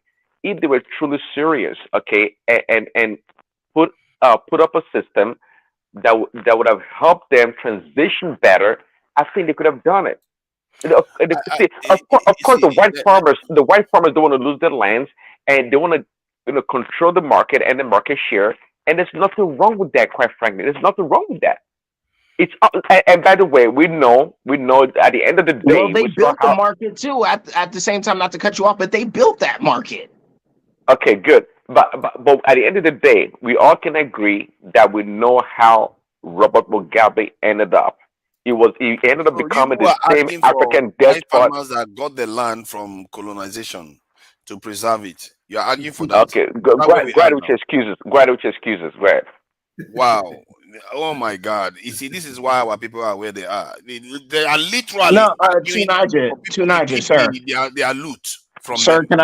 Can I say something? Let me finish my points. One, Zimbabwe is landlocked, so its ability to be flexible in terms of just going to Russia to come and buy our stuff, they'll have to use through the air to do that. And personally, I would, if I was them, and if I was many African countries, my alliances with Russia should have been a lot deeper. I don't know why they are so scared, or I don't know what is happening with African nations. Because if you look at other nations, when they form alliances with Russia, they make it very, what are they going to gain from the Russians? Because the Russians will let them industrialize. We'll give them technology and we'll give them weapons. Is Russia even industrialized? Okay, Russia is not. Okay. I was trying to explain to him earlier, Remy. I was trying to explain to him earlier. Come on, please, Daddy, stop it. That's why we are going there to beg them for food. To Nigeria, even Nigeria, Answer the question now. Is that why we are going to beg them for food if they are not industrialized? Why are we begging them for food? We are not begging Russia for food. Oh, you're not. Do you know how many African countries why do you think Buhari was saying that? Oh my God, stop it now. Why do you think Buhari was saying that wheat prices has gone up? Because Russia is blocking it. What are you talking Because about? they are into war with Ukraine. That is, Yeah, it's not only Ukraine that provides it. Russia too does it. No, it's not only Ukraine. Normally, most grain come from Ukraine, not Oh from my Russia. God, Russia is not industrialized. They are a space-faring nation. They are not industrialized. Seriously. I will shock you today. Do you know It comes from Ukraine too, Niger. Oh, their space program. Russia's space program comes from Ukraine. Cities, you can ask people in Russia. Do you know there are some cities in Nigeria that are even better than some cities in Russia? Oh my The God. Russians There are some cities in Nigeria better than some cities in America. I'm telling you the truth. Go and they are check not. you are suffering for the Russians for them. Okay, good luck with that one. Listen to Nigeria. The Russians are even suffering more than what you expected. More than what you can think of. What this guy? I don't understand. Suffering is your problem. I'm telling you, if suffering is the issue, survival is your bigger problem. If suffering is only problem we have, that is not problem. We've been suffering for 1960. It didn't get us anywhere. I am trying to tell you nothing you can do. Remy, let me say something, please. You see, what happened between Russia and Ukraine? Do you know that it affected almost every part of Europe? Price of things are now higher. Cost of living is now higher.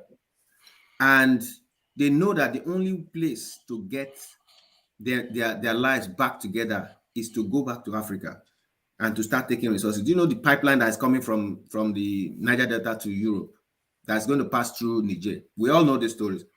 So the world is gradually going to Africa, which means Africa has to use this time to galvanize and put its house together and then get things done properly, which means manufacture things here before they take it. X0, man, you just have simple common sense that some people just keep arguing against. It's just obvious. So whether Russia is highly or 100% tech or not, what they are doing is affecting Europe. They are blocking the pipeline and they are forming deals, which means they are consequential. So whether they are, if you like, say they have rural areas here and there, they have gone to space. If you like, say they are not this, but they have given nuclear weapons to certain countries, which means their negotiation power is now higher. Every other thing will come with time. We know these countries have their rural areas. We know they have corruption. We know they even destroy their opponents. We know they have illegal, but still, we need them right now. Fellow Nigerians, Remy, please, let me just say this. Fellow Nigerians, and now you see where our problem is coming from. This is why our leaders go there to not do the right thing. Because you can see quite a few of our people, our own people, don't even think we are worthy of securing ourselves. We are worthy of industrializing ourselves. They don't even think that. They really don't. They talk as if they do when you're talking about it practically. But when we start having this conversation, you start hearing some views that gives a kind of preference to foreign interests. It's crazy. This is why our leaders are like that. Some of those things we import to Nigeria. Some of those things we import to Nigeria, we don't need to import them. We have people who can do them in Nigeria even. In terms of machines and machineries for agricultural output, tell me which Nigerian company is producing tractor in large quantity?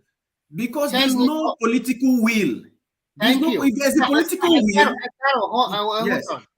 If you have the political will, will it take you just 1 month to build this machine and machinery? Let me tell you something I understand about the auto industry. I'm not talking about auto industry. I know it's still part of the auto industry. There's no country or there's no company that manufactures all the 100% components, which means just form the base. If it means subsidizing there until you get it right, subsidize it, let the base be in your country, let the tech be in your country, and then you can get all the other components and you make these machines. Remy, are you seeing this? Remy, are you seeing this? This is Russia that is under sanction. Just so that you can see first before you talk it to add to your knowledge. This is Russia that is under sanction. The economy is even growing faster where after the war started. It's even growing faster after the war started. That is how crazy it is. Whatever you say. What I'm trying it's not me, it's the World Bank that says it's a Western website. I will let you be. But to Nigeria, what you are posting is against your argument. What is it? We Exactly. are talking Against about how come Zimbabwe didn't do the same thing? exactly. Because Zimbabwe doesn't have the kind of power that Russia does. This is why I'm asking for power. What I want to say here is that the only country that is playing a very better game than Russia and even America today, and I will tell you the reason, is only China. And I will tell you the reason. They were able to fashion out a model. Let's put our factory in there.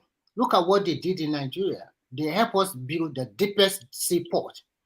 And not only that, they encourage their factory to set up factory near the seaport. Guarantee that means they can produce in Nigeria and send to the rest of the world. They are the one behind Russia. All this Russia you are talking about, they are the ones supplying the financial muscle. They are trading all over the world, and they are able to know that if you provide infrastructure for African countries, they will allow you in. That is why the Western nations are lacking. The Western nations will just give them grants and aid, and it's over. But the Chinese are coming to build your bridge, give you exactly what you need: electricity, schools, hospitals. That's what they are doing. And I'd like to add that even that what the Chinese are doing, African countries or leaders are not even taking the full advantage of it. They're not doing that.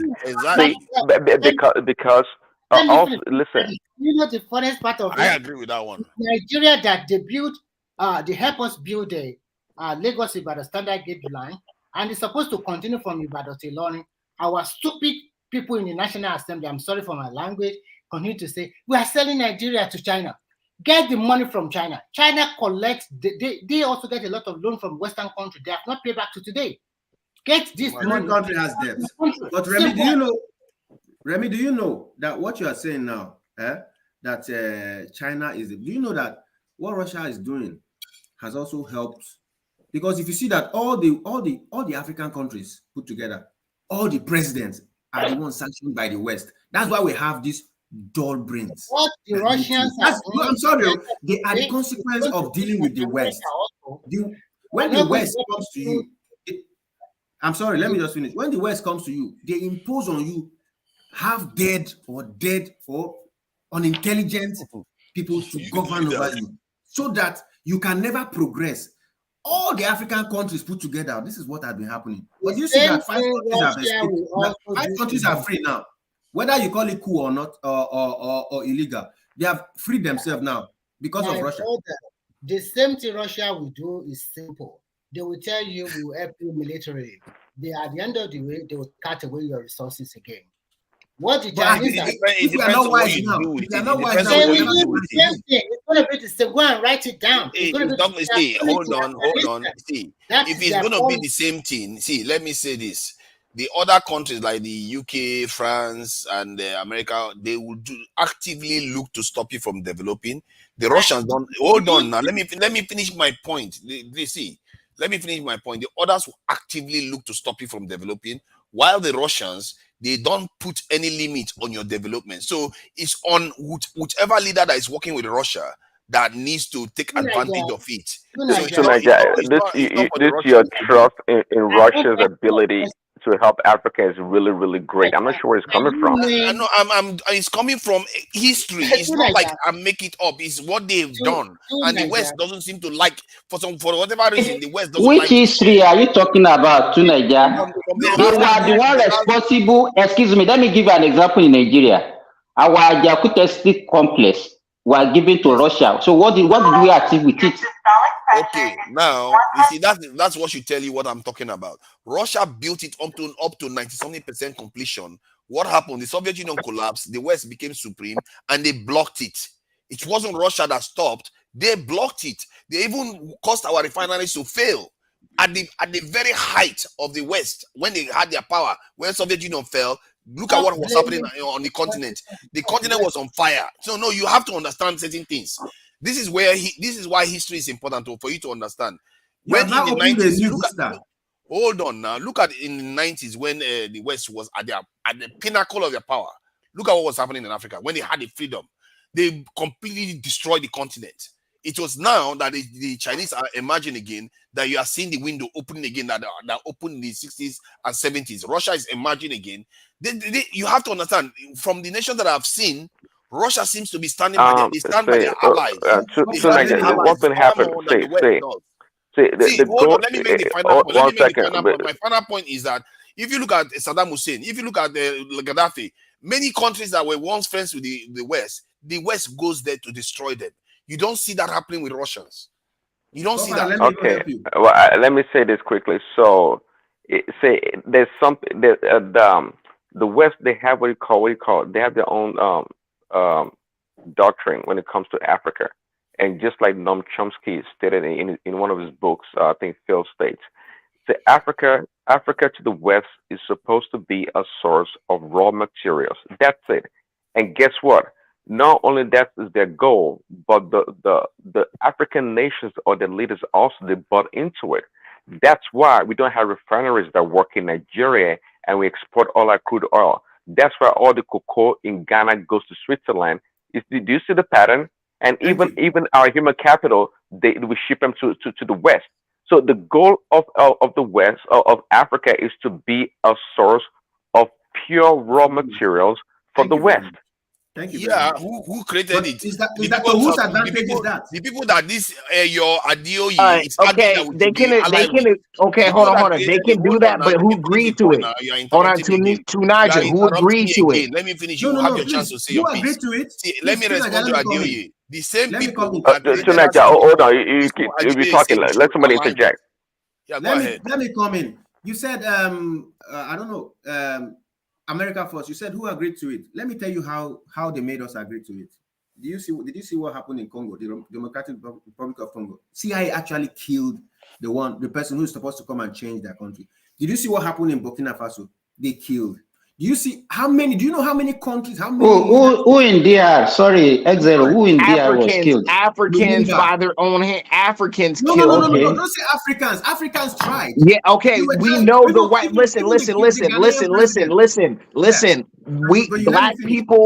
Black people that are Africans at the behest of the white man carried out that stuff. At the end of the day, you have to look in the mirror. Africans did it. There is no. So if somebody hold on. If somebody funds the building of the house, sorry, X0. If somebody funds the building of the house, do you say the carpenter is the one that built the house, or the bricklayer is the one that built? You call out the person that actually sponsored the building of the commissioning of that project. Yeah. That's how it works. So when somebody says Europeans commissioned the killing of this in Patrice Lumumba, it's a fact. I don't know why. You see, our people are defending it. This your Adeoye, I hope you don't make it into office, because the way you think, you are literally thinking. Nobody's okay. See, once again, you didn't listen to what I said, Tunaja. I'm not saying that the CIA and the white man was responsible. I said they were responsible, but at the end of the day, Africans hand in hand with the white man did it. It would have been more difficult if Africans would have made it more difficult for the white man to do that. That's all I'm saying. Y'all gotta look in the mirror. Y'all gotta look in the mirror. Isn't that what I'm talking about security? When I'm talking about security, then you should be supporting me. Hold on, let me just lay the point. Isn't that what I'm talking about security? Tunaja, hold on, let me lay the point before I finish, before I forget. Please, you have to understand. You all have to understand that the people we're talking about here didn't just start with killing those leaders. We actually came from slavery to colonization, down to killing our leaders.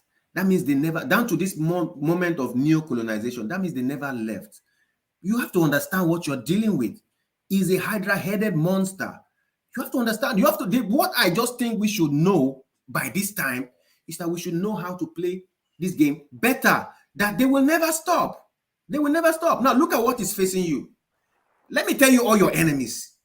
The IMF, the World Bank, the BBC, the CNN, all the known international Sarah, and our leaders don't know that, right? No. But nah, you're rehashing the same stuff Negroes been saying forever, bro. Please, please let me finish. When you're taking a loan, you are giving a high interest rate. Go and look at the interest rate they give to America and the other Western countries. Far lower. These loans, they know already that you don't have the wherewithal to pay. There is finally dotted line. Nigeria at this point, The last statistics I checked, and many of the hold on, let loans me were finish. forgiven. The Many last of the loans were statistics I forgiven. checked, You know that. Nigeria is paying, please now let me finish. Nigeria is paying 90% of our income is going towards servicing loans. Is that not war without weapons? And they will still give you another loan, knowing that you are a thief. Okay, you're a thief. Okay, that's a good one. That's a good one. This is the fact. They put these bad leaders there and they give them loans that will suffer the whole nation. They So kill your at the good end man, of the give day, you one who's to be month, give blamed? them At the loans. end of the day, who's to be blamed? Who's to be blamed? There is a thief in every country. There are thieves in every country, but this is a government-sanctioned modus operandi. They know they are giving loans to criminals that will not do anything good for their Okay, own so country. what are Because the that's how they want Africans it. going to do against those criminals? But look at the way they're String them coming out up, string any them which up, way. and See, do a that's what I'm saying. junta. String them up and do a junta. I'm If they're saying. not willing to There's do no way. that, then it's all for naught. I'm Look, sorry. The democracy Xero, they give to you is even If against they're you. not willing to string up those thieves, then they might as well stop complaining. No, this is what I'm coming to. The Nigerians rose up during NSAS. They were killed during NSAS. The European, the EU, and Americans did nothing to save them. Nobody was called to book. Well, So we are trying every now and the then. NSAS Africans are one. I trying to think the rise up, NSAS but one they are being succeeded. shut down. They are being See, shut down. So Xero, hold on, do you think hold on, do you think Xero. Africa or the black? Do you think only African nations suffer this tyranny by the West? Do you think it's only us that go through this? No, I it's think not only Africans are us. suffering most. They are in a matrix. I disagree. I disagree. See, Okay. many nations, including European nations, they've gone through a lot. They've gone through subjugation from other nations, and it is nothing new. It's just a natural resistance. That's what I call it. That we should expect from people that are trying to defeat you. I think what you don't understand in your own case is that you don't understand that the world is operating on a form of racial groupings now, and you Oh, have the please. NATO. Can Oh, I please. finish? Can I just finish, please? You have the groupings of NATO that is pan-European, and you have the Asians coming together Council of Despair, sir. can I finish? You have the Asians having their own alliances, and you have other. In short, the Indians have India because India is a nuclear power. The Asians have China. China is a nuclear power. The Europeans have multiple nuclear powers. But we, among all the great races in the world, the black men, black people, are the only ones that don't have any form of protection. We are the only ones. The great races that number over 1 billion, we are the only group that don't. And this is a problem that we don't seem to realize, that we are imperiled. If the rest of the world comes together like the way they did with the Berlin Conference when the Europeans were tagging each other. Right now, China and America, they are tagging each other. India and all of them, they are playing games now. But when they organize themselves enough and come together and say, you know what? Now we know where we all reach each other. There's no point fighting each other. Let's go and take Africa.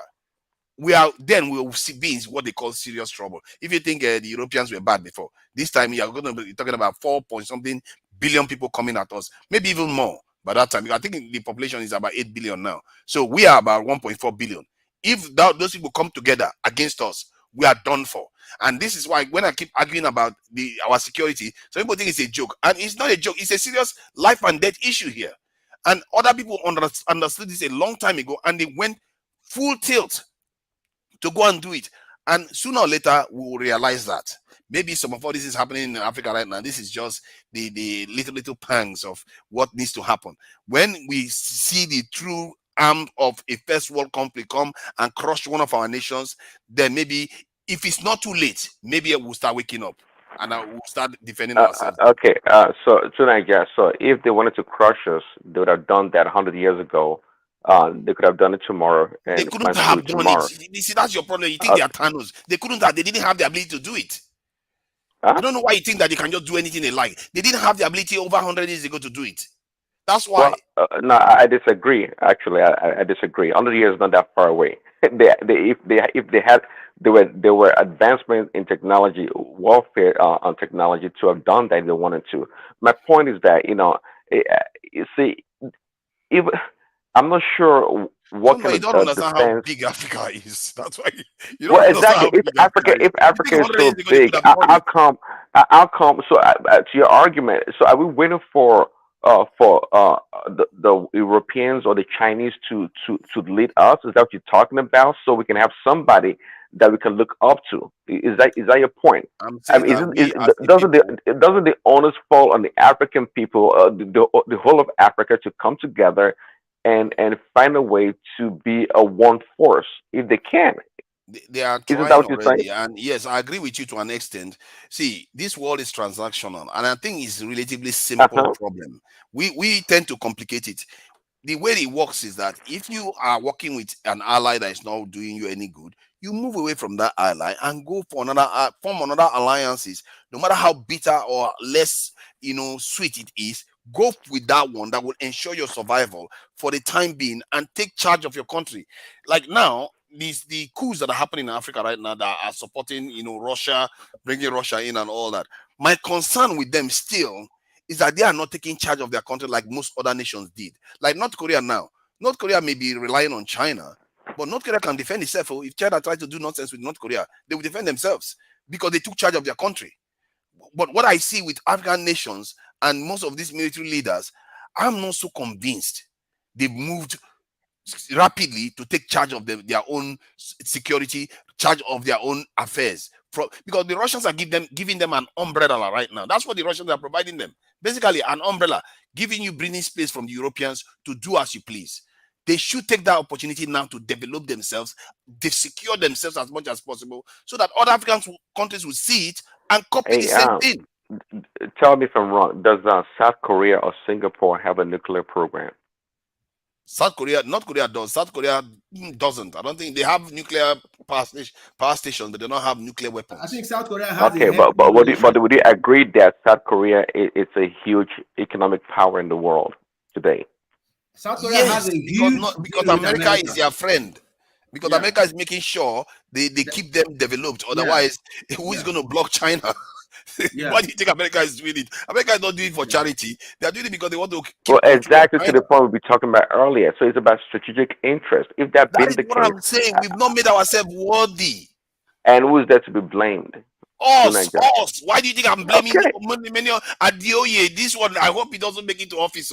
Because this kind of person makes it to office, he's going to turn to another bongo. These kind of people, that's how they are. It's us that are causing the problem. Tunaya, let me come in, please. We are saying almost the same thing now, because at least we have disagreed to agree that we are the problem. But how did we become the problem? By us not being able to elect the right people, because there are external influences. If you understand it this way, then you understand the full problems we have. But if you say we are just the problem, how did we become the problem? Because there's nobody who is fighting against it. But why would you elect wrong candidates? No, that's what I'm telling you. When your mindset is not even in the right place. Don't misunderstand it. If your mindset is not in the right place, why would you elect the right candidate? The right candidate. Who is the right candidate? The right candidate is the candidate that wants to really develop the country, that really wants to secure the country. That's the right candidate. We are making that mistake again. Excuse me. Let me tell you the right candidate. We are making that mistake again. When I say we elect the wrong candidate, I don't mean we elect intentionally the wrong candidate. The candidates profile to us, sometimes ABC, are all rubbish. And even when we choose, the elections don't count. And when they all see that the elections don't count, they do nothing to intervene. That's how we land on Tinubu. In your own honest opinion, do you think Tinubu won this election? He won the election. I rest my case. So you can see, I got you. You are already biased because no biased towards you. Listen, let me ask you some simple question. Just calm down. First, in a democracy, you have a right to contest any election under any platform. Yes or no? That's not what we are talking about here. No, I asked you a question. Just I'm building up something for you. Of course, yes. Of course, yes. So now, when you look at the Nigerian dispensation, there's 18 political parties that contested the election. Yes or no? Yes. Just go on. I understand you fully. Yeah, election were declared at the polling unit. Yes or no? Please just go ahead, bro. I understand. No. I want to yes, follow yes. you. I'm not. Yes. I'm not. Yeah. Yes. Election was declared the polling. Yes, right. Yes. And we elected various leaders from National Assembly to the presidency and senator and National Assembly. Yes or no? Yes. Go ahead. Thank you. So I rest my case. Okay, please. But I wanted to explain where you said I'm biased. Biased towards who? So the reason why I say you are biased is because you are saying, do you think Tinubu won the election? So to you, Tinubu did not win the election. So biased towards who? Biased towards Tinubu or biased towards Yoruba? It's already a biased mind. That means it's not towards who? Towards who? I want to understand because it's easy. Listen, sorry, it's easy. You said you do not believe Tinubu won the election. I don't believe. That means you have your own candidate you wish. No, that's not what we are heading. That's not what we are even talking about here. Let me tell you what I meant. Let me tell you what I meant. Do you want me to explain? Of course, go ahead. I think the election was rigged. Okay, by who? Yes, that's what I'm saying. I'm not biased towards anybody. I'm actually standing. I'm standing with the masses. And to my mind, the election was heavily rigged. Even the EU and UN observers who came in, they said the election was fraud with massive. That means such elections cannot be called credible. No. I'm listening. I'm coming. You say you talk now. Listen. Simple. Yeah. They are not the only one that monitored the election. They said there were irregularities. When you go to Nigerian Constitution, what they mean is that substantial compliance. So when you are talking about irregularity, does it happen all over the country that we think that will change the course of the election? I want to ask you your own opinion. Who do you think? I almost thought you were going to say that it did happen all over the continent. Yes, it happened all over the continent. Look at what. Let me take you further. Who do you think really win the election? Let's not drag this. Let's not drag the conversation to Nigeria alone. Your opinion. You base your opinion on what United EU. But he already gave you who he thought won the election. What is your problem? Yes. So the issue here, we are talking about the African continent, the continent Africa, and how elections are won and lost, and how the external forces. Please let me come in. I understand what you're saying. We're talking about how external forces help us to change our will, and then use those imposters to ruin our countries and our economies. You understand? That is what happened with Tinubu. And if you see, Tinubu had so many intelligence that came in shows that Tinubu had worked with the American intelligence before, and he is a softer candidate for them. So it's more preferable to them. That's not what we're talking about. We're talking about why Africans are unable to elect. Please, let us not drag it. You will talk. We are going to drag it a little bit. You cannot just come here and say that kind of sell us that kind of initiation. For you do not believe that the election was right, and that's my personal opinion. Yeah. Okay, fine. Your personal opinion was based on EU observer mission telling you about irregularity. No. Personal opinion based on EU and based on facts on ground and people sending texts and messages and videos of them. No, please, now let me finish. And videos of them being brutalized. Even people were shot. We know how many people were killed during this election. Before you go ahead, in your own personal opinion, who do you think win the election? I'm not here to do. Donald Trump won the election. Donald Trump did. I'm just telling you that Tinubu, to my mind, rigged that election. Point and plain. And he wasn't the right candidate to win the eletion. But whether Obi or Atiku won it, that's another case entirely. And I don't want to hypothesize. I'm just saying this election called for a new election, period. But that being said, Africa is fraught with this kind of election. Do you know why Ali Bongo is being held in one place? Do you know what happened? It's a similar thing that happened in Nigeria. That's why the army intervened. Do you know why they are intervening in other countries and they are saying they're going to try these leaders? Because they have become so much weaker puppets. They are worse than puppets. A puppet, at least they can shake. These ones are lifeless puppets that just allowed Europeans and Americans to come in, take, go. They have become too useless. Even a baby can do better than them. So they're acting against the economies of Africa. That's why I said we are not able to elect our choices. In this election, the last election in Nigeria proved it.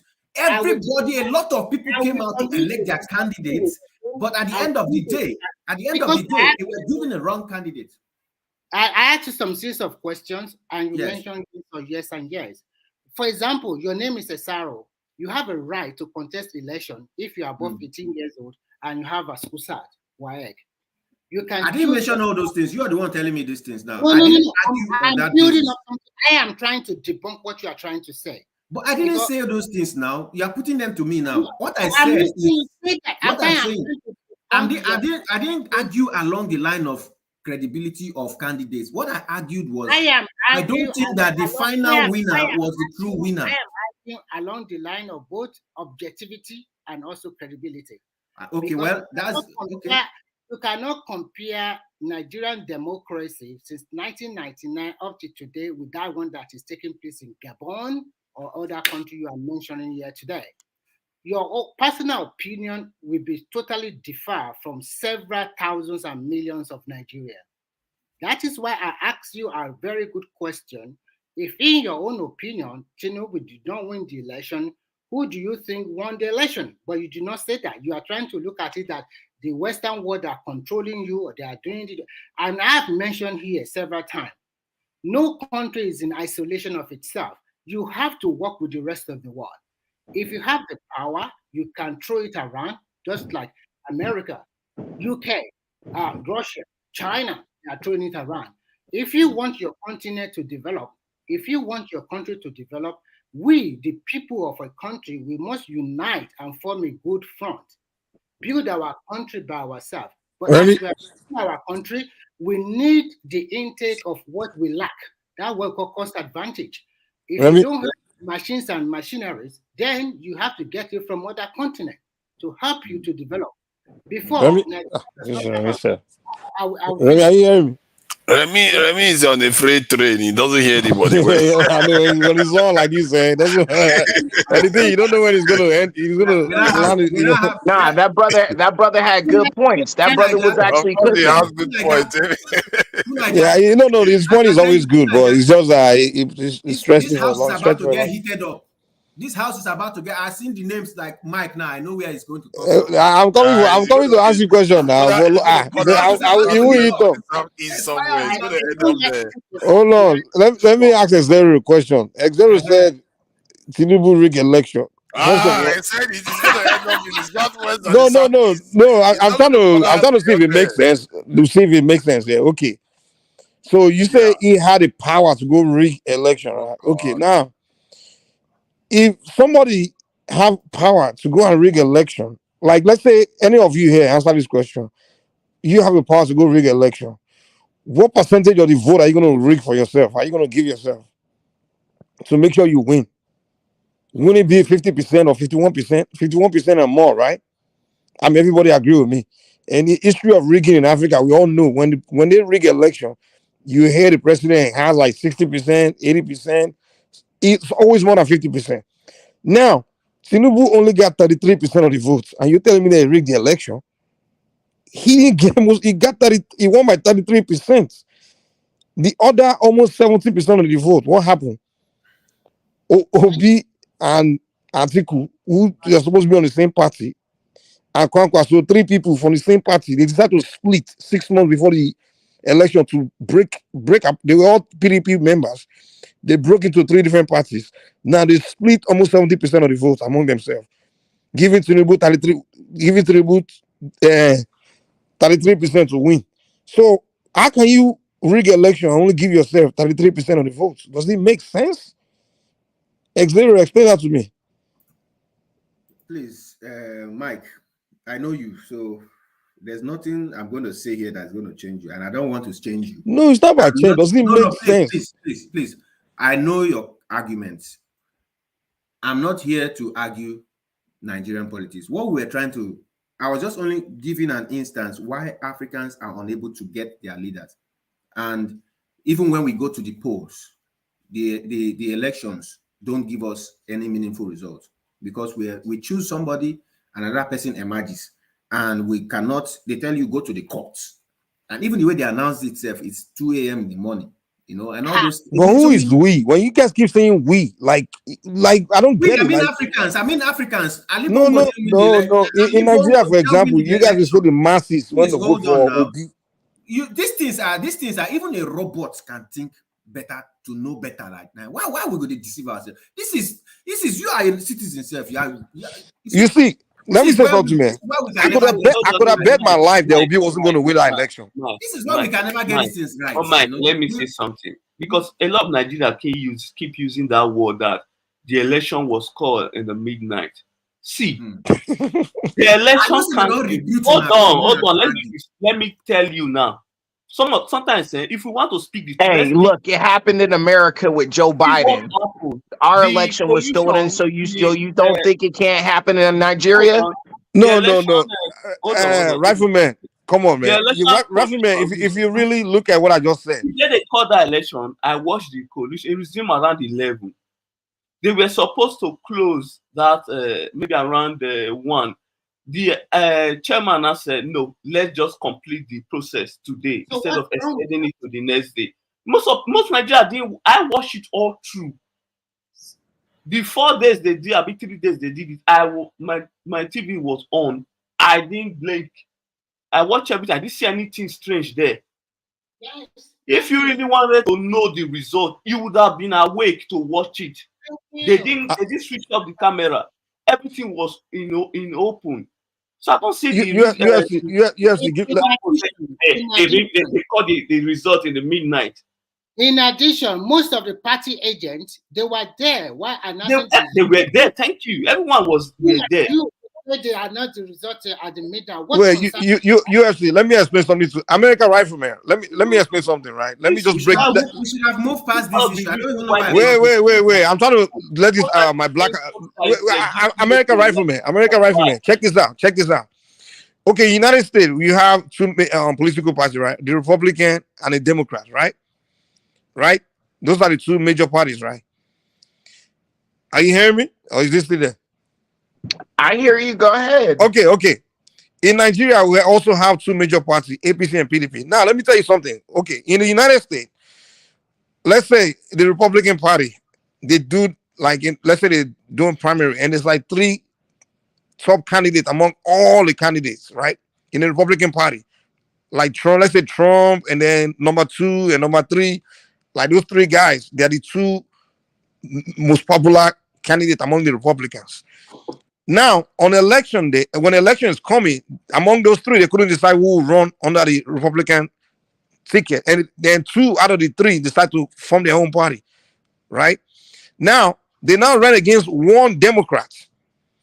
Now, after the election, that one Democrat guy now got 33% of the votes. Now, those 3 Republican guys now split almost 70% of the votes. And at the end of the election, they're saying that the Democrat guy rigged the election. How the hell are you going to rig the election? Who would you blame for losing? Is it not 3 of you? They're on the same party, decide to split, and then you split your 70%. I mean, what I'm saying, does it make sense? So yes, that is look. All I know is Joe Biden got 81 million votes, the most votes in the history of America. It was bullshit. Yeah, I get the American one. I mean, that was kind of like, I get that, But this Nigerian one is just ridiculous. How these guys are just butthurt about losing the election. I'm like, dude, you did it to yourself. The thing is that this is the reason why, if they continue like this, they will lose another election. If they don't see, I told many people, I said, removing APC will mean opposition will come together to remove. The goal should be remove APC, not personal ambition. But you see, most of these guys, all these politicians, they know the truth, but you see them, they deceive themselves sometimes. Yes. They believe in their ego and everything. So it was clear if the opposition kept dividing that they would lose the election. It was all over the place. Let's just suppose we put the number together. UFC in 2015, all of them came together against Jonathan, and they won. Thank you. And after that, that's what APC did. Atiku think Buhari is going to spend 4 years and give it to him. Who, of course, Buhari not going to spend 4 years. and he went out from the APC. Remy, okay, can we relate to the discussion Let's so that we don't speak on Africa issue and leave Nigeria politics. Yes, it's because of that. We are talking about the current issues now. The reason why Africa, I just want the West continues to impose leaders on Africa, and why we cannot get it right. I don't know how you guys are comfortable with the way Africa is at the moment, but no one is comfortable. No one is comfortable. You are sinking yourself. You are digging. You are still digging the grave. The grave. No one is comfortable the way Africa is currently. When you keep digging and you are not making any headway, you stop digging. You stop digging. I don't know whether the things don't affect you, but it affects millions of people. The thing is that what I observe about most Nigerians, we don't live in reality. Yes, we don't really live in reality. The point about is that first, we shouldn't have copied all this democracy from Western world 100% because we are different. Yeah, you're right there. I mean, you're right. Look at Nigerian example. Look at our recurrent expedition alone. It's finishing us from our National Assembly and State Assembly and the presidency and also the governorship. The recurrent expedition is so huge that you just want to make some people happy. You have to spread it so that everybody have a representation. The same thing is going on in Africa. And I always mention this. I am a black man, and average black man is so greedy and so selfish, because where you are living in abroad, the more car you have, the more you pay more tax, as in road fee and everything, insurance and the rest. And when you go to Africa, you will see our leaders having mansion upon mansion, cars upon cars, stealing our money and taking it to these so-called Western countries. The Western corporate are also corporate in this, because they will take our money and they will turn back and say we are corrupt, and they are using the money to better their own country. So who is a fool here? We are the fool. But we must tell ourselves the truth. The truth is that we have to look inward, be patriotic enough, and tell ourselves the whole truth. But if today you are fighting against my tribe, or I'm fighting against your tribe, or for example, as an African in a diaspora, you'll be surprised that some African countries don't like your country. Why? Because they say you are the giant of Africa. But who brought the tribe issues here? I know, but he's right. No, he's correct, man. This brother's been listen. This brother has been telling out of everybody here. This brother has been consistently telling you, listen, bro. This brother has been systematically been telling you that listen. Stop. Hold on. Can you stop yelling, sir? Can you stop yelling, sir? Can you stop yelling? Can we stop yelling? Can we stop yelling? I didn't talk about tribe, Remy. I didn't talk about tribe. Okay, but Remy is still telling the truth and very accurate. Oh my God, dude, you just filibuster everything. Let me ask Remy a question. Remy, I didn't talk about tribe, Okay, go ahead. Yeah, ask me the question now. No, I said I didn't talk about tribe. What I was trying to relate elections. Try to understand me. I am talking about our problem as an Africa, as a continent. I am telling you, if you're in the diaspora, everybody are here. For example, if you meet your African brother in the street, the moment sometimes say, "Where are you from?" and say you're in Nigeria, he doesn't want to play with you because he sees that I don't know why they thought that Nigerians are superior or Nigerians are bad people. I don't know. Sometimes you want to fight for your African people. So what I'm just trying to say is that in Africa, there is no that uniformity. There is no that unity among you're right. So when you talk about tribe, I just use tribe as an example also in Nigeria. If you go to Europe or you go to Asia, let me tell you, like where I am today now, there is a war in Ukraine. Most of the Ukrainians fled to Finland. As I'm talking today, they gave them job. They gave them free visa. They are giving them money because they are white. That's what I'm talking about. And you continue to say tribe or tribe. Try to understand where I'm coming from. But if it's so in Africa or something like that, your leaders, when you talk about leadership also came from followership. Because you are not having the same set of leader year in, year out. They are different. And when they steal our money and they will take it out to other countries of the world and they put it there, and those countries will now say, "Oh, your leaders are corrupt. Look at Abasha. Look, hey, brother, there's one example. You see the results Rwanda is getting? That's because he's a direct reflection of the people. That's why they're getting the results they are getting. Yes. So no matter what happens in a country, no country is perfect. And no matter what happened, we have had the election, or we have this. People should come together and support. For example, the coup that happened in Gabon, I am 50% in support of it, because it's not done for somebody to rule there for 40 years. And that is my fear for Niger. That's my fear for Mali. The same thing for Chad and the rest. All these people, they will turn around, become a Agbada man, become there, they want to contest election, and they'll stay there for another 40 years. And they they are worse. It's the same result at the end of the day. Remy, let me ask you, Remy, do you think now that, let's say, the coupists now finally solidify their grounds and become the authentic leaders, do you think the West is not going to go back to them and give them offers? They will use them as usual, because they too are greedy, because they are not going to stay there for 1 year. The ones that are greedy will take the offers. The ones that are not greedy will be sabotaged, seriously. And that's how it continues. 90% of them are good. It's a continuous, that's why I said it's war without weapons. They don't need to come to Africa anymore with chains and chain us and enslave us. No. What they need to do. Esaro, what I always look for is this: when they plan their coup, and they say, we plan this coup, but in the next 6 months, we are going to return to democratically elected government. That is business.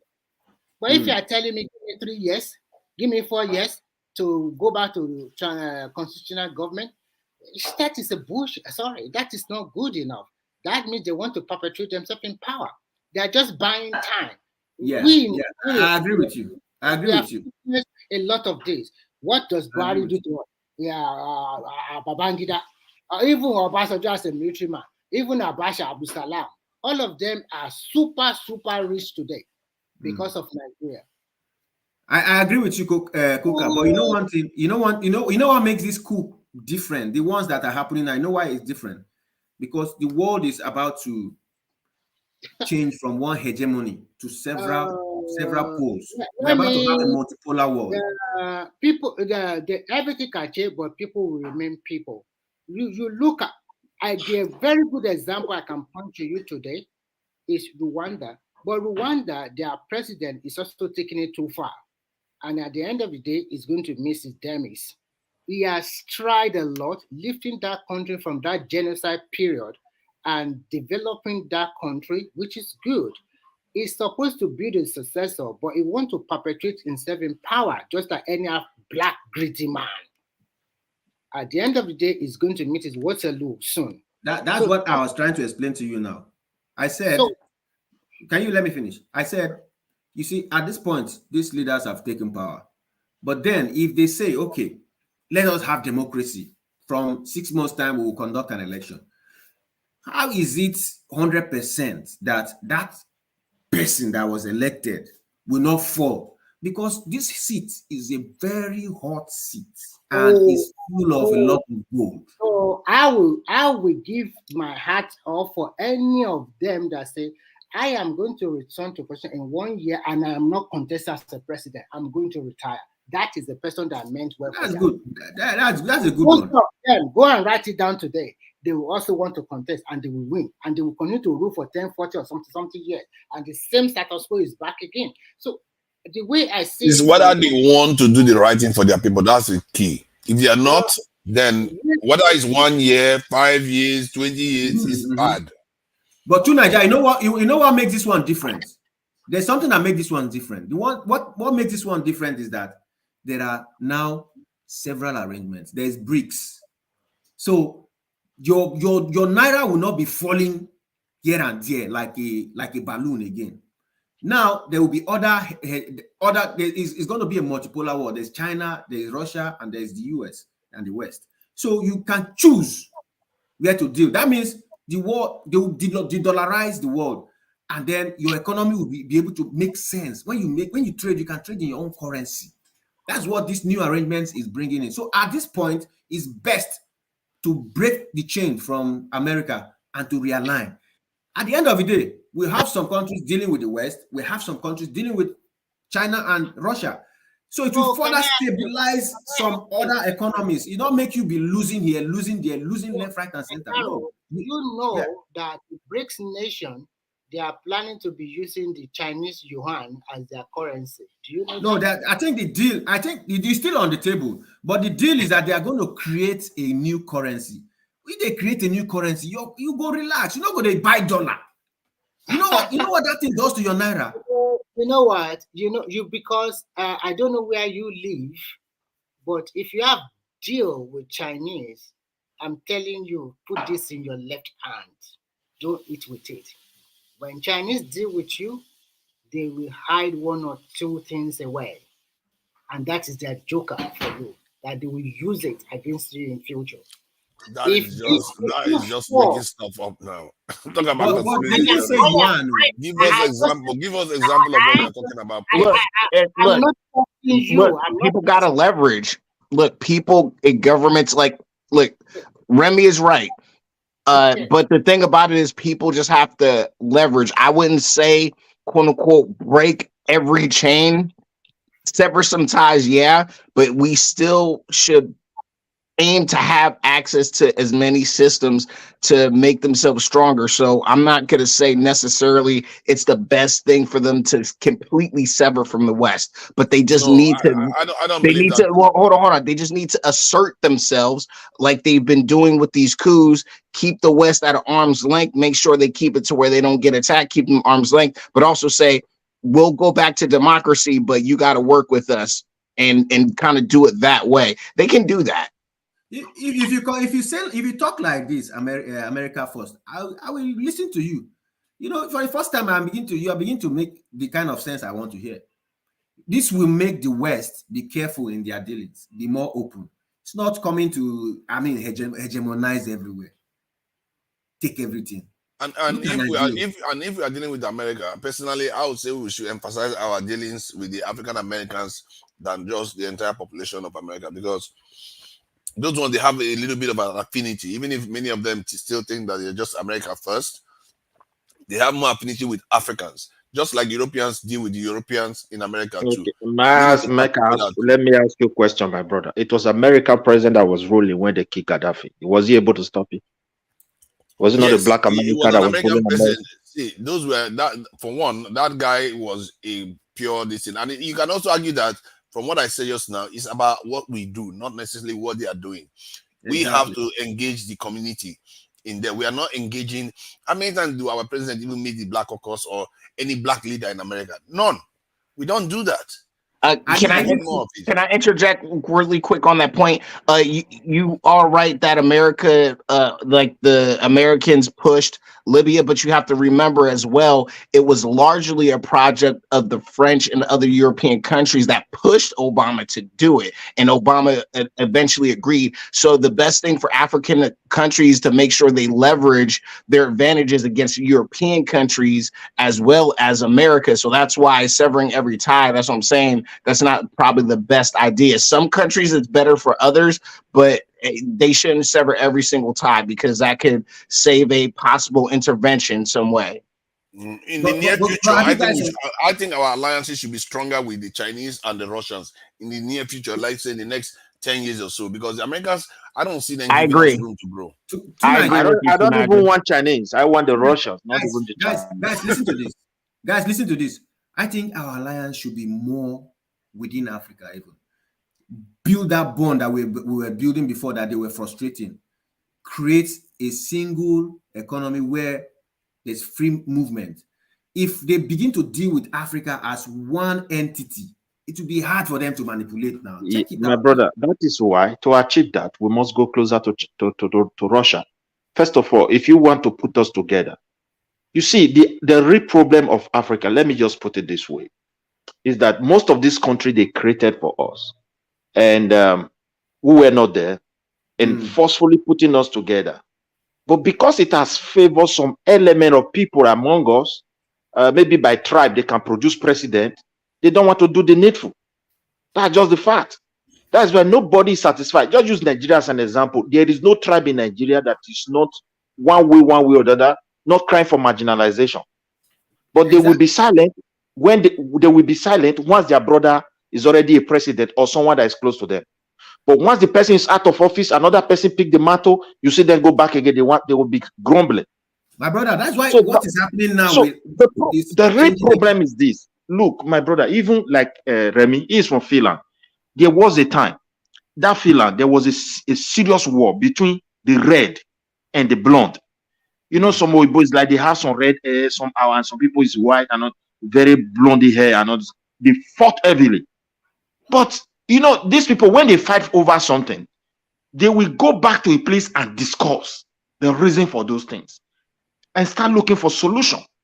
But the African man, we want to use power, you know, to cover up or to subdue that very, very pains that people have. They don't want to solve it. They don't want to discuss it. They don't want to relate on it. So this is the situation we find ourselves. Like Europeans don't go about having conversations about it. They really do suppress.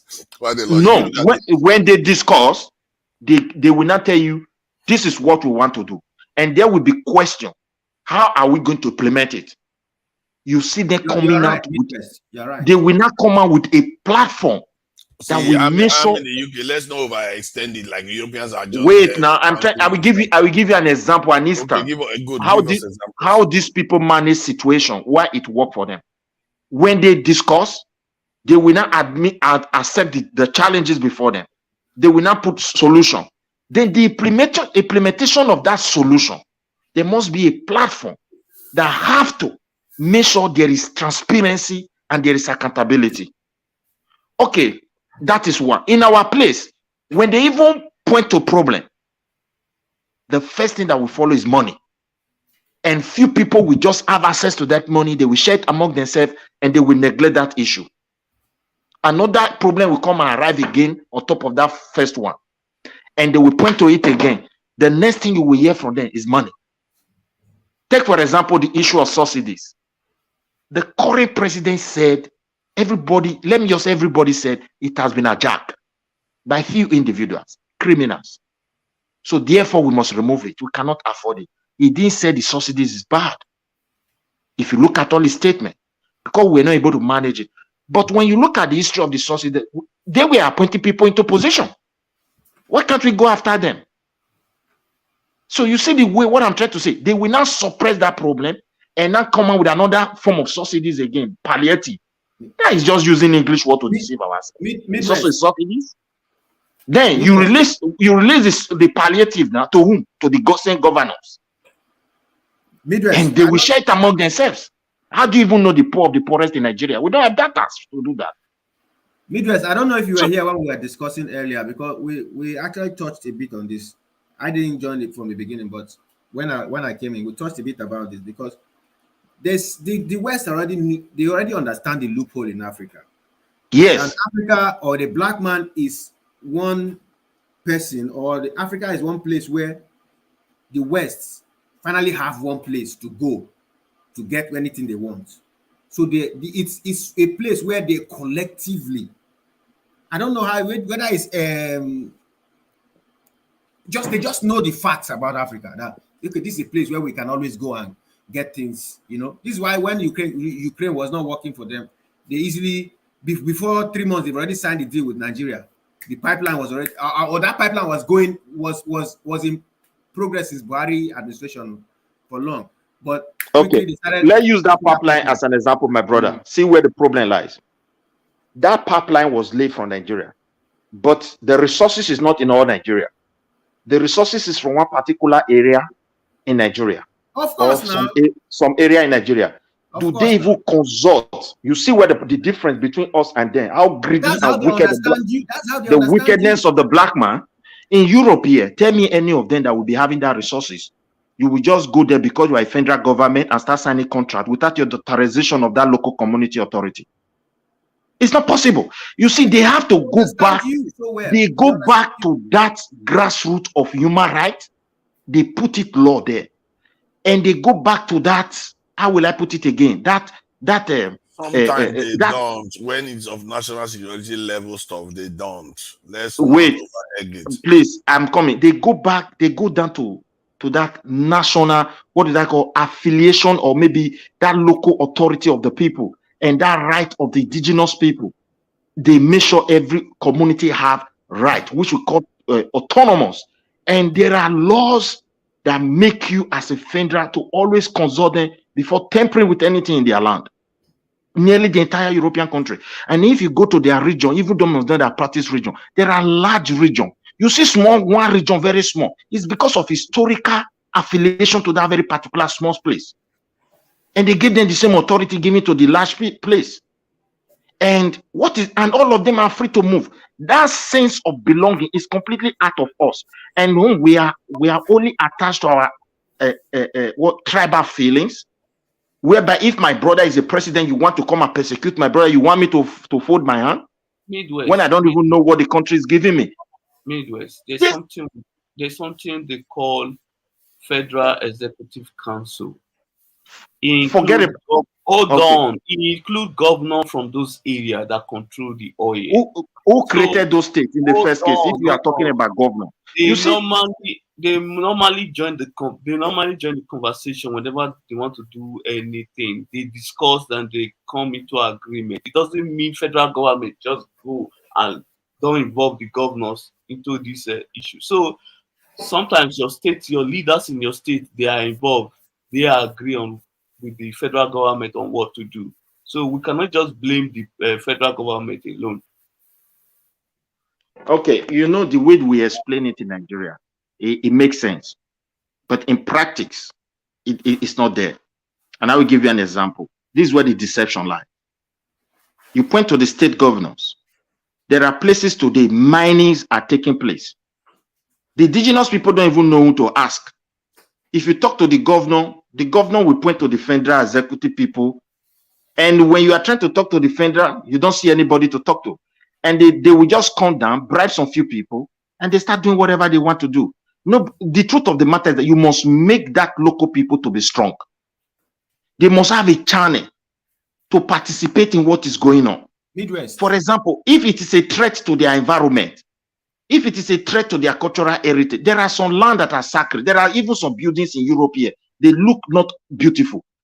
They leave it there because those buildings, when you go closer, you see a very strong history behind it. So they will be renovating things. Even when they build in the internal wall, they will still allow the outside wall to remain. There are reasons for things. In our home, we want to build it with power, but we don't want to build it with logic. And that is why we are stuck in all these things. Midwest. Recently, the current president met with Oba of Benin. I believe in that meeting, they discussed a lot of things. You understand me? If you look at it, Oba of Benin, in Edo here, we respect him more than the governor. So we believe he's the owner of the whole lands.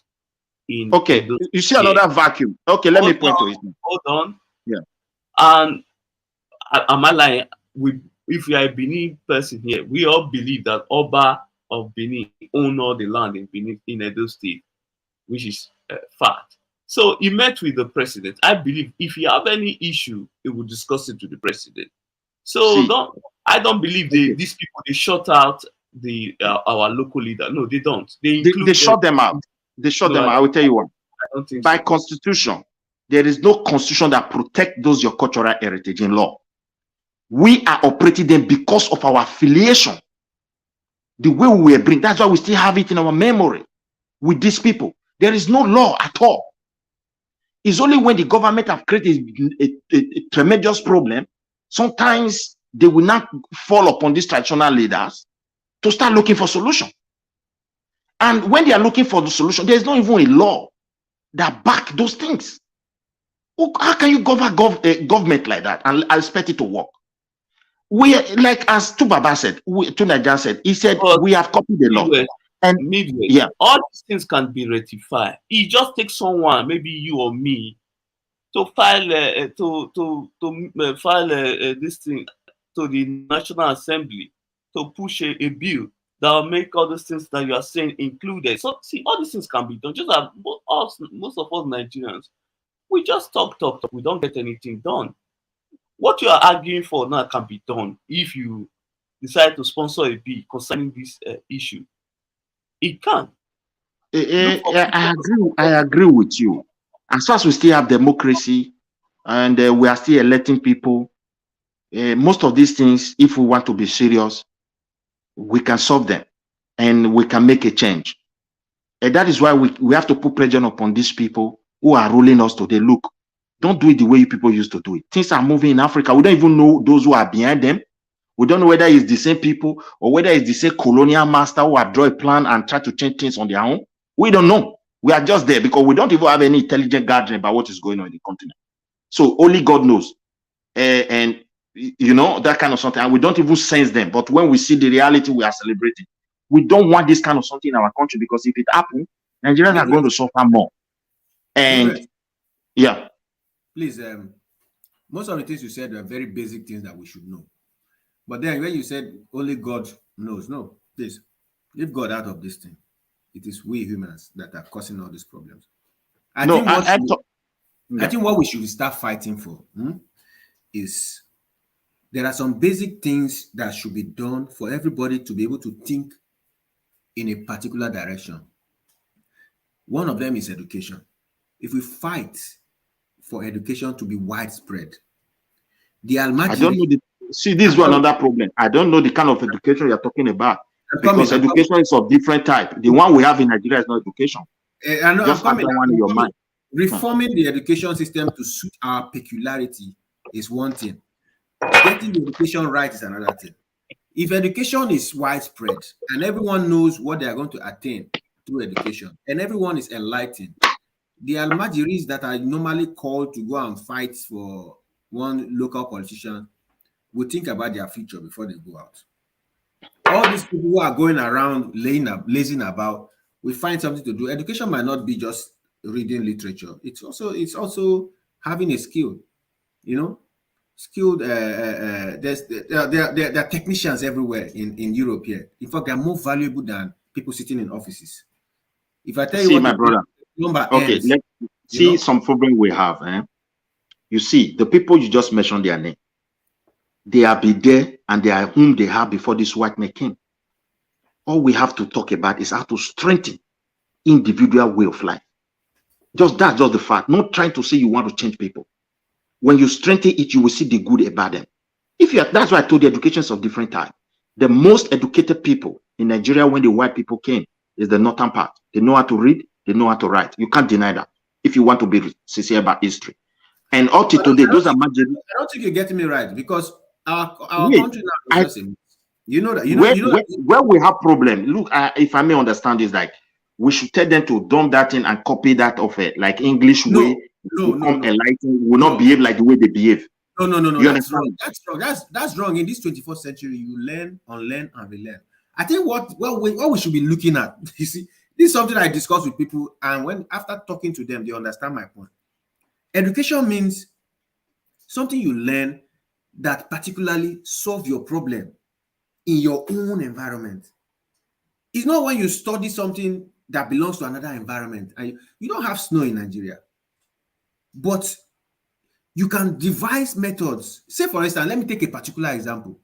Farmers go to the farm, they don't have transportation methods to get their goods to the market. In this scenario, do you know what I see? I see engineering. You can engineer a method of bringing these things to the market. Farmers farm, they don't have anywhere to sell it. There's a problem here. You need a commodities market. There's so many things you can fashion and put into the education so that as you are graduating from the education, you are going into service. You should be around your environment. We have problems of food. People carrying cattle everywhere. This is education. If you teach them how to ranch with your own particular breed of cow and what is the life expectancy of the Nigerian cow, or is it the Fulani cow? What is it called? You study the animal, you study its environment, you study what it needs. You create a peculiar ranch for your environment. You solve that problem. You get something to solve a problem. That's education. You study how to solve the problem in your own environment. You don't go and learn ranching in the US. Maybe in the US, they feed their cattle with something that's better for them in snow and in cold. You have warm-blooded animals roaming around eating people's foodstuff. You see and you go around like that. You keep changing and changing until you get the perfect match. That's education for me in our own scenario. It doesn't mean you just want to breathe one flyover. It's still where to the same thing we are talking. I still agree with you to some point. You see, if you refer to those cattle area, the way it is today is a very big problem to the country.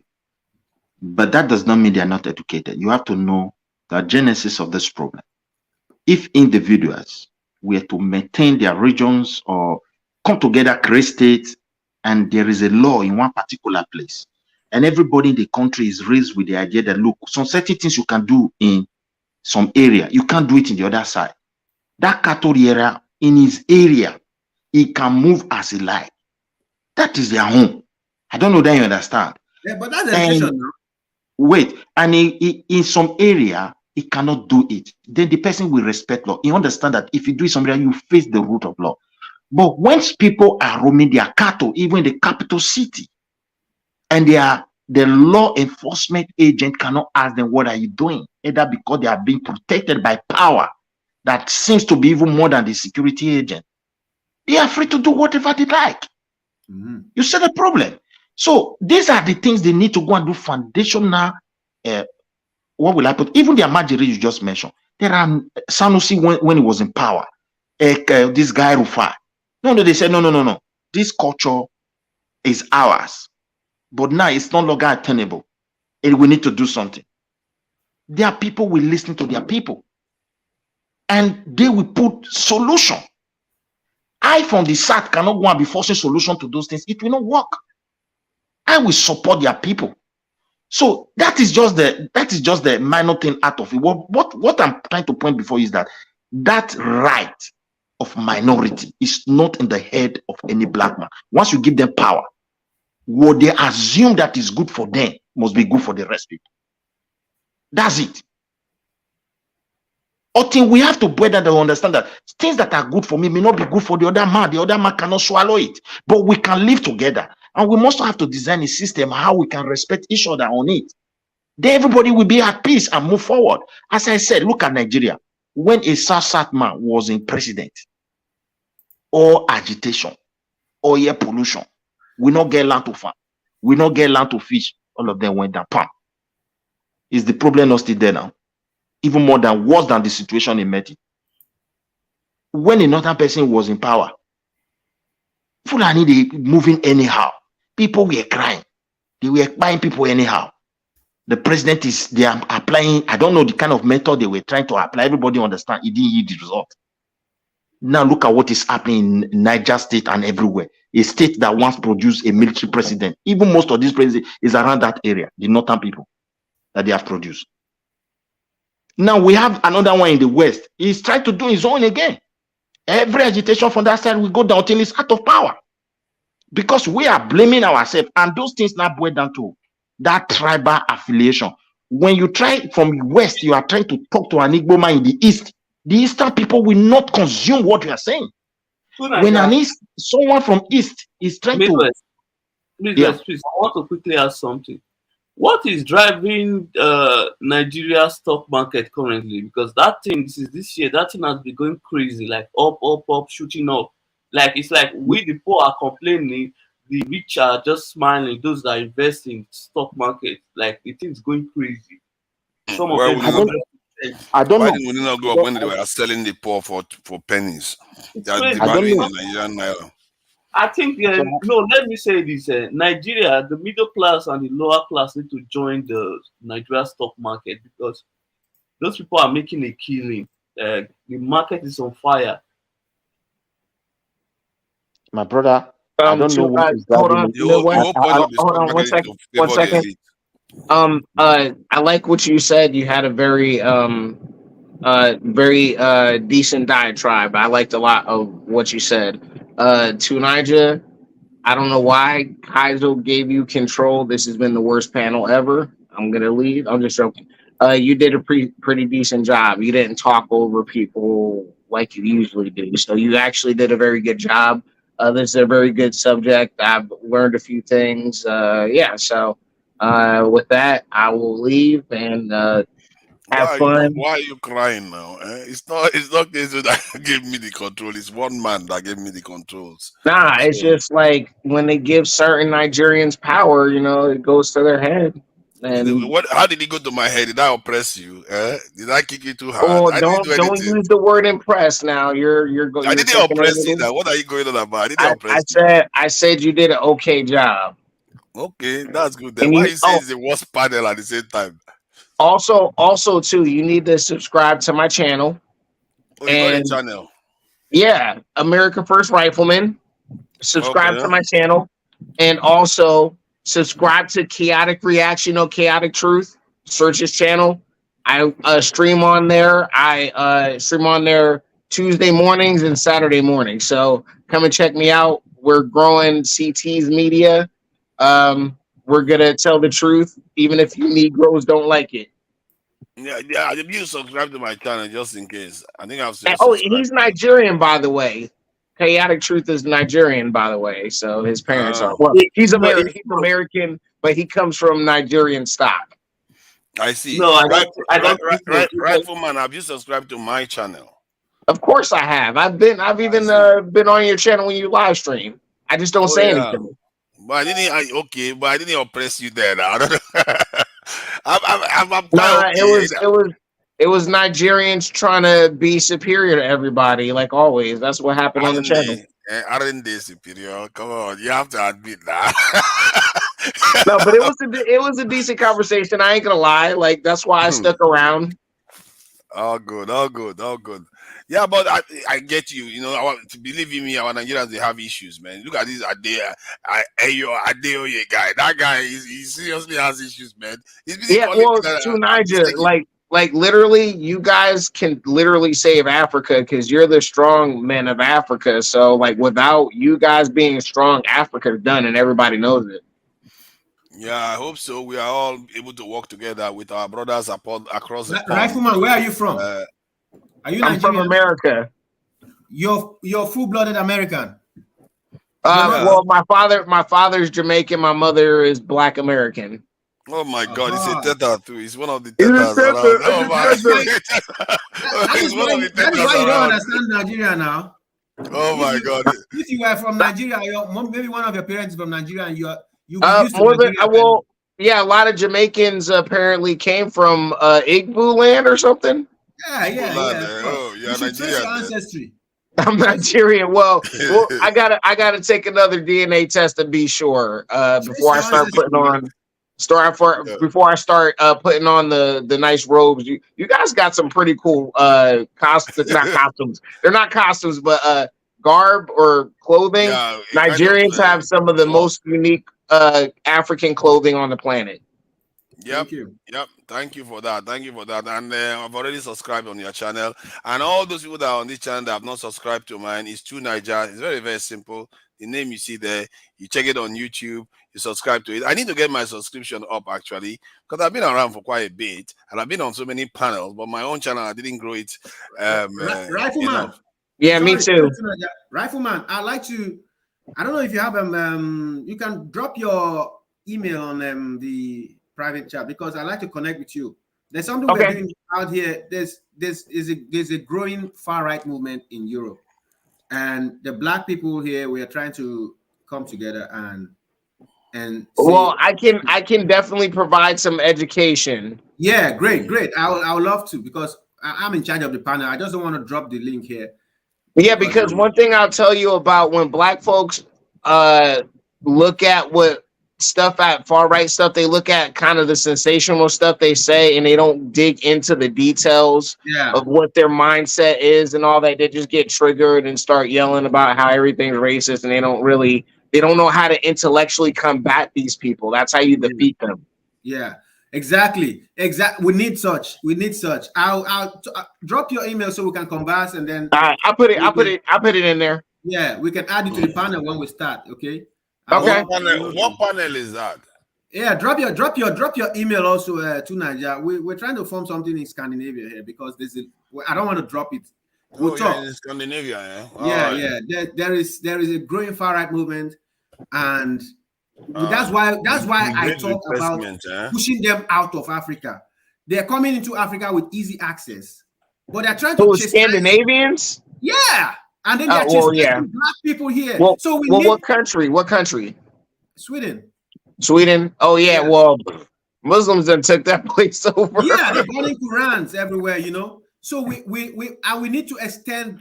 We want to extend the movement to as far as America, so that we will have a collective, like Martin Luther King and Malcolm X wanted to do. Well, you want to do more Malcolm X and less MLK. I'll just give you that. Just as a Black American, I'm gonna give y'all advice: do more MLK, do more Malcolm than MLK. Oh my God, MLK has swallowed so many African Americans right now. So this is why I talk the way I talk sometimes about chasing the West out of Africa, because they've destroyed. You need to see what happened in Niger Delta. They can no longer fish. They can't farm. They can do. They are not trying to help us at all. You know. Are you from the Niger Delta? Yeah. Yeah, man, that was decimation in that area. Decimation, man. The fishes, you can see the fishes dead on the waters, dead, and they always have people to bribe, you know, to get these things, to get themselves in. Yeah, all the people watching this program, please, if you can, you know, help. This is charity. This thing, help me. I need my channel subscription to grow. This is bad.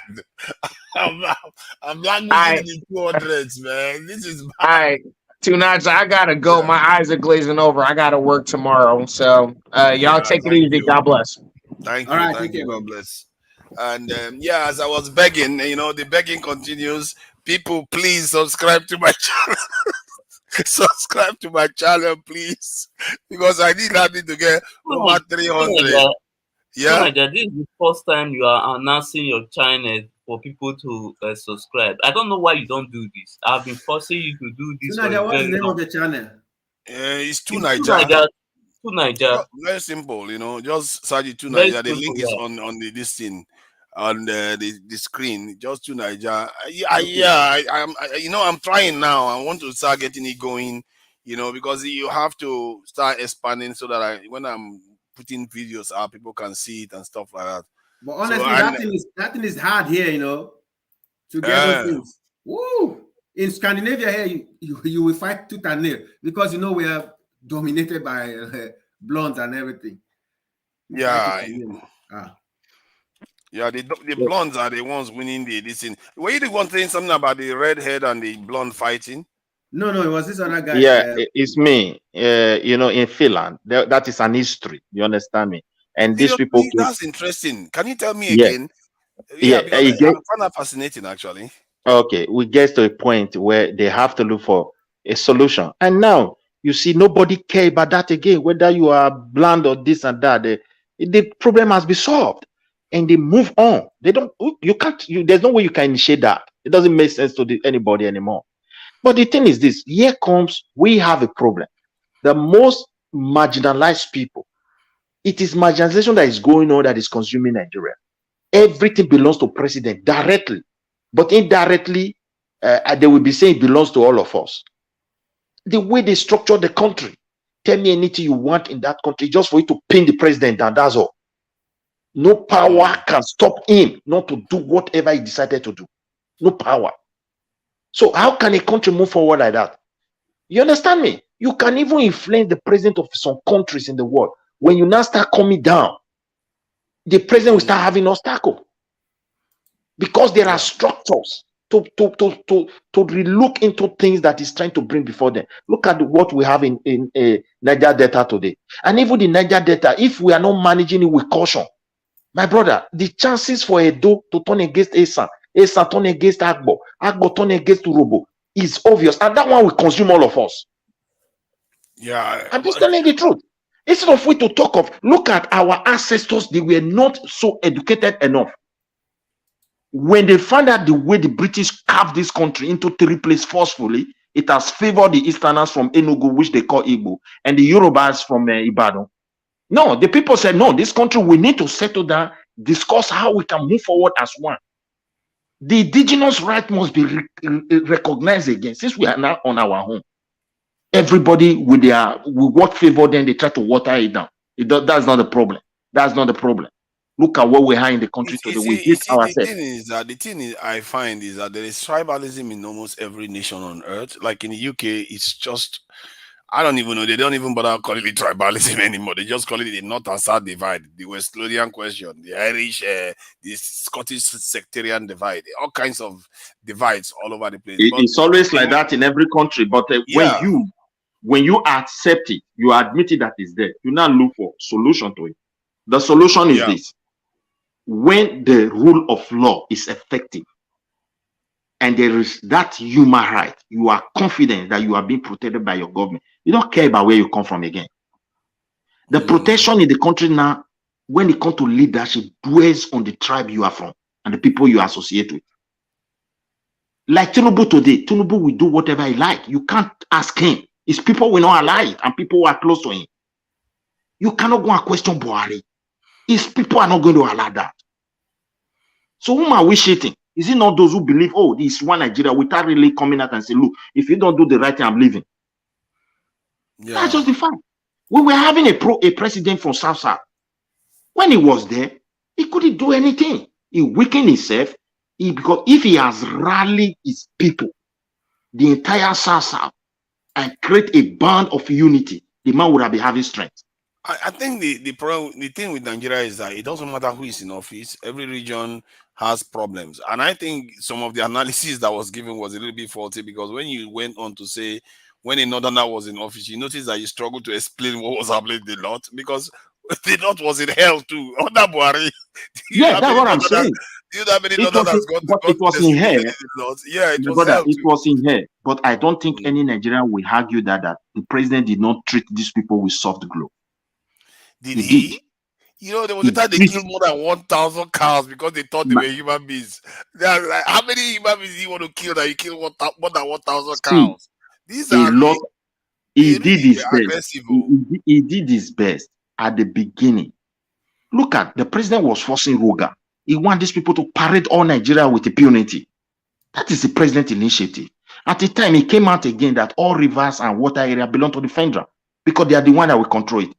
Later, they come out with grazing route that start from Sokoto down to wherever place in Nigeria. What was the president doing? He was giving them more power to move. No, it wasn't And power. I think They already were doing this thing If you before think now. about It wasn't new it, power. he provided solution whereby a lot of people disagree with those solutions. Did he do anything? No. He allowed whatever decision the governors decide to go through. So he didn't force anybody. He did not. See, when he hold on. initiated You see, I've been begging people, all this begging that I did, it's only one person that subscribed to the channel. I'm monitoring it.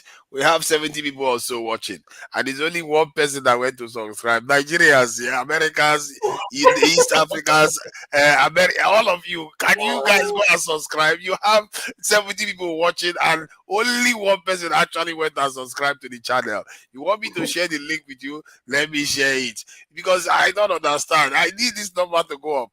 I have to start begging now. Please subscribe, and hopefully when I'm streaming, you'll be able to join us so that we'll have some quite interesting conversations, because I like to have, as a matter of fact, I'm going to focus on specifics areas so that we can actually move the needle on some areas, because I feel like sometimes we go around too many topics. Thank you for the donation. This is DiCapriono. Something may be within hidden the dust. Put on your archaeologist clothing and search for the true dial of destiny. What is that? That's, you know what? I like the money, but I don't understand the message. Do you understand UFC? Let him call in. I think this person. I've never seen him on the panel before. I don't understand the meaning of this thing. He said you should dig deep. Yeah, what he's trying to say is that there are things that. What's the spelling of your channel? Two Niger. The name. So you see it there. Two as in the letter. Yeah, or the, as the name. You number see on two, my number profile. 2, then Niger. So you see, can I come in? Yeah, you can come. Hello. Welcome. How are you? How are you, brother? Fine. Thank you. Welcome. Yeah. Thank you. I think he's telling is saying that maybe the answer is beneath your feet. You should dig deep a little bit more. Probably the answer, probably. Brother, is this brother? This this brother look like that is like a fighter. I don't know what is this Xero. The Scandinavian. This mighty man. What did you say? Scandinavian. Yeah. You look like what is it? Is it weightlifting? Is it your weightlifting photo? What is it? No, I'm just. It's just an Yeah, avatar. yeah. You know, I'm just joking. I'm just joking. Okay. You were talking with this other brother. I think is left. You said something. You wanted to do something to that so they are having easy access to whatever Africa, Nigeria, whatever. But then they think, but they do Superman with us. Yeah. I love it. And I wanted to, I don't know, maybe understand what you want, what you're looking into. Maybe it would be, I also might find interesting. You know, I've always been very unhappy when, especially when I hear Africans or Nigerians self-blaming. Makes me very unhappy. So this will put up some stupid propaganda, and then we help them promote that we are shit. No, we are not shit, right? We don't need the marketing of our self-hate, of the hate of us.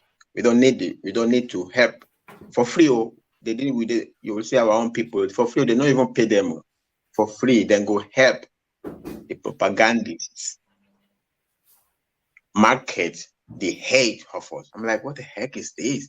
What the heck is going on? I mean, yeah, you're right. You're right. In fact, I was even thinking that we will open our eyes earlier, but we don't. Most of us here who are abroad, we've come across these people in our countries. But after we come here, we realize that, man, the trade balance, no balance at all. Brother, let me even give you one. It's very easy hint, right? So you will go to their country, right? To get a job as a cleaner, it's like, okay, finally they give you a job to go and clean the garden and whatever. But when they go to your country, they are expatriates. Expatriates. I've never seen a European who is not a director in Nigeria try to go and be office assistant in their country. It's a war. You're not going to find it. It doesn't matter your degree, right?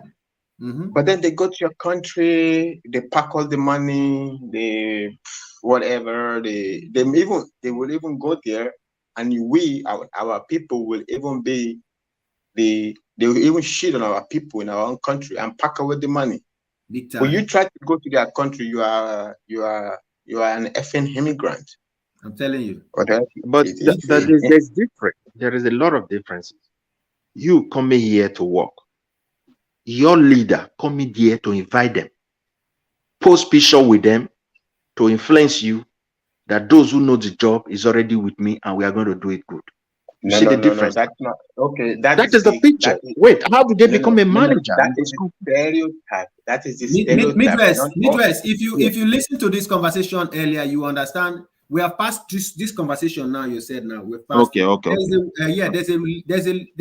It's multi-dimensional. These things that lead up to your leader coming to take photos with them. These are not the people you wanted as your leader. But they were Midwest.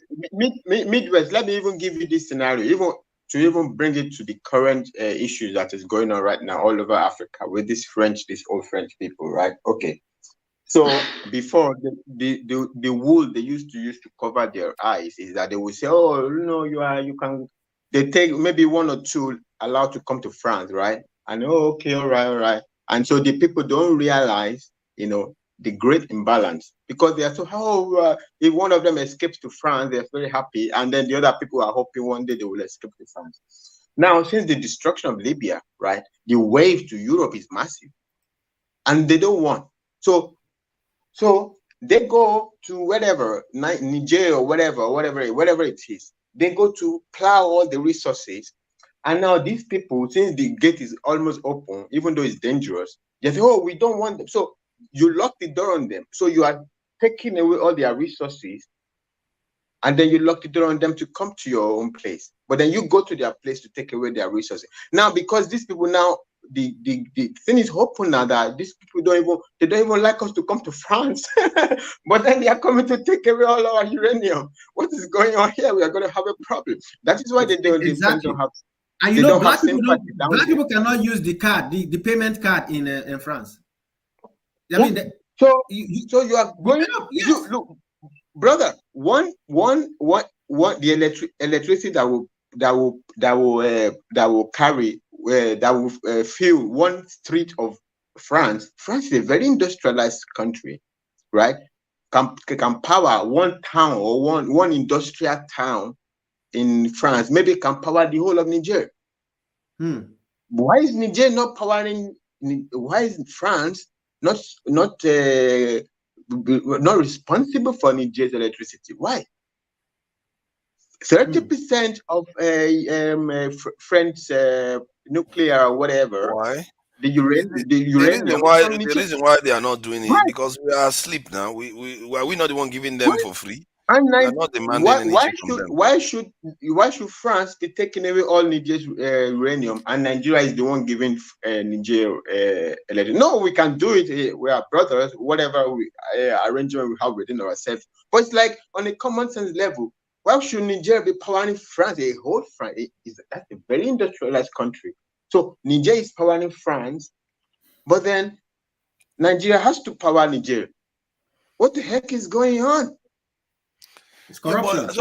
Sometimes you can't even blame so what is going on. Let me put it before our you. people that are the ones causing the problem. We don't aspire. We don't have ambition for our people. That's the problem. Thank you. I played a video yesterday of this Major General, I think Chief of Defense, Chief of Army Staff. A British official came, told him, "Be honest with us. Tell us what you want. We are eager to assist you in any way you can." And what was he asking for? Training and basically a caterpillar. That's what he was asking. Those ones are idiots. Those ones are idiots. See, I want to we are put the it ones this way causing the before you. problem. See where the problem lies. See where the problem really lies. These people, I can say the colonial effect and the kind of structure of education they gave to us is still playing very, very deep in the way we reason in terms of trying to solve problems. The reason why France is, producing electricity for its country is because of the people of France. So in Africa, I think the president and his family, they are having the light and the government officials. So it ends there. They colonize us in a way that we should not have our people in our heart. Brother, so what we have know is ourselves. We need to so once, now that we know it's the imbalance is created from both sides. It's not just from their end. It's also from some idiots, right, who make themselves leaders, right, and they take little biscuits while they take away all the resources out of their country because of they want to be a better past my neighbor. Right. So they are driving. Okay. So let me have to that word you just mentioned because that's what I wanted to ask. Look at black man. Because Do you know what a black man wants? Let us just be sincere. You go as you are now. You go to your community. My point is, you go to your community with a very fancy car today. Everybody will hail you. They praise you. They worship you. This is the only thing that is in the head of a average black man in Africa. This is what they are exploiting. That is sad. So that is what they are exploiting. Just hold on for a second until you hear what this man was asking Africans, a Nigerian chief of army, army staff to tell him, and just hear what he was asking. What else do you want Igbo man to tell you? Beg you to ask for something. Do you hear what he said? To build on what has gone before. to invite you to be honest and candid with us about the things that we've been doing that perhaps you no longer care for, and the things that we haven't been doing, and that you would like us to do anew. Because I think it's important to us that we don't, that what we're doing is the stuff that meets your ambition for your army, General, whilst it is under your command. And my team are itching to have those conversations with you and your team to understand what your ambitions are and how we might support them. You see that? That's the man is telling you, tell us what you want. Be honest. We are eager to help you. But no, the guy is asking for caterpillar and training, and maybe later on they will go and talk more. Some people are saying they are going to talk more. But in the meantime, while they asked him for those things, he was just asking for trinkets. It's like, what is wrong? He tells you that it's our people. Half of the problem is our people. Because now you can see it on video. Yeah, to Nigeria. My point is this we know, right? That's why I say the point that bro Excel was raising, I was like, so like, wow, right? We know our own people, because they want to be the only man in the village driving that soon. Meanwhile, they are long time I've had that word. It's long time I've had that word. Where did you get that word from? That's no, this is the perfect analogy now. They want to be the only man in the village driving that soon. Meanwhile, from there is village that is overseeing you. They are taking away Bugatti out of that village. But then, because he wants to be, he would even fight his own people who are riding bicycle and can't afford motorbike. He cannot even allow them to talk. You won't allow them to talk. You don't allow them to talk. No. That's way in the ride. He wants to be the only man riding that song. Then they hail him. What is that? What is Dasun again? I'm now curious. I've forgotten what is he, a car or a motorcycle or something? Dasun is a product now. The way you used to see Toyota, the way you used to see Nissan, there's Dasun. Yeah. Wow. This guy really went back, man. Really, man. No, that's it's no longer common. It's no longer common in Nigeria. It was one special vehicle those days. Wow. Yeah, they go push her for road now. He go stop for he go call people help push her for express. Oh my God. So that's why he pay me. That's why they pay me rich. But you want to maintain that in that some status, so that when you the driver they go the hail, they go. Meanwhile, then they carry Bugatti. The thing has gone so far. Make I tell you, if you come from abroad, like, you bring yourself low, trying to mingle with these people, the kind of insult they will give to you, you can't believe it. When you try to tell them the reality that human beings are we are equal, we can relate. I may have it more than you in some area. Some area you may have it more than me. My brother, you are from my brother. Say this one, that one will go there. Now that somebody will just form a story. You say no, that dirty they pick for Europe, and that thing will be what they will use to be remembering you. I know, and that guy where they say they pick dirty for Canada. Now dirty work they do. No one go school, no one learn work. That's why they behave like this.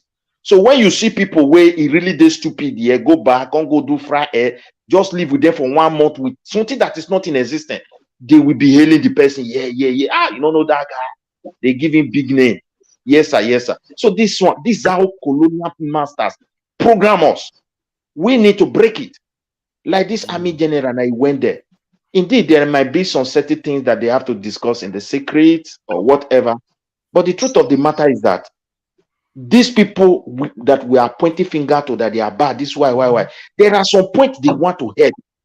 Our leaders are not ready for that help. No. This is the missing point. There is no point they want to help, right? The help is a fraud. Oh, this one you what do you want to give?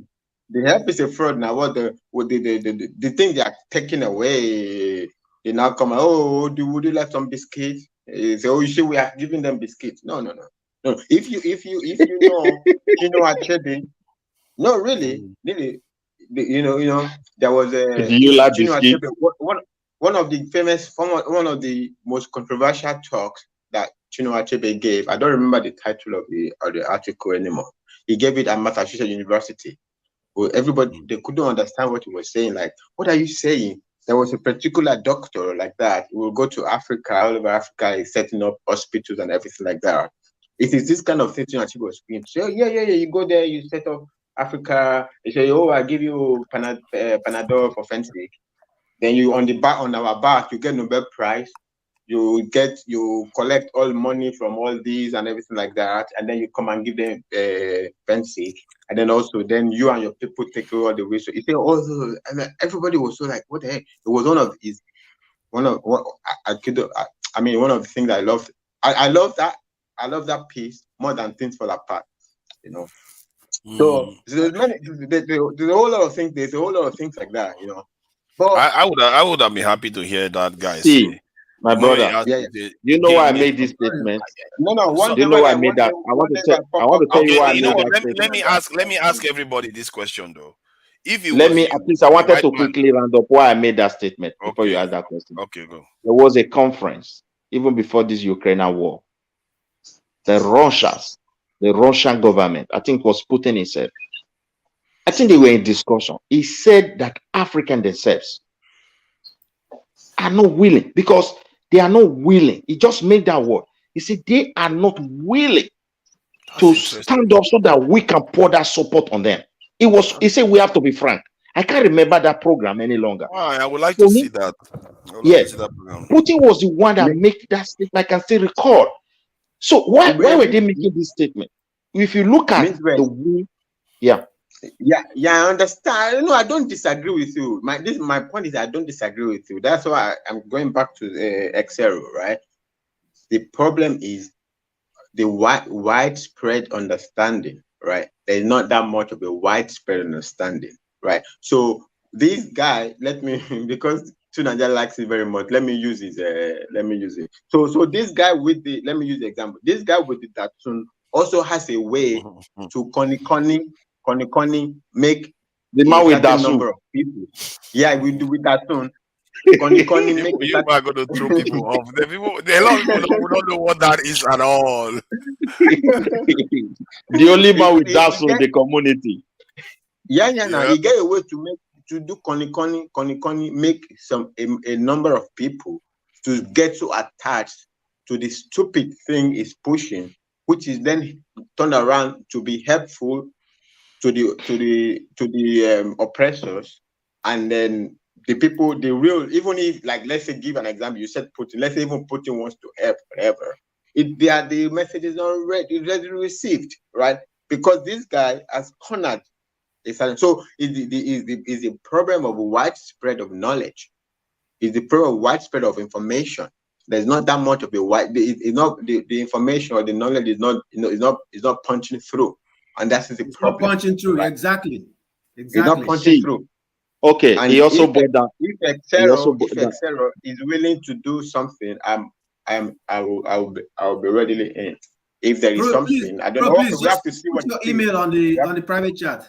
Okay. Okay, wait, my brother, look at it from another thing again. Look at our educational background. Before you know it, that man is a doctor. This man is an engineer. Hey, it's an accounting student. You know, we love title. Here, the same building you are living, somebody is in the House of Parliament. You don't even know. The professionals that you want to go and meet in their universities, great mathematicians, they are living in the same flat, the same building with you. Midwest, please let me just come in. How many of them are they worshiping in the street? Midwest, let me come in. Yeah. Midwest, please. You know, most of us here are living abroad. We understand what you're saying. You see, somebody cannot miss what they have never lived through. Most of the people you're talking about that are doing this, they have never experienced what you have experienced. So they will never think like you. You have to educate. You cannot blame people who wish for a pot of soup when all they ever lived for was a pot of soup. Do you understand me? It's a mind thing. You have not seen industrialization. You can never ask for something that is close to it. You always ask for the ceiling that you have seen. That is why Hello, you. sorry, I have to go. I have to deal with some situation. Thank you very much. I gave the in my email there. All right, yeah, I've seen it. I'll all right. So, All right, so take care. if you have never lived through, if you have never experienced these people from the other side, you always see them with the eyes your forefathers saw them. They came to us without visas. They came to our forefathers, but by commissions of the Queen of England. They came with their contract letters. Look at what they did in Zimbabwe and South Africa. They came. I don't know if you've seen the story of Shaka Zulu. They came. They asked for a piece of land. They gave them because our forefathers were very nice people. Visitors are treated kindly. We welcome visitors. They said, go on farm. And the normal way, even till today, it's still done. If you go to some villages in the east or in the southwest and the Obas or say they want to give you a piece of land to farm, they will just say, okay, see all this area, or yeah, you can farm here. It doesn't mean that you have now finally taken over the whole community. But when these guys came, that is how Zimbabwe now belonged to 80% of the land belonged to the whites. That's exactly what happened in South Africa. He's a white man originally from Africa. But if you go to South Africa, there's a particular place called Onana, or was it? It's only white. They don't allow black people to come in. Oriana, yeah. Oriana, yeah. Have you heard of that? So yeah, part of it. Yes. So this is the relationship between them and our forefathers. That is why slavery, we all know slavery is a crime. But nobody's even seen colonialism as a crime. It's a pure crime. Why are you colonizing me for? What? Why did you ask you to colonize me? Look, they've colonized us, and look at where they place us today. Yeah, and is that a good thing? Is colonizing? If anything really good, if anything good is a colonization, I think we ought to be enjoying it today. It is criminal. It is Okay. criminal. They should I think you can call it criminal. I think in my mind, you can only call it criminal because you look at it from their point of view to an extent. For me, if I look at it from the point of view of power and what power does, I don't see it as criminal. When they defeat you, that's the consequences of being weak. And it's just the way of the world. And if anybody is... It happens, the Romans did it to them. Yeah, that's what the Romans did to them too. The Romans did the same thing to them. So it's the way of the world. And Zero, can I correct you? You were speaking on the issue of land in South Africa. Can I give you information, correct information? Because you got wrong information. Sorry, are you from South Africa? Yeah, it's from South Africa. And it's a nationalist though. So, to Niger, can you keep quiet? So you are wrong on the issue of land. What are you Niger, yeah, can you keep quiet? You just came here and just started talking. Why should I greet you? I'm greeting. I'm gonna correct you came on a panel. You need to speak to people politely. To Niger, keep quiet. Xero, can I correct you? You're going to end up backstage at this stage. You're speaking on the issue of my country. So Niger, just relax. To Niger, relax. No, he's being rude. He's being rude. I'm not going to let him come out there. I think it's just been if you want to be around, you need to be polite. Lazi, please. Lazi, take it easy and don't say. Keep quiet. Keep quiet. Keep quiet for Nigeria person is very insultive. You know our English, the way we use it is different. So man. Okay. Anyway, Exodo, let me give you a correct information. Even on Zimbabwe, you were wrong. So what happened historically is that they obviously invaded us and took the land that they wanted, but it's not the percentages are not like as you make them. However, they always had the critical productive land. So obviously, when they were building the economies and the hubs, so the areas of economy were almost largely controlled by them, even in the farming land. So they control about 70 to 80% of the farming land on the productive land. But that's not the entire land of the nation. Similar story happened in Zimbabwe, probably in Namibia as well, and many places. I think even Mozambique, many places they conquered. So just to correct you, it has never been 80% of the entire. That's the land I'm talking about. Of course, not the entire land because you're more than them. Yeah. Can I land? Yeah. So it's never 80% of the entire land, but it's 80% of the productive land in terms of economy. Yes. Yeah. Good. Yeah. So how about the 80% of the actual? Sorry. How about the actual percentage of land that they control, including that of the this fertile land? Do you have those figures? I'm not sure in terms of the total fertile land because there is a fertile land that is not been activated. However, no, I mean, including any land, even land that is not fertile. Go ahead. Can I speak? So let's talk about the fertile land. So the active fertile land, that is active, they control the most of it. There's still an inactive fertile land. However, there is the total land of the nation that is just some land it's not really useful. So what I'm trying to tell is the majority of the land has always been owned by government, even throughout apartheid. So that didn't change when the new government came in place. They actually the land was like that, and they actually took back good large land, and they continue to also get more land. So by implication, does that not mean that most of South Africa's land can I is not? speak? I'm just trying to get somewhere because you're just. When you are speaking, we are learning from you. Someone can ask you question. We are not quarreling with you. I'm not done making my point, so don't cut me out. I need to get out information that I don't know from you. Don't ask me because I'm giving you more information. Wait for me to finish. So the land, the other land was belonged to the chiefs and the kings as well. Like if you go to places like Limpopo, KZN, and many other provinces, you realize that there's the chiefs and the kings that own large land as well there. So there's government, there's white people, then there's kings and chiefs, and then there's just ordinary people as well. Okay, Lazi, can I ask you a question? Let me ask the question I wanted to ask. Let's allow Tunaja to ask me the question you wanted to ask. So the original set of land, that's the entire land of the country, what part is controlled by the Europeans and what part is controlled by the government? I'm talking about the land now, not only just this in fertile or non-fertile lands. Yeah. It's hard to tell because most land, either way, whether the individuals own it or not, it falls under the state. But in terms of, you look at the issue of Orania, the small, whatever they call it in the desert there, they bought it during apartheid from the government. So they bought it from the criminal government during apartheid, and the new government did not change that. However they bought it, I don't know how independent it is as a land. I haven't looked up into that as much into details. And what I can tell you, the other thing is it's hard to actually get to know who own the ownership of the land and all that, because you just know that there is a white guy who's running the farm. So it could be that he inherited the farmer from his grandfather, or he's renting the farm from someone else. There's probably even foreigners from, let's say, there's Jewish, there's even Indian families, there's Muslim families that have bought land. I don't know if either during apartheid or the new government. So there's many ownerships in terms of land. So I think when you have time, look into how the land is distributed or sold in South Africa in terms of contract-wise. Maybe that might give you more information into that depth. Lazi, can I ask you a question? Yeah. Please, I want to know if you live in South Africa at the moment or you live in Europe. Now, I've always lived. I live in South Africa.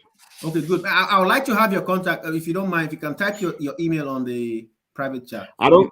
Okay, I'll drop my email. Okay, let me ask you, brother. Thank you for coming. Is there any prospect of military taking power in South Africa? No, that will never happen in South Africa. So it's different in South Africa. Okay. I can assure you, if military takes over power in South Africa, it's going to be the wise country. South Africa is a very powerful country. They manufacture their weapons now. I love that, my brother. Thank you for that. I just asked you so that we just chill, just to have some fun. I know it's not going to happen there. Can I say? I love to hear that. Thank you. What might happen in South Africa in the future, which I suspect could be the coalition government trying to remove ANC, because ANC is aligning itself more with the global South, the likes of the BRICS. So there is that tension between us and the West.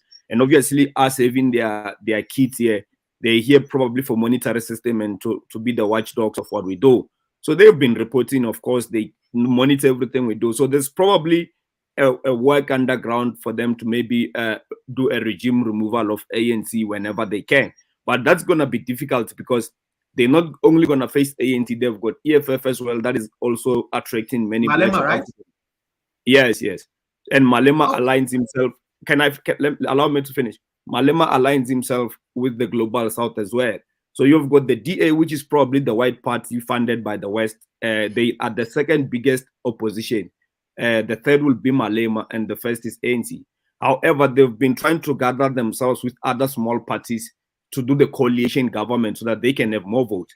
If that party can get close to actually winning, their first 4 years are going to be them working hard to remove us from the influence of the global south and the likes of BRICS. So I think that's what is coming, and we should be careful. How possible is that? I don't think it's much possible, not for in the coming elections. And if the ANC continue to be in power in the coming elections, BRICS is becoming much, much stronger, which is going to be very difficult in the near future. Let's say 10 years from now, for the Western influence to continue their influence on us. They're already losing it, but I will lie if I say they've entirely lost it, because our economy, our trading system is still on their side. The entire continent basically is still trading on their system. So it's hard to remove them in a short space of time. Hence, these coups that are taking place as well, they might not yield the current results sooner, but it's a work in progress, because remember, the colonization, they've built their system here. It's not going to be easy to remove it entirely. Thank you very much. Thank you very much. Knowledge. Hold on before you start praising him. This is a guy that advocates killing foreigners in his country and then attacking foreigners overseas. So yes, so you have to be careful. You can engage me, or you can be petty to Nigeria. Not a woman. Don't be emotional. Come on, I'm trying to. I see you guys have a history. Well, yeah, because I know him, and this is one of the most revived for me anyway. Yeah, Tunaja, well, who cares, Tunaja? So you have to be careful. Lozzy, please defend what you. The guy said that he was okay with attacking Nigerians in his country. I don't have to defend anything against Tunaja. He went to African Americans and encouraged them to attack black people and Africans in America. Please speak one after another. Let me tell them what he did so that this is not going to be hidden. He talked with me and every other person advocating that it's okay to attack foreigners that come into his country, like Nigerians. And then he went also to the American channel to this lady that often hates Africans a lot in America. He also encouraged them to attack Africans in America too. That's what he did. And because of it, when I went on this American channel, since then I've been on his case, because I don't want somebody that stands for those sort of things to just be talking as if he's just everyday African, because he's out there advocating killing fellow Africans. Oh my God. Tunaja, let me tell you this, if I'm allowed to speak.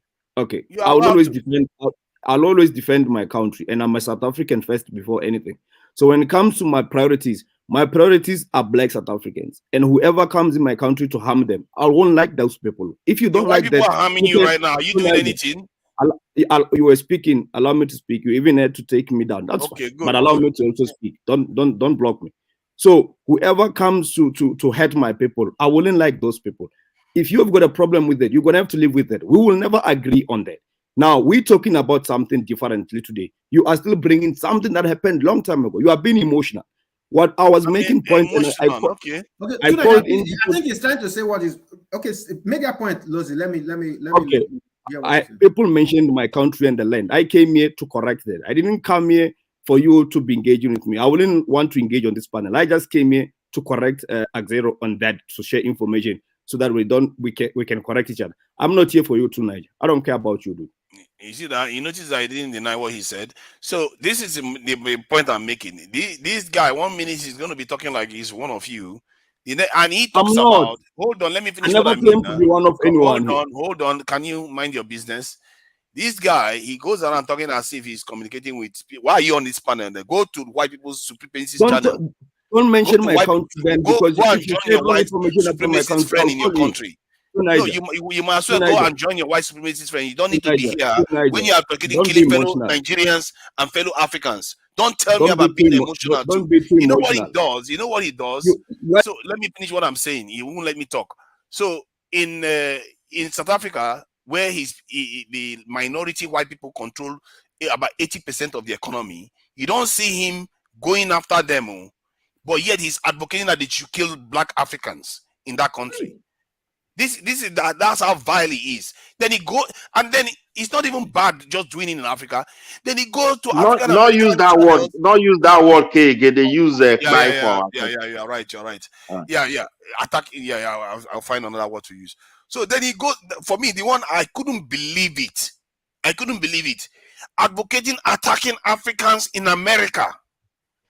He actually did that. That is the one I said, okay, that's it. I draw the line with this guy. And when he appeared on one other African American channel, it was just down outright war. I've never been that passionate about something before, because how can you, where do you even want to start debating this type of situation? We are in a continent that we are talking about how we can come together, and this guy is literally saying let's kill each other. He's not even saying let's fight for our own tribe, kill each other. We need healing. Oh. It's ridiculous. That is what drove me crazy, and he didn't even bother to deny it. He didn't even bother because he knows what I'm saying is true. Because if he had denied it, I would have proved the video. So Niger, funny enough, you know this guy dislike Malema that is fighting for exactly. No, Malema does not fight against. In fact, Malema encouraged. He said you should stop attacking Nigerians. Yeah, no, I'm saying that he's not even supporting Malema. You know, he hates Malema. Oh my God. Malema, sure.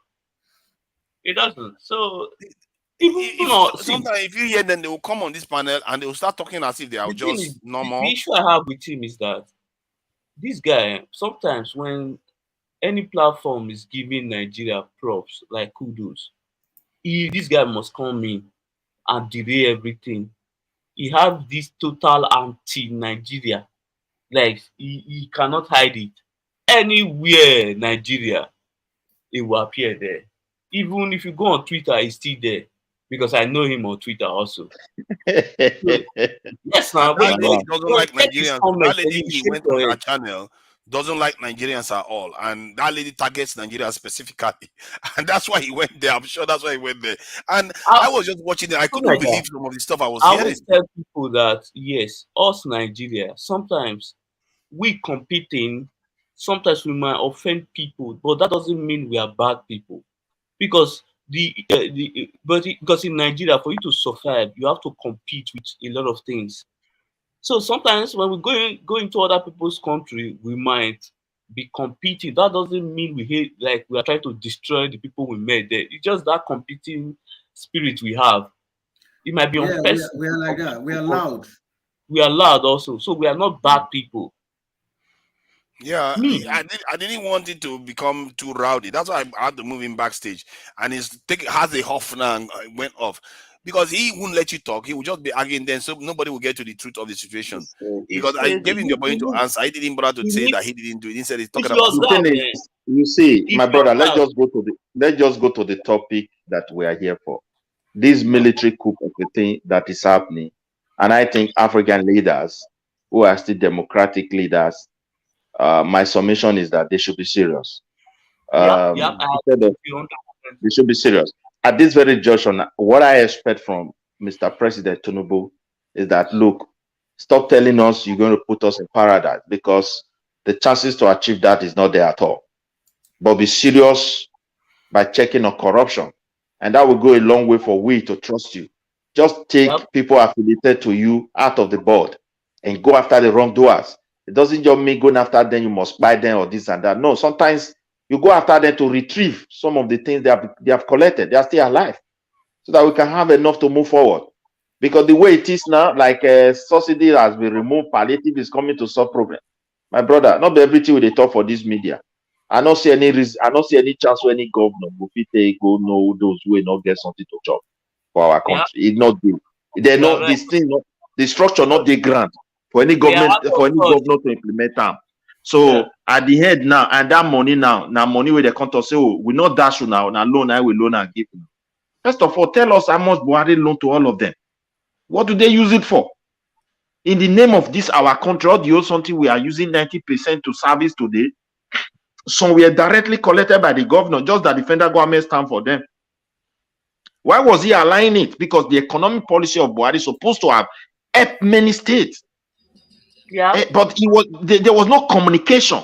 Just if not for even wicked that was loud. None of this oil producing country will understand that what they have been fighting for, with all the good way follow on, say he give out to them. Thank you. It's okay. Now another president is coming. He want to help us. My God, how are you going to help us? You need the governor. You need the local government. There are laws that block the local government not to function. The state governor can just put, even when they put them, their life, they go ahead. then the people where you say you want help, they not get any, what will I call, can I call it mechanism, or what will I put it, structures to Guys, please. identify those people and reach them. Midwest. So my dear, not be used for Nigeria. We don't already reach where we go ask ourselves, say, look, things are not working. And the reason why it has not been working is not that we don't have good policies, I mean to say. It's because there's a big virus, and that virus is corruption. Now we have to cure it so that we can gain that trust. Because if these people, what is happening around us, and they decide to move on their own, they are already bringing more suffering to our people. They are not going to help us. If you observe, most of these African countries, they are reshuffling their defense ministry. They are changing leaders. Sorry, guys. Cameroon did it yesterday. The one that did it yesterday also. Immediately. Have we taken notice of the fact that all these 5 countries that had military coup, have we checked where the people, where their allegiance are, the people, the citizens of those countries? To the people, to the military. Good. Generally, they support the military. Good. Yeah. So what does that tell us? They are The fed up politicians with are the fed. democratic order. They are fed up, you know. Because we were not actually, we don't have democracy. What we have is dictatorship, in autocracy, in a civilian uniform. But they don't allow the rule of law to supersede their own personal interest or personal agenda. Is that democracy? But with what we have understood about the West, this their democracy they brought to us. Is it sincere? Is it infallible? Oh, it definitely is infallible. It is sincere. I don't know how sincere. I don't consider it sincere, because they understood that democracy is easier to interfere with when you are from the outside, especially if you are not physically strong. As a nation, you are easier to interfere with as a nation because your ministers and MPs can easily sell out and cause problems for any government. Yes, they can cause. But military soldiers, if you listen to foreigners, you better hope that your superior doesn't hear it, because that could cause problem for you. But in politics, it's not always like that. They can bribe each other, House of Assembly. That's how they were able to bring down the government of this Pakistani leader. I forgot his name, Imran Khan. Yeah, but the danger came online and said that they removed him with his senators. Yeah, it is sincere, but it depends. When the structure on ground is not strong to protect everybody, even to protect that democracy themselves, and to put the leaders on check, it becomes useless. And that's what they gave to us. And we are not willing to recheck it and lay proper foundation for this thing. Because why? Somebody is just there and he have his own supporters. Everybody clap for him or her, even when the person is poo-poo messing, it doesn't mean my close person is there is going to solve the problem. Actually, the government is not even longer in existence, just the Mr. President. And that's the real problem. But in their place, it is the government. First, the president is nobody. Can die today, the government continue. There can be even, I've seen a place in Belgium where the prime minister resigned at a point, 3 weeks or 4 weeks or even a month. Nobody was in charge. The country was functioning. Because the government is in existence. We know about that in Belgium. Okay, look at our place. If the president make by today, everything will just derail. Because it's Mr. President that we are. These are the things we have to figure out. And if we look at it, that this Oibo cannot work, we can copy the China on one party system. Let the party people decide to, because they will not be there will still be that government. So the person, the party we choose, we decide, and from there we will develop to do this their own, because they passed through a lot. They went through the monarchy. They were hostile to themselves. Irishman don't want to see the Englishman. The German don't want to see the French. The Austrian German don't want to see the German of the other side. The Swedish are not want to see the Scandinavian. They went through all these things. But as time goes on, they progress to where they are today. And we want to be there without even checking back how do they arrive in this place. They just throw this democracy to us. They know very well we cannot manage it. And if you look at country that's supposed to be developed, like that Pakistan, use an example. The Pakistans, I saw them on YouTube. They manufacture transformer with their bare hand.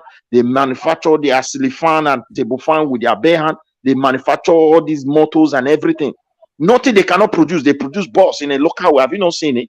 So these same people are so, but yet when you look at their political system, because of the way it is being structured, It's just that power struggle. Until we cross it, the democracy will not work. Once you have that power struggle within, enemy will always come in and destabilize the government and do whatever they want to do at any time. And that's all. Thank you. I think I need to round up now. And thank you all for coming in, gentlemen. And Chioma, I see you there. Tika, Priono, AI, Abiola, and all the others on the chat that have come in. The donators, the one that have donated money. Chioma, oh my God, you are there too. Chioma is there. The Capriono, Woma went to Mo, Kulata, Alexander Gomez, and Keizo Empire. Ayo also shall not be forgotten. So we thank you all for coming in. Till next time. Is this departure song that I like to play. What is that? This thing again that he likes to play for this thing. Normally it's Yoruba kind of this thing vibe really. I think it's quite funny. Only water, only water, where they see my water.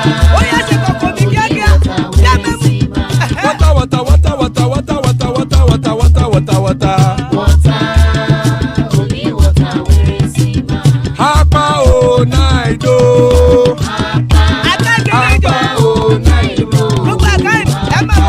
Hapa you don't come o. Hapa o naido.